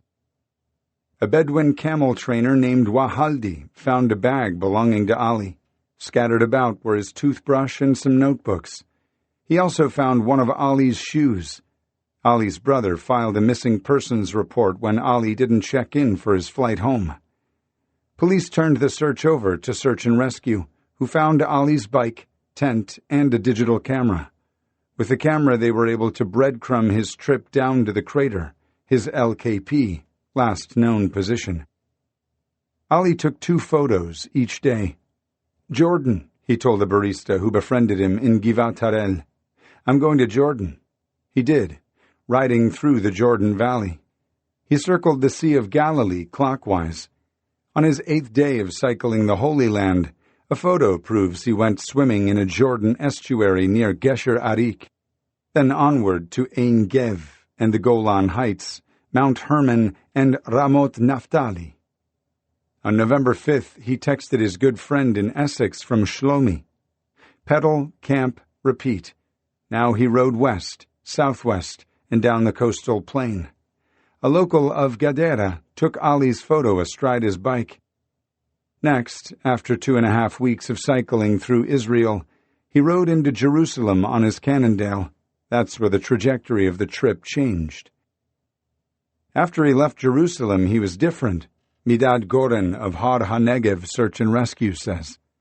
The photos became more abstract. Suddenly he's documenting small and esoteric details. Suddenly he starts making all kinds of shapes near his camp, hanging stones with ropes. It appears Ali ripped pages from his Bible and pinned them against the wind with stones. He dug a temple of sorts, the size of a grave. Especially odd is that he dug it with a tire lever from a bicycle multi-tool. Searchers found the tool in the center of the excavation. The last photo was dated November 19th, 2017, 2 days before the American cyclist recalled seeing Ali. The photo was a close-up of a hitchhiking station in Tzomet Sihor. The notebooks found scattered about document a confused struggle with God, Jesus, and existence. Throw away all personal items, photos, destroying a little, it stops from destroying my whole self, to relieve me from the pain I feel. Searchers believe Ali may have been fasting because they found food, including whole cans of sardines, among the items left behind. The desert was cold, especially at night.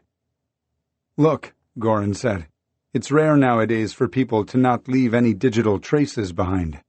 This reinforces the fear that he is here in our region. We search carefully, so if he is not here, then where?" Israel may be the world's foremost surveillance state. The entire country, at 8,000 square miles, is half the size of the Upper Peninsula of Michigan.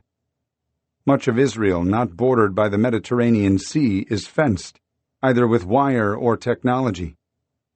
Satellites, drones, and security cameras keep watch on nearly every inch. A foreigner doesn't simply cross in and out of Israel without notice. One theory is that he fell in with Bedouins and is either living among the almost 250,000 of them in one of their Negev villages, or may have crossed into Egypt or Jordan with them, and could be anywhere. 2 days after Oliver's bag was found, there was an incident at a military base along Road 40. At 3:48 a.m., a figure with a headlamp approached the base's security fence. A camera shows a silhouette in the glare of the light, but it's impossible to make out who it is. The figure disappeared. 10 minutes later, a soldier hears screaming. "Ho, yo!" she reported. "Ho, yo!" "Keep away from the fence," she instructed. The light switched off and the figure disappeared into the dark desert. Locals know they could get shot approaching an Israeli military installation at night. Sure, the Negev is a massive moonscape. Ali could have crawled deep into a cave and died there. He could have fallen into a crevasse. But so much of that desert is visible from the air. Searchers will often use birds to indicate a carcass. Early on in the search for Ali, Goran homed in on an eagle foraging on something. It turned out to be a dead camel. Sufferers of Jerusalem syndrome often have a history of mental illness, but that's not always the case. We do have Oliver's journals from his travels, which don't strike us as anything being amiss. Angela McAfee, Oliver's sister-in-law, told me. He reads the Bible and often writes notes as he does, as many Christians do. He also journaled his physical travel through the country. And as you would imagine, this journey did blend beautifully with his faith. He was in the Holy Land, after all. From his writings, he does discuss preparing and making the trip to come home. There is nothing that we have read that sticks out as indicating that he was seeking to disappear. A campsite was discovered some distance from the bike. Bible pages, scribbled on in McAfee's handwriting, were left pinned with small rocks, a sort of breadcrumb trail that led to a type of altar made of rocks and scratched out with a bike tool. Some authorities speculated Jerusalem syndrome. Although it would be foolish to rule out the Ali clues, his expensive gear left behind, the Bible page trail, the altar dug in the dirt, just don't feel like foul play. Searchers in Israel believe it's quite possible Oliver is still alive. His sister-in-law speaks of him in the present tense, but there's just so little to go on. Unfortunately, the search for Oliver is very much at a standstill. There have been no confirming sightings or clues as to his location, she says. A dog trainer in Jerusalem called to report having seen Oliver, but it turned out to be someone else, a pilgrim suffering delusions. That's pretty much the extent of clues following the discovery of the altar. We fully appreciate it's virtually impossible to search for someone when you have no idea where to look. "I think he's alive," says Detective Gabi Yifrach with the Israel police. "He lives somewhere in central Israel, the Jerusalem area. In my opinion, if he reached the road, so he wanted to live and must have hitched a ride, but that's just my gut feeling. Ali's sleeping bag, phone, and passport have not been found." Some psychiatrists believe one doesn't have to be in Israel to experience Jerusalem syndrome. Perhaps Jacob Gray was looking for God in Eden-like Olympic National Park. I think you're definitely onto something with the Jerusalem syndrome, Mallory says. I'm careful to tell her I'm not assigning or prescribing a condition to Jacob, and many psychiatrists and psychologists believe there is no such thing. Jerusalem syndrome is as fictional as Bigfoot and the Loch Ness Monster. Being in his weak state, he could have made connections to anything, she says. That Canaan looks like Canada. He did try to go to Canada a couple times and couldn't because of no passport. Robert Kester calls the condition vision quest. Victims tend to be younger individuals, 20s, 30s, he said. They tend to suffer mental illness, diagnosed or not. They tend to show signs of despondency. They may not see any need to check in with family. They think they receive a message from God. They will climb the highest mountain, go into the woods, or the desert. Jacob may have been using his bicycle as a search engine.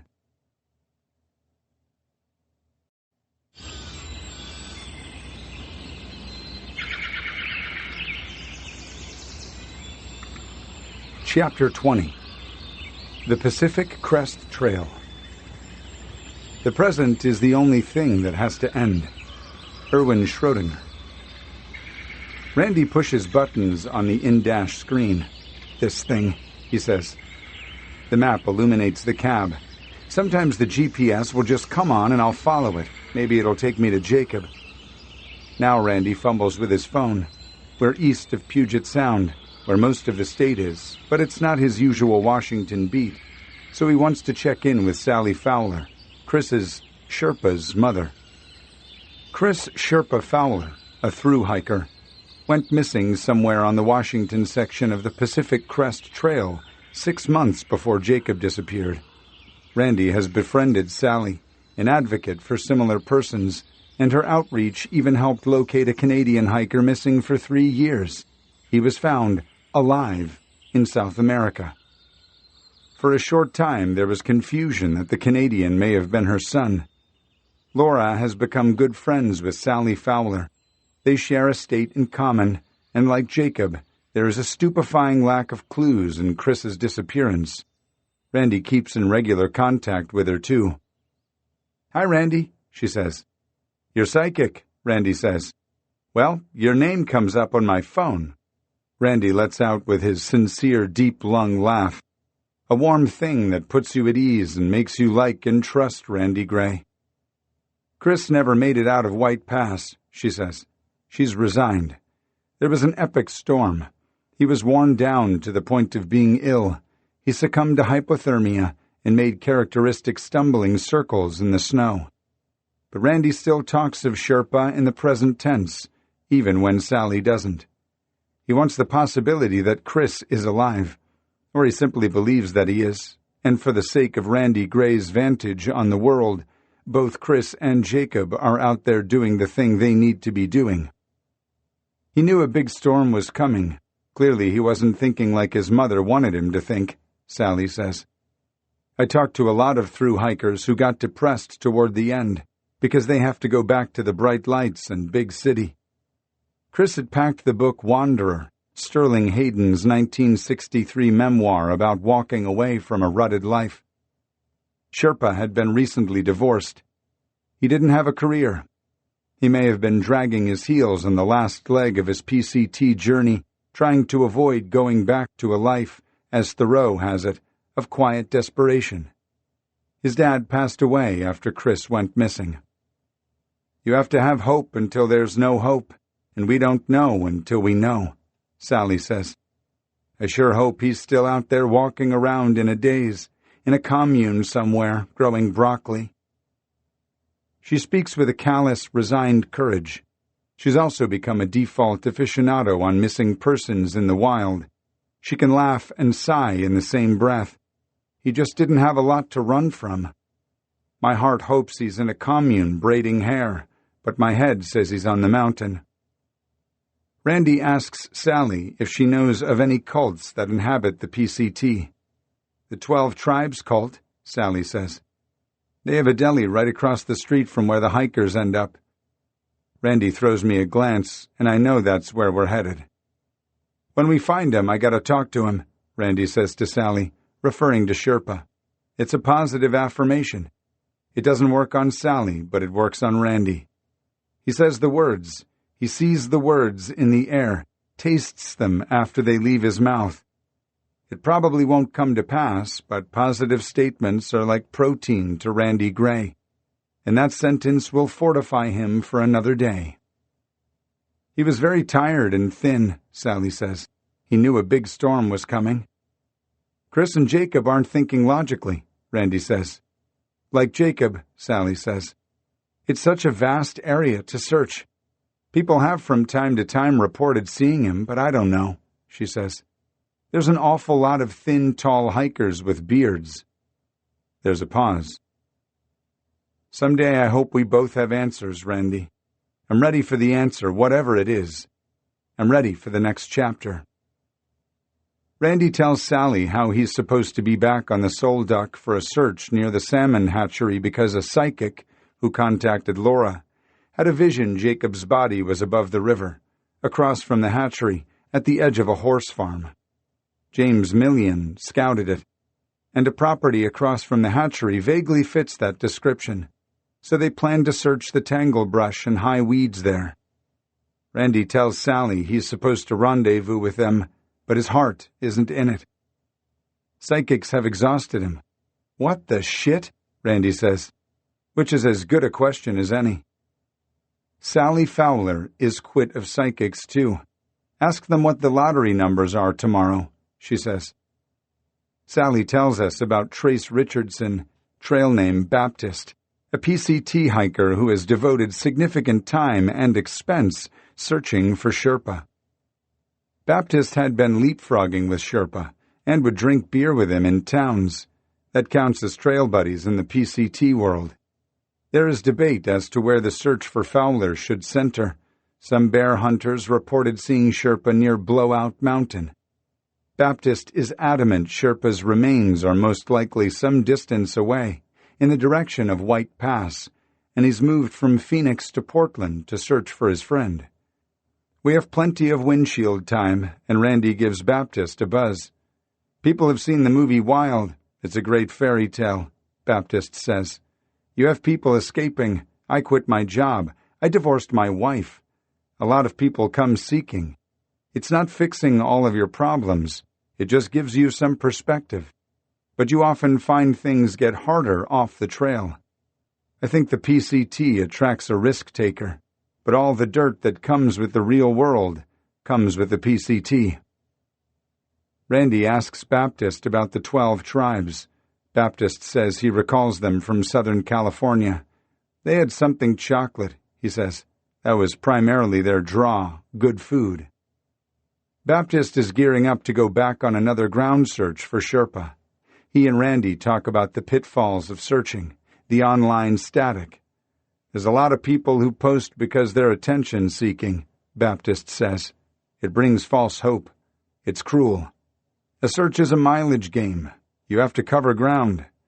Some bear hunters said they saw Chris on October 22nd in Chinook Pass. Nobody's going on purpose into a storm like that. It's such a low likelihood. It's like the ship sank. He swam to the island, then got food poisoning on the island and died. The two talk about hypothermia, as likely in the Cascades as in or along the Soul Duck River. It happened surfing, Randy says. Randy remembers his dad wearing wool sweaters to surf in the days before neoprene wetsuits. I call it a Shangri-La. You're in 40-degree water, but then after a while you think you're warm. It's a hard death, Baptist says, but it's a nicer exit. Moisture management is critical. You're not dying out in the Pacific Northwest. It can lead to a cascading failure of events. It can be a roller coaster, Baptist says. High highs and low lows. A through hike is a magnifier of emotions. You get to town, resupply, drink. It's really hard. Maybe you leave with a bad hangover. Then the next day you'll be on this amazing height. There's a window of clarity that happens. Things can be more intense. Sherpa maybe wasn't taking care of himself. He lost a week of mileage because he was ill. He wore sandals when he should have worn boots. He had blisters on his feet he wasn't attending to properly. We were racing winter, Baptist says. Late in the conversation, he tells us how he got the trail name, because he accidentally pissed on a rattlesnake, baptizing it. I got off on October 2nd because I didn't want to die. Sherpa got caught in the weather 2 days after he left, Baptist says. 2 years later, they're searching 60 miles north of where they need to be. Randy is a riverboat gambler when it comes to diners and greasy spoons, eschewing IHOP and Denny's for the mom-and-pop heartburn shacks. We stopped for breakfast at a place in South Tacoma with the weakest, ropiest coffee in America. The place is red-lit, and it feels like something from a David Lynch set. Wichita lineman plays on the speakers. They don't actually have a jukebox. The corned beef hash is straight from a big can. Randy will always order a milkshake in these places without fail, to arrive at his table when he's finished with his eggs and bacon, and for him, that milkshake makes up for the bad coffee. Not me, but we'll stop at Starbucks in a few miles. Maybe it's the milkshake and the Bigfoot and the Loretta Psychic hangover, but after breakfast, Randy says, I don't want to go to the Soul Duck now. Let's go to Canada. Wouldn't that be something if Jacob's on a farm up there somewhere? There are over 1,000 farms in British Columbia alone. We watch Mount Adams through the dirty, bug-splattered windshield. He wanted his passport, Randy says. Why did he want his passport so bad? Jacob wanted to go to Canada. I can tell it's settled. The lodestar points north instead of west. We're going to Canada. I think I'm done in the Soul Duck, he says. Again, he's talking to himself as much as to me. I don't think there's anything more to search there. I swam the river one last time, 3 or 4 miles down the river. I had my wetsuit, my snorkel, and mask. Randy's litany. When I got to a place that was deep, I'd grab a rock and go to the bottom, looking for a watch or anything. I found fishing lures, a compact disc. Jacob's not in there. He's not in the Soul Duck. Not in there. I bet he's in Canada.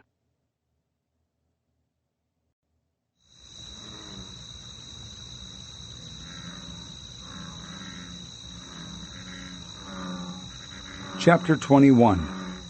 New Mexico and Australia.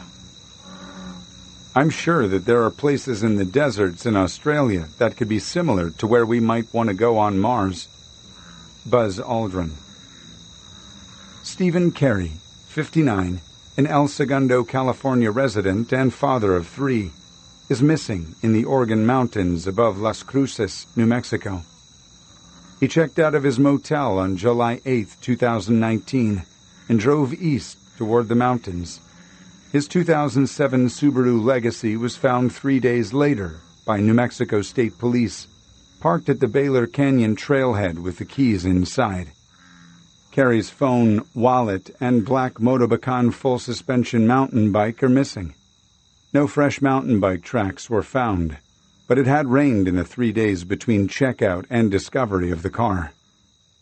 In New Mexico, the state police are in charge of search and rescue. On July 12th, they organized a search for Carey of Baylor Canyon and surrounding ridges with the Doña Ana County Search and Rescue. That search lasted about 6 hours. It was called off when temperatures got too high. The area is inside Desert Peaks National Monument, which is administered by the Bureau of Land Management. Desert Peaks is comprised of 500,000 acres, half of which is designated wilderness. It's possible for someone to travel through the monument and onto federal military property. A search larger in scope was complicated by being near the restricted lands and airspace of White Sands Missile Range. Carey's family had to struggle through federal red tape in order to be able to do any searching of the military space that covers parts of 5 counties and nearly 3,200 square miles. WSMR is not unlike a national park, and vice versa, when it comes to emergency searches for missing persons. Searches were conducted by WSMR personnel, assisted by the El Paso, Texas Sector Border Patrol Search, Trauma, and Rescue, BORSTAR. Carrie's family eventually got permission to hire a professional drone operator. Day and nighttime overflights showed no signs of Carrie. Virgin Galactic's Spaceport America is 50 miles north of Las Cruces. The area is gearing up to be ground zero for commercial space travel. I used to live in Las Cruces and mountain biked the high desert and Organ Mountains. Temperatures in July and August routinely get above 100 degrees. The trails are filled with cactus and goat heads and sharp rocks that can puncture bike tires. I've never been to a place with so many rattlesnakes. Now the place fairly buzzes with Border Patrol 4x4s, so that you have to try pretty hard to vanish cold. Talking with Robert Bogucki is like having a phone conversation with a Bible character. In 1999, the 33-year-old Alaska mover and volunteer firefighter cycled toward Australia with his girlfriend, Janet North. While North flew home to the States, Bogucki had unfinished business down under, and so set out to cross Australia's 300,000 square kilometer Great Sandy Desert on his 7-speed Trek Calypso, a beach cruiser. What ensued is one of the great survival stories of all time. Furthermore, Bogucki may have experienced the spiritual, psychological, and emotional journey Ali and Jacob are on. Bogucki, like Jacob, is of the make-do-with-what-you-got mindset. A beach cruiser is better suited for the sidewalks of Santa Cruz and not bike-packing across the outback. He packed a week's worth of food, chocolate bars, ramen noodles, and canned tuna, and 26 liters of water. A week, he figured, would get him to the McClarty Hills, where he planned to fast and wait for God to visit him. After the meeting with God, it would take him another week to pedal northward to the highway to Broome. The whole trip would be about 600 kilometers. Piece of cake, can of corn. In essence, he was riding to God through a red desert on a blue bicycle. There was no plan B. The trip was predicated on the use of a bicycle, with no thought about what to do when that part of the equation evaporates. The roads on the map were hyperbole, used for definition by the cartographer because there wasn't much else to include in the blank space. The terrain, rolling hills of deep red sand, spinifex grass, and thorny tire-puncturing plants, became unrideable very quickly. The choice of bike, the Trek Calypso meant for tooling around town, wasn't rational. But neither, perhaps, just 2 days in, was the decision to abandon the bike and go forth on foot, instead of doing a 180 and backtracking to the Great Northern Highway and civilization. Bogucki was on a mission. To jettison the bicycle is to make a place fourfold more remote.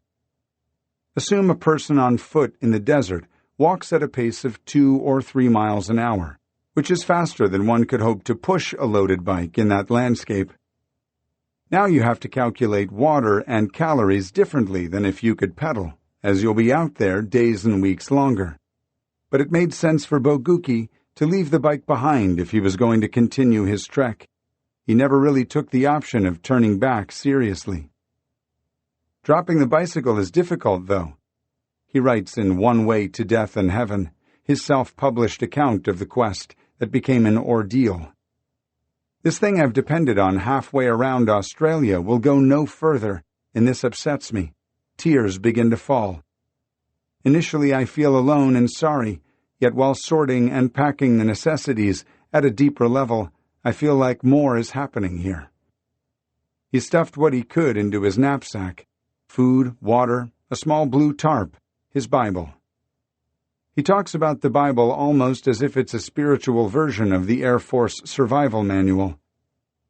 The Bible is the inspired word of God, Bogucki writes. Eventually, though, he pitched it due to its weight. Considering that, and the fact that I'm no longer reading it, I decide to drop the Bible.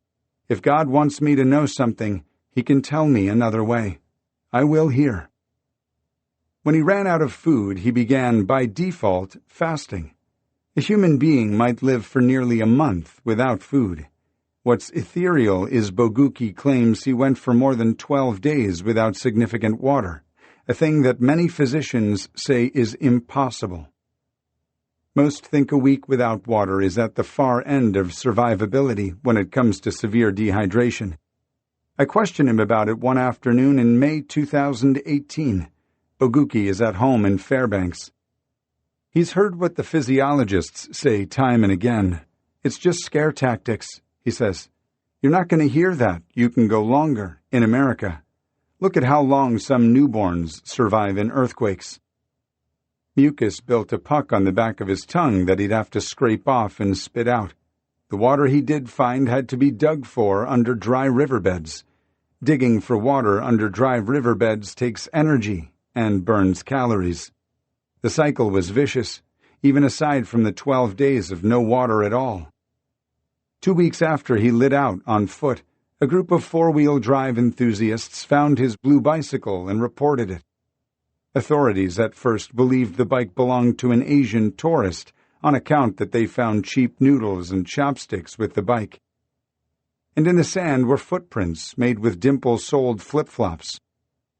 Jacob Gray appeared to have done the same thing as Robert Boguki, abandoned his bike on day 2 of his journey, the difference being that Jacob originally intended on keeping to rideable roads.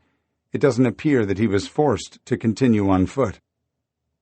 When authorities realized the bike belonged to a missing American, the ensuing search became one of the largest search and rescue operations in Australian history. Boguki's journey of self-discovery sounds a bit cliché, but I can imagine no better way to find oneself than to see how you react to survival on the edge of this mortal plane. My intention had been to spend time in a lonely, unfamiliar landscape, to resolve some internal conflicts, to make God real in my life and clarify a desire to live, Boguki writes, and for this I decided to fast, to put my body through extreme hardship. It's an age-old concept, but few people have the sand Boguki did. He hallucinated. Voices told him where to dig for water. He experienced vivid dreams. He didn't have a bowel movement for a month. A desert flower that he sucked nectar from made him violently ill. It was empty, but comforting, he said of his stomach. I kind of thought about Jesus fasting in the desert, and it was an inspiration. After dropping the bike, I had the sense of elation that I could go on, and I was walking in the direction I'd planned. He averaged 20 kilometers a day on foot. He'd learned to find water like a lizard. He was becoming a desert dweller and was unsure he wanted to be rescued. At one point, he pulled his blue tarp under a bush in order to not be seen from a small airplane that he'd later learn was searching for him. An American Vietnam veteran named Garrison St. Clair of a volunteer outfit called 1st Special Response Group flew to Australia for the search. St. Clair is a uniformed, cigar-smoking, mustachioed, larger-than-life character. News outlets in both Australia and the States covered the search, which had turned into a media circus. It wasn't an army or search-and-rescue helicopter, rather a news helicopter that spotted the skeletal wanderer 43 days after he left the Great Northern Highway. Boguki wrestled with the idea of being rescued, but was at his threshold. A person can go so many days on a certain amount of faith, he writes, and mine has reached its limit. The helicopter dropped off one of their crews so that Boguki could fit in the chopper. He spent 3 days in the Broome Hospital, where he got to meet St. Clair and the noted man-tracker Joel Hardin, who runs tracking classes from his home base in Clearwater, Idaho. Later there was some controversy as to whether or not Boguki, even in his weakest state, had been eluding searchers on purpose. I'd sent him a clip about Jacob Gray from the Peninsula Daily News and asked Boguki what he thought of Jacob's story, what Jacob may have been thinking, doing. I also sent him a story on Ali McAfee, same questions. And did Jerusalem Syndrome make any sense? Talk switches to Ali McAfee. Boguki lived for a short time in Israel in 1986, where he worked on a kibbutz. Israel is not a big country. You're not going to get a loan there like you would in Washington. Ali wants to spend time being anonymous. How motivated was he to go there? In my mind, it equates to his prospects for living through it. Jerusalem syndrome, Boguki says. I don't see it in response to an unreal thing. I compare it to really bad seasick. People say it's all in your head. No, it's not. That's not to say Boguki ever thought of himself as having a mental illness. The opposite. Being in the Holy Land influenced me. History and things that are greater than your little life. I didn't consider it some fantasy thing where people think they're Jesus or John the Baptist or anything like that. In his book, he recalls his time in Israel. Yeah, I remember that trip, he writes. The kibbutz, Yiftah, the drinking, the blood. The first intifada started soon after. In old war, that is.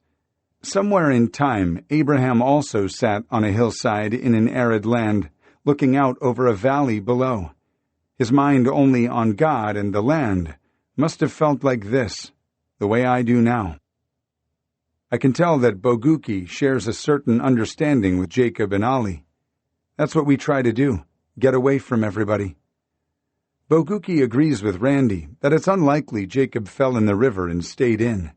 An accident at the river didn't end his spiritual quest.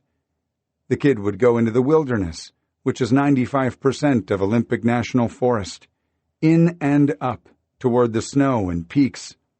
He's thinking, I'm going to do this, even if it kills me. The drive is there. Jesus, the Spirit, drove him into the wilderness. It's as much of a drive as a mother protecting her child. It's that strong. As adamant as he is about the vision quest, Boguki is a pragmatist about it. If you're going to be out there for a while, you're going to want to get yourself comfortable.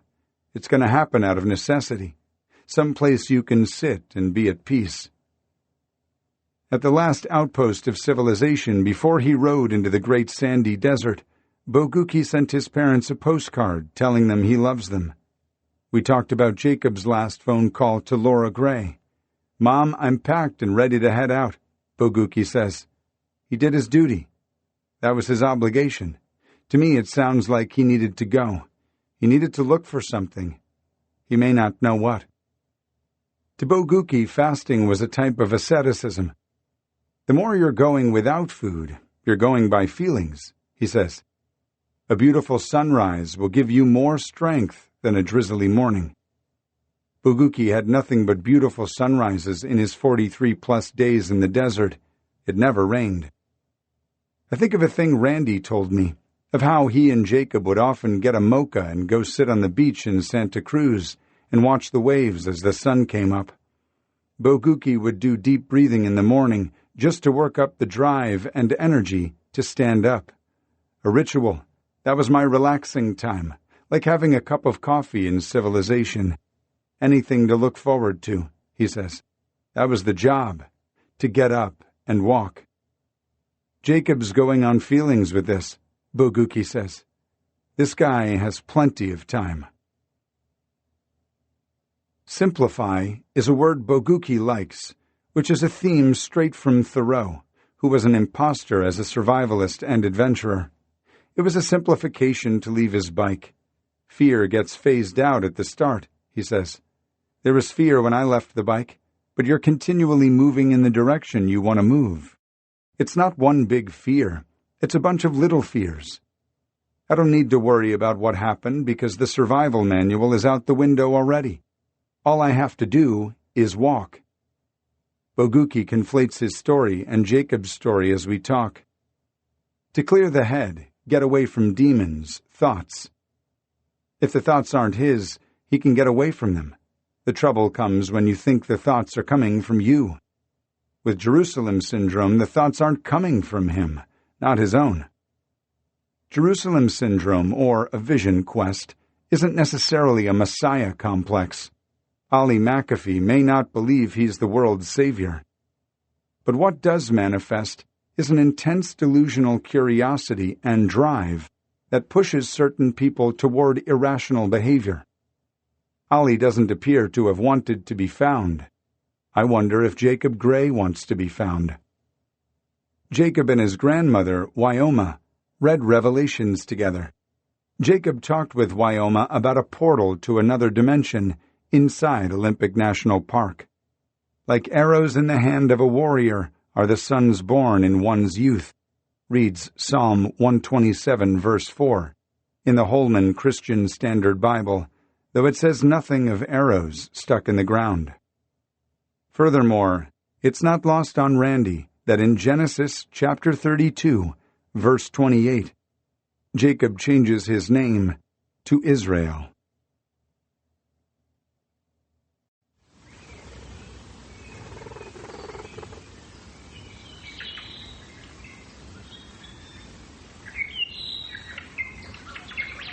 Chapter 22. Maui, Hawaii, and Idaho. The brain uses the most energy, and even very simple calculations become difficult after 3 days without food. Guido Kamida, a former chef who leads primal survival courses in Italy. To paraphrase Professor Rescue, a runner tends to run themselves out of the search area pretty fast. That's just what yoga instructor and physical therapist Amanda Eller, 35, did on May 8, 2019. She'd intended to do a routine 3-mile trail run in the Makawao Forest Reserve, 2,000 acres of non-native cook pine and tropical ash that shoulders the towering Haleakala volcano on the Hawaiian island of Maui. Eller, who lives in Haiku, ducked down a little side path for a meditation break. When she stood up to continue on the main trail, she got turned around, forgetting which way she'd come in. And as outdoor athletes can and sometimes do, she pushed herself swiftly and confidently in the wrong direction, determined not to backtrack, so that her hour-long outing turned into a 17-day bushwhack from hell. After her boyfriend, Benjamin Conkle, reported her missing to the Maui Police Department on the morning of May 9th, authorities located Eller's white 2015 Toyota RAV4 at the Hunters Trail trailhead. Her phone, wallet, and water bottle were locked inside the car. Her car key was found hidden behind a tire. This wasn't necessarily unusual. She wouldn't need her phone on a short, familiar route, and the only thing you can do with an electronic car key in the forest is lose it. There was no immediate sign of foul play. Conkle took a lie detector test and passed. According to the Federal National Missing and Unidentified Persons System, NamUs, Hawaii ranks 8th in the United States in number of missing persons. Whereas in most of the United States the county sheriff is in charge of search and rescue, here, Maui County Department of Fire and Public Safety is in charge of search and rescue and commanded the search for Amanda. Maui Fire was joined by Maui Police, as well as dog teams from the volunteer organization Maui Search and Rescue. In a matter of hours, there were helicopters, drones, dogs, and trained boots on the ground. As word spread, dozens of volunteers showed up to help scour the trails. "We would take anybody who could walk," says Sarah Haynes, a recent California transplant and friend of Conkle's who found herself helping organize the search and taking the role of family spokesperson, while Eller's parents, John and Julie, were unreachable for the first 2 days while on a diving trip. Haynes's brother, John Truscott Haynes, vanished in Colorado in 1981 and has never been found. At first, all those searchers were organized under the direction of Maui Fire, who are well-versed in incident command. But on May 11th, mandated by a 72-hour limit on rescue personnel efforts, Maui Fire had to pull the plug on the official search. In most cases, unless you're Steve Fawcett, after the official search is called off and the incident command goes home, the effort is left to family, friends, and sometimes a handful of strangers who want to help. It's rare for searchers to get a figurative shot of vitamin B when it looks more unlikely a person is still alive or still in the search area altogether. It's an unequal undertaking that sometimes seems based on pragmatism, sometimes chance, sometimes familial and demographic privilege. The small nonprofits don't have the scale to fill the need for all the remote missing persons cases all over North America and beyond. Like the John Francis Foundation, JFF, the Minnesota-based outfit that helps families of persons missing in the wild, Texas EquiSearch, TES, which was in communication with Jacob's aunt Elise shortly after his disappearance, works missing persons cases in remote places and not necessarily with horses. TES searched for Natalie Holloway, the 18-year-old Alabama resident who went missing on Aruba in the spring of 2005. Holloway was declared dead in absentia in 2012. In most searches, there are conspiracies and gossip fueling the inertia, or lack thereof. But in some cases, these are the period at the end of a sentence. On Sunday, May 12th, volunteers looking for Amanda were on their own, an army without an officer, a gang without a gang leader. That's when arborist Chris Berquist and Javier Cantelops, a former Special Operations Army Ranger and free diver, stepped in. Cantelops had taught scuba to Amanda and heard his former student was missing. Berquist was on his way out the door to do some parasailing on a day off when he got a call that a woman was missing not far from where he lives, and they needed help. At first, after Maui Fire left the scene, things were as DIY as homemade soap. The hasty searches had already been conducted, and what was vital now was organization and direction. Chris showed up, and the next thing you know, he's on the other side of the table, Haynes says of Berquist. It quickly exploded, and we got a small team of people together who then had hundreds of people under them. We need people who are comfortable being outside 6 to 8 hours a day, Berquist told Maui Now from the operations yurt that was erected on site. As a search leader, he didn't appear to fit the official mold, with his scruffy blonde beard and trucker hat, but it was clear Berquist understood the importance of the local media.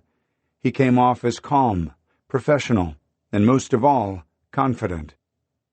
The search took on the new energy of an event. Word spread throughout the island on what they call the coconut wireless that the search for the missing runner wasn't hitting the wall. 60 to 150 searchers showed up every day for 2 solid weeks, and the spirit was such that they would have kept showing up.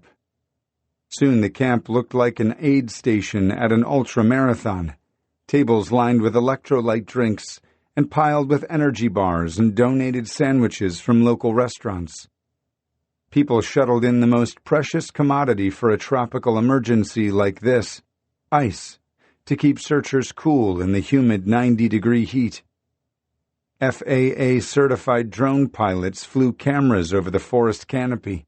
Experienced hikers and fast packers were able to cross off chunks of map.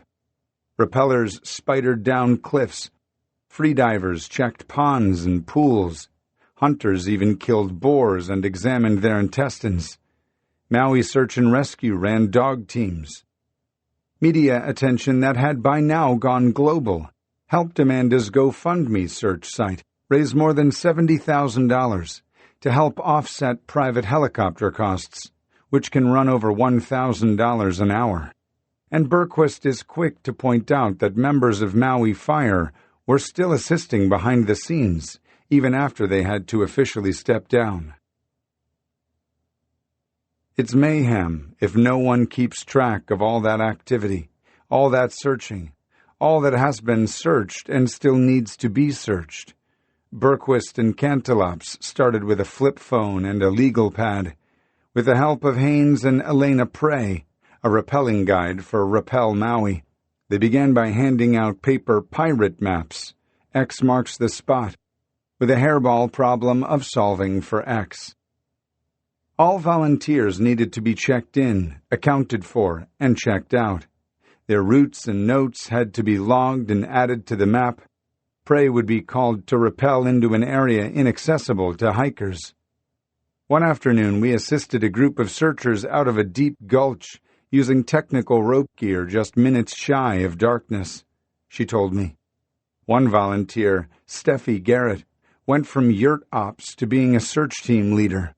A Swiss tourist named Susan Shu spent her tropical vacation organizing data for stacked 12-hour days. Gradually, computers were plugged into generators, and the team utilized apps that allowed coordinators to color in specific areas that had been scoured. They were aided by the tech prowess of Amanda's brother Chris Eller and father John Eller, who had worked a career as an engineer for the government, designing FLIR systems for the military, before founding the telematics company Insight Mobile Data. Eller's company coordinates communications and tracking information for such applications as shipping companies and emergency services like ambulances. Troy Helmer, a local pig hunter, scouted the topography and consulted on the battle plan. Troy knows that area better than anyone in Maui, Cantelops told me. One day, searchers in the heli spotted a 400-pound boar, the Maui version of a grizzly bear. They're aggressive, Berquist said. You don't want to stumble across a sow with piglets.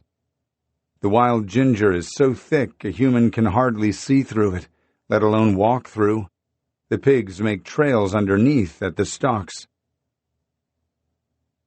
The searchers found nothing for 2 weeks. Surveillance cameras at a grocery store in Haiku showed Eller shopping the morning of May 8th. A timestamp on a package placed her at the post office.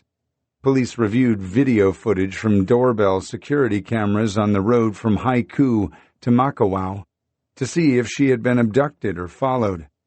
She was alone in the car and having a normal day, Haynes says, so we felt strongly that she took herself to the forest in unsuspicious circumstances. Hikers reported having seen Eller. They chatted briefly and she petted their dog, but that was walked back as a mistaken identity. Media attention grew, this athletic woman missing in paradise, and it was impossible for outlets not to compare Amanda's story to missing women like Natalie Holloway.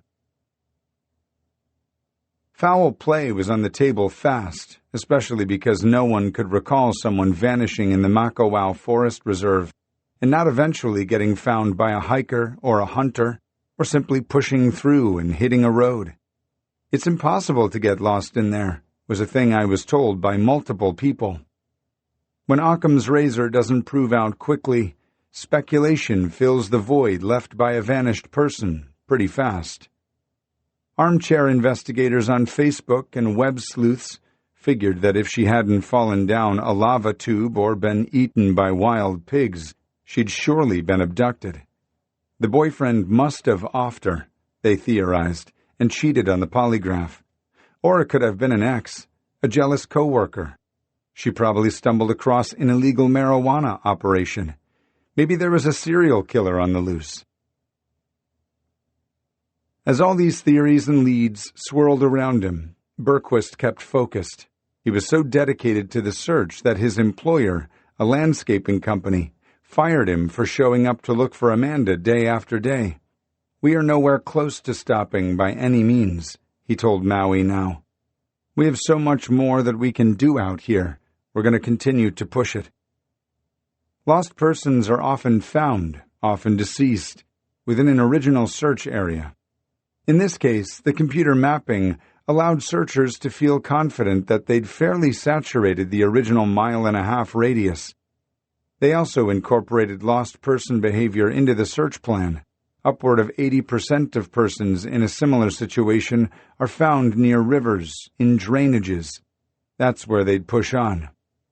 On the afternoon of Friday, May 24th, Berquist realized he needed to plan for the Memorial Day weekend, when many more volunteers would show up to search. He thought they might need to move the yurt to another location, to venture beyond the radius they'd been focusing on for the past 2 weeks. He, Cantelops, and Helmer climbed into pilot Pete Voorhees' Yellow Hughes 369D helicopter for a reconnaissance flight. That day, Amanda's family had upped reward money from $10,000 to $50,000 for information leading to her whereabouts. With only 15 minutes of fuel remaining, The men on the helicopter prepared to turn around. They were now well outside the boundary of Makawao Forest Reserve, about 7 miles from where Amanda's car had been found. That's when they saw a woman on the riverbank, between 2 waterfalls, waving furiously.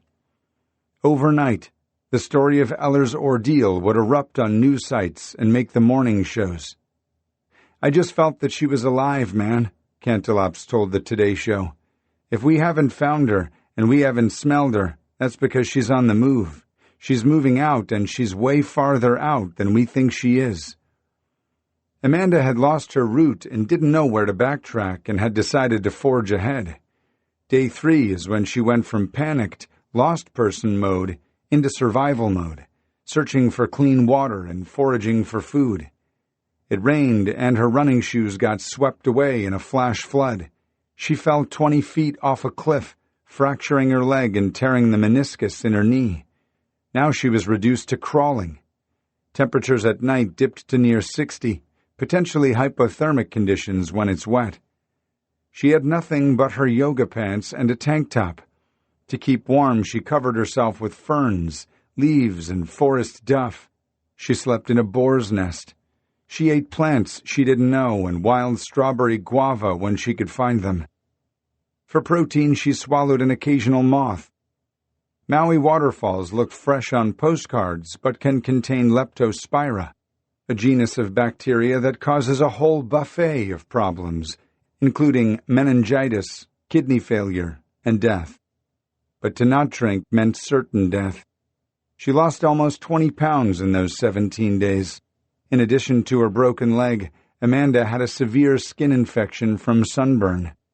She said she'd heard and seen several helicopters previously, but none had spotted her. I looked up and they were right on top of me. I was like, "Oh my God," and I just broke down and started bawling. She had walked and crawled about 30 miles, up, down, and in curves and spirals. Searches are as unique as fingerprints in that no two are alike, but the hunt for Amanda Eller was significant only in part because she survived 17 days lost and alone in the Hawaiian backcountry. On Sunday, May 26th, not 48 hours after Amanda was found, I got a text from Javier Cantelops. He couldn't talk, he said. They were getting in a helicopter to look for another missing person. A 35-year-old local man, Noah Kekai Mina, disappeared on May 20th when he set out on the unmarked Kapalau Ridge Trail, also known as the Iao Valley Secret Trail, roughly 20 miles away from the command headquarters for the Eller search. As with Amanda, local authorities had searched for 3 days for Noah Mina, but because the terrain was so technical, Mina's father, Vincent, issued a statement advising against ordinary volunteers trying to find him.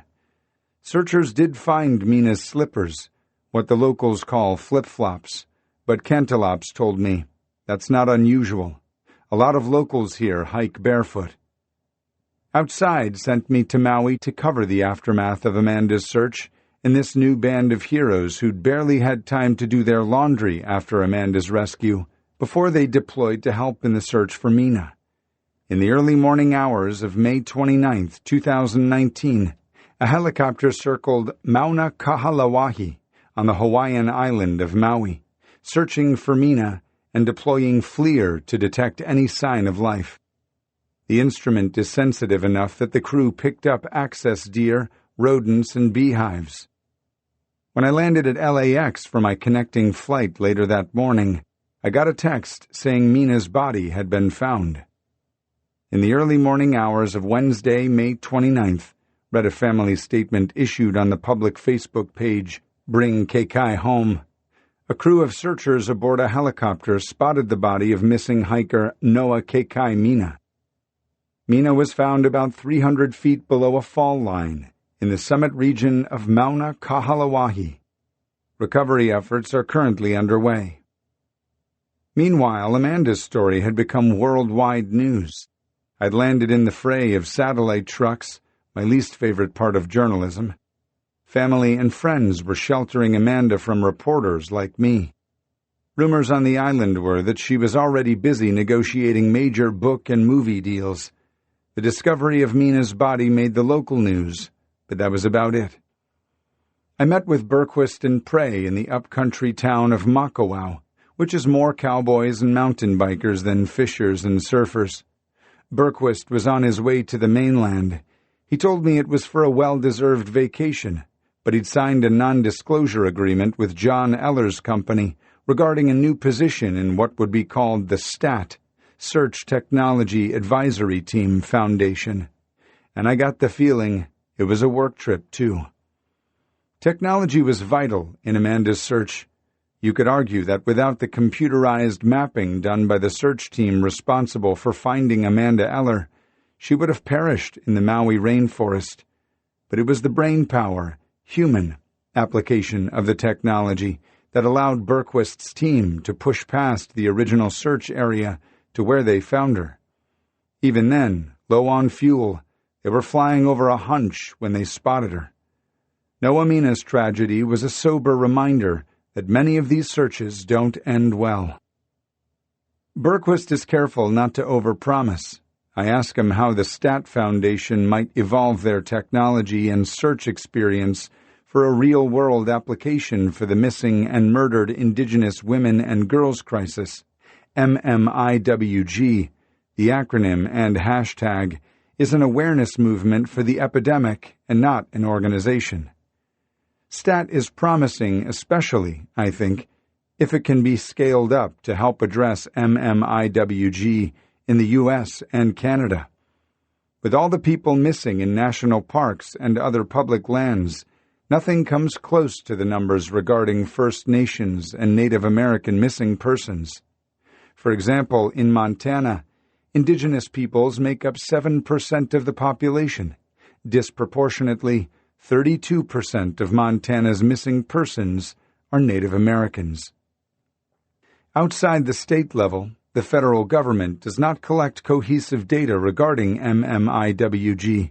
A Southern Cheyenne scholar named Anita Lucchese runs a database that does. In terms of statistics, we have approximately 4,000 cases documented across the U.S. and Canada, representing 54 states and provinces and over 450 tribal nations, Lucchese told me. Over half of those are murders, and a little over half are from the U.S. The database goes back to 1900, but 75% of the data is post-1980.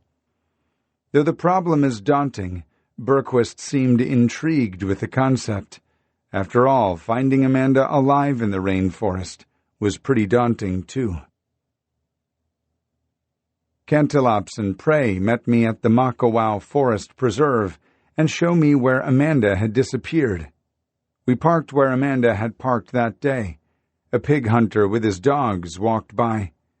The trails are largely unmarked, and there are pig trails that curl off into the forest.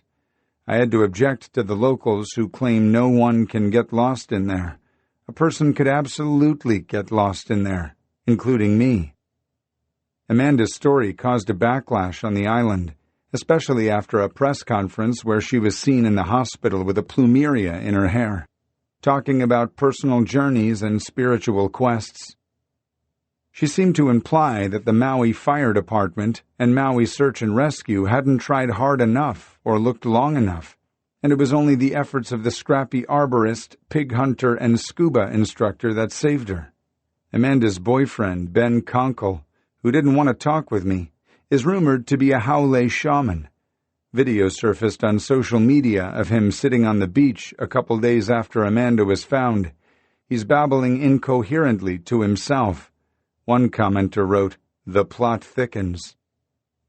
While CNN and People magazine told a survivalist Cinderella story, some Maui residents claimed that Amanda was out there on a selfish trip.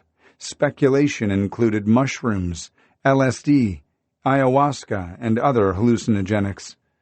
A man called to tell me medical personnel, a friend of his, at the hospital confirmed she had drugs in her system.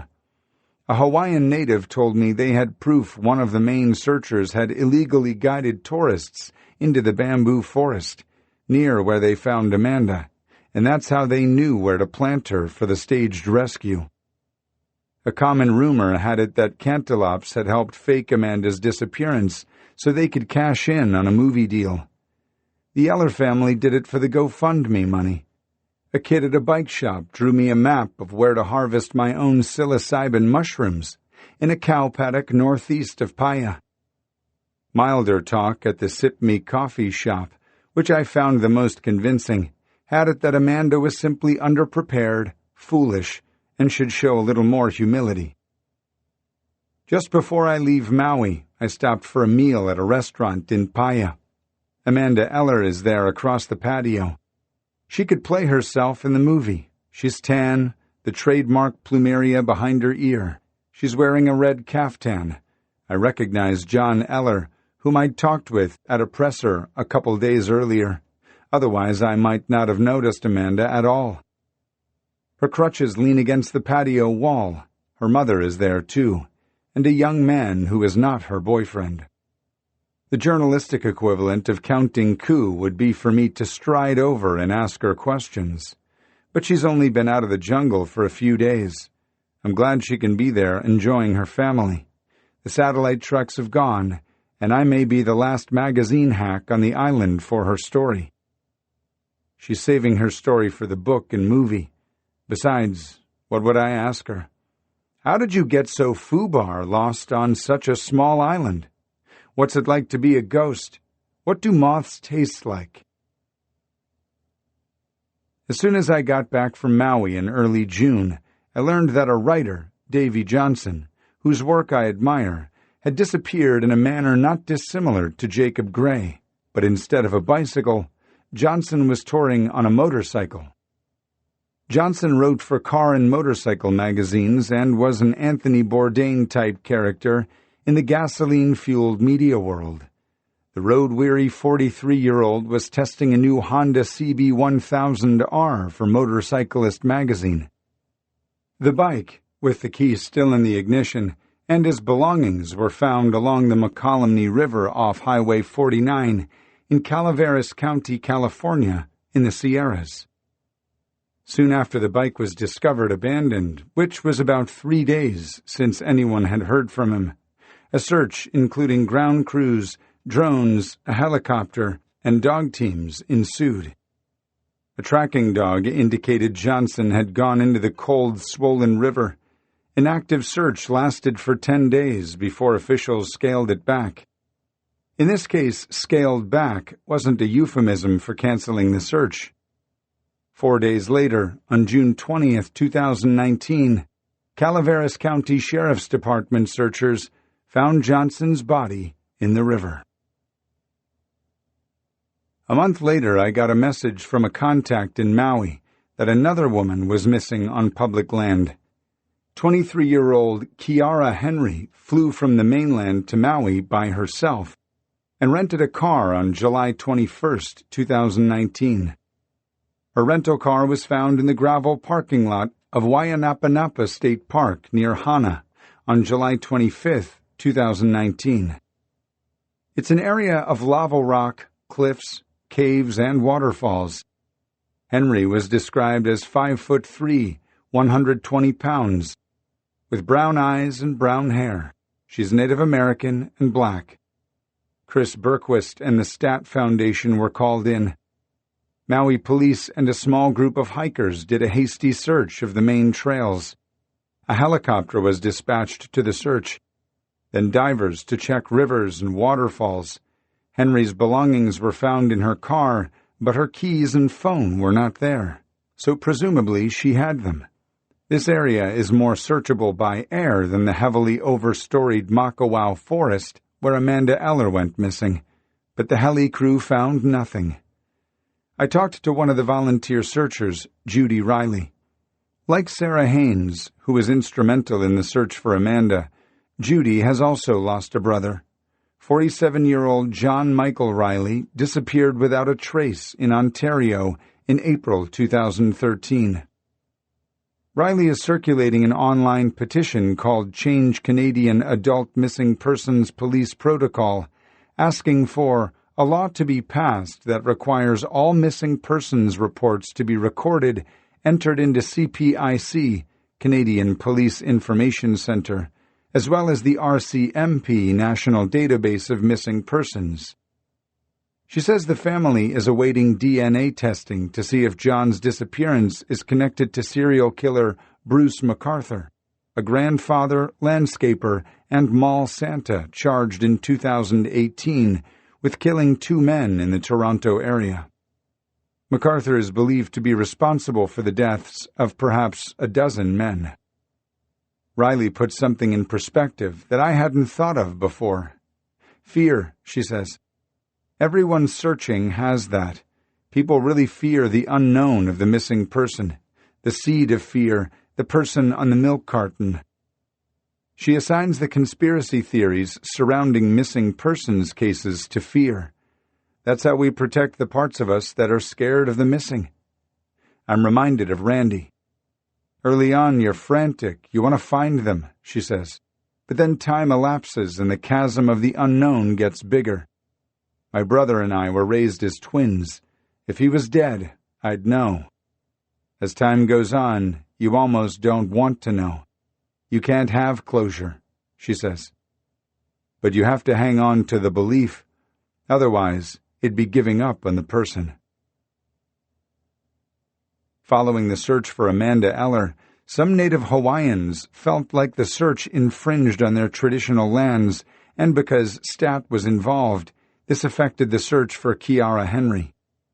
Suspicion grew to the level of conspiracy theory that the Ellers were using the excuse of searches to topographically map the land. The STAT team had to search around areas deemed sacred by Hawaiians. STAT respectfully coordinated with the locals, who sent their own searchers into these areas. Rains ahead of a tropical depression swelled the rivers and made searching treacherous. And while STAT was busy recruiting ground searchers and coordinating searches and aggregating search data for Henry, another person went missing. Craig Pitt, 35, a Florida resident who frequently visited the Hawaiian Islands to hike and seek out waterfalls, had failed to contact family. His rental car was found parked along the Hana Highway. Pitt's body was found at the base of a waterfall on August 3rd by Maui police and fire personnel. He'd fallen 300 feet. There were still no clues regarding Kiara Henry. Her family asked to suspend the search. Her GoFundMe had raised $2,590 when it was deactivated.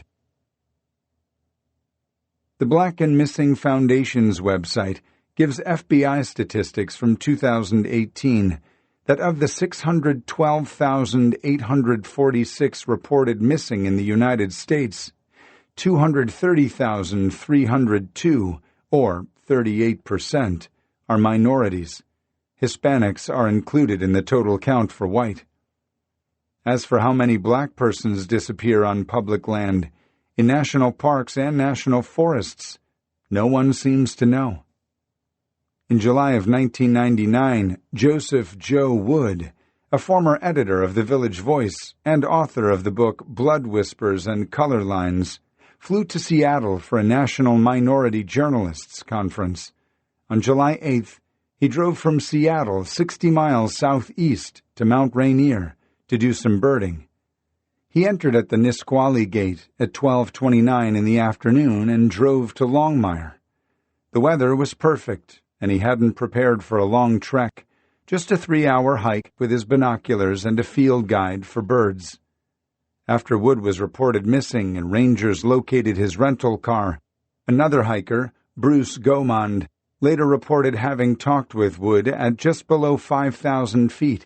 The summit of Mount Rainier is 14,411 feet on the Rampart Ridge Trail. The trail was still, even in midsummer, covered with 5 feet of hard snow. There were some dangerous snow bridges, and Wood did have a heart condition.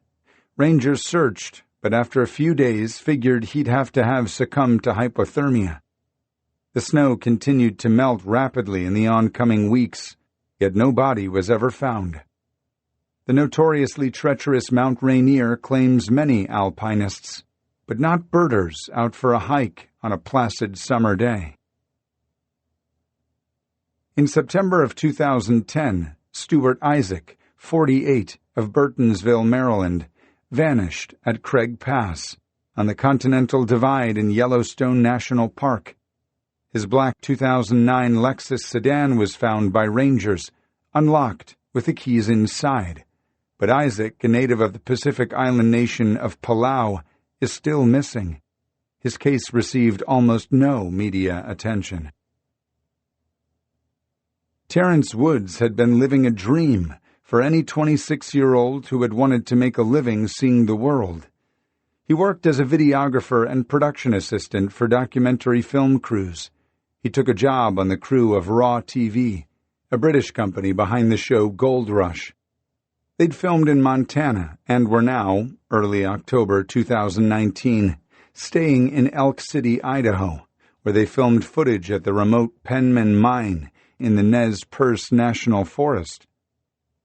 Texts to his parents made things seem fairly normal, no problems, though the last text his father, Terrence Sr., received from his son stated he might come back home to Maryland early, cutting his work trip short. His mother would be having a medical procedure, and he told his crew he wanted to leave the project early to be with her. A dozen crew members, plus locals helping with production, were on the scene of the Penman gold deposit, below the Penman Mine, near Ora-Grande, Idaho. It was late in the day, and they were wrapping up. Then things make little sense. Reports are that Woods was talking with a local woman hired to shuttle the crew. Production manager Simon G. was in the rental SUV finishing up the day's paperwork. The witnesses report Woods threw down his radio and ran over a 15-foot cliff, then just kept running down through the forest as fast as the lithe 130-pound man could run. The slope was steep and loose, and it's a wonder Woods didn't end up in a free fall. There were a dozen or so witnesses who offer no solid explanation. It's speculated that Woods suffered a sort of panic attack or mental breakdown, or that he may have arranged to meet someone, which seems even less likely, considering the location. There are dozens of abandoned mine shafts in the surrounding terrain, and it's very possible to fall into one permanently. Woods left behind his backpack, which included extra camera batteries, a 3-inch folding knife, and a stun gun. Local law enforcement, the Idaho County Sheriff's Department, does not suspect foul play, and the disappearance is not considered a crime. Therefore, the FBI has not been called in. A search, including dogs and helicopters, lasted a week. Temperatures each night dropped below freezing. Terrence Woods Sr. believes his son was somehow bullied. After all, the day's shoot was over, and they were getting ready to go back to town, where Woods could make his way to the airport to go back to Maryland. It's troubling and strange that he'd leave in a sprint without his backpack. I talked to Joel Hardin, who lives in the county, about Terrence Woods' vanish. He said there's a road a 30-minute hike downhill from the area where Terrence disappeared, the direction he was running. The search of the country between the mine and the road was thorough. Searchers don't believe he's there in the search area. He caught a ride of some sort. Some people disappear because they are lost. Some disappear and do not want to be found. But like Jacob Gray, Terrence Woods would have called his mother.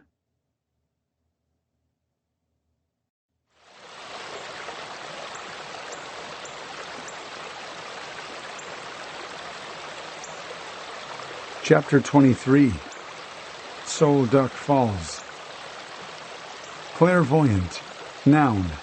A person, commonly a woman, who has the power of seeing that which is invisible to her patron, namely, that he is a blockhead. Ambrose Bierce, author of The Devil's Dictionary, who disappeared in Mexico in 1913. The trail of any missing person in the wild is paved with psychics. When Amanda Eller's case hit the news, out came the psychics. Most of them saw her dead. They saw men with tattoos, They saw her tied up and being thrown off a cliff. There was a phone number and a special email set up specifically for psychic tips. At Steve Conroe, whose Twitter profile states, "Predicting events is a gift from God. Also was a Kundalini awakening with some powerful internal energy. #Patriot, #Psychic, #Precognition, #Chakra, #Kundalini, Columbus, Ohio." Tweeted this. #Amanda Eller, missing in Hawaii since Wednesday. I see she has passed away just a few minutes ago at 1:11 of her injuries sustained from a 75-foot fall. The two who threw her off Pi'iholo Road will suffer. I fear my tip this morning was too late. At Rachel Holly 6 replied, "Sadly, I think you're the one who deserves to suffer for tweeting this. You're no psychic, but you would communicate this kind of information which her family will see. If you have information this specific, you should go to the police because it sounds like you're involved." At Steve Conroe, "Already contacted the police about it. Sorry if my observation offended anyone. I did nail Kelsey Barrett's killer, day of murder and the murder weapon, the day the story broke. FBI has it all too. I never post until they've been contacted." Kelsey Barrett was a 29-year-old mother from Woodland Park, Colorado, who went missing in November 2018. Police arrested her boyfriend, Patrick Frazee, and charged him with murder. They believed he killed Barrett, burned her body, and disposed of the remains in a landfill or river, but her remains have not been found. It's said that a lie travels around the world while the truth is still pulling its boots on. You could say the psychics are finding missing persons while searchers are still pulling their boots on. Not only were the psychics not correct in their assessments that Amanda was a victim of foul play, one could argue that they were a dangerous distraction. To my knowledge, Kester says, psychics have never solved a missing persons case.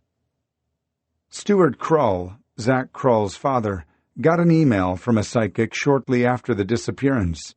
The message stated that Zach was alive and near a body of water. It went on to claim that Zach had an injury on his leg that he was nursing and that he was rationing food. People come out of the woodwork with crazy-ass ideas and psychics, Laura Gray told me. The most reliable witness, Stacy, the woman who first saw Jacob cycling on the road, said, "I think he was abducted by aliens. She's our only real lead." Tanya had emailed Lori McQuarrie, the psychic, in May 2017 to ask if she could help with Jacob's case, but McQuarrie said the request had to come from a family member. Jacob's mother made the official request the next day, and Tanya and McQuarrie began an email correspondence that lasted for more than a year. McQuarrie decided not to charge for the case when Tanya wanted to pay her as McQuarrie thought it unethical, since Tanya was not family to Jacob. One of the first emails was McQuarrie asking for Jacob's birth date and a photo. A few minutes later, McQuarrie emailed again, "Tanya, how far is Sol Quell from the search area? And what is a contact number for you, please? Lori." Over the next few weeks, the emails were frequent and specific. From Lori. Sent Wednesday, May 24, 2017, 11:30 a.m. To Tanya. Subject, R.E. missing hiker Jacob Gray. Tanya, I try not to question a message. All morning I have been hearing by the pool. If there is a quiet area of a pool of water near the falls, might bear looking at. Wish I had more. I will wait to hear from you. God bless, Lori. From Tanya, sent Wednesday, May 24, 2017, 1:22 p.m. To Lori. Subject, R.E. missing hiker Jacob Gray. We have just arrived. We passed a place called La Poelle. It is just before the entrance to Sol Duck Road. Caught my eye since you mentioned the word pool. From Tanya, sent Thursday, May 25, 2017, 7:51 a.m. To Lori. Subject, R.E. missing hiker Jacob Gray. One of the searchers Googled Sol Kell and realized that there is a road in Santa Cruz that is called Soquel. This is where Jacob is from and where his journey started. From Lori, sent Wednesday, May 25, 2017, 8:18 a.m. to Tanya. Subject R.E. missing hiker Jacob Gray. Tanya, good morning. Are you staying up there another day or so? I believe he is within a mile of where he left his stuff. Interesting I got the name of his place he resided. Means his energy is coming through. I will be with clients this morning and out for part of the day. We'll check in with you later. Prayers of recovery to all. Lori. From Lori, sent Wednesday, May 25, 2017, 2:10 p.m. to Tanya. Subject R.E. missing hiker Jacob Gray. Tanya, I heard the word falls just before I got pool, and I said, he is not in water, but quite near it. Yes, the thought he staged his own disappearance is possible, but I also felt he was deeply depressed, and leaving his bike, expensive item, personal effects behind, speaks to me of suicide. I sent an earlier email to you, saying I felt he was within 1 mile of where he left his stuff. I spent an hour and a half yesterday, poring over the few maps online, and 2 topographicals I have to come to my closest estimate right now. Nothing new is coming through. I felt very strongly about the falls, be it Marymare or Soul Duck. God, Tanya, wish I had more. Did he carry or have a gun? I will stay on this. Keep in touch if anything new comes up. Lori. Tanya tells Macquarie about being with her mother and seeing a young man in the grocery store in Forks, who they were sure was Jacob. Macquarie replied that it must have been a spirit. Spirits sometimes use other beings to bring messages. A few days later, Macquarie emailed, I really believe he is still there. The young disconnected man you saw was real, a person being guided by the spirit of Jacob to tell you he is there. Tanya shared Randy and Laura's concerns about Jacob's mental health. She also said Randy thought Jacob may have attempted to hike the High Divide. On this trail, she wrote, just before Deer Lake, there is an unnamed waterfall, with a large tree that fell across it during an avalanche. This avalanche took place around the same time of Jacob's arrivals to the park. Myself and my 2 partners have hiked over 220 miles so far and have found nothing related to Jacob. By July 2017, Tanya wrote, as the water levels drop and the environment changes with new plant growth, I was wondering if your vision of Jacob and his surroundings would have changed. The emails slowed down over the winter, and in June 2018, Tanya reached out again. From Tanya, sent Monday, June 4th, 2018, 7:12 p.m. To Lori, CC Laura Gray, Tanya U. Subject R.E. forward, Jacob Gray, missing hiker. Hi Lori, I hope this email finds you well. I am sending you a message in the hopes that you can provide me with some new direction or insight into the search for missing hiker Jacob Gray. I am now entering the 14th month of looking for Jacob in the Olympic National Forest.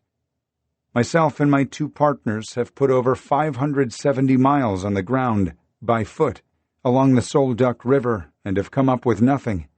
Jacob's mother was just in town this past weekend and will be coming back in July. Macquarie responded that she still believed Jacob was not alive and that perhaps he had been taken from the area. She was about to go in for major surgery, and Tanya wished her well and said to contact her if she thought of anything, as they were desperate for information. When working a case, city, or wilderness, I request 3 things: a map of the area, a photo, and the birthday of the missing person and where last seen, Macquarie told me. I then write my impressions, or victimology, as I call it, a description of the person's life and attitude, plus what circumstances brought them to this situation. Being verified in my observances ensures me I have the correct information for the work, which is reading the energy. David Francis, whose son John went missing in the Sawtooth Range in Idaho in 2006, says that psychics offered him information during his year-long search, but nothing specific. Families need to cling to anything, including psychics, he says.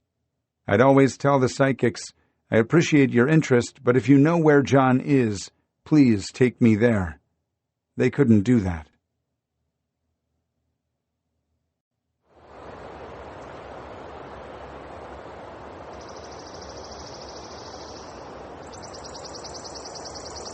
Chapter 24. British Columbia. Then Jacob made a vow. If God will be with me and watch over me on this journey, if he provides me with food to eat and clothing to wear, and if I return safely to my father's house, then the Lord will be my God. Genesis chapter 28, verses 20 and 21.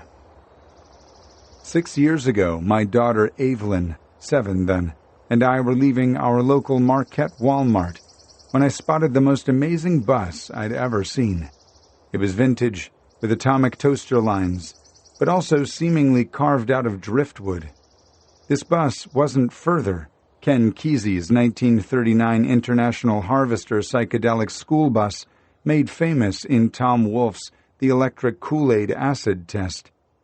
This bus was much better upholstered on the outside. It seemed seaworthy, airworthy, and roadworthy at the same time. Less Kesey, more Tolkien. Its magic caused me to grab Evelyn's hand and nearly jog across the parking lot. "What are we doing?" Evelyn said. Evelyn and I circled it.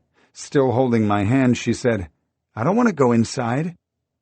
On the back of the bus was a painted message, "We know the way, we'll bring you home." A man with gold wire-rimmed glasses and dressed in an outfit straight off the Working Man's Dead album cover told me all the technical specs.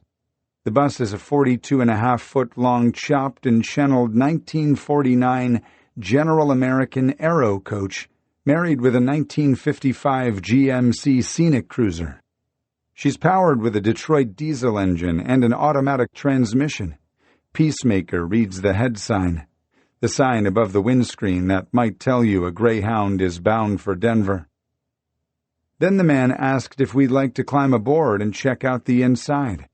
Evelyn's hand was clammy as she squeezed mine. "Absolutely," I said. My daughter cried and said we shouldn't. I dragged her aboard anyway, even though she has a good sixth sense. One time we were hiking in the spring, and I wanted to take a snow bridge to Little Presque Isle in Lake Superior. There were many tracks in the dirty snow, which to me proved the snow bridge was safe. "I don't think this is a good idea," Evelyn said. "It'll be fine," I said. "You can say you visited an island today." She pleaded to go back to the car the entire time. That afternoon, when we were driving home, I heard on the local NPR affiliate that the Coast Guard was called to rescue 24 hikers who were stranded on Little Presque when the rotten snow bridge washed out. The bus smelled of cedar, sandals, and pie. A pleasant woman in a muted yellow calico dress and a braid led us through the cabin. The insides were hewn out of cedar and upholstered with leather. You climb and descend between 3 levels.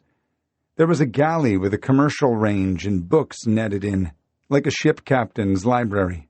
No Moby Dick. The books were all religious titles. Evelyn sensed this was a kidnapping vessel. I smelled an adventure. "Who are you?" The woman handed me a tract. Then I recalled the 12 Tribes Yellow Deli in Oneonta, New York, I'd been to a couple years before, and the gears in my head meshed. The 12 Tribes was founded in Chattanooga, Tennessee, by Gene Spriggs, or Yaunik, now 82. Yaunik was a wild kid who had partaken in the excesses of the 60s. He'd been married multiple times before getting swept up in the Jesus tide of the 70s when he visited California in his early 30s. The movement began when Yaunik moved back east with the vision of recreating the original first-century Church of the Apostles. Early converts were drawn to the discipline of skilled work an agrarian lifestyle, and close readings of the Bible. Members work either in the delis, day jobs, or farms, and surrender their earnings to the group. The 12 tribes currently claim 3,000 members all over the world. In 2013, they made headlines when 2 of their communities in Germany were raided by police who removed 40 children for alleged abuse after spare-the-rod, spoil-the-child discipline tactics were secretly recorded by a TV reporter. I learned this was the second custom-renovated bus, officially the Peacemaker 2, and the crew were traveling the country, motoring to festivals and sharing the peace. They were in Marquette for the Tall Ships Festival. The magic bus served as ground support for the tribe's schooner bark, also christened Peacemaker, and on-land outreach in places like Walmart parking lots. This was not the Manson family, not Heaven's Gate. If this is a cult, maybe I'd underestimated cults. Had I been a 22-year-old single kid with an entire summer to shoot, I'd have been hard-pressed not to jump aboard. Calico, homemade bread, and diesel exhaust. We know the way, we'll bring you home. How tempting that must be to travelers on life's highway. Randy Gray cannot tell a lie, and so declares the 2 avocados rolling around somewhere in the back of the Arctic Fox when the customs agent asks if we have any produce. The agent pretends she doesn't hear him, hands our passports back, and welcomes us to Canada. We drive through vineyards and the greater Vancouver area rush hour traffic to Chilliwack. The Wack, as the locals say, is the 7th largest agglomeration in British Columbia, 85,000 people. It's not a large city, but has that odd urban wilderness interface feel that many southern BC towns do. There are huddles of heroin addicts on the street corners, and the forests are littered with ripped nylon tents and abandoned shopping carts. A few years ago, some Mennonites, the religious group that eschews much modern technology, here were busted for trafficking cocaine from Chihuahua to Western Canada. No one thinks Jacob ran off with Mennonites, but we talk about the movie that would make. We're in the whack because of a similar sect, however, the 12 tribes. In Mallory's research on cults, she came across mention of them recruiting through hikers on the Pacific Crest Trail. They operate organic farms, value trades, and are family-centered in an Old Testament sense. They operate a micro-chain of yellow delis across the U.S. and Canada, and we find one on Yale Road, the main drag through the whack. Raw barn beams support the roof, and the tables are carved from yellow pine. The light is filtered through umber-stained glass, and the electric lights are a soft mustard yellow. It's the opposite of the Lynchian greasy spoon, and rather feels like being inside a jar of brand-new raw honey. Instrumental lute music that is almost bluegrass plays in the sound system. Randy and I are both taken aback to be taken so in. 12 tribers are disciples of the Son of God, though they call him by a Hebrew name, Yeshua. Our server, a pretty woman with hair tied back, no makeup, and bright eyes named Hahayan, takes our order and disappears. She's wearing genie pants and leather clogs. The other diners speak at hushed levels, as if this were a library. I think Randy and I both half expect Jacob to walk out from the kitchen in an apron with a tray of goat cheese and a big grin among a grand beard. There are other pretty women dressed in genie pants and bell sleeves. I want to join this cult now. This is slow, deliberate, nourishing food. A locally raised lamb sandwich for Randy, and homemade chili for me. Bearded men with ponytails flit here and there, carrying trays and bussing tables. It's like eating supper in The Hobbit. I can tell Randy is thinking, I can see it. I can see Jacob finding this place and folding in. I can see it. This is what I would have done at 22. Heck yeah, I can see it. Hahayan hesitantly asks what we're up to in Chilliwack. She does not call it the whack. Randy is tractor-beamed by Hayen's eyes. My son is missing. We're looking at woofing farms. Someone told us about the 12 tribes. He does not call it a cult. I'm so sorry, she says. His name is Jacob, but he may have changed his name to Israel, Randy explains. Of course, Hahayan is familiar with Jacob's story in Genesis. Randy is compelled to tell her his surfing name, his own tribe. Udo, he says. My brother was Stumbo because he was a big stumbling guy.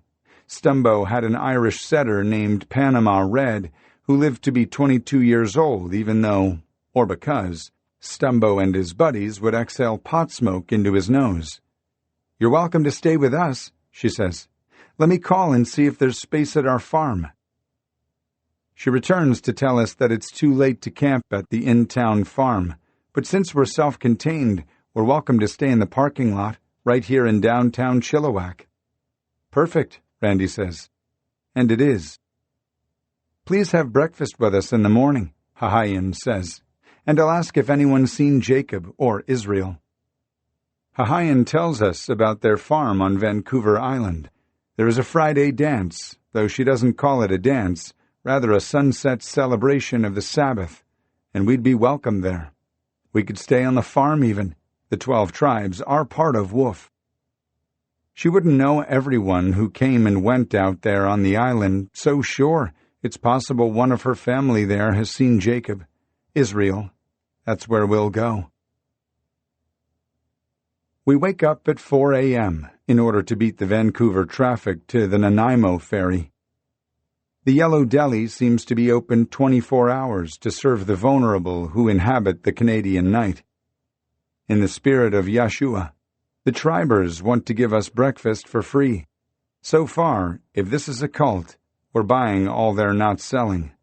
Shalom, our server and cook, is a big bearded ginger. I heard about your story, he says to Randy. Shalom is bashful, a man of few words. Your son disappeared on a bike trip. Yeah, Jacob, Randy says. Israel. I did that, Shalom says. Did your folks know? I sort of told my parents. What he's saying to Randy is that, yes, of course he should worry, but also, do not give up hope. His quiet validation is buoying.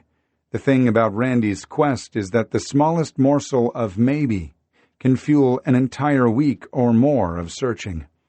Along with a spinach and egg breakfast sandwich called the Spinwich, Shalom has given him that. It's 5:30 a.m. Randy is still inside the Yellow Deli. Like the Hotel California, it's hard to leave.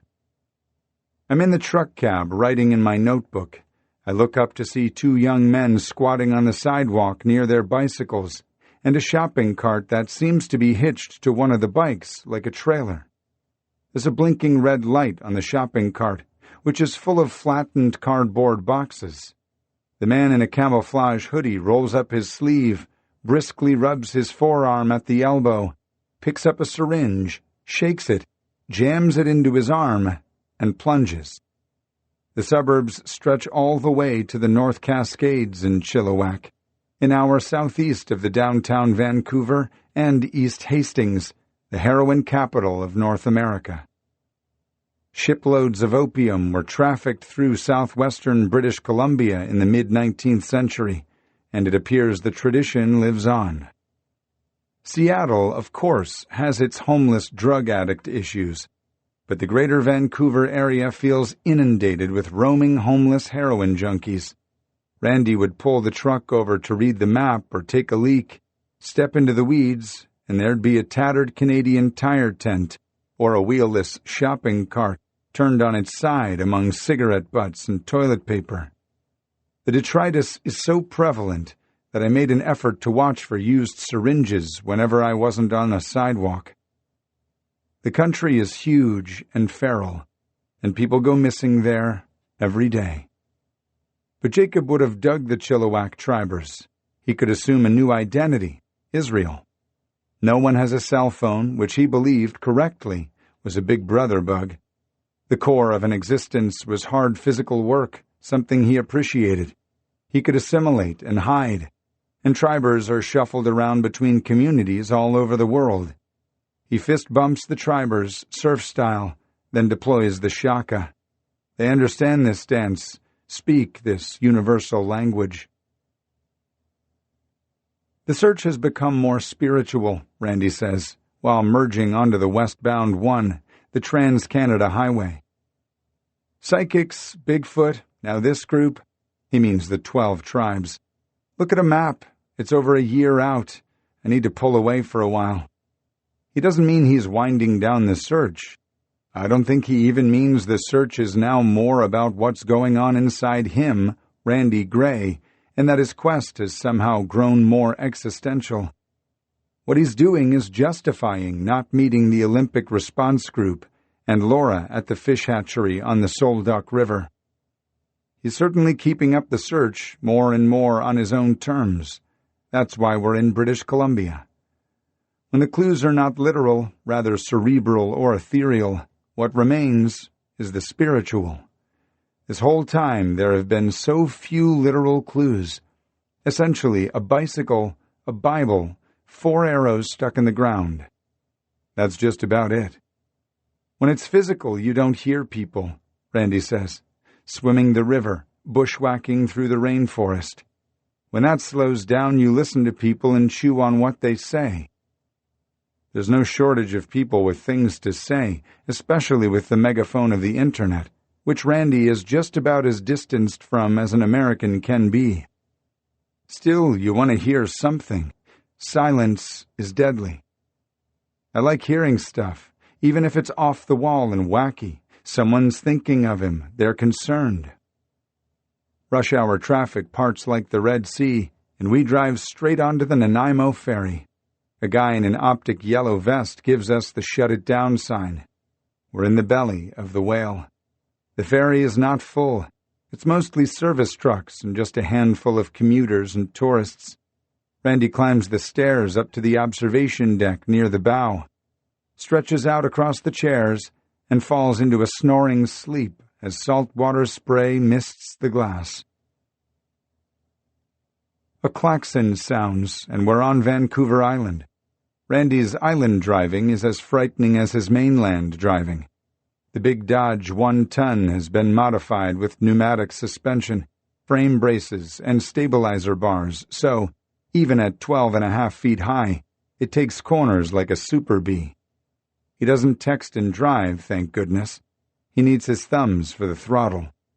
The accelerator pedal still makes his knee ache, so he drives with his thumbs on the cruise control like a kid on a video game controller. He doesn't like to brake because he has to reset the cruising speed, so he doesn't brake much. He's an excellent driver when fully concentrating, but I alert him to brake lights ahead, at least twice, averting a rear-ender. So that's how it handles when the brakes lock up, he says after smoking them once. See, every occasion is an opportunity to learn. The thing about an island, this is certainly true for me, and I think for Randy too, is that the first thing I want to do is either circle it or transect it, size it up, see what makes this shore different from that shore, roll through the place poetry of the names of the little island villages. What's the weather over there? When we disembarked on Nanaimo and look at the map of Vancouver Island, Randy is pulled west, toward the Pacific coast, where the surfing is. That's where Jacob would go, he says. The sky is the color of gravy, and some of the clouds touch Highway 4 as we diesel past Port Alberni and wind westward on the Pacific Rim Highway. I'm a little carsick from Randy's fast corners on the snaking highway, and if I hear Marrakesh Express one more time on Sirius XM, I'm unbuckling and jumping out. Meanwhile, I keep an eye out for deer, a bear, a cyclist. This highway feels much like Highway 101 in the Olympic Peninsula, sided by mountains and water and muted by the fog. Sproat Lake, Taylor Arm Provincial Park, Winch Indian Reserve. Windshield wipers on, we pull in at the rest area in Waya Point, where the road tees. Tofino to the north, Ucluelet to the south. But we're essentially at the end of the road, the Pacific Ocean. 3 young women from Victoria are parked, their old Toyota van packed with camping gear. The driver asks Randy if he has any radiator coolant. It's been running hot since Port Alberni. No, but he takes a look while they try to decide if it's okay to add a little water temporarily to get them to a shop. There's a kiosk near the restrooms with a large public bulletin board. I read the notifications. Couple lost dogs and church suppers, while Randy carefully tacks a missing Jacob Gray poster on the board, the first one on the island. You never know, Randy says. Maybe Jacob will be walking by and see it. Hey, Jacob, call home.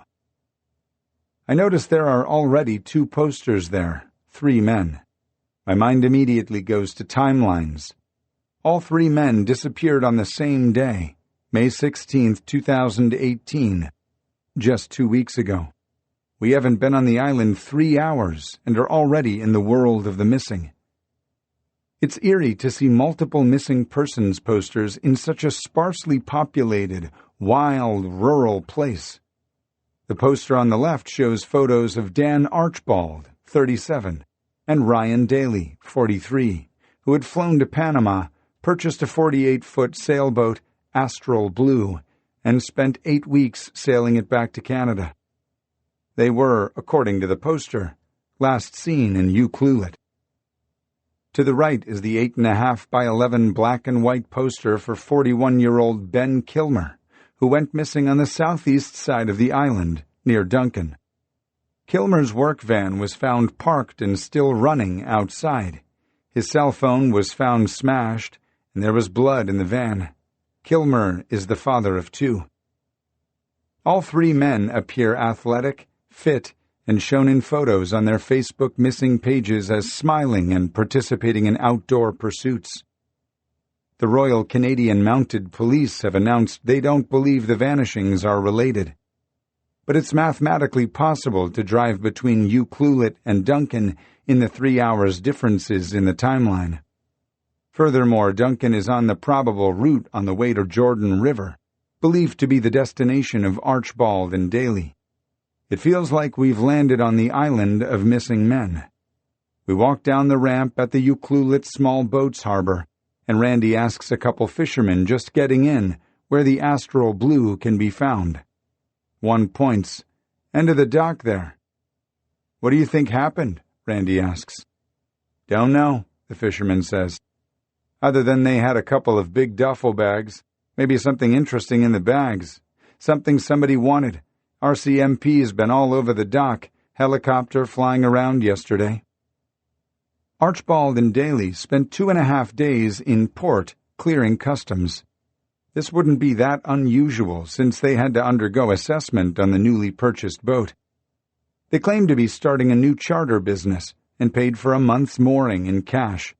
Surveillance footage captures them shouldering the large duffel bags and walking with intent off the screen into a vanish.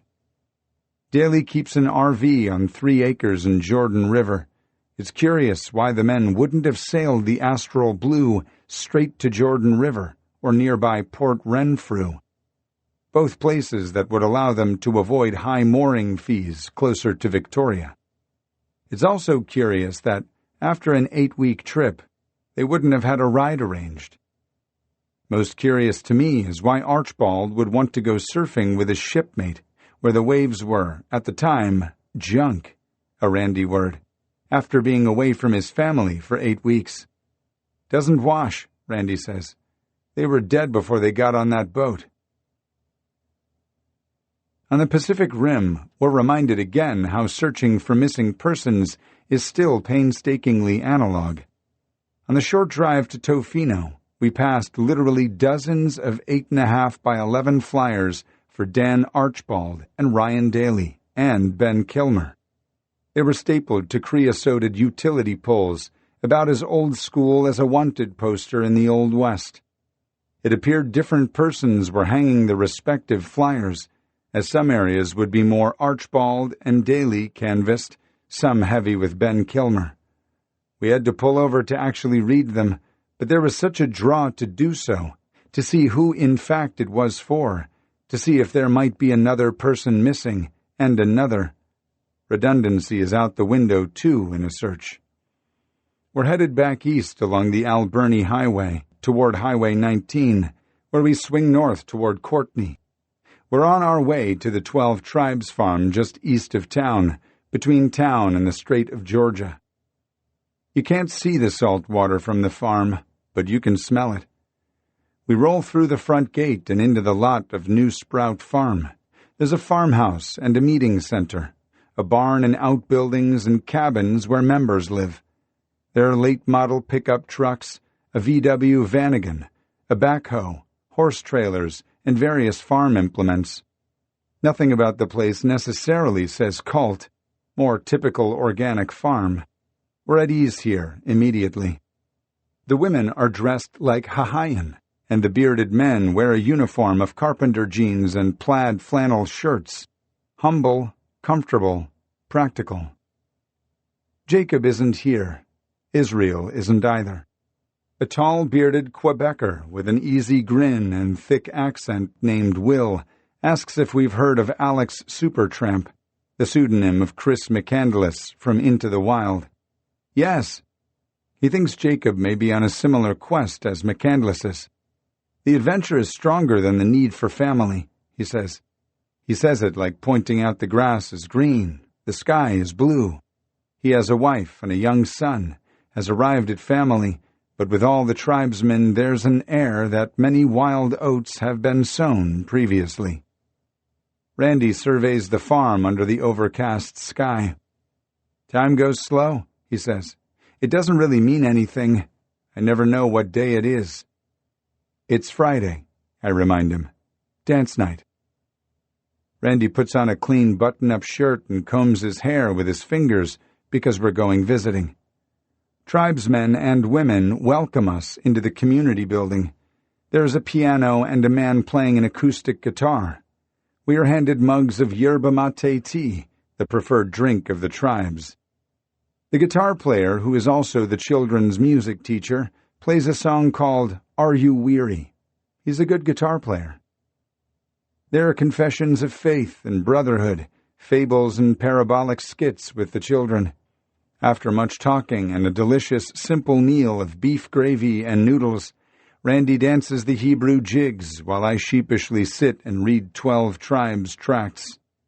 Randy has tapped into his Jesus freak days and is having a great time.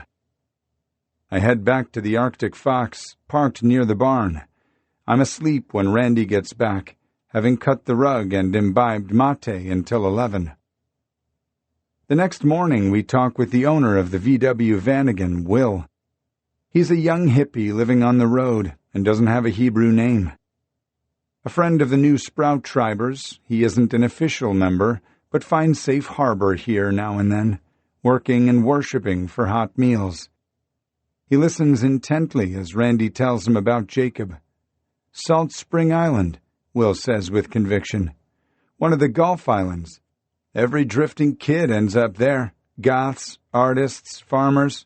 That's where I'd go. I can tell by Randy's face, we'll be going. First, he wants to go to another end of the road on Vancouver Island. Jacob mentioned Jordan River, Randy says. I didn't know where it was. I thought Randy was confusing Jordan River with the River Jordan, but the fact that Ryan Daly kept an RV there and the two sailors were headed there when they vanished jiggled his memory. Jacob wanted to go there. He could see it on the map across the strait. In Souk, we get a view across the Strait of Juan de Fuca at the majestic Olympic Mountains from the north. Way over there, below the snow-capped mountains, is where the bicycle was found. The last trace of Jacob. Jordan River is 40 miles west of Victoria. Bob Dylan's Black Diamond Bay plays off the satellite. We cross over the signed Jacobs Creek, which Randy points out with excitement.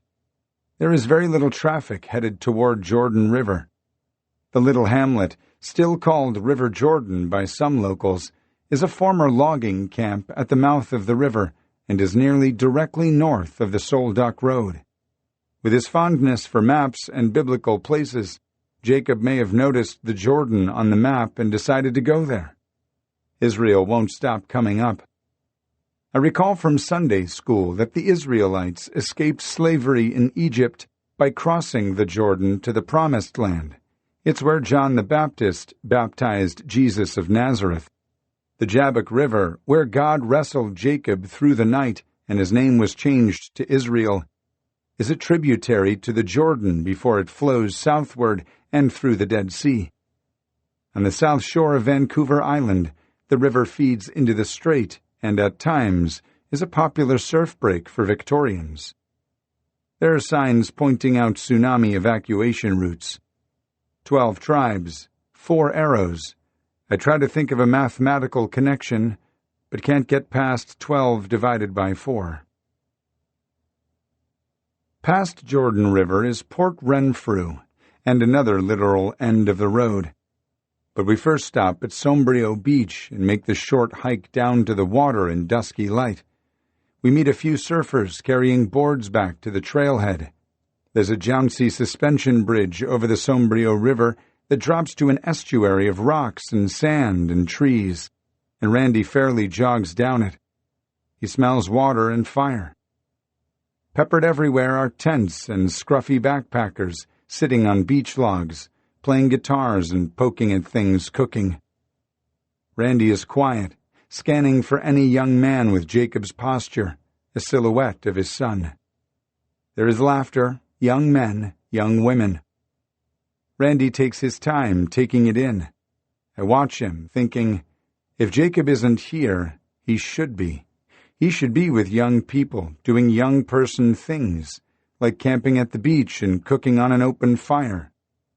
When we return to the parking lot, Randy pins a missing Jacob Gray poster to the information kiosk. He crosses out the number for the Santa Cruz Police Department and writes, "Call Randy Gray, Dad." 831-247-6991 on the bottom.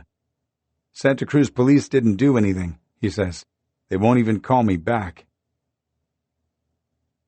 Sunday. I wonder if May 16th was a full moon, Randy says. He's been thinking of the 3 men gone missing on the island. I check on my phone. It was not even close. It wasn't a full moon when Jacob vanished a year ago either. I recall Randy telling me that last summer he'd drive up in the Olympics, turn his headlights off, and watch meadows under full moons, because cults were rumored to perform ceremonies in the Olympic Peninsula on full moon nights. Randy explains to me his idea for a wetsuit specific to river searching. He's been thinking of it since the day of getting pinballed off the rocks of the North Fork of the Solduck. The suit would be complete with reinforced knees for kneeling against rock and gravel. He also has plans for a type of SAR boogie board, based off one he saw used by lifeguards in Hawaii. But it's got to be shorter, he says. Shorter and with more handles. It's clear he'd do it again today if needed. More handles, he says. You gotta have the right gear. Without the right gear, it'll kill you. Jacob is Israel. He's not in the river. He's adrift on land, somewhere. Other people can assign him to a deep hole in the Solduck, but Randy will not. He's not here at the Jordan River either. That afternoon, Randy decides to take the quick open ferry to Salt Spring Island. We're in the ferry queue at Crofton an hour early, so we climb in back and I make huevos rancheros and Randy brews some French press coffee. Out the window, we watch traffic for other ferries. We're just like ants, aren't we? Randy says. Always busy doing something. Ants are always busy. Just like ants. The ferry vectors around several small arms and islands. Then we watch Salt Spring Island get bigger and wonder what we're in for. Randy had met with island after island of disappointment in the San Juans last winter and hoped against experience that the Canadian version could offer up anything, which would be something.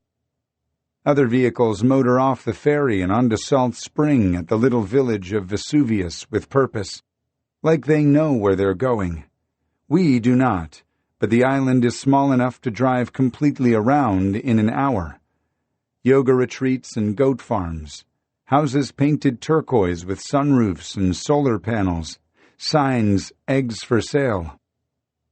In the little town of Ganges, there's a homeless feed in the park, sponsored by a consortium of island churches. A young woman with blue hair and a top hat feeds a baby. Top hats are in fashion for the young people. There's a somewhat menacing man, a cross between Willy Wonka and Rob Zombie. Steampunk gone off the rails. Some of the homeless have dogs. The food, pastas and salads, looks good.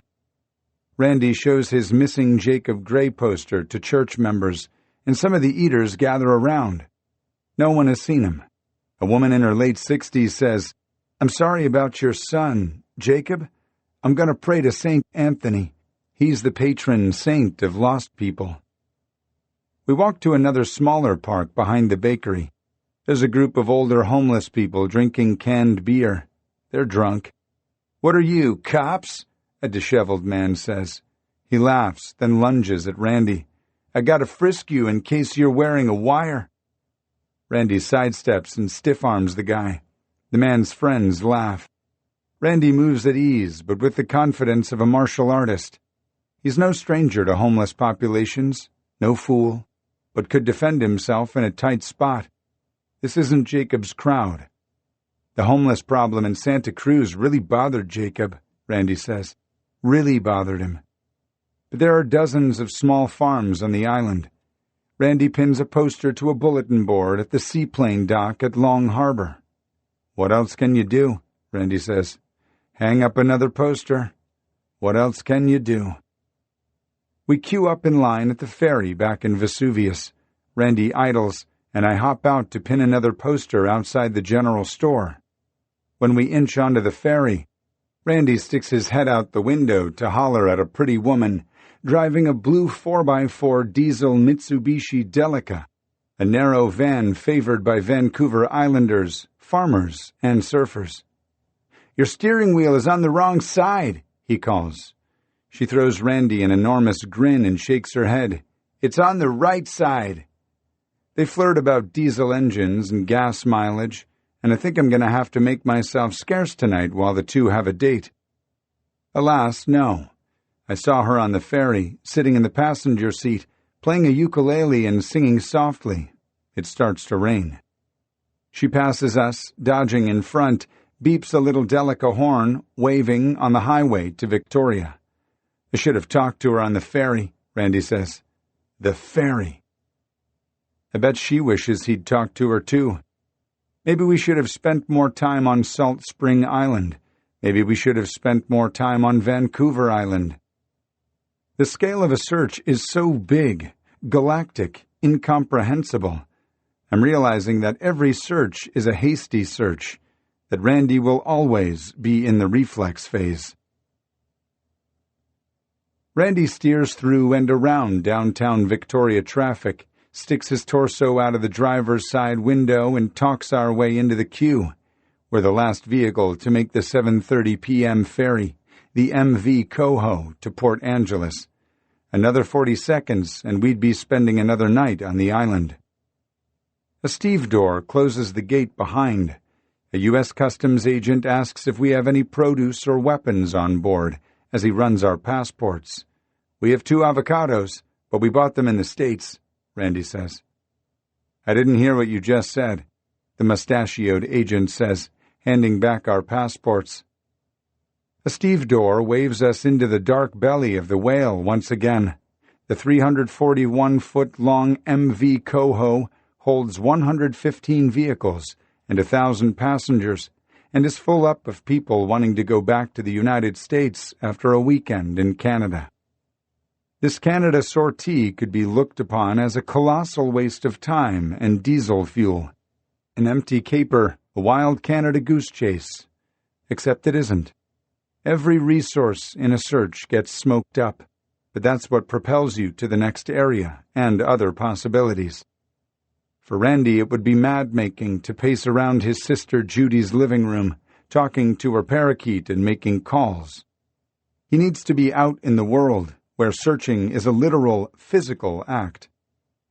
The wind is blowing 40 knots, and there is considerable chop in the Strait of Juan de Fuca. There was a big triathlon in Victoria, and the ferry is filled with tired athletes. Nearly every passenger is inside the sheltered lounge area, staring into their phones, playing cards, napping, drinking beer or coffee. But Randy spends the entire hour-and-a-half ride at the prow, king of the world style. It's the best view, and he'll be the first of the 1,000 to reach Washington.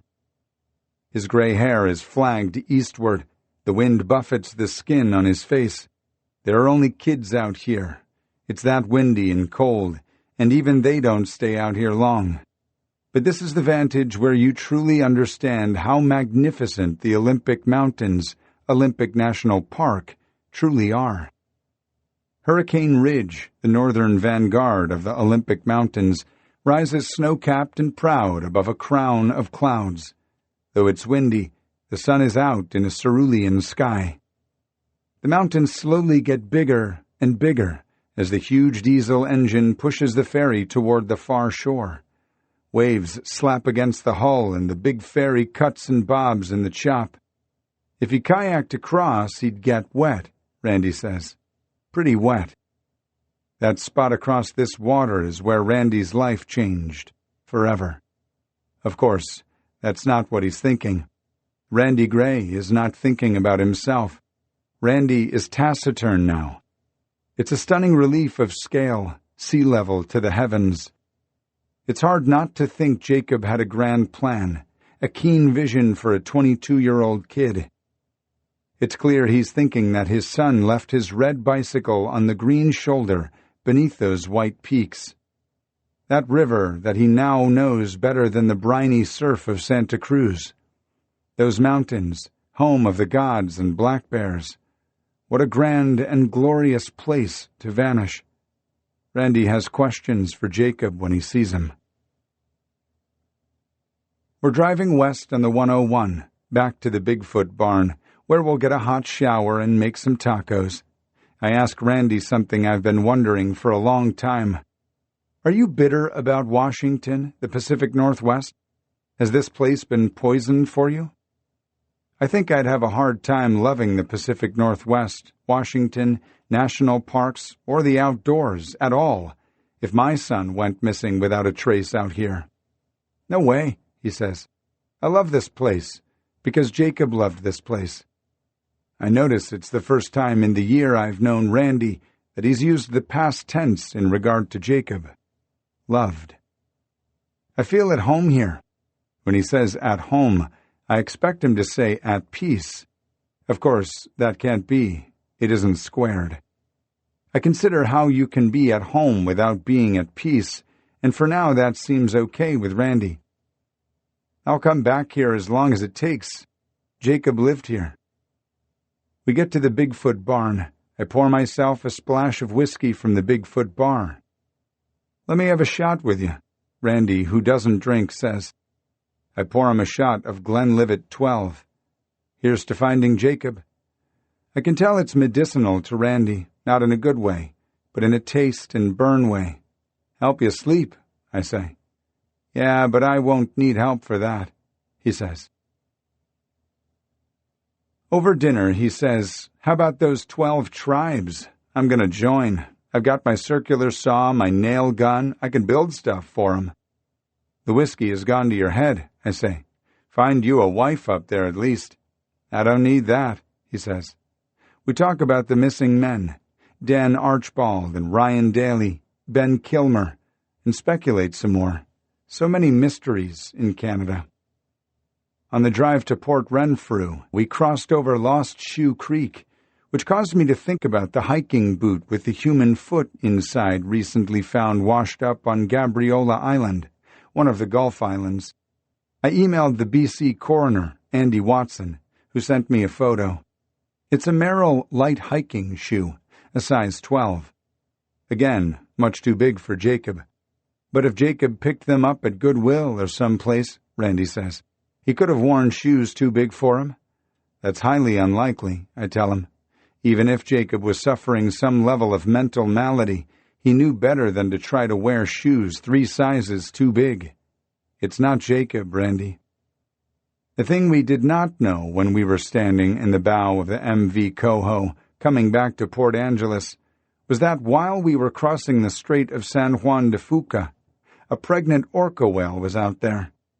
Orca whales, also called killer whales, are endangered. This resident whale, called J35, gave birth in July to the first local calf in 3 years. The calf died shortly after birth, and the blubberless carcass sank. The mother dove to retrieve it and pushed it to the surface with her forehead. The mother carried it for 24 hours in the direction of Saturna Island and San Juan Island.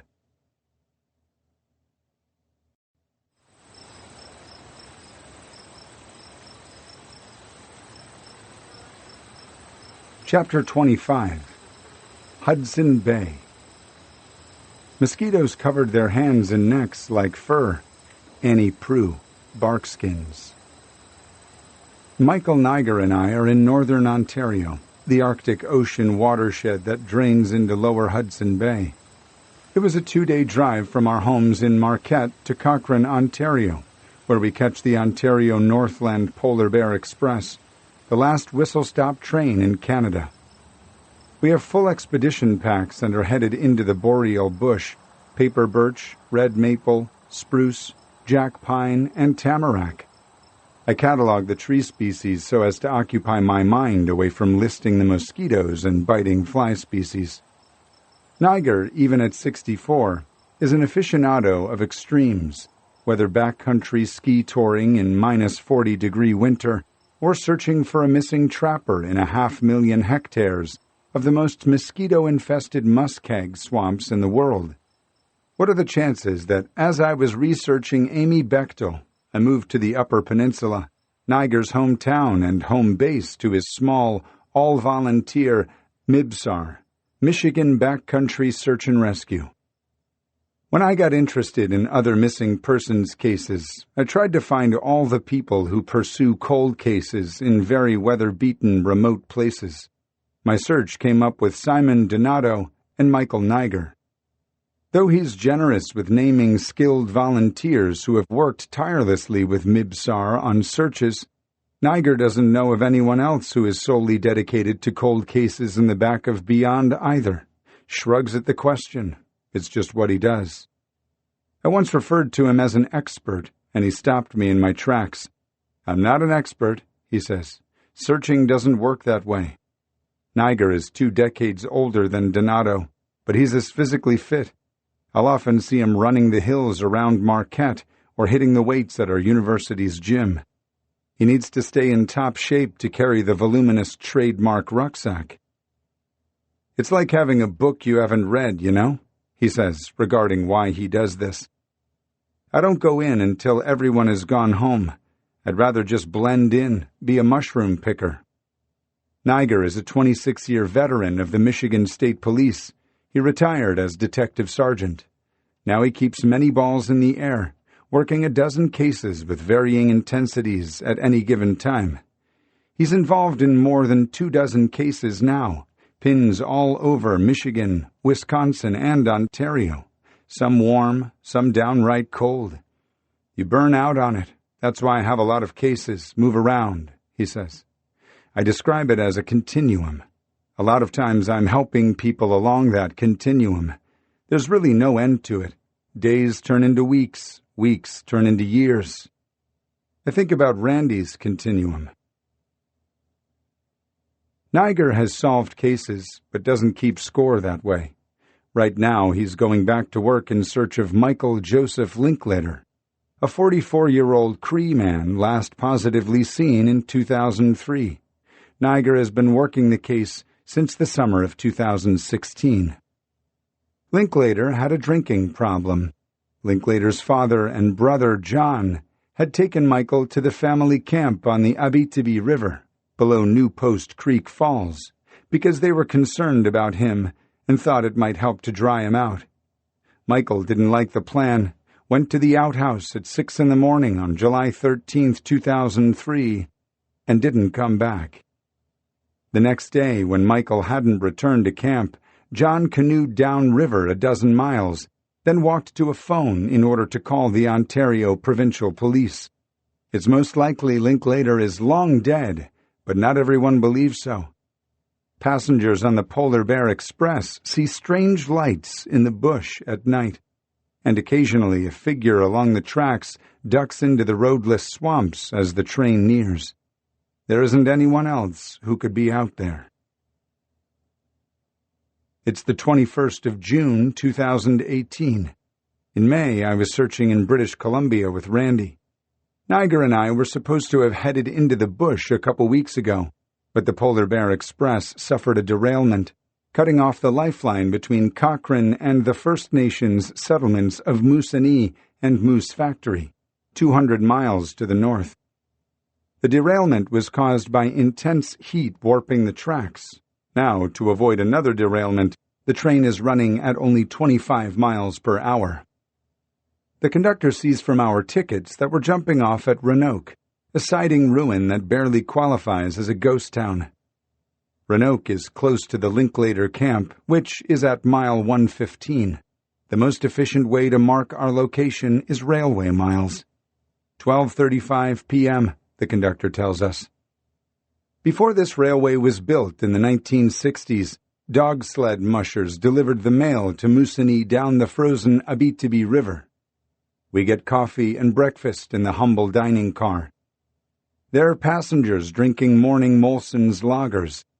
We chat with an Ontario provincial police officer headed for a hitch in Moosonee. He asks what we're doing and Niger tells him, then asks if he had heard of the Daniel Trask case. The officer had, though he didn't work it. Trask, 28, disappeared in the Temagami backcountry in the fall of 2011. He'd been living off the land in the 6,000-square-mile wilderness. Trask's mother contacted Niger through his website and asked him to help. In 2013, MIBSAR volunteers Kathy Susan, Chris Osminski, and Niger found Trask's backpack on the shore of Diamond Lake. The pack contained, among other things, a pair of snowshoes, a painted cow skull, boxer shorts, and a live green snake. "How do you know about the Trask case?" the officer asks. "I'm the guy who found him," Niger says. Late May 2015, another trio of MIBSAR volunteers, including Niger, Osminski, and Todd Theoret, located the man's remains along the east shore of Lady Evelyn Lake. Trask's skull showed signs of severe trauma. It's believed he slipped, hit his head on a rock, and died in a fall. Niger isn't bragging, just talking cop to cop. That's how we ended up on this train. The OPP was impressed with his work on the Trask case and asked if he'd look into the Linklater case. Like Susan, Osminski, and Theoret, I'm a volunteer on this search, and I'm hoping, of course I am, that we can have similar luck in finding Michael Linklater, or at least a clue or two that helps evolve the search. I have no skills to offer other than curiosity, and I appreciate that Niger has allowed me to come along. If nothing else, it'll be a Canadian bush survival master's course for me. Niger loves this country, the bush. He's guided self-supported ski trips through here in deep winter. In the 90s, he solo canoed from Lake Superior to the Arctic Ocean. My favorite Henry Rollins observation is that humans are pretty crafty, but will fold quickly in severe cold. He's right, of course, but Niger is the exception. If there's anything he's better at mitigating than the cold, it's the bugs, which eat on me while leaving Niger be. As the train slows, we walk to the baggage car for our packs. The cargo men keep the doors open for the breeze. There are canoes and bicycles and crates full of barking dogs. "What are you doing at Roanoke?" one of the men asks. "We don't get many people getting off here." "We're searching for Michael Linklater," Niger says. The men remember Michael Linklater. "Haven't seen Johnny in a while," referring to Michael's brother. "Not sure if he's in camp or not." The train cries to a stop. We toss our packs into the weeds and jump out after them. We wave at the bagmen, one of whom gives the engineer the high sign, and the train diesels back up. brakes hiss, and the Polar Bear Express slowly rolls north. It's sunny, 65 degrees. There's a light breeze, too light to knock back any bugs. Niger is militant with time and navigation, and we start walking into the bush at 1:10. Michael Linklater is, a highly skilled hunter, fisher, and trapper. He was also infamous as a mean drunk. Linklater's girlfriend told family he took her to a hidden bunker, a root cellar, that she probably wouldn't be able to find on her own, and wouldn't show anyone if she could, for fear of Linklater's rage. That's the key, and Niger has a plan. He thinks that if he can find the bunker, he'll find the man. Or at least it'll be a big clue as to what's become of him. Niger has maps, of course, but he's also printed out satellite images that show, ever faint, lines that run across Muskeg between the rail line and the Abitibi River. Those nearly invisible lines are old winter logging roads that have grown over but left a scar. At the end of those winter roads are long abandoned logging camps reclaimed by the bush. Each camp had a cookhouse, Niger says. Most cookhouses had a root cellar. Michael would have known about every one of them. We find the ghost logging camps. We find the root cellar. We find Linklater. We're wearing Gore-Tex waterproof boots and gaiters, but bog water still finds its way to my socks. I'm exhausted between the muskeg, a swamp of water and dead vegetation covered by sphagnum moss, and my heavy pack. The day gets hot, the bugs are incessant, and I can't imagine what exercise at the gym could prepare someone for this type of travel. It's like walking on soaked used mattresses for miles, Niger says. We stop to refill our water bottles, bog water that we treat with iodine and flavor with lemonade powder, and replace the full-strength military-grade DEET that I once thought was poison, but now think is worth its weight in Bitcoin. The water is weak tea-colored and refreshingly cool. Niger shoots an azimuth with his wrist compass. The going is slow, but we're buoyed by the hunt for a ghost town long swallowed by wilderness. Occasionally we come to dog hair growth so thick it snags our packs and we can't see through it, let alone walk through it.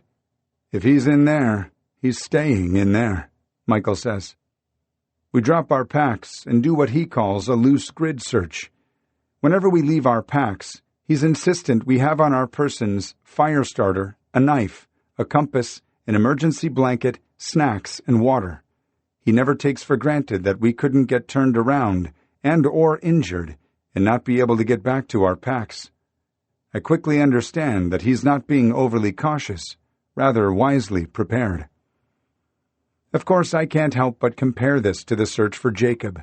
My mind's still reeling from the trip to Vancouver Island and back to the Olympic Peninsula with Randy. I don't have a connection with Linklater. I feel like I know Jacob through Randy. Jacob is a good kid. Linklater was not a good man.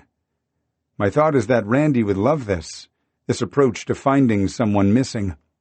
I'm going to tell him about it after we find a ghost town and a root cellar. Niger found one of Michael's huge moose snares, made from surplus power line cable. For a while, John Linklater was leaving food and supplies in the bush for his brother, just in case he was alive and needed them.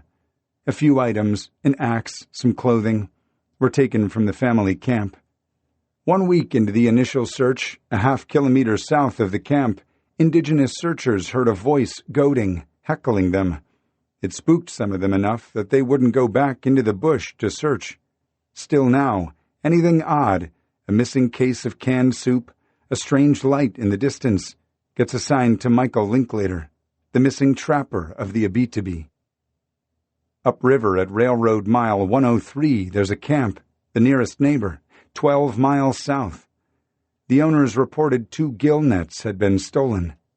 Niger thinks it could have been Linklater. The list of suspects out here is pretty short. I think the cellar's along the river. That's where the food is. That's where the water is, he says. We're going to find those gill nets, those 2 gill nets missing from the next camp upriver. We're looking for anything not natural. anything human in origin. We pitch camp. I have a tent, which helps a little with the bugs. Niger eschews a tent in favor of a self-sewn tarp shelter. It weighs about the same as a napkin, but bugs have easy access. Niger doesn't seem to be affected. We eat a dehydrated meal, plan the morning's search, read a few pages, and fall asleep to the howl of coyotes. Weather is moving in. Rain is easier to deal with than bugs. We're flanking the river just inside the wood line, above the steep west bank of the Abitibi, looking for spoor. Broken limbs that indicate a man on foot, a tin can, a beer bottle. Socketing, a depression in the ground that indicates rocks have moved. Bones. Niger reminds me to look up as we bushwhack. Things or people can be found in trees. The invisible, continuous room of surveillance is what Niger calls the searcher's cube. Can you imagine using a heli up here? Niger says. Unless he's out on the tracks, you're not going to see shit. OPP used a helicopter on the original search. They didn't see shit. But a heli is how they'd have to get one of us out of here, if it came to that. One of the first things Niger did was inform me that a Huey rescue runs $5,000 an hour, his way of emphasizing that safety is always first. Niger, as hardcore as he is, understands that we need rest breaks. We're living in the bush, he says. That's to say that carrying your home on your back through swamps and dog hair, up and down in heat and rain, requires a different pace than if you were working shifts out of a motel room. He's an advocate of hot soup and coffee when we break. In the rain, he quickly ties up a tarp to keep us dry. We sit underneath it, and I ask him about Jacob Gray and search and rescue protocols and red tape. Niger echoes the cardinal rule I learned in Olympic National Park: do not self-dispatch. Sometimes I work for law enforcement, he says. Sometimes I work for the family. Sometimes I flat out work for the victim. I ask him why he's working so hard to find Linklater instead of, say, any other vanished person. I like the hunt, he says. If you're looking for the perfect case, you know what I mean. The family wants him found. They have a spot in their heart for him, even though he lived a challenging life. There's loose ends. These cases need to be closed up. We hike along the river on day 2 toward the Linklater camp, hoping to catch John Linklater, Michael's brother. We find a gill net line, but just the anchor, no net. It's John's. An hour later we reach John's big freighter canoe and walk the steep trail up to the camp.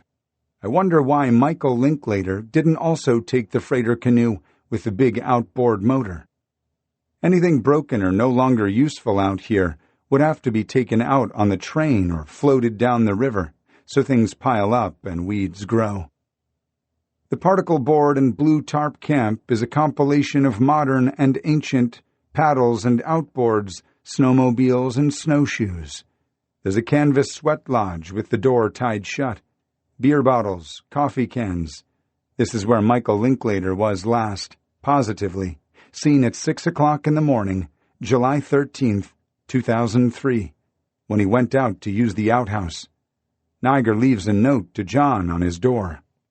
We follow moose, bear, and wolf tracks north along the Abitibi. Niger takes lots of photos of wolf tracks and shit. He has a forensics ruler he sets beside them for scale. This is downriver from where Michael Linklater's hat was found earlier on in the search. We make camp at the confluence of the Abitibi and Little Abitibi, refill water, and go for a swim. The next morning we labor up the bluff and cross a small creek. Bam!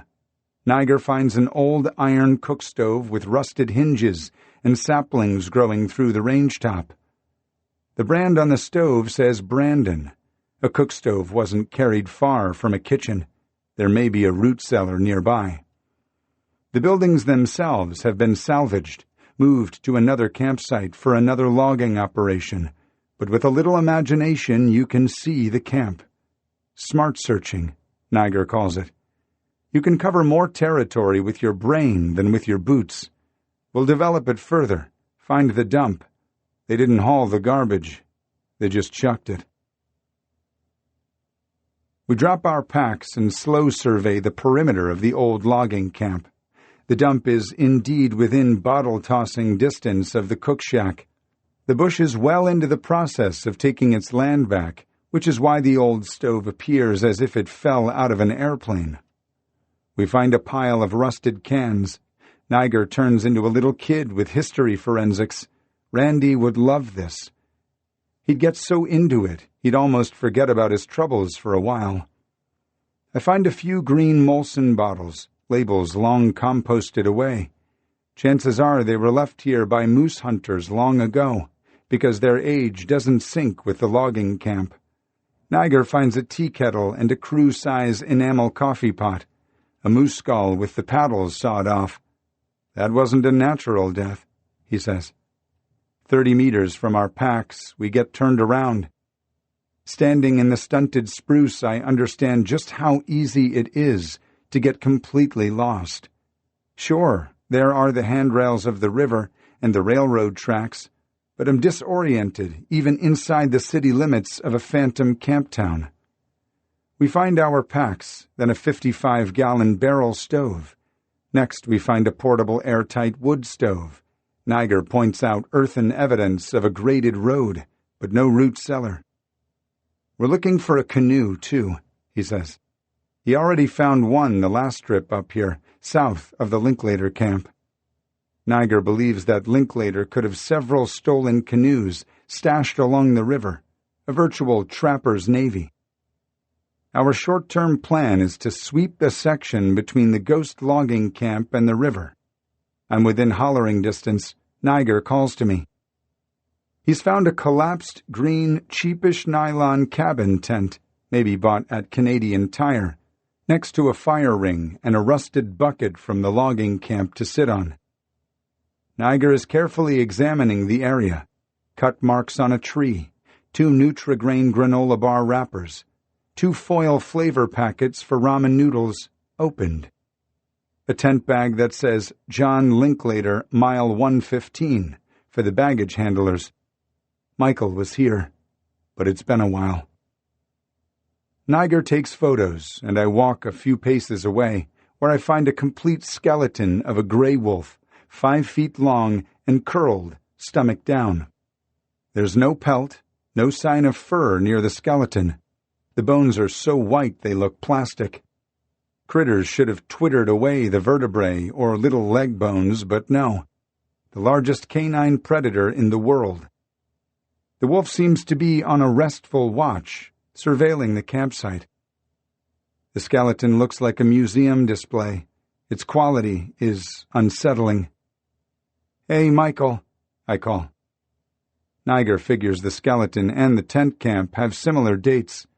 He's chewing on a possible connection. The Linklaters certainly shot wolves, but this one hadn't been shot, and it's bizarre that the skeleton had not been disturbed for at least several years. 1,000,000 square miles of Canadian bush, and the wolf is literally 20 feet from the Linklater tent. We want to ask John about it, so we trek back to the Linklater camp. Niger calls out, but John doesn't answer. The note is still on the door where Niger left. Niger stops to listen. He looks at me and points to the sweat lodge. The canvas door is tied open. It was tied shut when we were here 2 days earlier. Niger walks up and respectfully, cautiously, looks inside. Nobody. He's quiet for a few beats longer than I expect, then says, "Maybe Michael needed a sweat." My neck and forearms are welted with fly bites. It's 5:30 p.m. We're waiting for the southbound Polar Bear Express, but not to get out of the bush. We're using it as a shuttle. The plan is to hop off at mile 103 and camp at the river, near the camp where the 2 gill nets were stolen. Eventually, the slow train's headlight appears on the horizon. It's hot. We stand in the tracks and cross-wave our arms over our heads. "What if the conductor is dozing off and doesn't see us?" I ask. "Then we're walking again," Michael says. We throw our packs into the boxcar and climb up after them. The passenger car is cool with air conditioning, which feels unnatural, but I'll take it. No bugs. 12 miles on the train costs us $7 each. It costs more than that in diesel fuel to stop a 20-car train with 125 people and 20 dogs aboard. We hadn't seen another person in 5 days, and we're starved for conversation. The conductor tells us the train is the main drug conduit to the far north. In many ways, it's the only conduit to the far north. The freight man in the baggage car introduces himself as Robert, and we find he's a cousin to the Linklaters, who are multitude up here. Robert's curious that we're here, and it's apparent he hasn't thought much about Michael's case in some time. It's slow going, but we're moving the search forward, Niger says. A boot foot, a railway mile at a time. It's obvious that if Niger wasn't on it, the search wouldn't exist. We camp by the railroad tracks, mile 103. The night is full of bugs and a big moon. The next morning we head east, toward the Abitibi. A bear had eaten the north wall off the camp where the gill nets had been reported missing. We found black flies and deer flies and another old airtight stove, but no logging camp.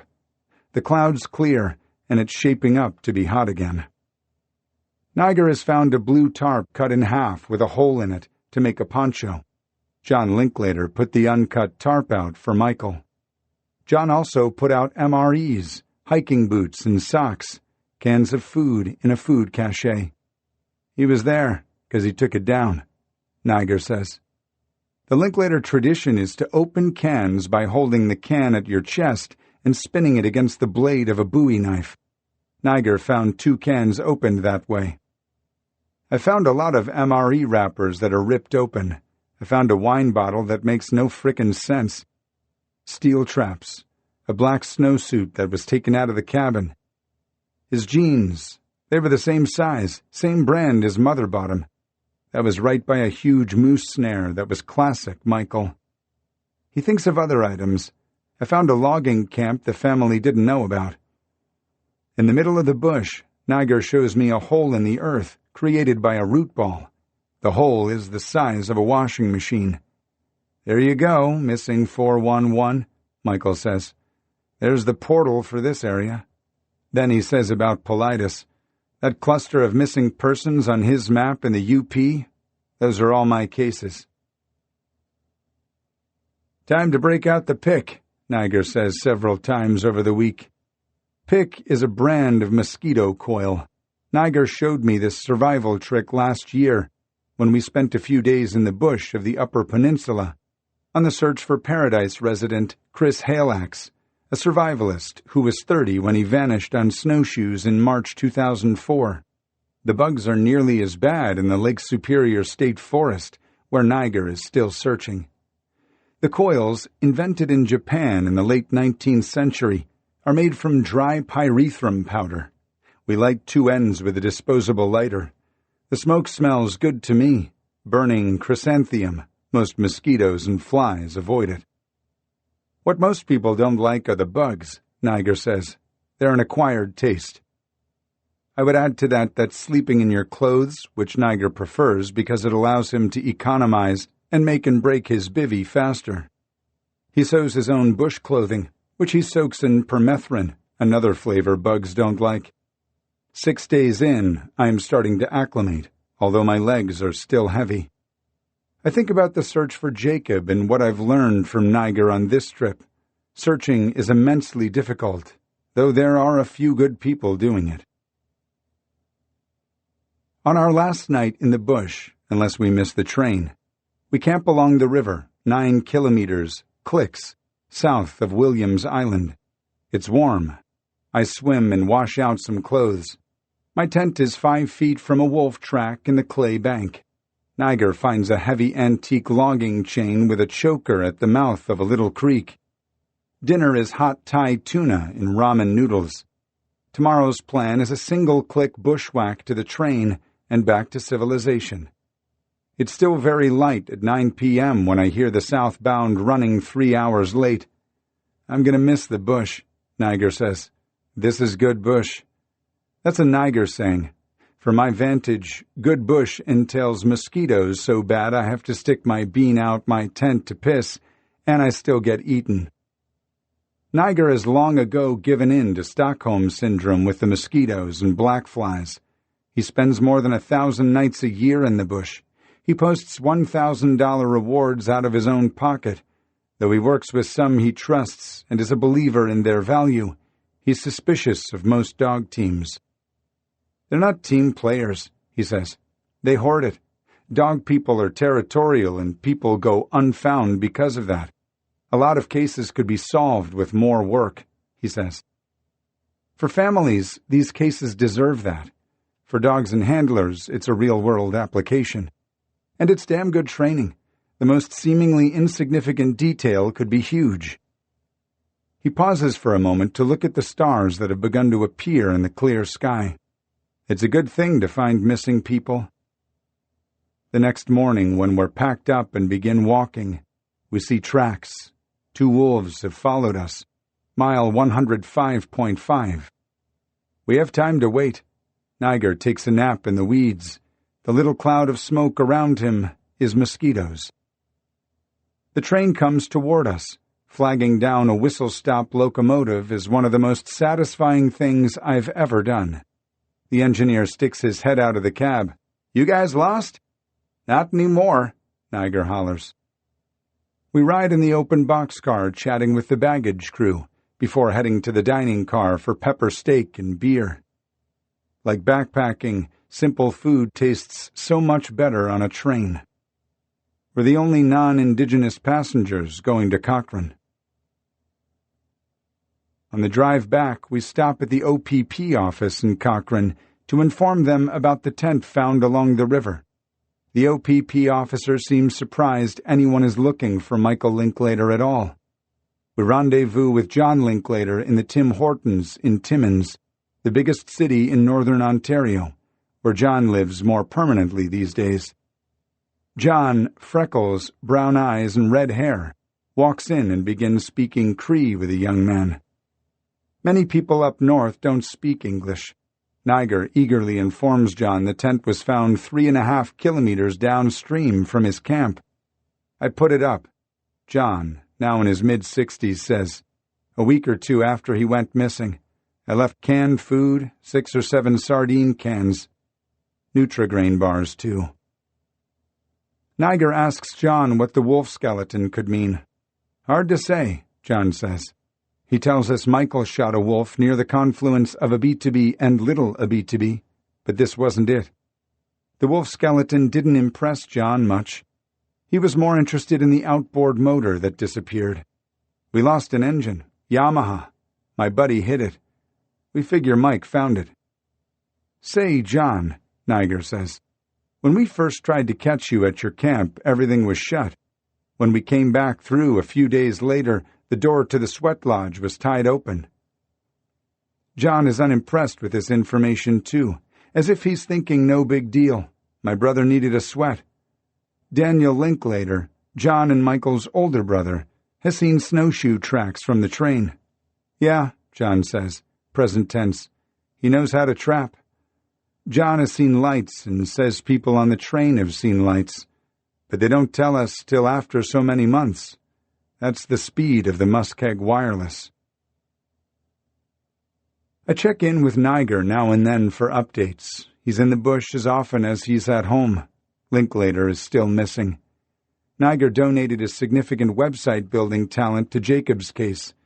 He also consulted with Randy and provides me with countless resources, including Swiftwater authorities, canine handlers, SAR, and law enforcement contacts.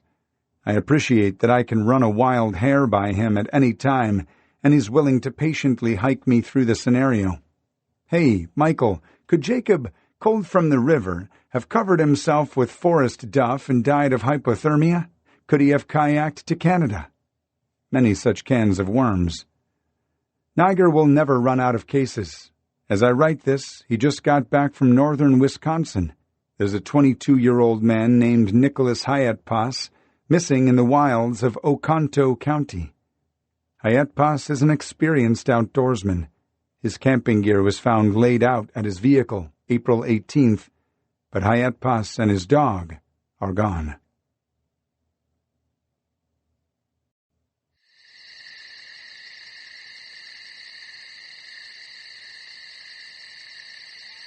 Chapter 26. Olympic National Park. Rigid, the skeleton of habit alone upholds the human frame. Virginia Woolf. Sunday evening, August 11th, Randy calls. I'm expecting him to tell me about a new search plan. I've come to look forward to Randy's calls, a fresh approach to the search, Randy Gray's optimistic possibilities. I keep my bag half-packed at the ready. I pick up, happy to catch up with Randy, whose energy and excitement are like a shot of vitamin B. They found Jacob, he says. I can tell from his voice they found a body, not a live young man. I'm on my way to the Soul Duck now, Randy says. I'll be there tomorrow. I can hear Randy is in his truck, driving. Jesus, where did they find him? Hoe Lake, up on the high divide, Randy says. I'm going to try to get up there to help bring him down. Jesus, Randy. I drive to my small regional airport, knowing I missed the last flight out, but they get me on the first plane Monday morning. I know I'll be racing Randy, trying to get there before he takes off into the mountains, unprepared with the gear, food, and water he needs to take care of himself. I know Randy by now. I also know he'll need someone to talk to, someone to talk him out of doing something rash, foolish, and dangerous. Randy is wired for action, a plan, not terminal news. I call Bob Chung in Port Townsend, and he agrees to meet me in Squim and bring extra backpacking gear for Randy. Bob knows Randy well, too, knows that he'll bust up the mountain with nothing but a hoodie and a Snickers. We'll race to the Soul Duck and try to head him off at the trailhead. 2 days before I come through SeaTac, the Seattle-Tacoma airport, for my last trip to meet Randy in the Olympic Mountains, a 29-year-old Horizon air baggage handler named Richard Russell stole an empty 26-seat twin-turbo prop Bombardier Q400, took off, and did impossibly difficult aerial stunts over Puget Sound. He was married, a well-liked man with a lot going for him. I'm just a broken guy, he told air traffic controllers, who calmly tried to talk him out of doing something even more rash than stealing a commercial aircraft. Russell said he didn't want to hurt anyone, but also didn't want to land at Joint Base Lewis McChord, the nearest runway. He augured into Ketron Island, a sparsely populated island in South Puget Sound. No one other than Russell was killed. It appears Russell had the skills to land the plane if he'd wanted to. He reportedly practiced on video games and flight simulator videos. I chatted with an Alaska Airlines pilot certified on the Q400. I'm impressed, actually, he said. That's a two-pilot aircraft. It wasn't designed to do those aerials. It's been 16 months since Jacob vanished. In that time, Randy has been back and forth, searching the forests and rivers of the Olympic Peninsula, the small goat and spinach farms of the San Juan Islands, the yoga communes of the Gulf Islands of Canada, Northern California on the Oregon border, religious compounds in southern British Columbia, the forests and beaches of Vancouver Island across the Strait of San Juan de Fuca from Olympic National Park, parts of Idaho where people on self-discovery missions were said to congregate, eastern Oregon and eastern Washington, which is a world away from the Olympic Peninsula. He's driven tens of thousands of miles and hiked hundreds. He's swum dozens.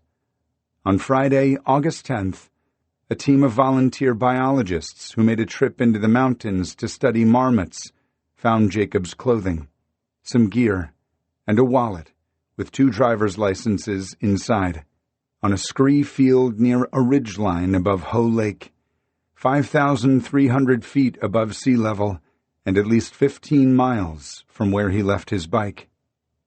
His body wasn't found near a trail. In April, the terrain would have been snowy and prone to avalanches, rotten snow bridges, damp with hypothermic below-freezing temperatures. "Can I go with you to bring the remains down? Bring Jacob down?" Randy, still in California, says to Ranger Brian Ray. Ranger Ray tells Randy, "No, because the remains have not been positively identified yet. Let us do our job." That's the phrase Randy and Laura have heard since April 2017. Let us do our job. Ray makes a rendezvous arrangement for Monday in Port Angeles. It's clear that Ray cares about Randy. Randy would always try to get Ray to take him target practicing with his government-issue pistol. One time he showed him proper stun gun technique, and I thought Randy was going to volunteer one of us to get tased. The two had become friends through Randy's nightmare. But of course, Randy isn't going to listen to Ray when he's told to let him do his job. Ray isn't surprised when Randy blows off the meeting on his way to the river and up to the trailhead. "What would you do?" Randy says. When does a dad stop being a dad? Monday afternoon, Jack Reagan, a friend of mine in Sequim, picks me up from the Bainbridge Island ferry and once again loans me his Chevy Yukon. The Yukon is enormous, and I can sleep comfortably inside. I pick Bob up at the bus station and we grab a few groceries and book it toward the Solduck trailhead. Bob is recovering from an eye injury and can't drive and isn't up for backpacking into the Olympics, but he is invaluable with logistics and support. It's good to see Bob, who has become an old friend in a very short time. It's late dusk when we get to the trailhead lot at the end of the winding Solduck Road. I'd forgotten to look when we passed the place where Jacob's bike was found 16 months ago. Bob has been all over here, too, combing the forest and riverbanks. It's hard to believe they found Jacob upcountry. I'd have been less surprised to hear they found him in Australia or Argentina. We see Randy's truck in the parking lot and 3 Olympic National Park ranger vehicles and uniformed rangers looking at maps spread out on vehicle hoods and talking on radios. I ask a ranger I hadn't met before if Randy is up there on the mountain. Is he with a group of rangers or alone? Does he have gear?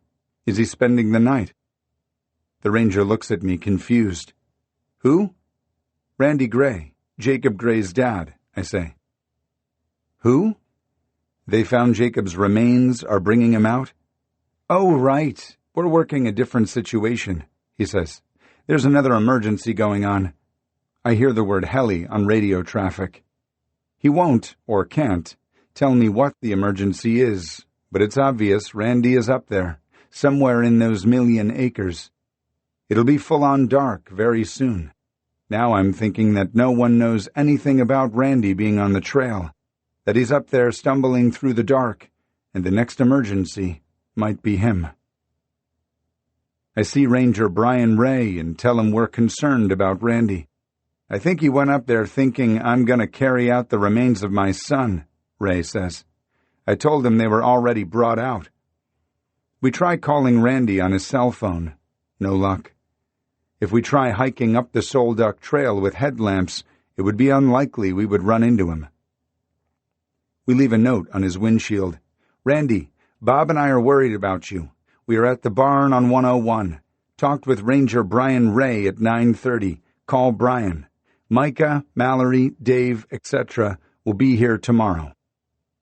Even in this digital age, so much happens via windshield notes.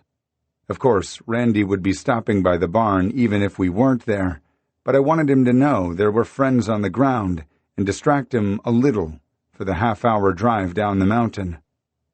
Nothing is left for Bob and me to do but head down to the barn and worry about Randy. He'd shown me where the key is hidden, which is a place Bigfoot might look if he wanted inside bad enough, but maybe that's the idea. We push the big bay door open to let in the night air. Bob and I make pasta, organize gear, and cool our heels. There is no moonlight. It's a new moon. If he doesn't show up, we'll head back up at dawn. "Damn it, we must have just missed Randy," we're saying. I do the math story problem in my head. Drive times and airlines and time zones and ferries. A diesel pickup thrums into the barnyard. Headlights sweep the bay. Randy. He stumbles into the barn, drag ass at 11 p.m., in a cotton hoodie and cargo shorts. He's limping. We get the story. Randy isn't sure of the exact location where Jacob was found. Rangers purposely didn't give him a GPS coordinate, knowing he'd head straight for it. But then Randy Gray isn't a technology guy, is more comfortable with a map and compass, or nothing at all. He missed the Rangers who were packing Jacob's remains out. It appears Randy hiked past the ridge where Rangers were recovering Jacob. Like a cartoon missed connection, Randy kept going southward down the trail and dropped 1,000 feet into the Hoh River Valley to Hoh Lake, while the Rangers slipped in behind to head back to the trailhead. Randy got a cell signal at Hoh Lake and called Ranger Ray, who tried to talk him into hiking down to Deer Lake, where he could spend the night with backpackers and not try to scramble out in the dark. With no information and nothing else to go on, and no gear for a comfortable overnight stay, Randy decided to head back to the trailhead.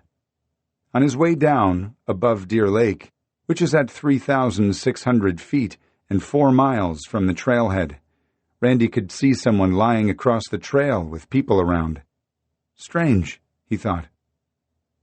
When he arrived at the spot, he found Rangers administering CPR on a 29-year-old woman from Iowa who had suffered cardiac arrest. Randy stayed and helped the Rangers, taking turns with the chest compressions. "It's exhausting," Randy says. "They showed me how to do it." After the Navy helicopter arrived to take the woman away, Randy learned one of the Rangers he shared CPR compressions with had been part of the small team who just brought Jacob off the mountain. There would be no storybook ending, where the sacrifice of Randy's son brings him to the mountain so he can help save another person's life. The woman died. Bob makes sure Randy gets fed with pasta, hydrated with Gatorade. He ices his Achilles on the couch. He injured it rock-hopping on the beach, but I know that all the miles in the river and mountains here in the Olympics have worn Randy bone-tired, his cartilage and ligaments thin. He even has a crutch in his truck rattling around with his other tools. "I'm not really a crutch guy," he says. Randy might have the highest pain threshold of any person I've met. Micah is flying out from Vermont and will be here tomorrow. Laura and Mallory are headed up from Santa Cruz and will be here in a couple days. Randy makes plans to collect Jacob's gear and clothing from the ranger station in Port Angeles. Arrangements will need to be made with the funeral home, even though we think Jacob's remains have been sent to the coroner in King County. There is much room for logistical confusion when skeletal remains are recovered in the mountains. Electrical power in the Bigfoot barn had gone out at some point, and someone makes the mistake of opening the chest freezer. Rotten fish, many pounds of it, that Derek had caught, overtakes the barn. That would have to be dealt with now, too. Randy ices his Achilles on the couch some more, an hour, making phone calls the whole time. He doesn't seem to mind the fish smell. Bob lays out a backpack and sleeping pad for Randy. There's talk of hiking up to the spot where Jacob was found. Randy wants to see if the Rangers collected everything, but mostly he wants to see the last place on the planet where his boy was alive. Randy is thrilled to see his oldest. Micah is anxious to see if he can get his head around what happened to his little brother, square things before he has to go back on duty on Lake Champlain. The next morning, the four of us drive to Squim to take Bob back to the bus station. We get breakfast burritos, and Randy ducks into a pharmacy for an ankle brace and some inserts for his shoes. His knee is still tender from surgery. Just 2 weeks ago, he had knee surgery. It was Joe Montana's surgeon, he tells us, with no small amount of pride and excitement. Dillingham, Dr. Michael Dillingham, team physician for the San Francisco 49ers. Some of their knees probably didn't look as bad as Randy's. Now he's thinking he'll go straight from Crutchworthy to a 30-mile round trip in the mountains with a pack. The pharmacy assistant tells him he shouldn't be hiking anywhere on that Achilles. "I'll take it easy," Randy says. "And I got some new hiking boots." It pains Bob to have to go back home and attend to his bike shop and eye injury. On the way back to the barn, we stop by Ranger headquarters to pick up everything else, as well as a backpacking permit and bear-proof food keg. Ranger Peter Maggio waives the permit fee and keg deposit. I buy some maps because I don't trust a GPS and batteries alone. I'm not sure the Rangers are supposed to give us the GPS coordinates, so I take a screenshot of the computer with a photograph of the scree field that includes the coordinates. Maggio either doesn't mind or pretends he doesn't notice. Here's the thing. All the ONP employees feel for Randy and the entire family. I'm convinced some of them lose sleep at night. I'm convinced they go home and see Jacob in their own families. I make a pen dot on the paper map, but it's only a ballpark, a pirate map. We'll get close, but we need the GPS if we want to be spot on. Later, I'll learn from the official final report that I received through a Freedom of Information Act request that Rangers collected one human skull they bagged separately from various skeleton parts listed, collectively with miscellaneous bones, as to pretty much make up a whole.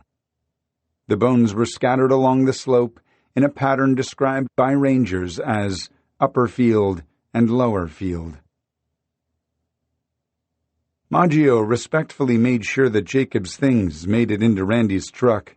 It's surreal driving the half-hour back, as if he's with us. The gear makes a big, colorful puzzle laid out on the Bigfoot barn. Here's what Rangers cataloged on the mountain in their official report. Tarps, 2. Poncho liner, bike gloves, knife pouch, Pagosa brand, backpack and contents, socks, lots, winter Santa Cruz cap, fleece neck gaiter, blue Montbell jacket, netting with carabiners and P-cord, hiking pole, keen boots, 1 pair, hammock, wool jacket, green, belt, compass, wallet and contents, 2 IDs, Social Security card, bank cards, AAA card, insurance cards, Zippo lighter, Leatherman and pouch, Bible, Carhartt pants, Montbell rain pants. The canvas pants are torn and tattered, but everything else looks surprisingly good, if a bit faded. His clothes are laid out like a magazine fashion shoot display, garments bent and folded to suggest animation, but no mannequin, no body there. Here's what Jacob had with him on the mountain. But I know that Randy and Micah are thinking what I'm thinking. What did Jacob not have with him on the mountain is every bit as important. And just because it's not here, that doesn't necessarily mean Jacob didn't pack it up there with him, and the gear is lost to slides and wind and wildlife. The backpack looks almost brand new, which is remarkable, having been exposed to intense sunlight and all other elements for so long. It's not a full backpacking-size pack. A savvy hiker could overnight from it in mild weather, 2 nights at best, but it certainly isn't intended for a foul-weather expedition. I can use it, Micah says. Randy is as quiet as I've ever seen him, as he very carefully lays out Jacob's gear and tattered clothing and unpacks the backpack.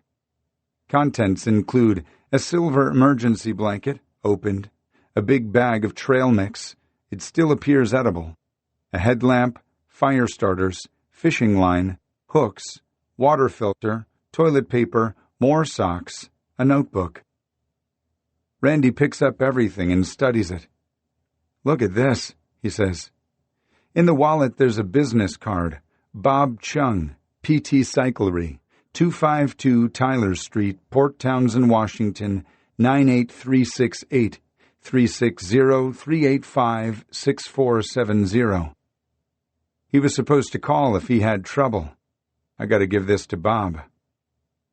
Rangers said Jacob's boots were found wrapped in trash bags individually with paracord. That could be a sign of suicide, Micah says.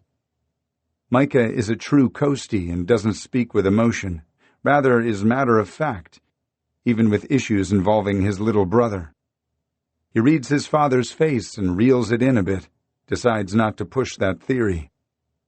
"Have your things neatly wrapped up," he says, trailing off. "People do crazy things before they commit suicide. Why would you care about your stuff? You're going to be dead." The suicide theory hangs in the air like a cloud off the strait, but I'm not sure that's why the boots were wrapped up. It may be more likely that he was shedding clothes in early signs of hypothermia, feeling uncomfortable warmth, and thought he'd still need them, wanted to keep them dry.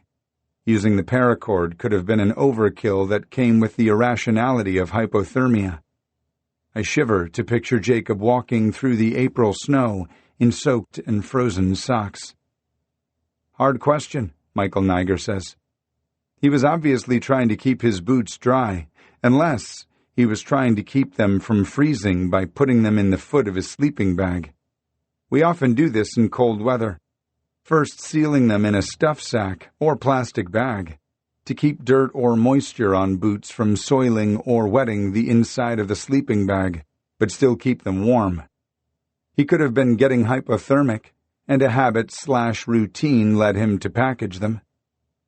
Jacob didn't appear to have his running shoes with him, no footwear besides the boots, and, this is most disturbing to me, Jacob didn't appear to have carried a sleeping bag up the mountain with him.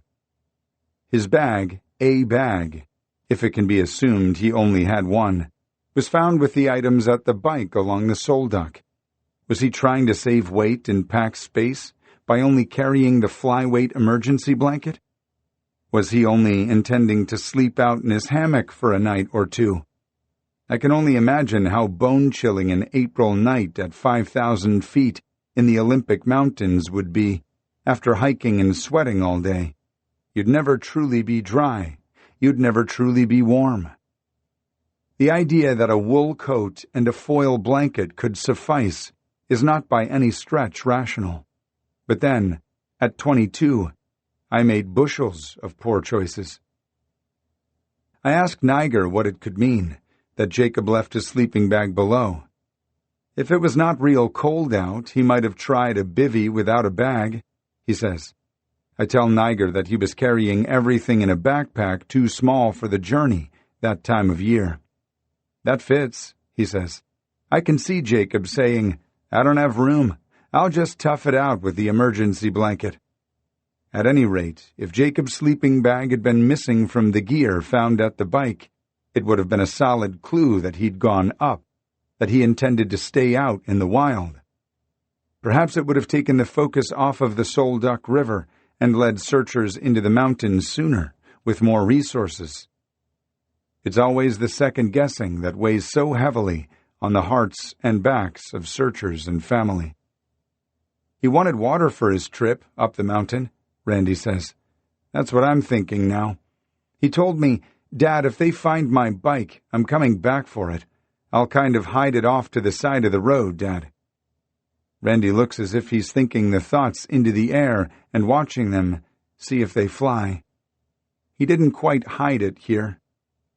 If that was true, that Jacob had spoken his plan to Randy like that, maybe the trackers were right, that he'd gone to the river for water, but instead of slipping into the Solduck, he bottled some of it and went up. The Orange Coast Guard Eurocopter HH-65 Dolphin from the Port Angeles station flies over, westbound, railing the park boundary, low enough to shake the roof on the barn. Jacob's skull came down the mountain and out of the park first. Ranger Ray drove it to Port Angeles to process it for transfer to the funeral home. The remainder of Jacob's bones they'd recovered were held up due to the emergency involving the woman from Iowa. Jacob's skeletal remains were taken to Harper Ridgeview Funeral Chapel in Port Angeles, from where they would go to the coroner's lab in Seattle. I have no doubt we'll be packing up to where Jacob's remains were found. I've already started making a grocery list on my phone, because Randy is wildly liable to stick a granola bar in his pocket and say, let's go. I have some guilt, the ambulance chaser, that I'm here at this time. Randy, always the considerate soul, invites me into the meeting with the funeral director, but I opt to wait outside. I'm convinced myself if I have a purpose on this trip, it's to make sure Randy is fed and comfortable when he dives headlong back into those mountains. I can Sherpa for him, though on a very humble scale. At least he'll have hot coffee and warm rehydrated dinners in a bag. Mallory, who is pregnant with their third child, and Laura feel like Mexican food following the meeting with the funeral director, so we grab lunch at Sergio's hacienda. Then Randy, Micah, and I hit Swain's for supplies. Randy is a kid in a toy store in Swain's. I am, too. Swain's is, well, everyone's favorite store. Think an REI without the urban chic design that also sells PVC pipe and potting soil and makes keys. There's a big popcorn popper and bags of citrus peanuts for sale. Swain's has a section devoted to Bigfoot. Randy has spent literally thousands of dollars here. Swain's knows him, why he's here, and has for 16 months given him a significant discount on all his gear, from walkie-talkies to merino wool underwear. I don't know the world of retail, but my hunch is they trade to Randy at cost.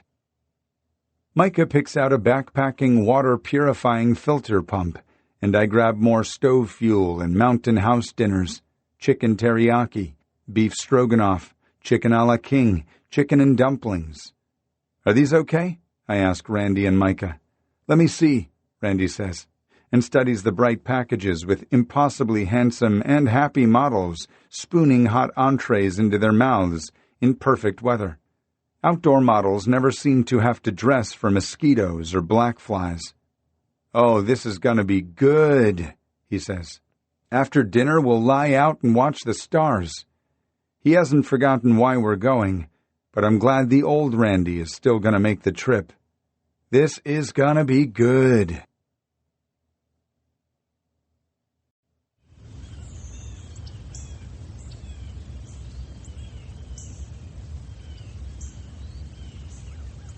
Chapter 27. Ho Lake. Life is not separate from death. It only looks that way. Blackfoot proverb. Louise Erdrich's character, Fleur Pilliger, in the novel Tracks, walks a death road, an unmapped path not seen by everyone. Fleur carries the bones of ancestors with her. Jacob followed a similar road when he veered from his plans to go to Vermont, then a mountain path unseen because it was under snow, but also not seen because only he could see through gauze to a place special to him, a place off the sanctioned trail. He abandoned his bike for the lure of walking on. Randy removes the laminated Missing Jacob Gray poster from the shack at the park entrance on the Solduck Road. Randy expresses appreciation that they kept it up for the duration of his disappearance.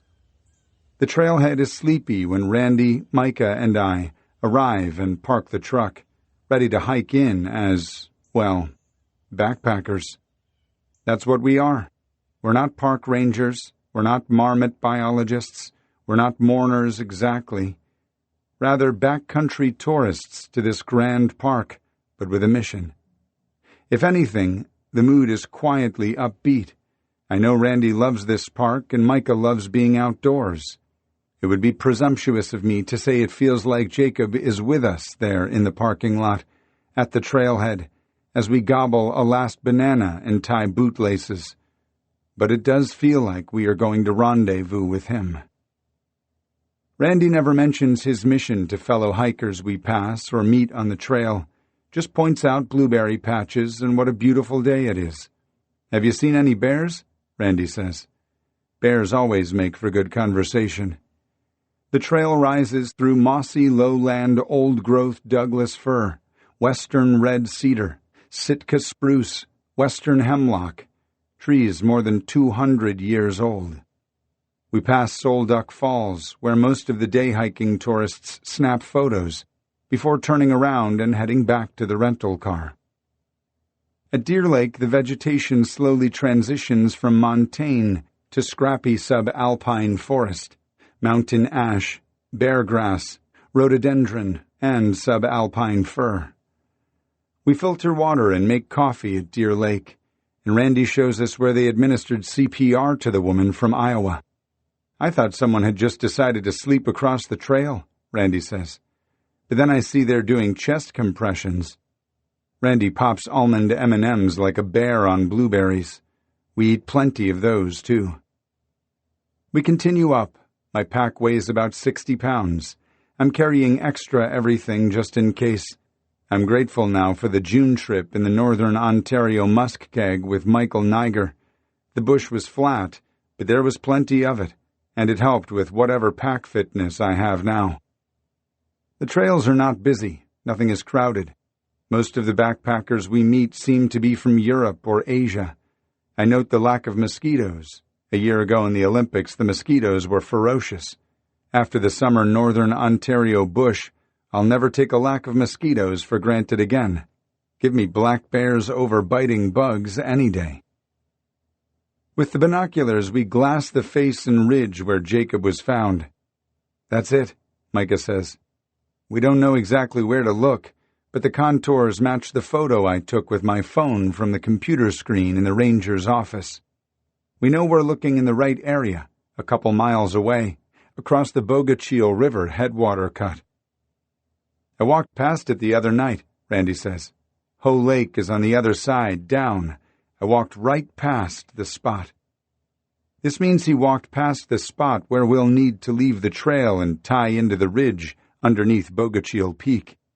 It's easy to see how the rangers packing Jacob's remains out could have stealthily slipped back onto the trail to head down. I think about what it must be like, packing out human bones. They wouldn't weigh much in a literal sense, but emotionally, I imagine they'd weigh a ton. Randy wanted to feel that weight, tried his damnedest to get under it. We continue toward the high divide in the bluebird sunshine filtered by a thin veil of wildfire smoke out of Canada. We can see Mount Olympus and the glaciers to the southeast.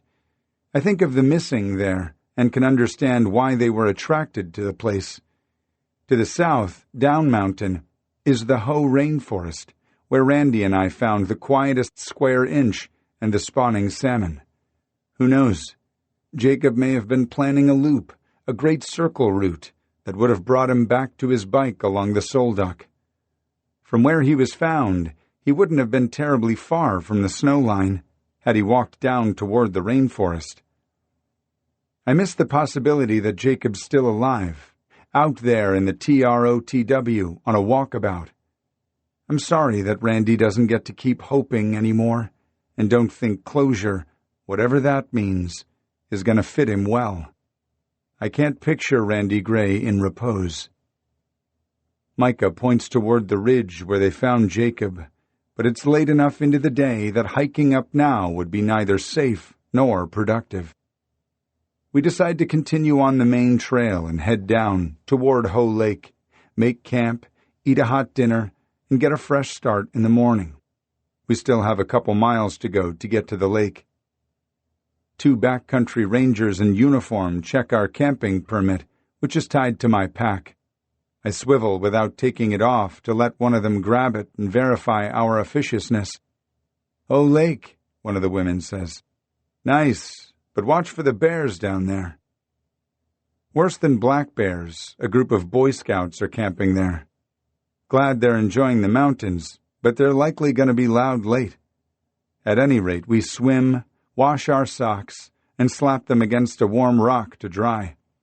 Randy stands in the lake, submerging his leg in the cool water against the swelling. He's remarkable, hasn't complained once about his leg, as if that would be enough to stop him from being here. Ho Lake television. For a couple hours we watch 2 fat black bears eat blueberries on the hillside north of the lake, then flop and log roll into the lake. They swim lazily, then climb back out and up the hillside, eat more berries, and roll into the water again. A couple times a bear would swim seemingly toward some scouts and we would watch with a little excitement that they could send them running, but with all the berries and salmon, Olympic National Park bears live like gods and have little use for scouts or anyone else. That night, after dinner, I hide the bear keg and cheat a pull from the flask of monkey shoulder.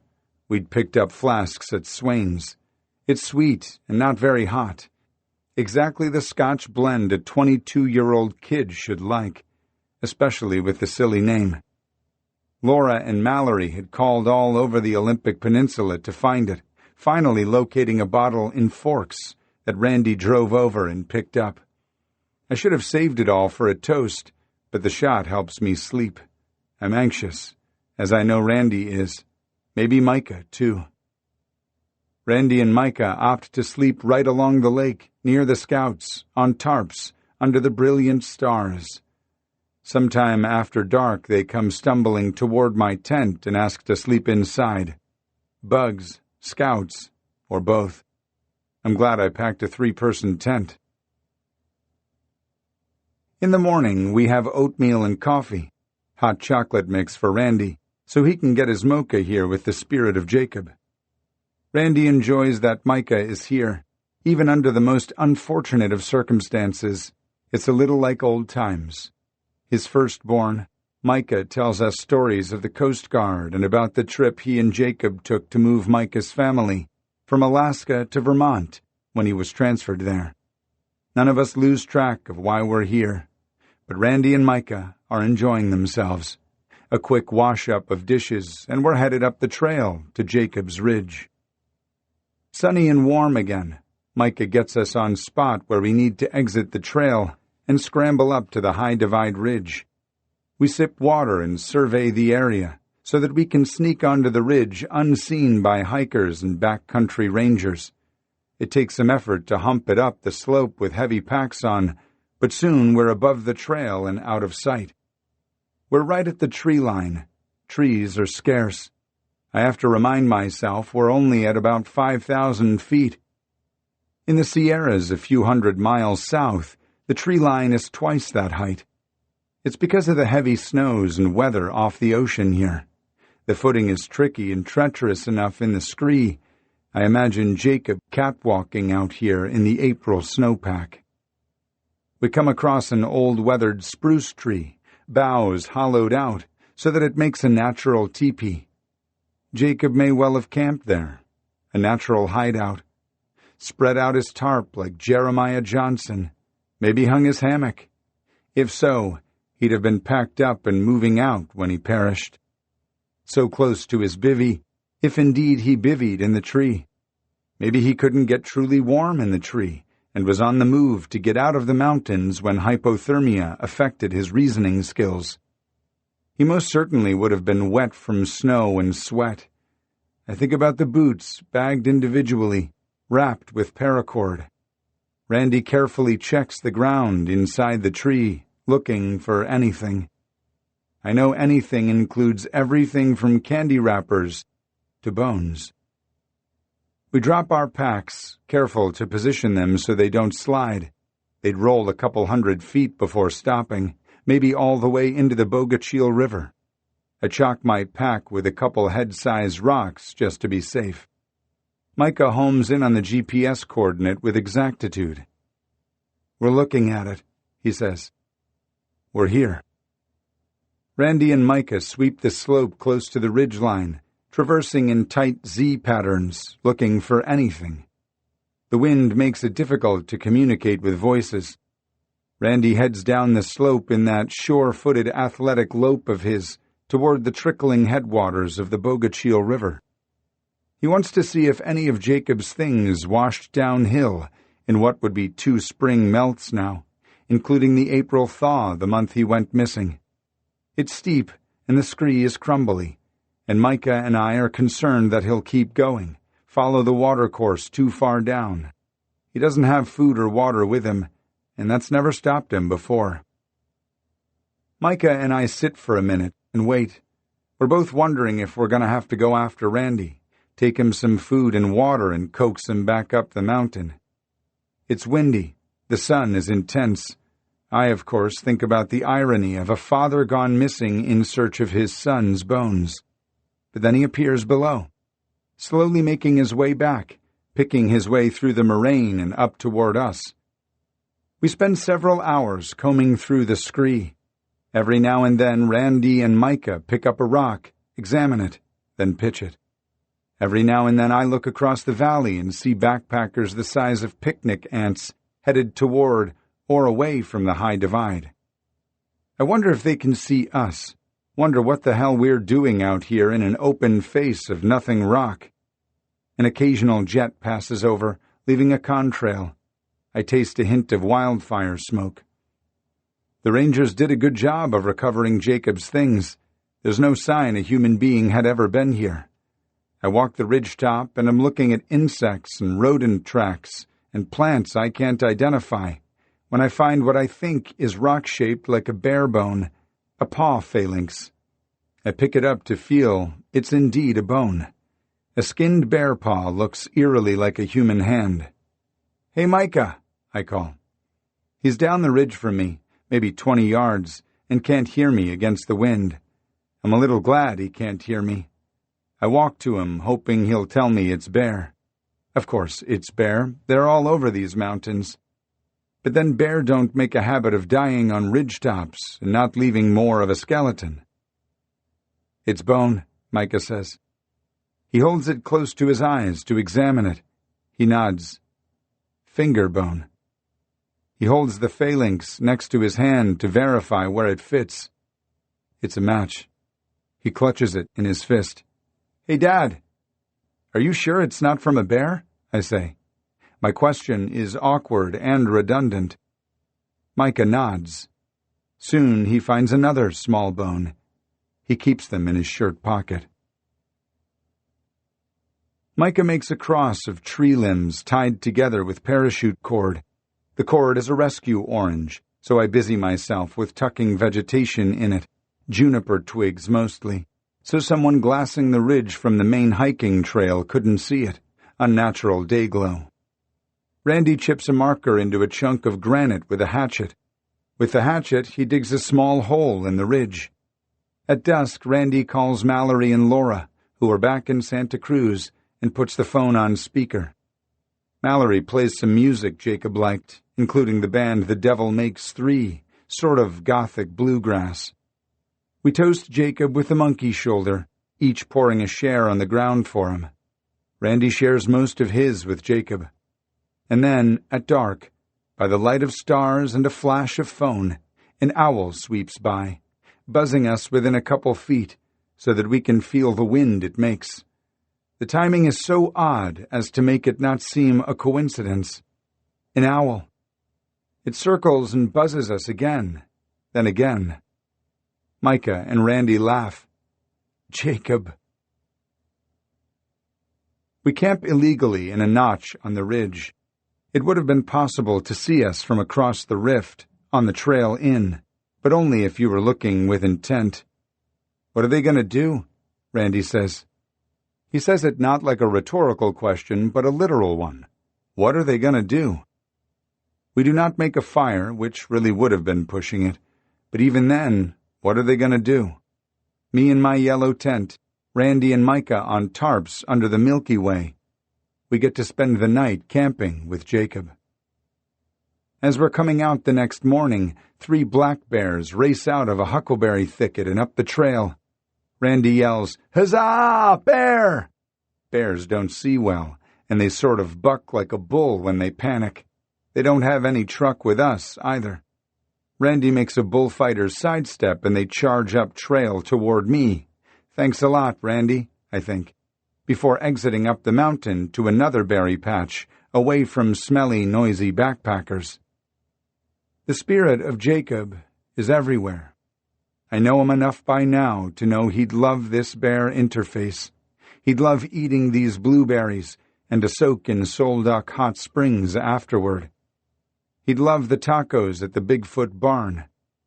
Randy's knee gets him into and out of the mountains. He lies on the couch in the Bigfoot barn one last time, ice on his leg. Randy doesn't see it anymore, But I look at the big papier-mâché Bigfoot, the jumbo plaster of Paris feet molds, the Sasquatch conference posters, the David Paulides Bigfoot books, the newly bleached-out empty chest freezer. It again floors me that this is the headquarters of the search for Jacob. This clubhouse for mountain people who subscribe so passionately to cryptozoology and hiked themselves to the bone in search of a stranger's kid, an even deeper enigma. I sleep in my tent in a thick Washington fog and awake in the morning to the smell of hot coffee. Randy had made it, unzipped my tent, and set it inside. It's still warm when I wake up.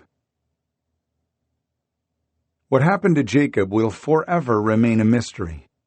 The autopsy work was done in King County, Seattle, but the Clallam County Coroner's Office told me the official cause of death is inconclusive. They positively identified Jacob through dental records. It's likely Jacob succumbed to hypothermia, but that can be a catch-all for people who perish in the mountains.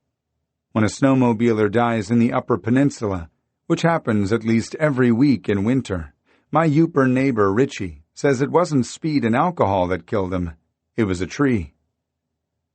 Something led Jacob away from his bike and deep into the mountains. Something caused him to succumb to the cold. Something made him decide not to pack his sleeping bag. Did he see God up there? Jesus? The devil? All three? While commuting on my bike to work, I heard a woman on a podcast refer to a tarot card, the Four of Arrows.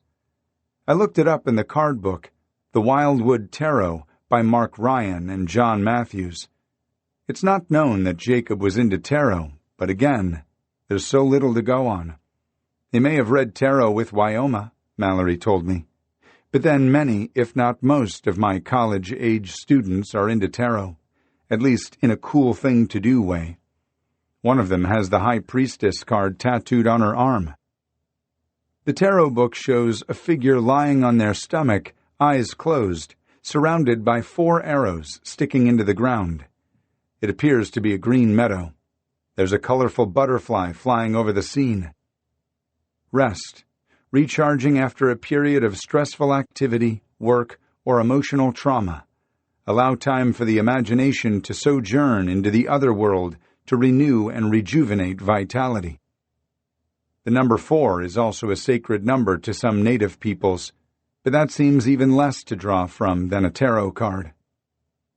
Lost people behavior holds that most adults tend to go down when lost in the mountains. But Randy's hunch early on was right. Jacob would have gone up, Randy said. He told me this months after the paddle out in Santa Cruz, when more than 100 surfers and boaters saw Jacob's ashes off, his embarkment into the Pacific Ocean. Family, friends, and others wonder if Jacob could have been found alive if ONP officials had gotten a helicopter in the air and dogs into the backcountry within a day or so of finding the abandoned bike. Jacob's remains were found on a treeless ridge and might have been seen from the air. But perhaps Jacob didn't want to be seen. He wanted to return to the earth, Laura says. He went up. I'm sure those were his tracks on the Aurora Trail. Robert Kester, Professor Rescue, says, "Children will often go up, so will people on a vision quest. Depending on what message they get from God, I have seen people climb mountains." Some will say the psychic was right. I think there's more evidence in the fossil record that Bigfoot could exist than proof that psychics can see missing persons, but I respect the people who believe they're helpful. Jacob was near the headwaters of the Bogachiel River, but few places in Olympic National Park are far from water. Jacob would have liked that a psychic had a vision with him in it. Jacob would have said the psychic nailed it. Randy was right, too, about the 2 sailors missing on Vancouver Island, Dan Archbald and Ryan Daly. They were killed by drug traffickers when they kept some of the cocaine for themselves. Ben Kilmer committed suicide. His disappearance and death do not appear related. I still get updates from Randy. He talks his texts into the phone, and there's much lost in translation, but I've become something of an interpreter. Here's what I learned this week. They make this parachute with a motor on it. Would be perfect search and rescue. Don't know why they're not using it now. I'll get more information. See what you think. I'm going to get certified. You can take off on a 50-foot runway, can cruise above the treetops and go at least, if not faster than 20 miles per hour. Can cover a lot of territory for search and rescue.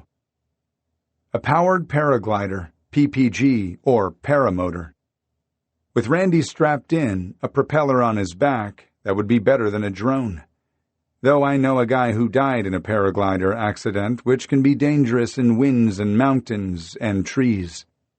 But for Randy, the coffee cup is always half full. A propellered parachute, another tool. I have an image of Randy Gray floating over Olympic National Park, rangers having a conniption on their radios. Every day I recall a simple thing Randy Gray told me while we searched for Jacob in Olympic National Park 4 months after he disappeared. We spent a lot of time staring into the Solduck River, tossing stones into it, swimming. Randy would read the water, the hydraulics, and talk with me matter-of-factly. A body could get caught in that, but I checked it twice. Randy's is a simple surfer's koan, a surfer father's philosophy. You think you know, but you don't. The other thing I can't vanish from my mind is a thing Randy said in the shadow of Mount Rainier, a thing he said to A-, the Sasquatch feeder. We were sitting in lawn chairs on a damp evening around a small fire, waiting for the Sasquatch to come grab some donuts and maybe tell us what happened to Jacob. I've hiked more miles in the last 2 years than the rest of my entire life, Randy said. It's a sad hike, but it's a beautiful one.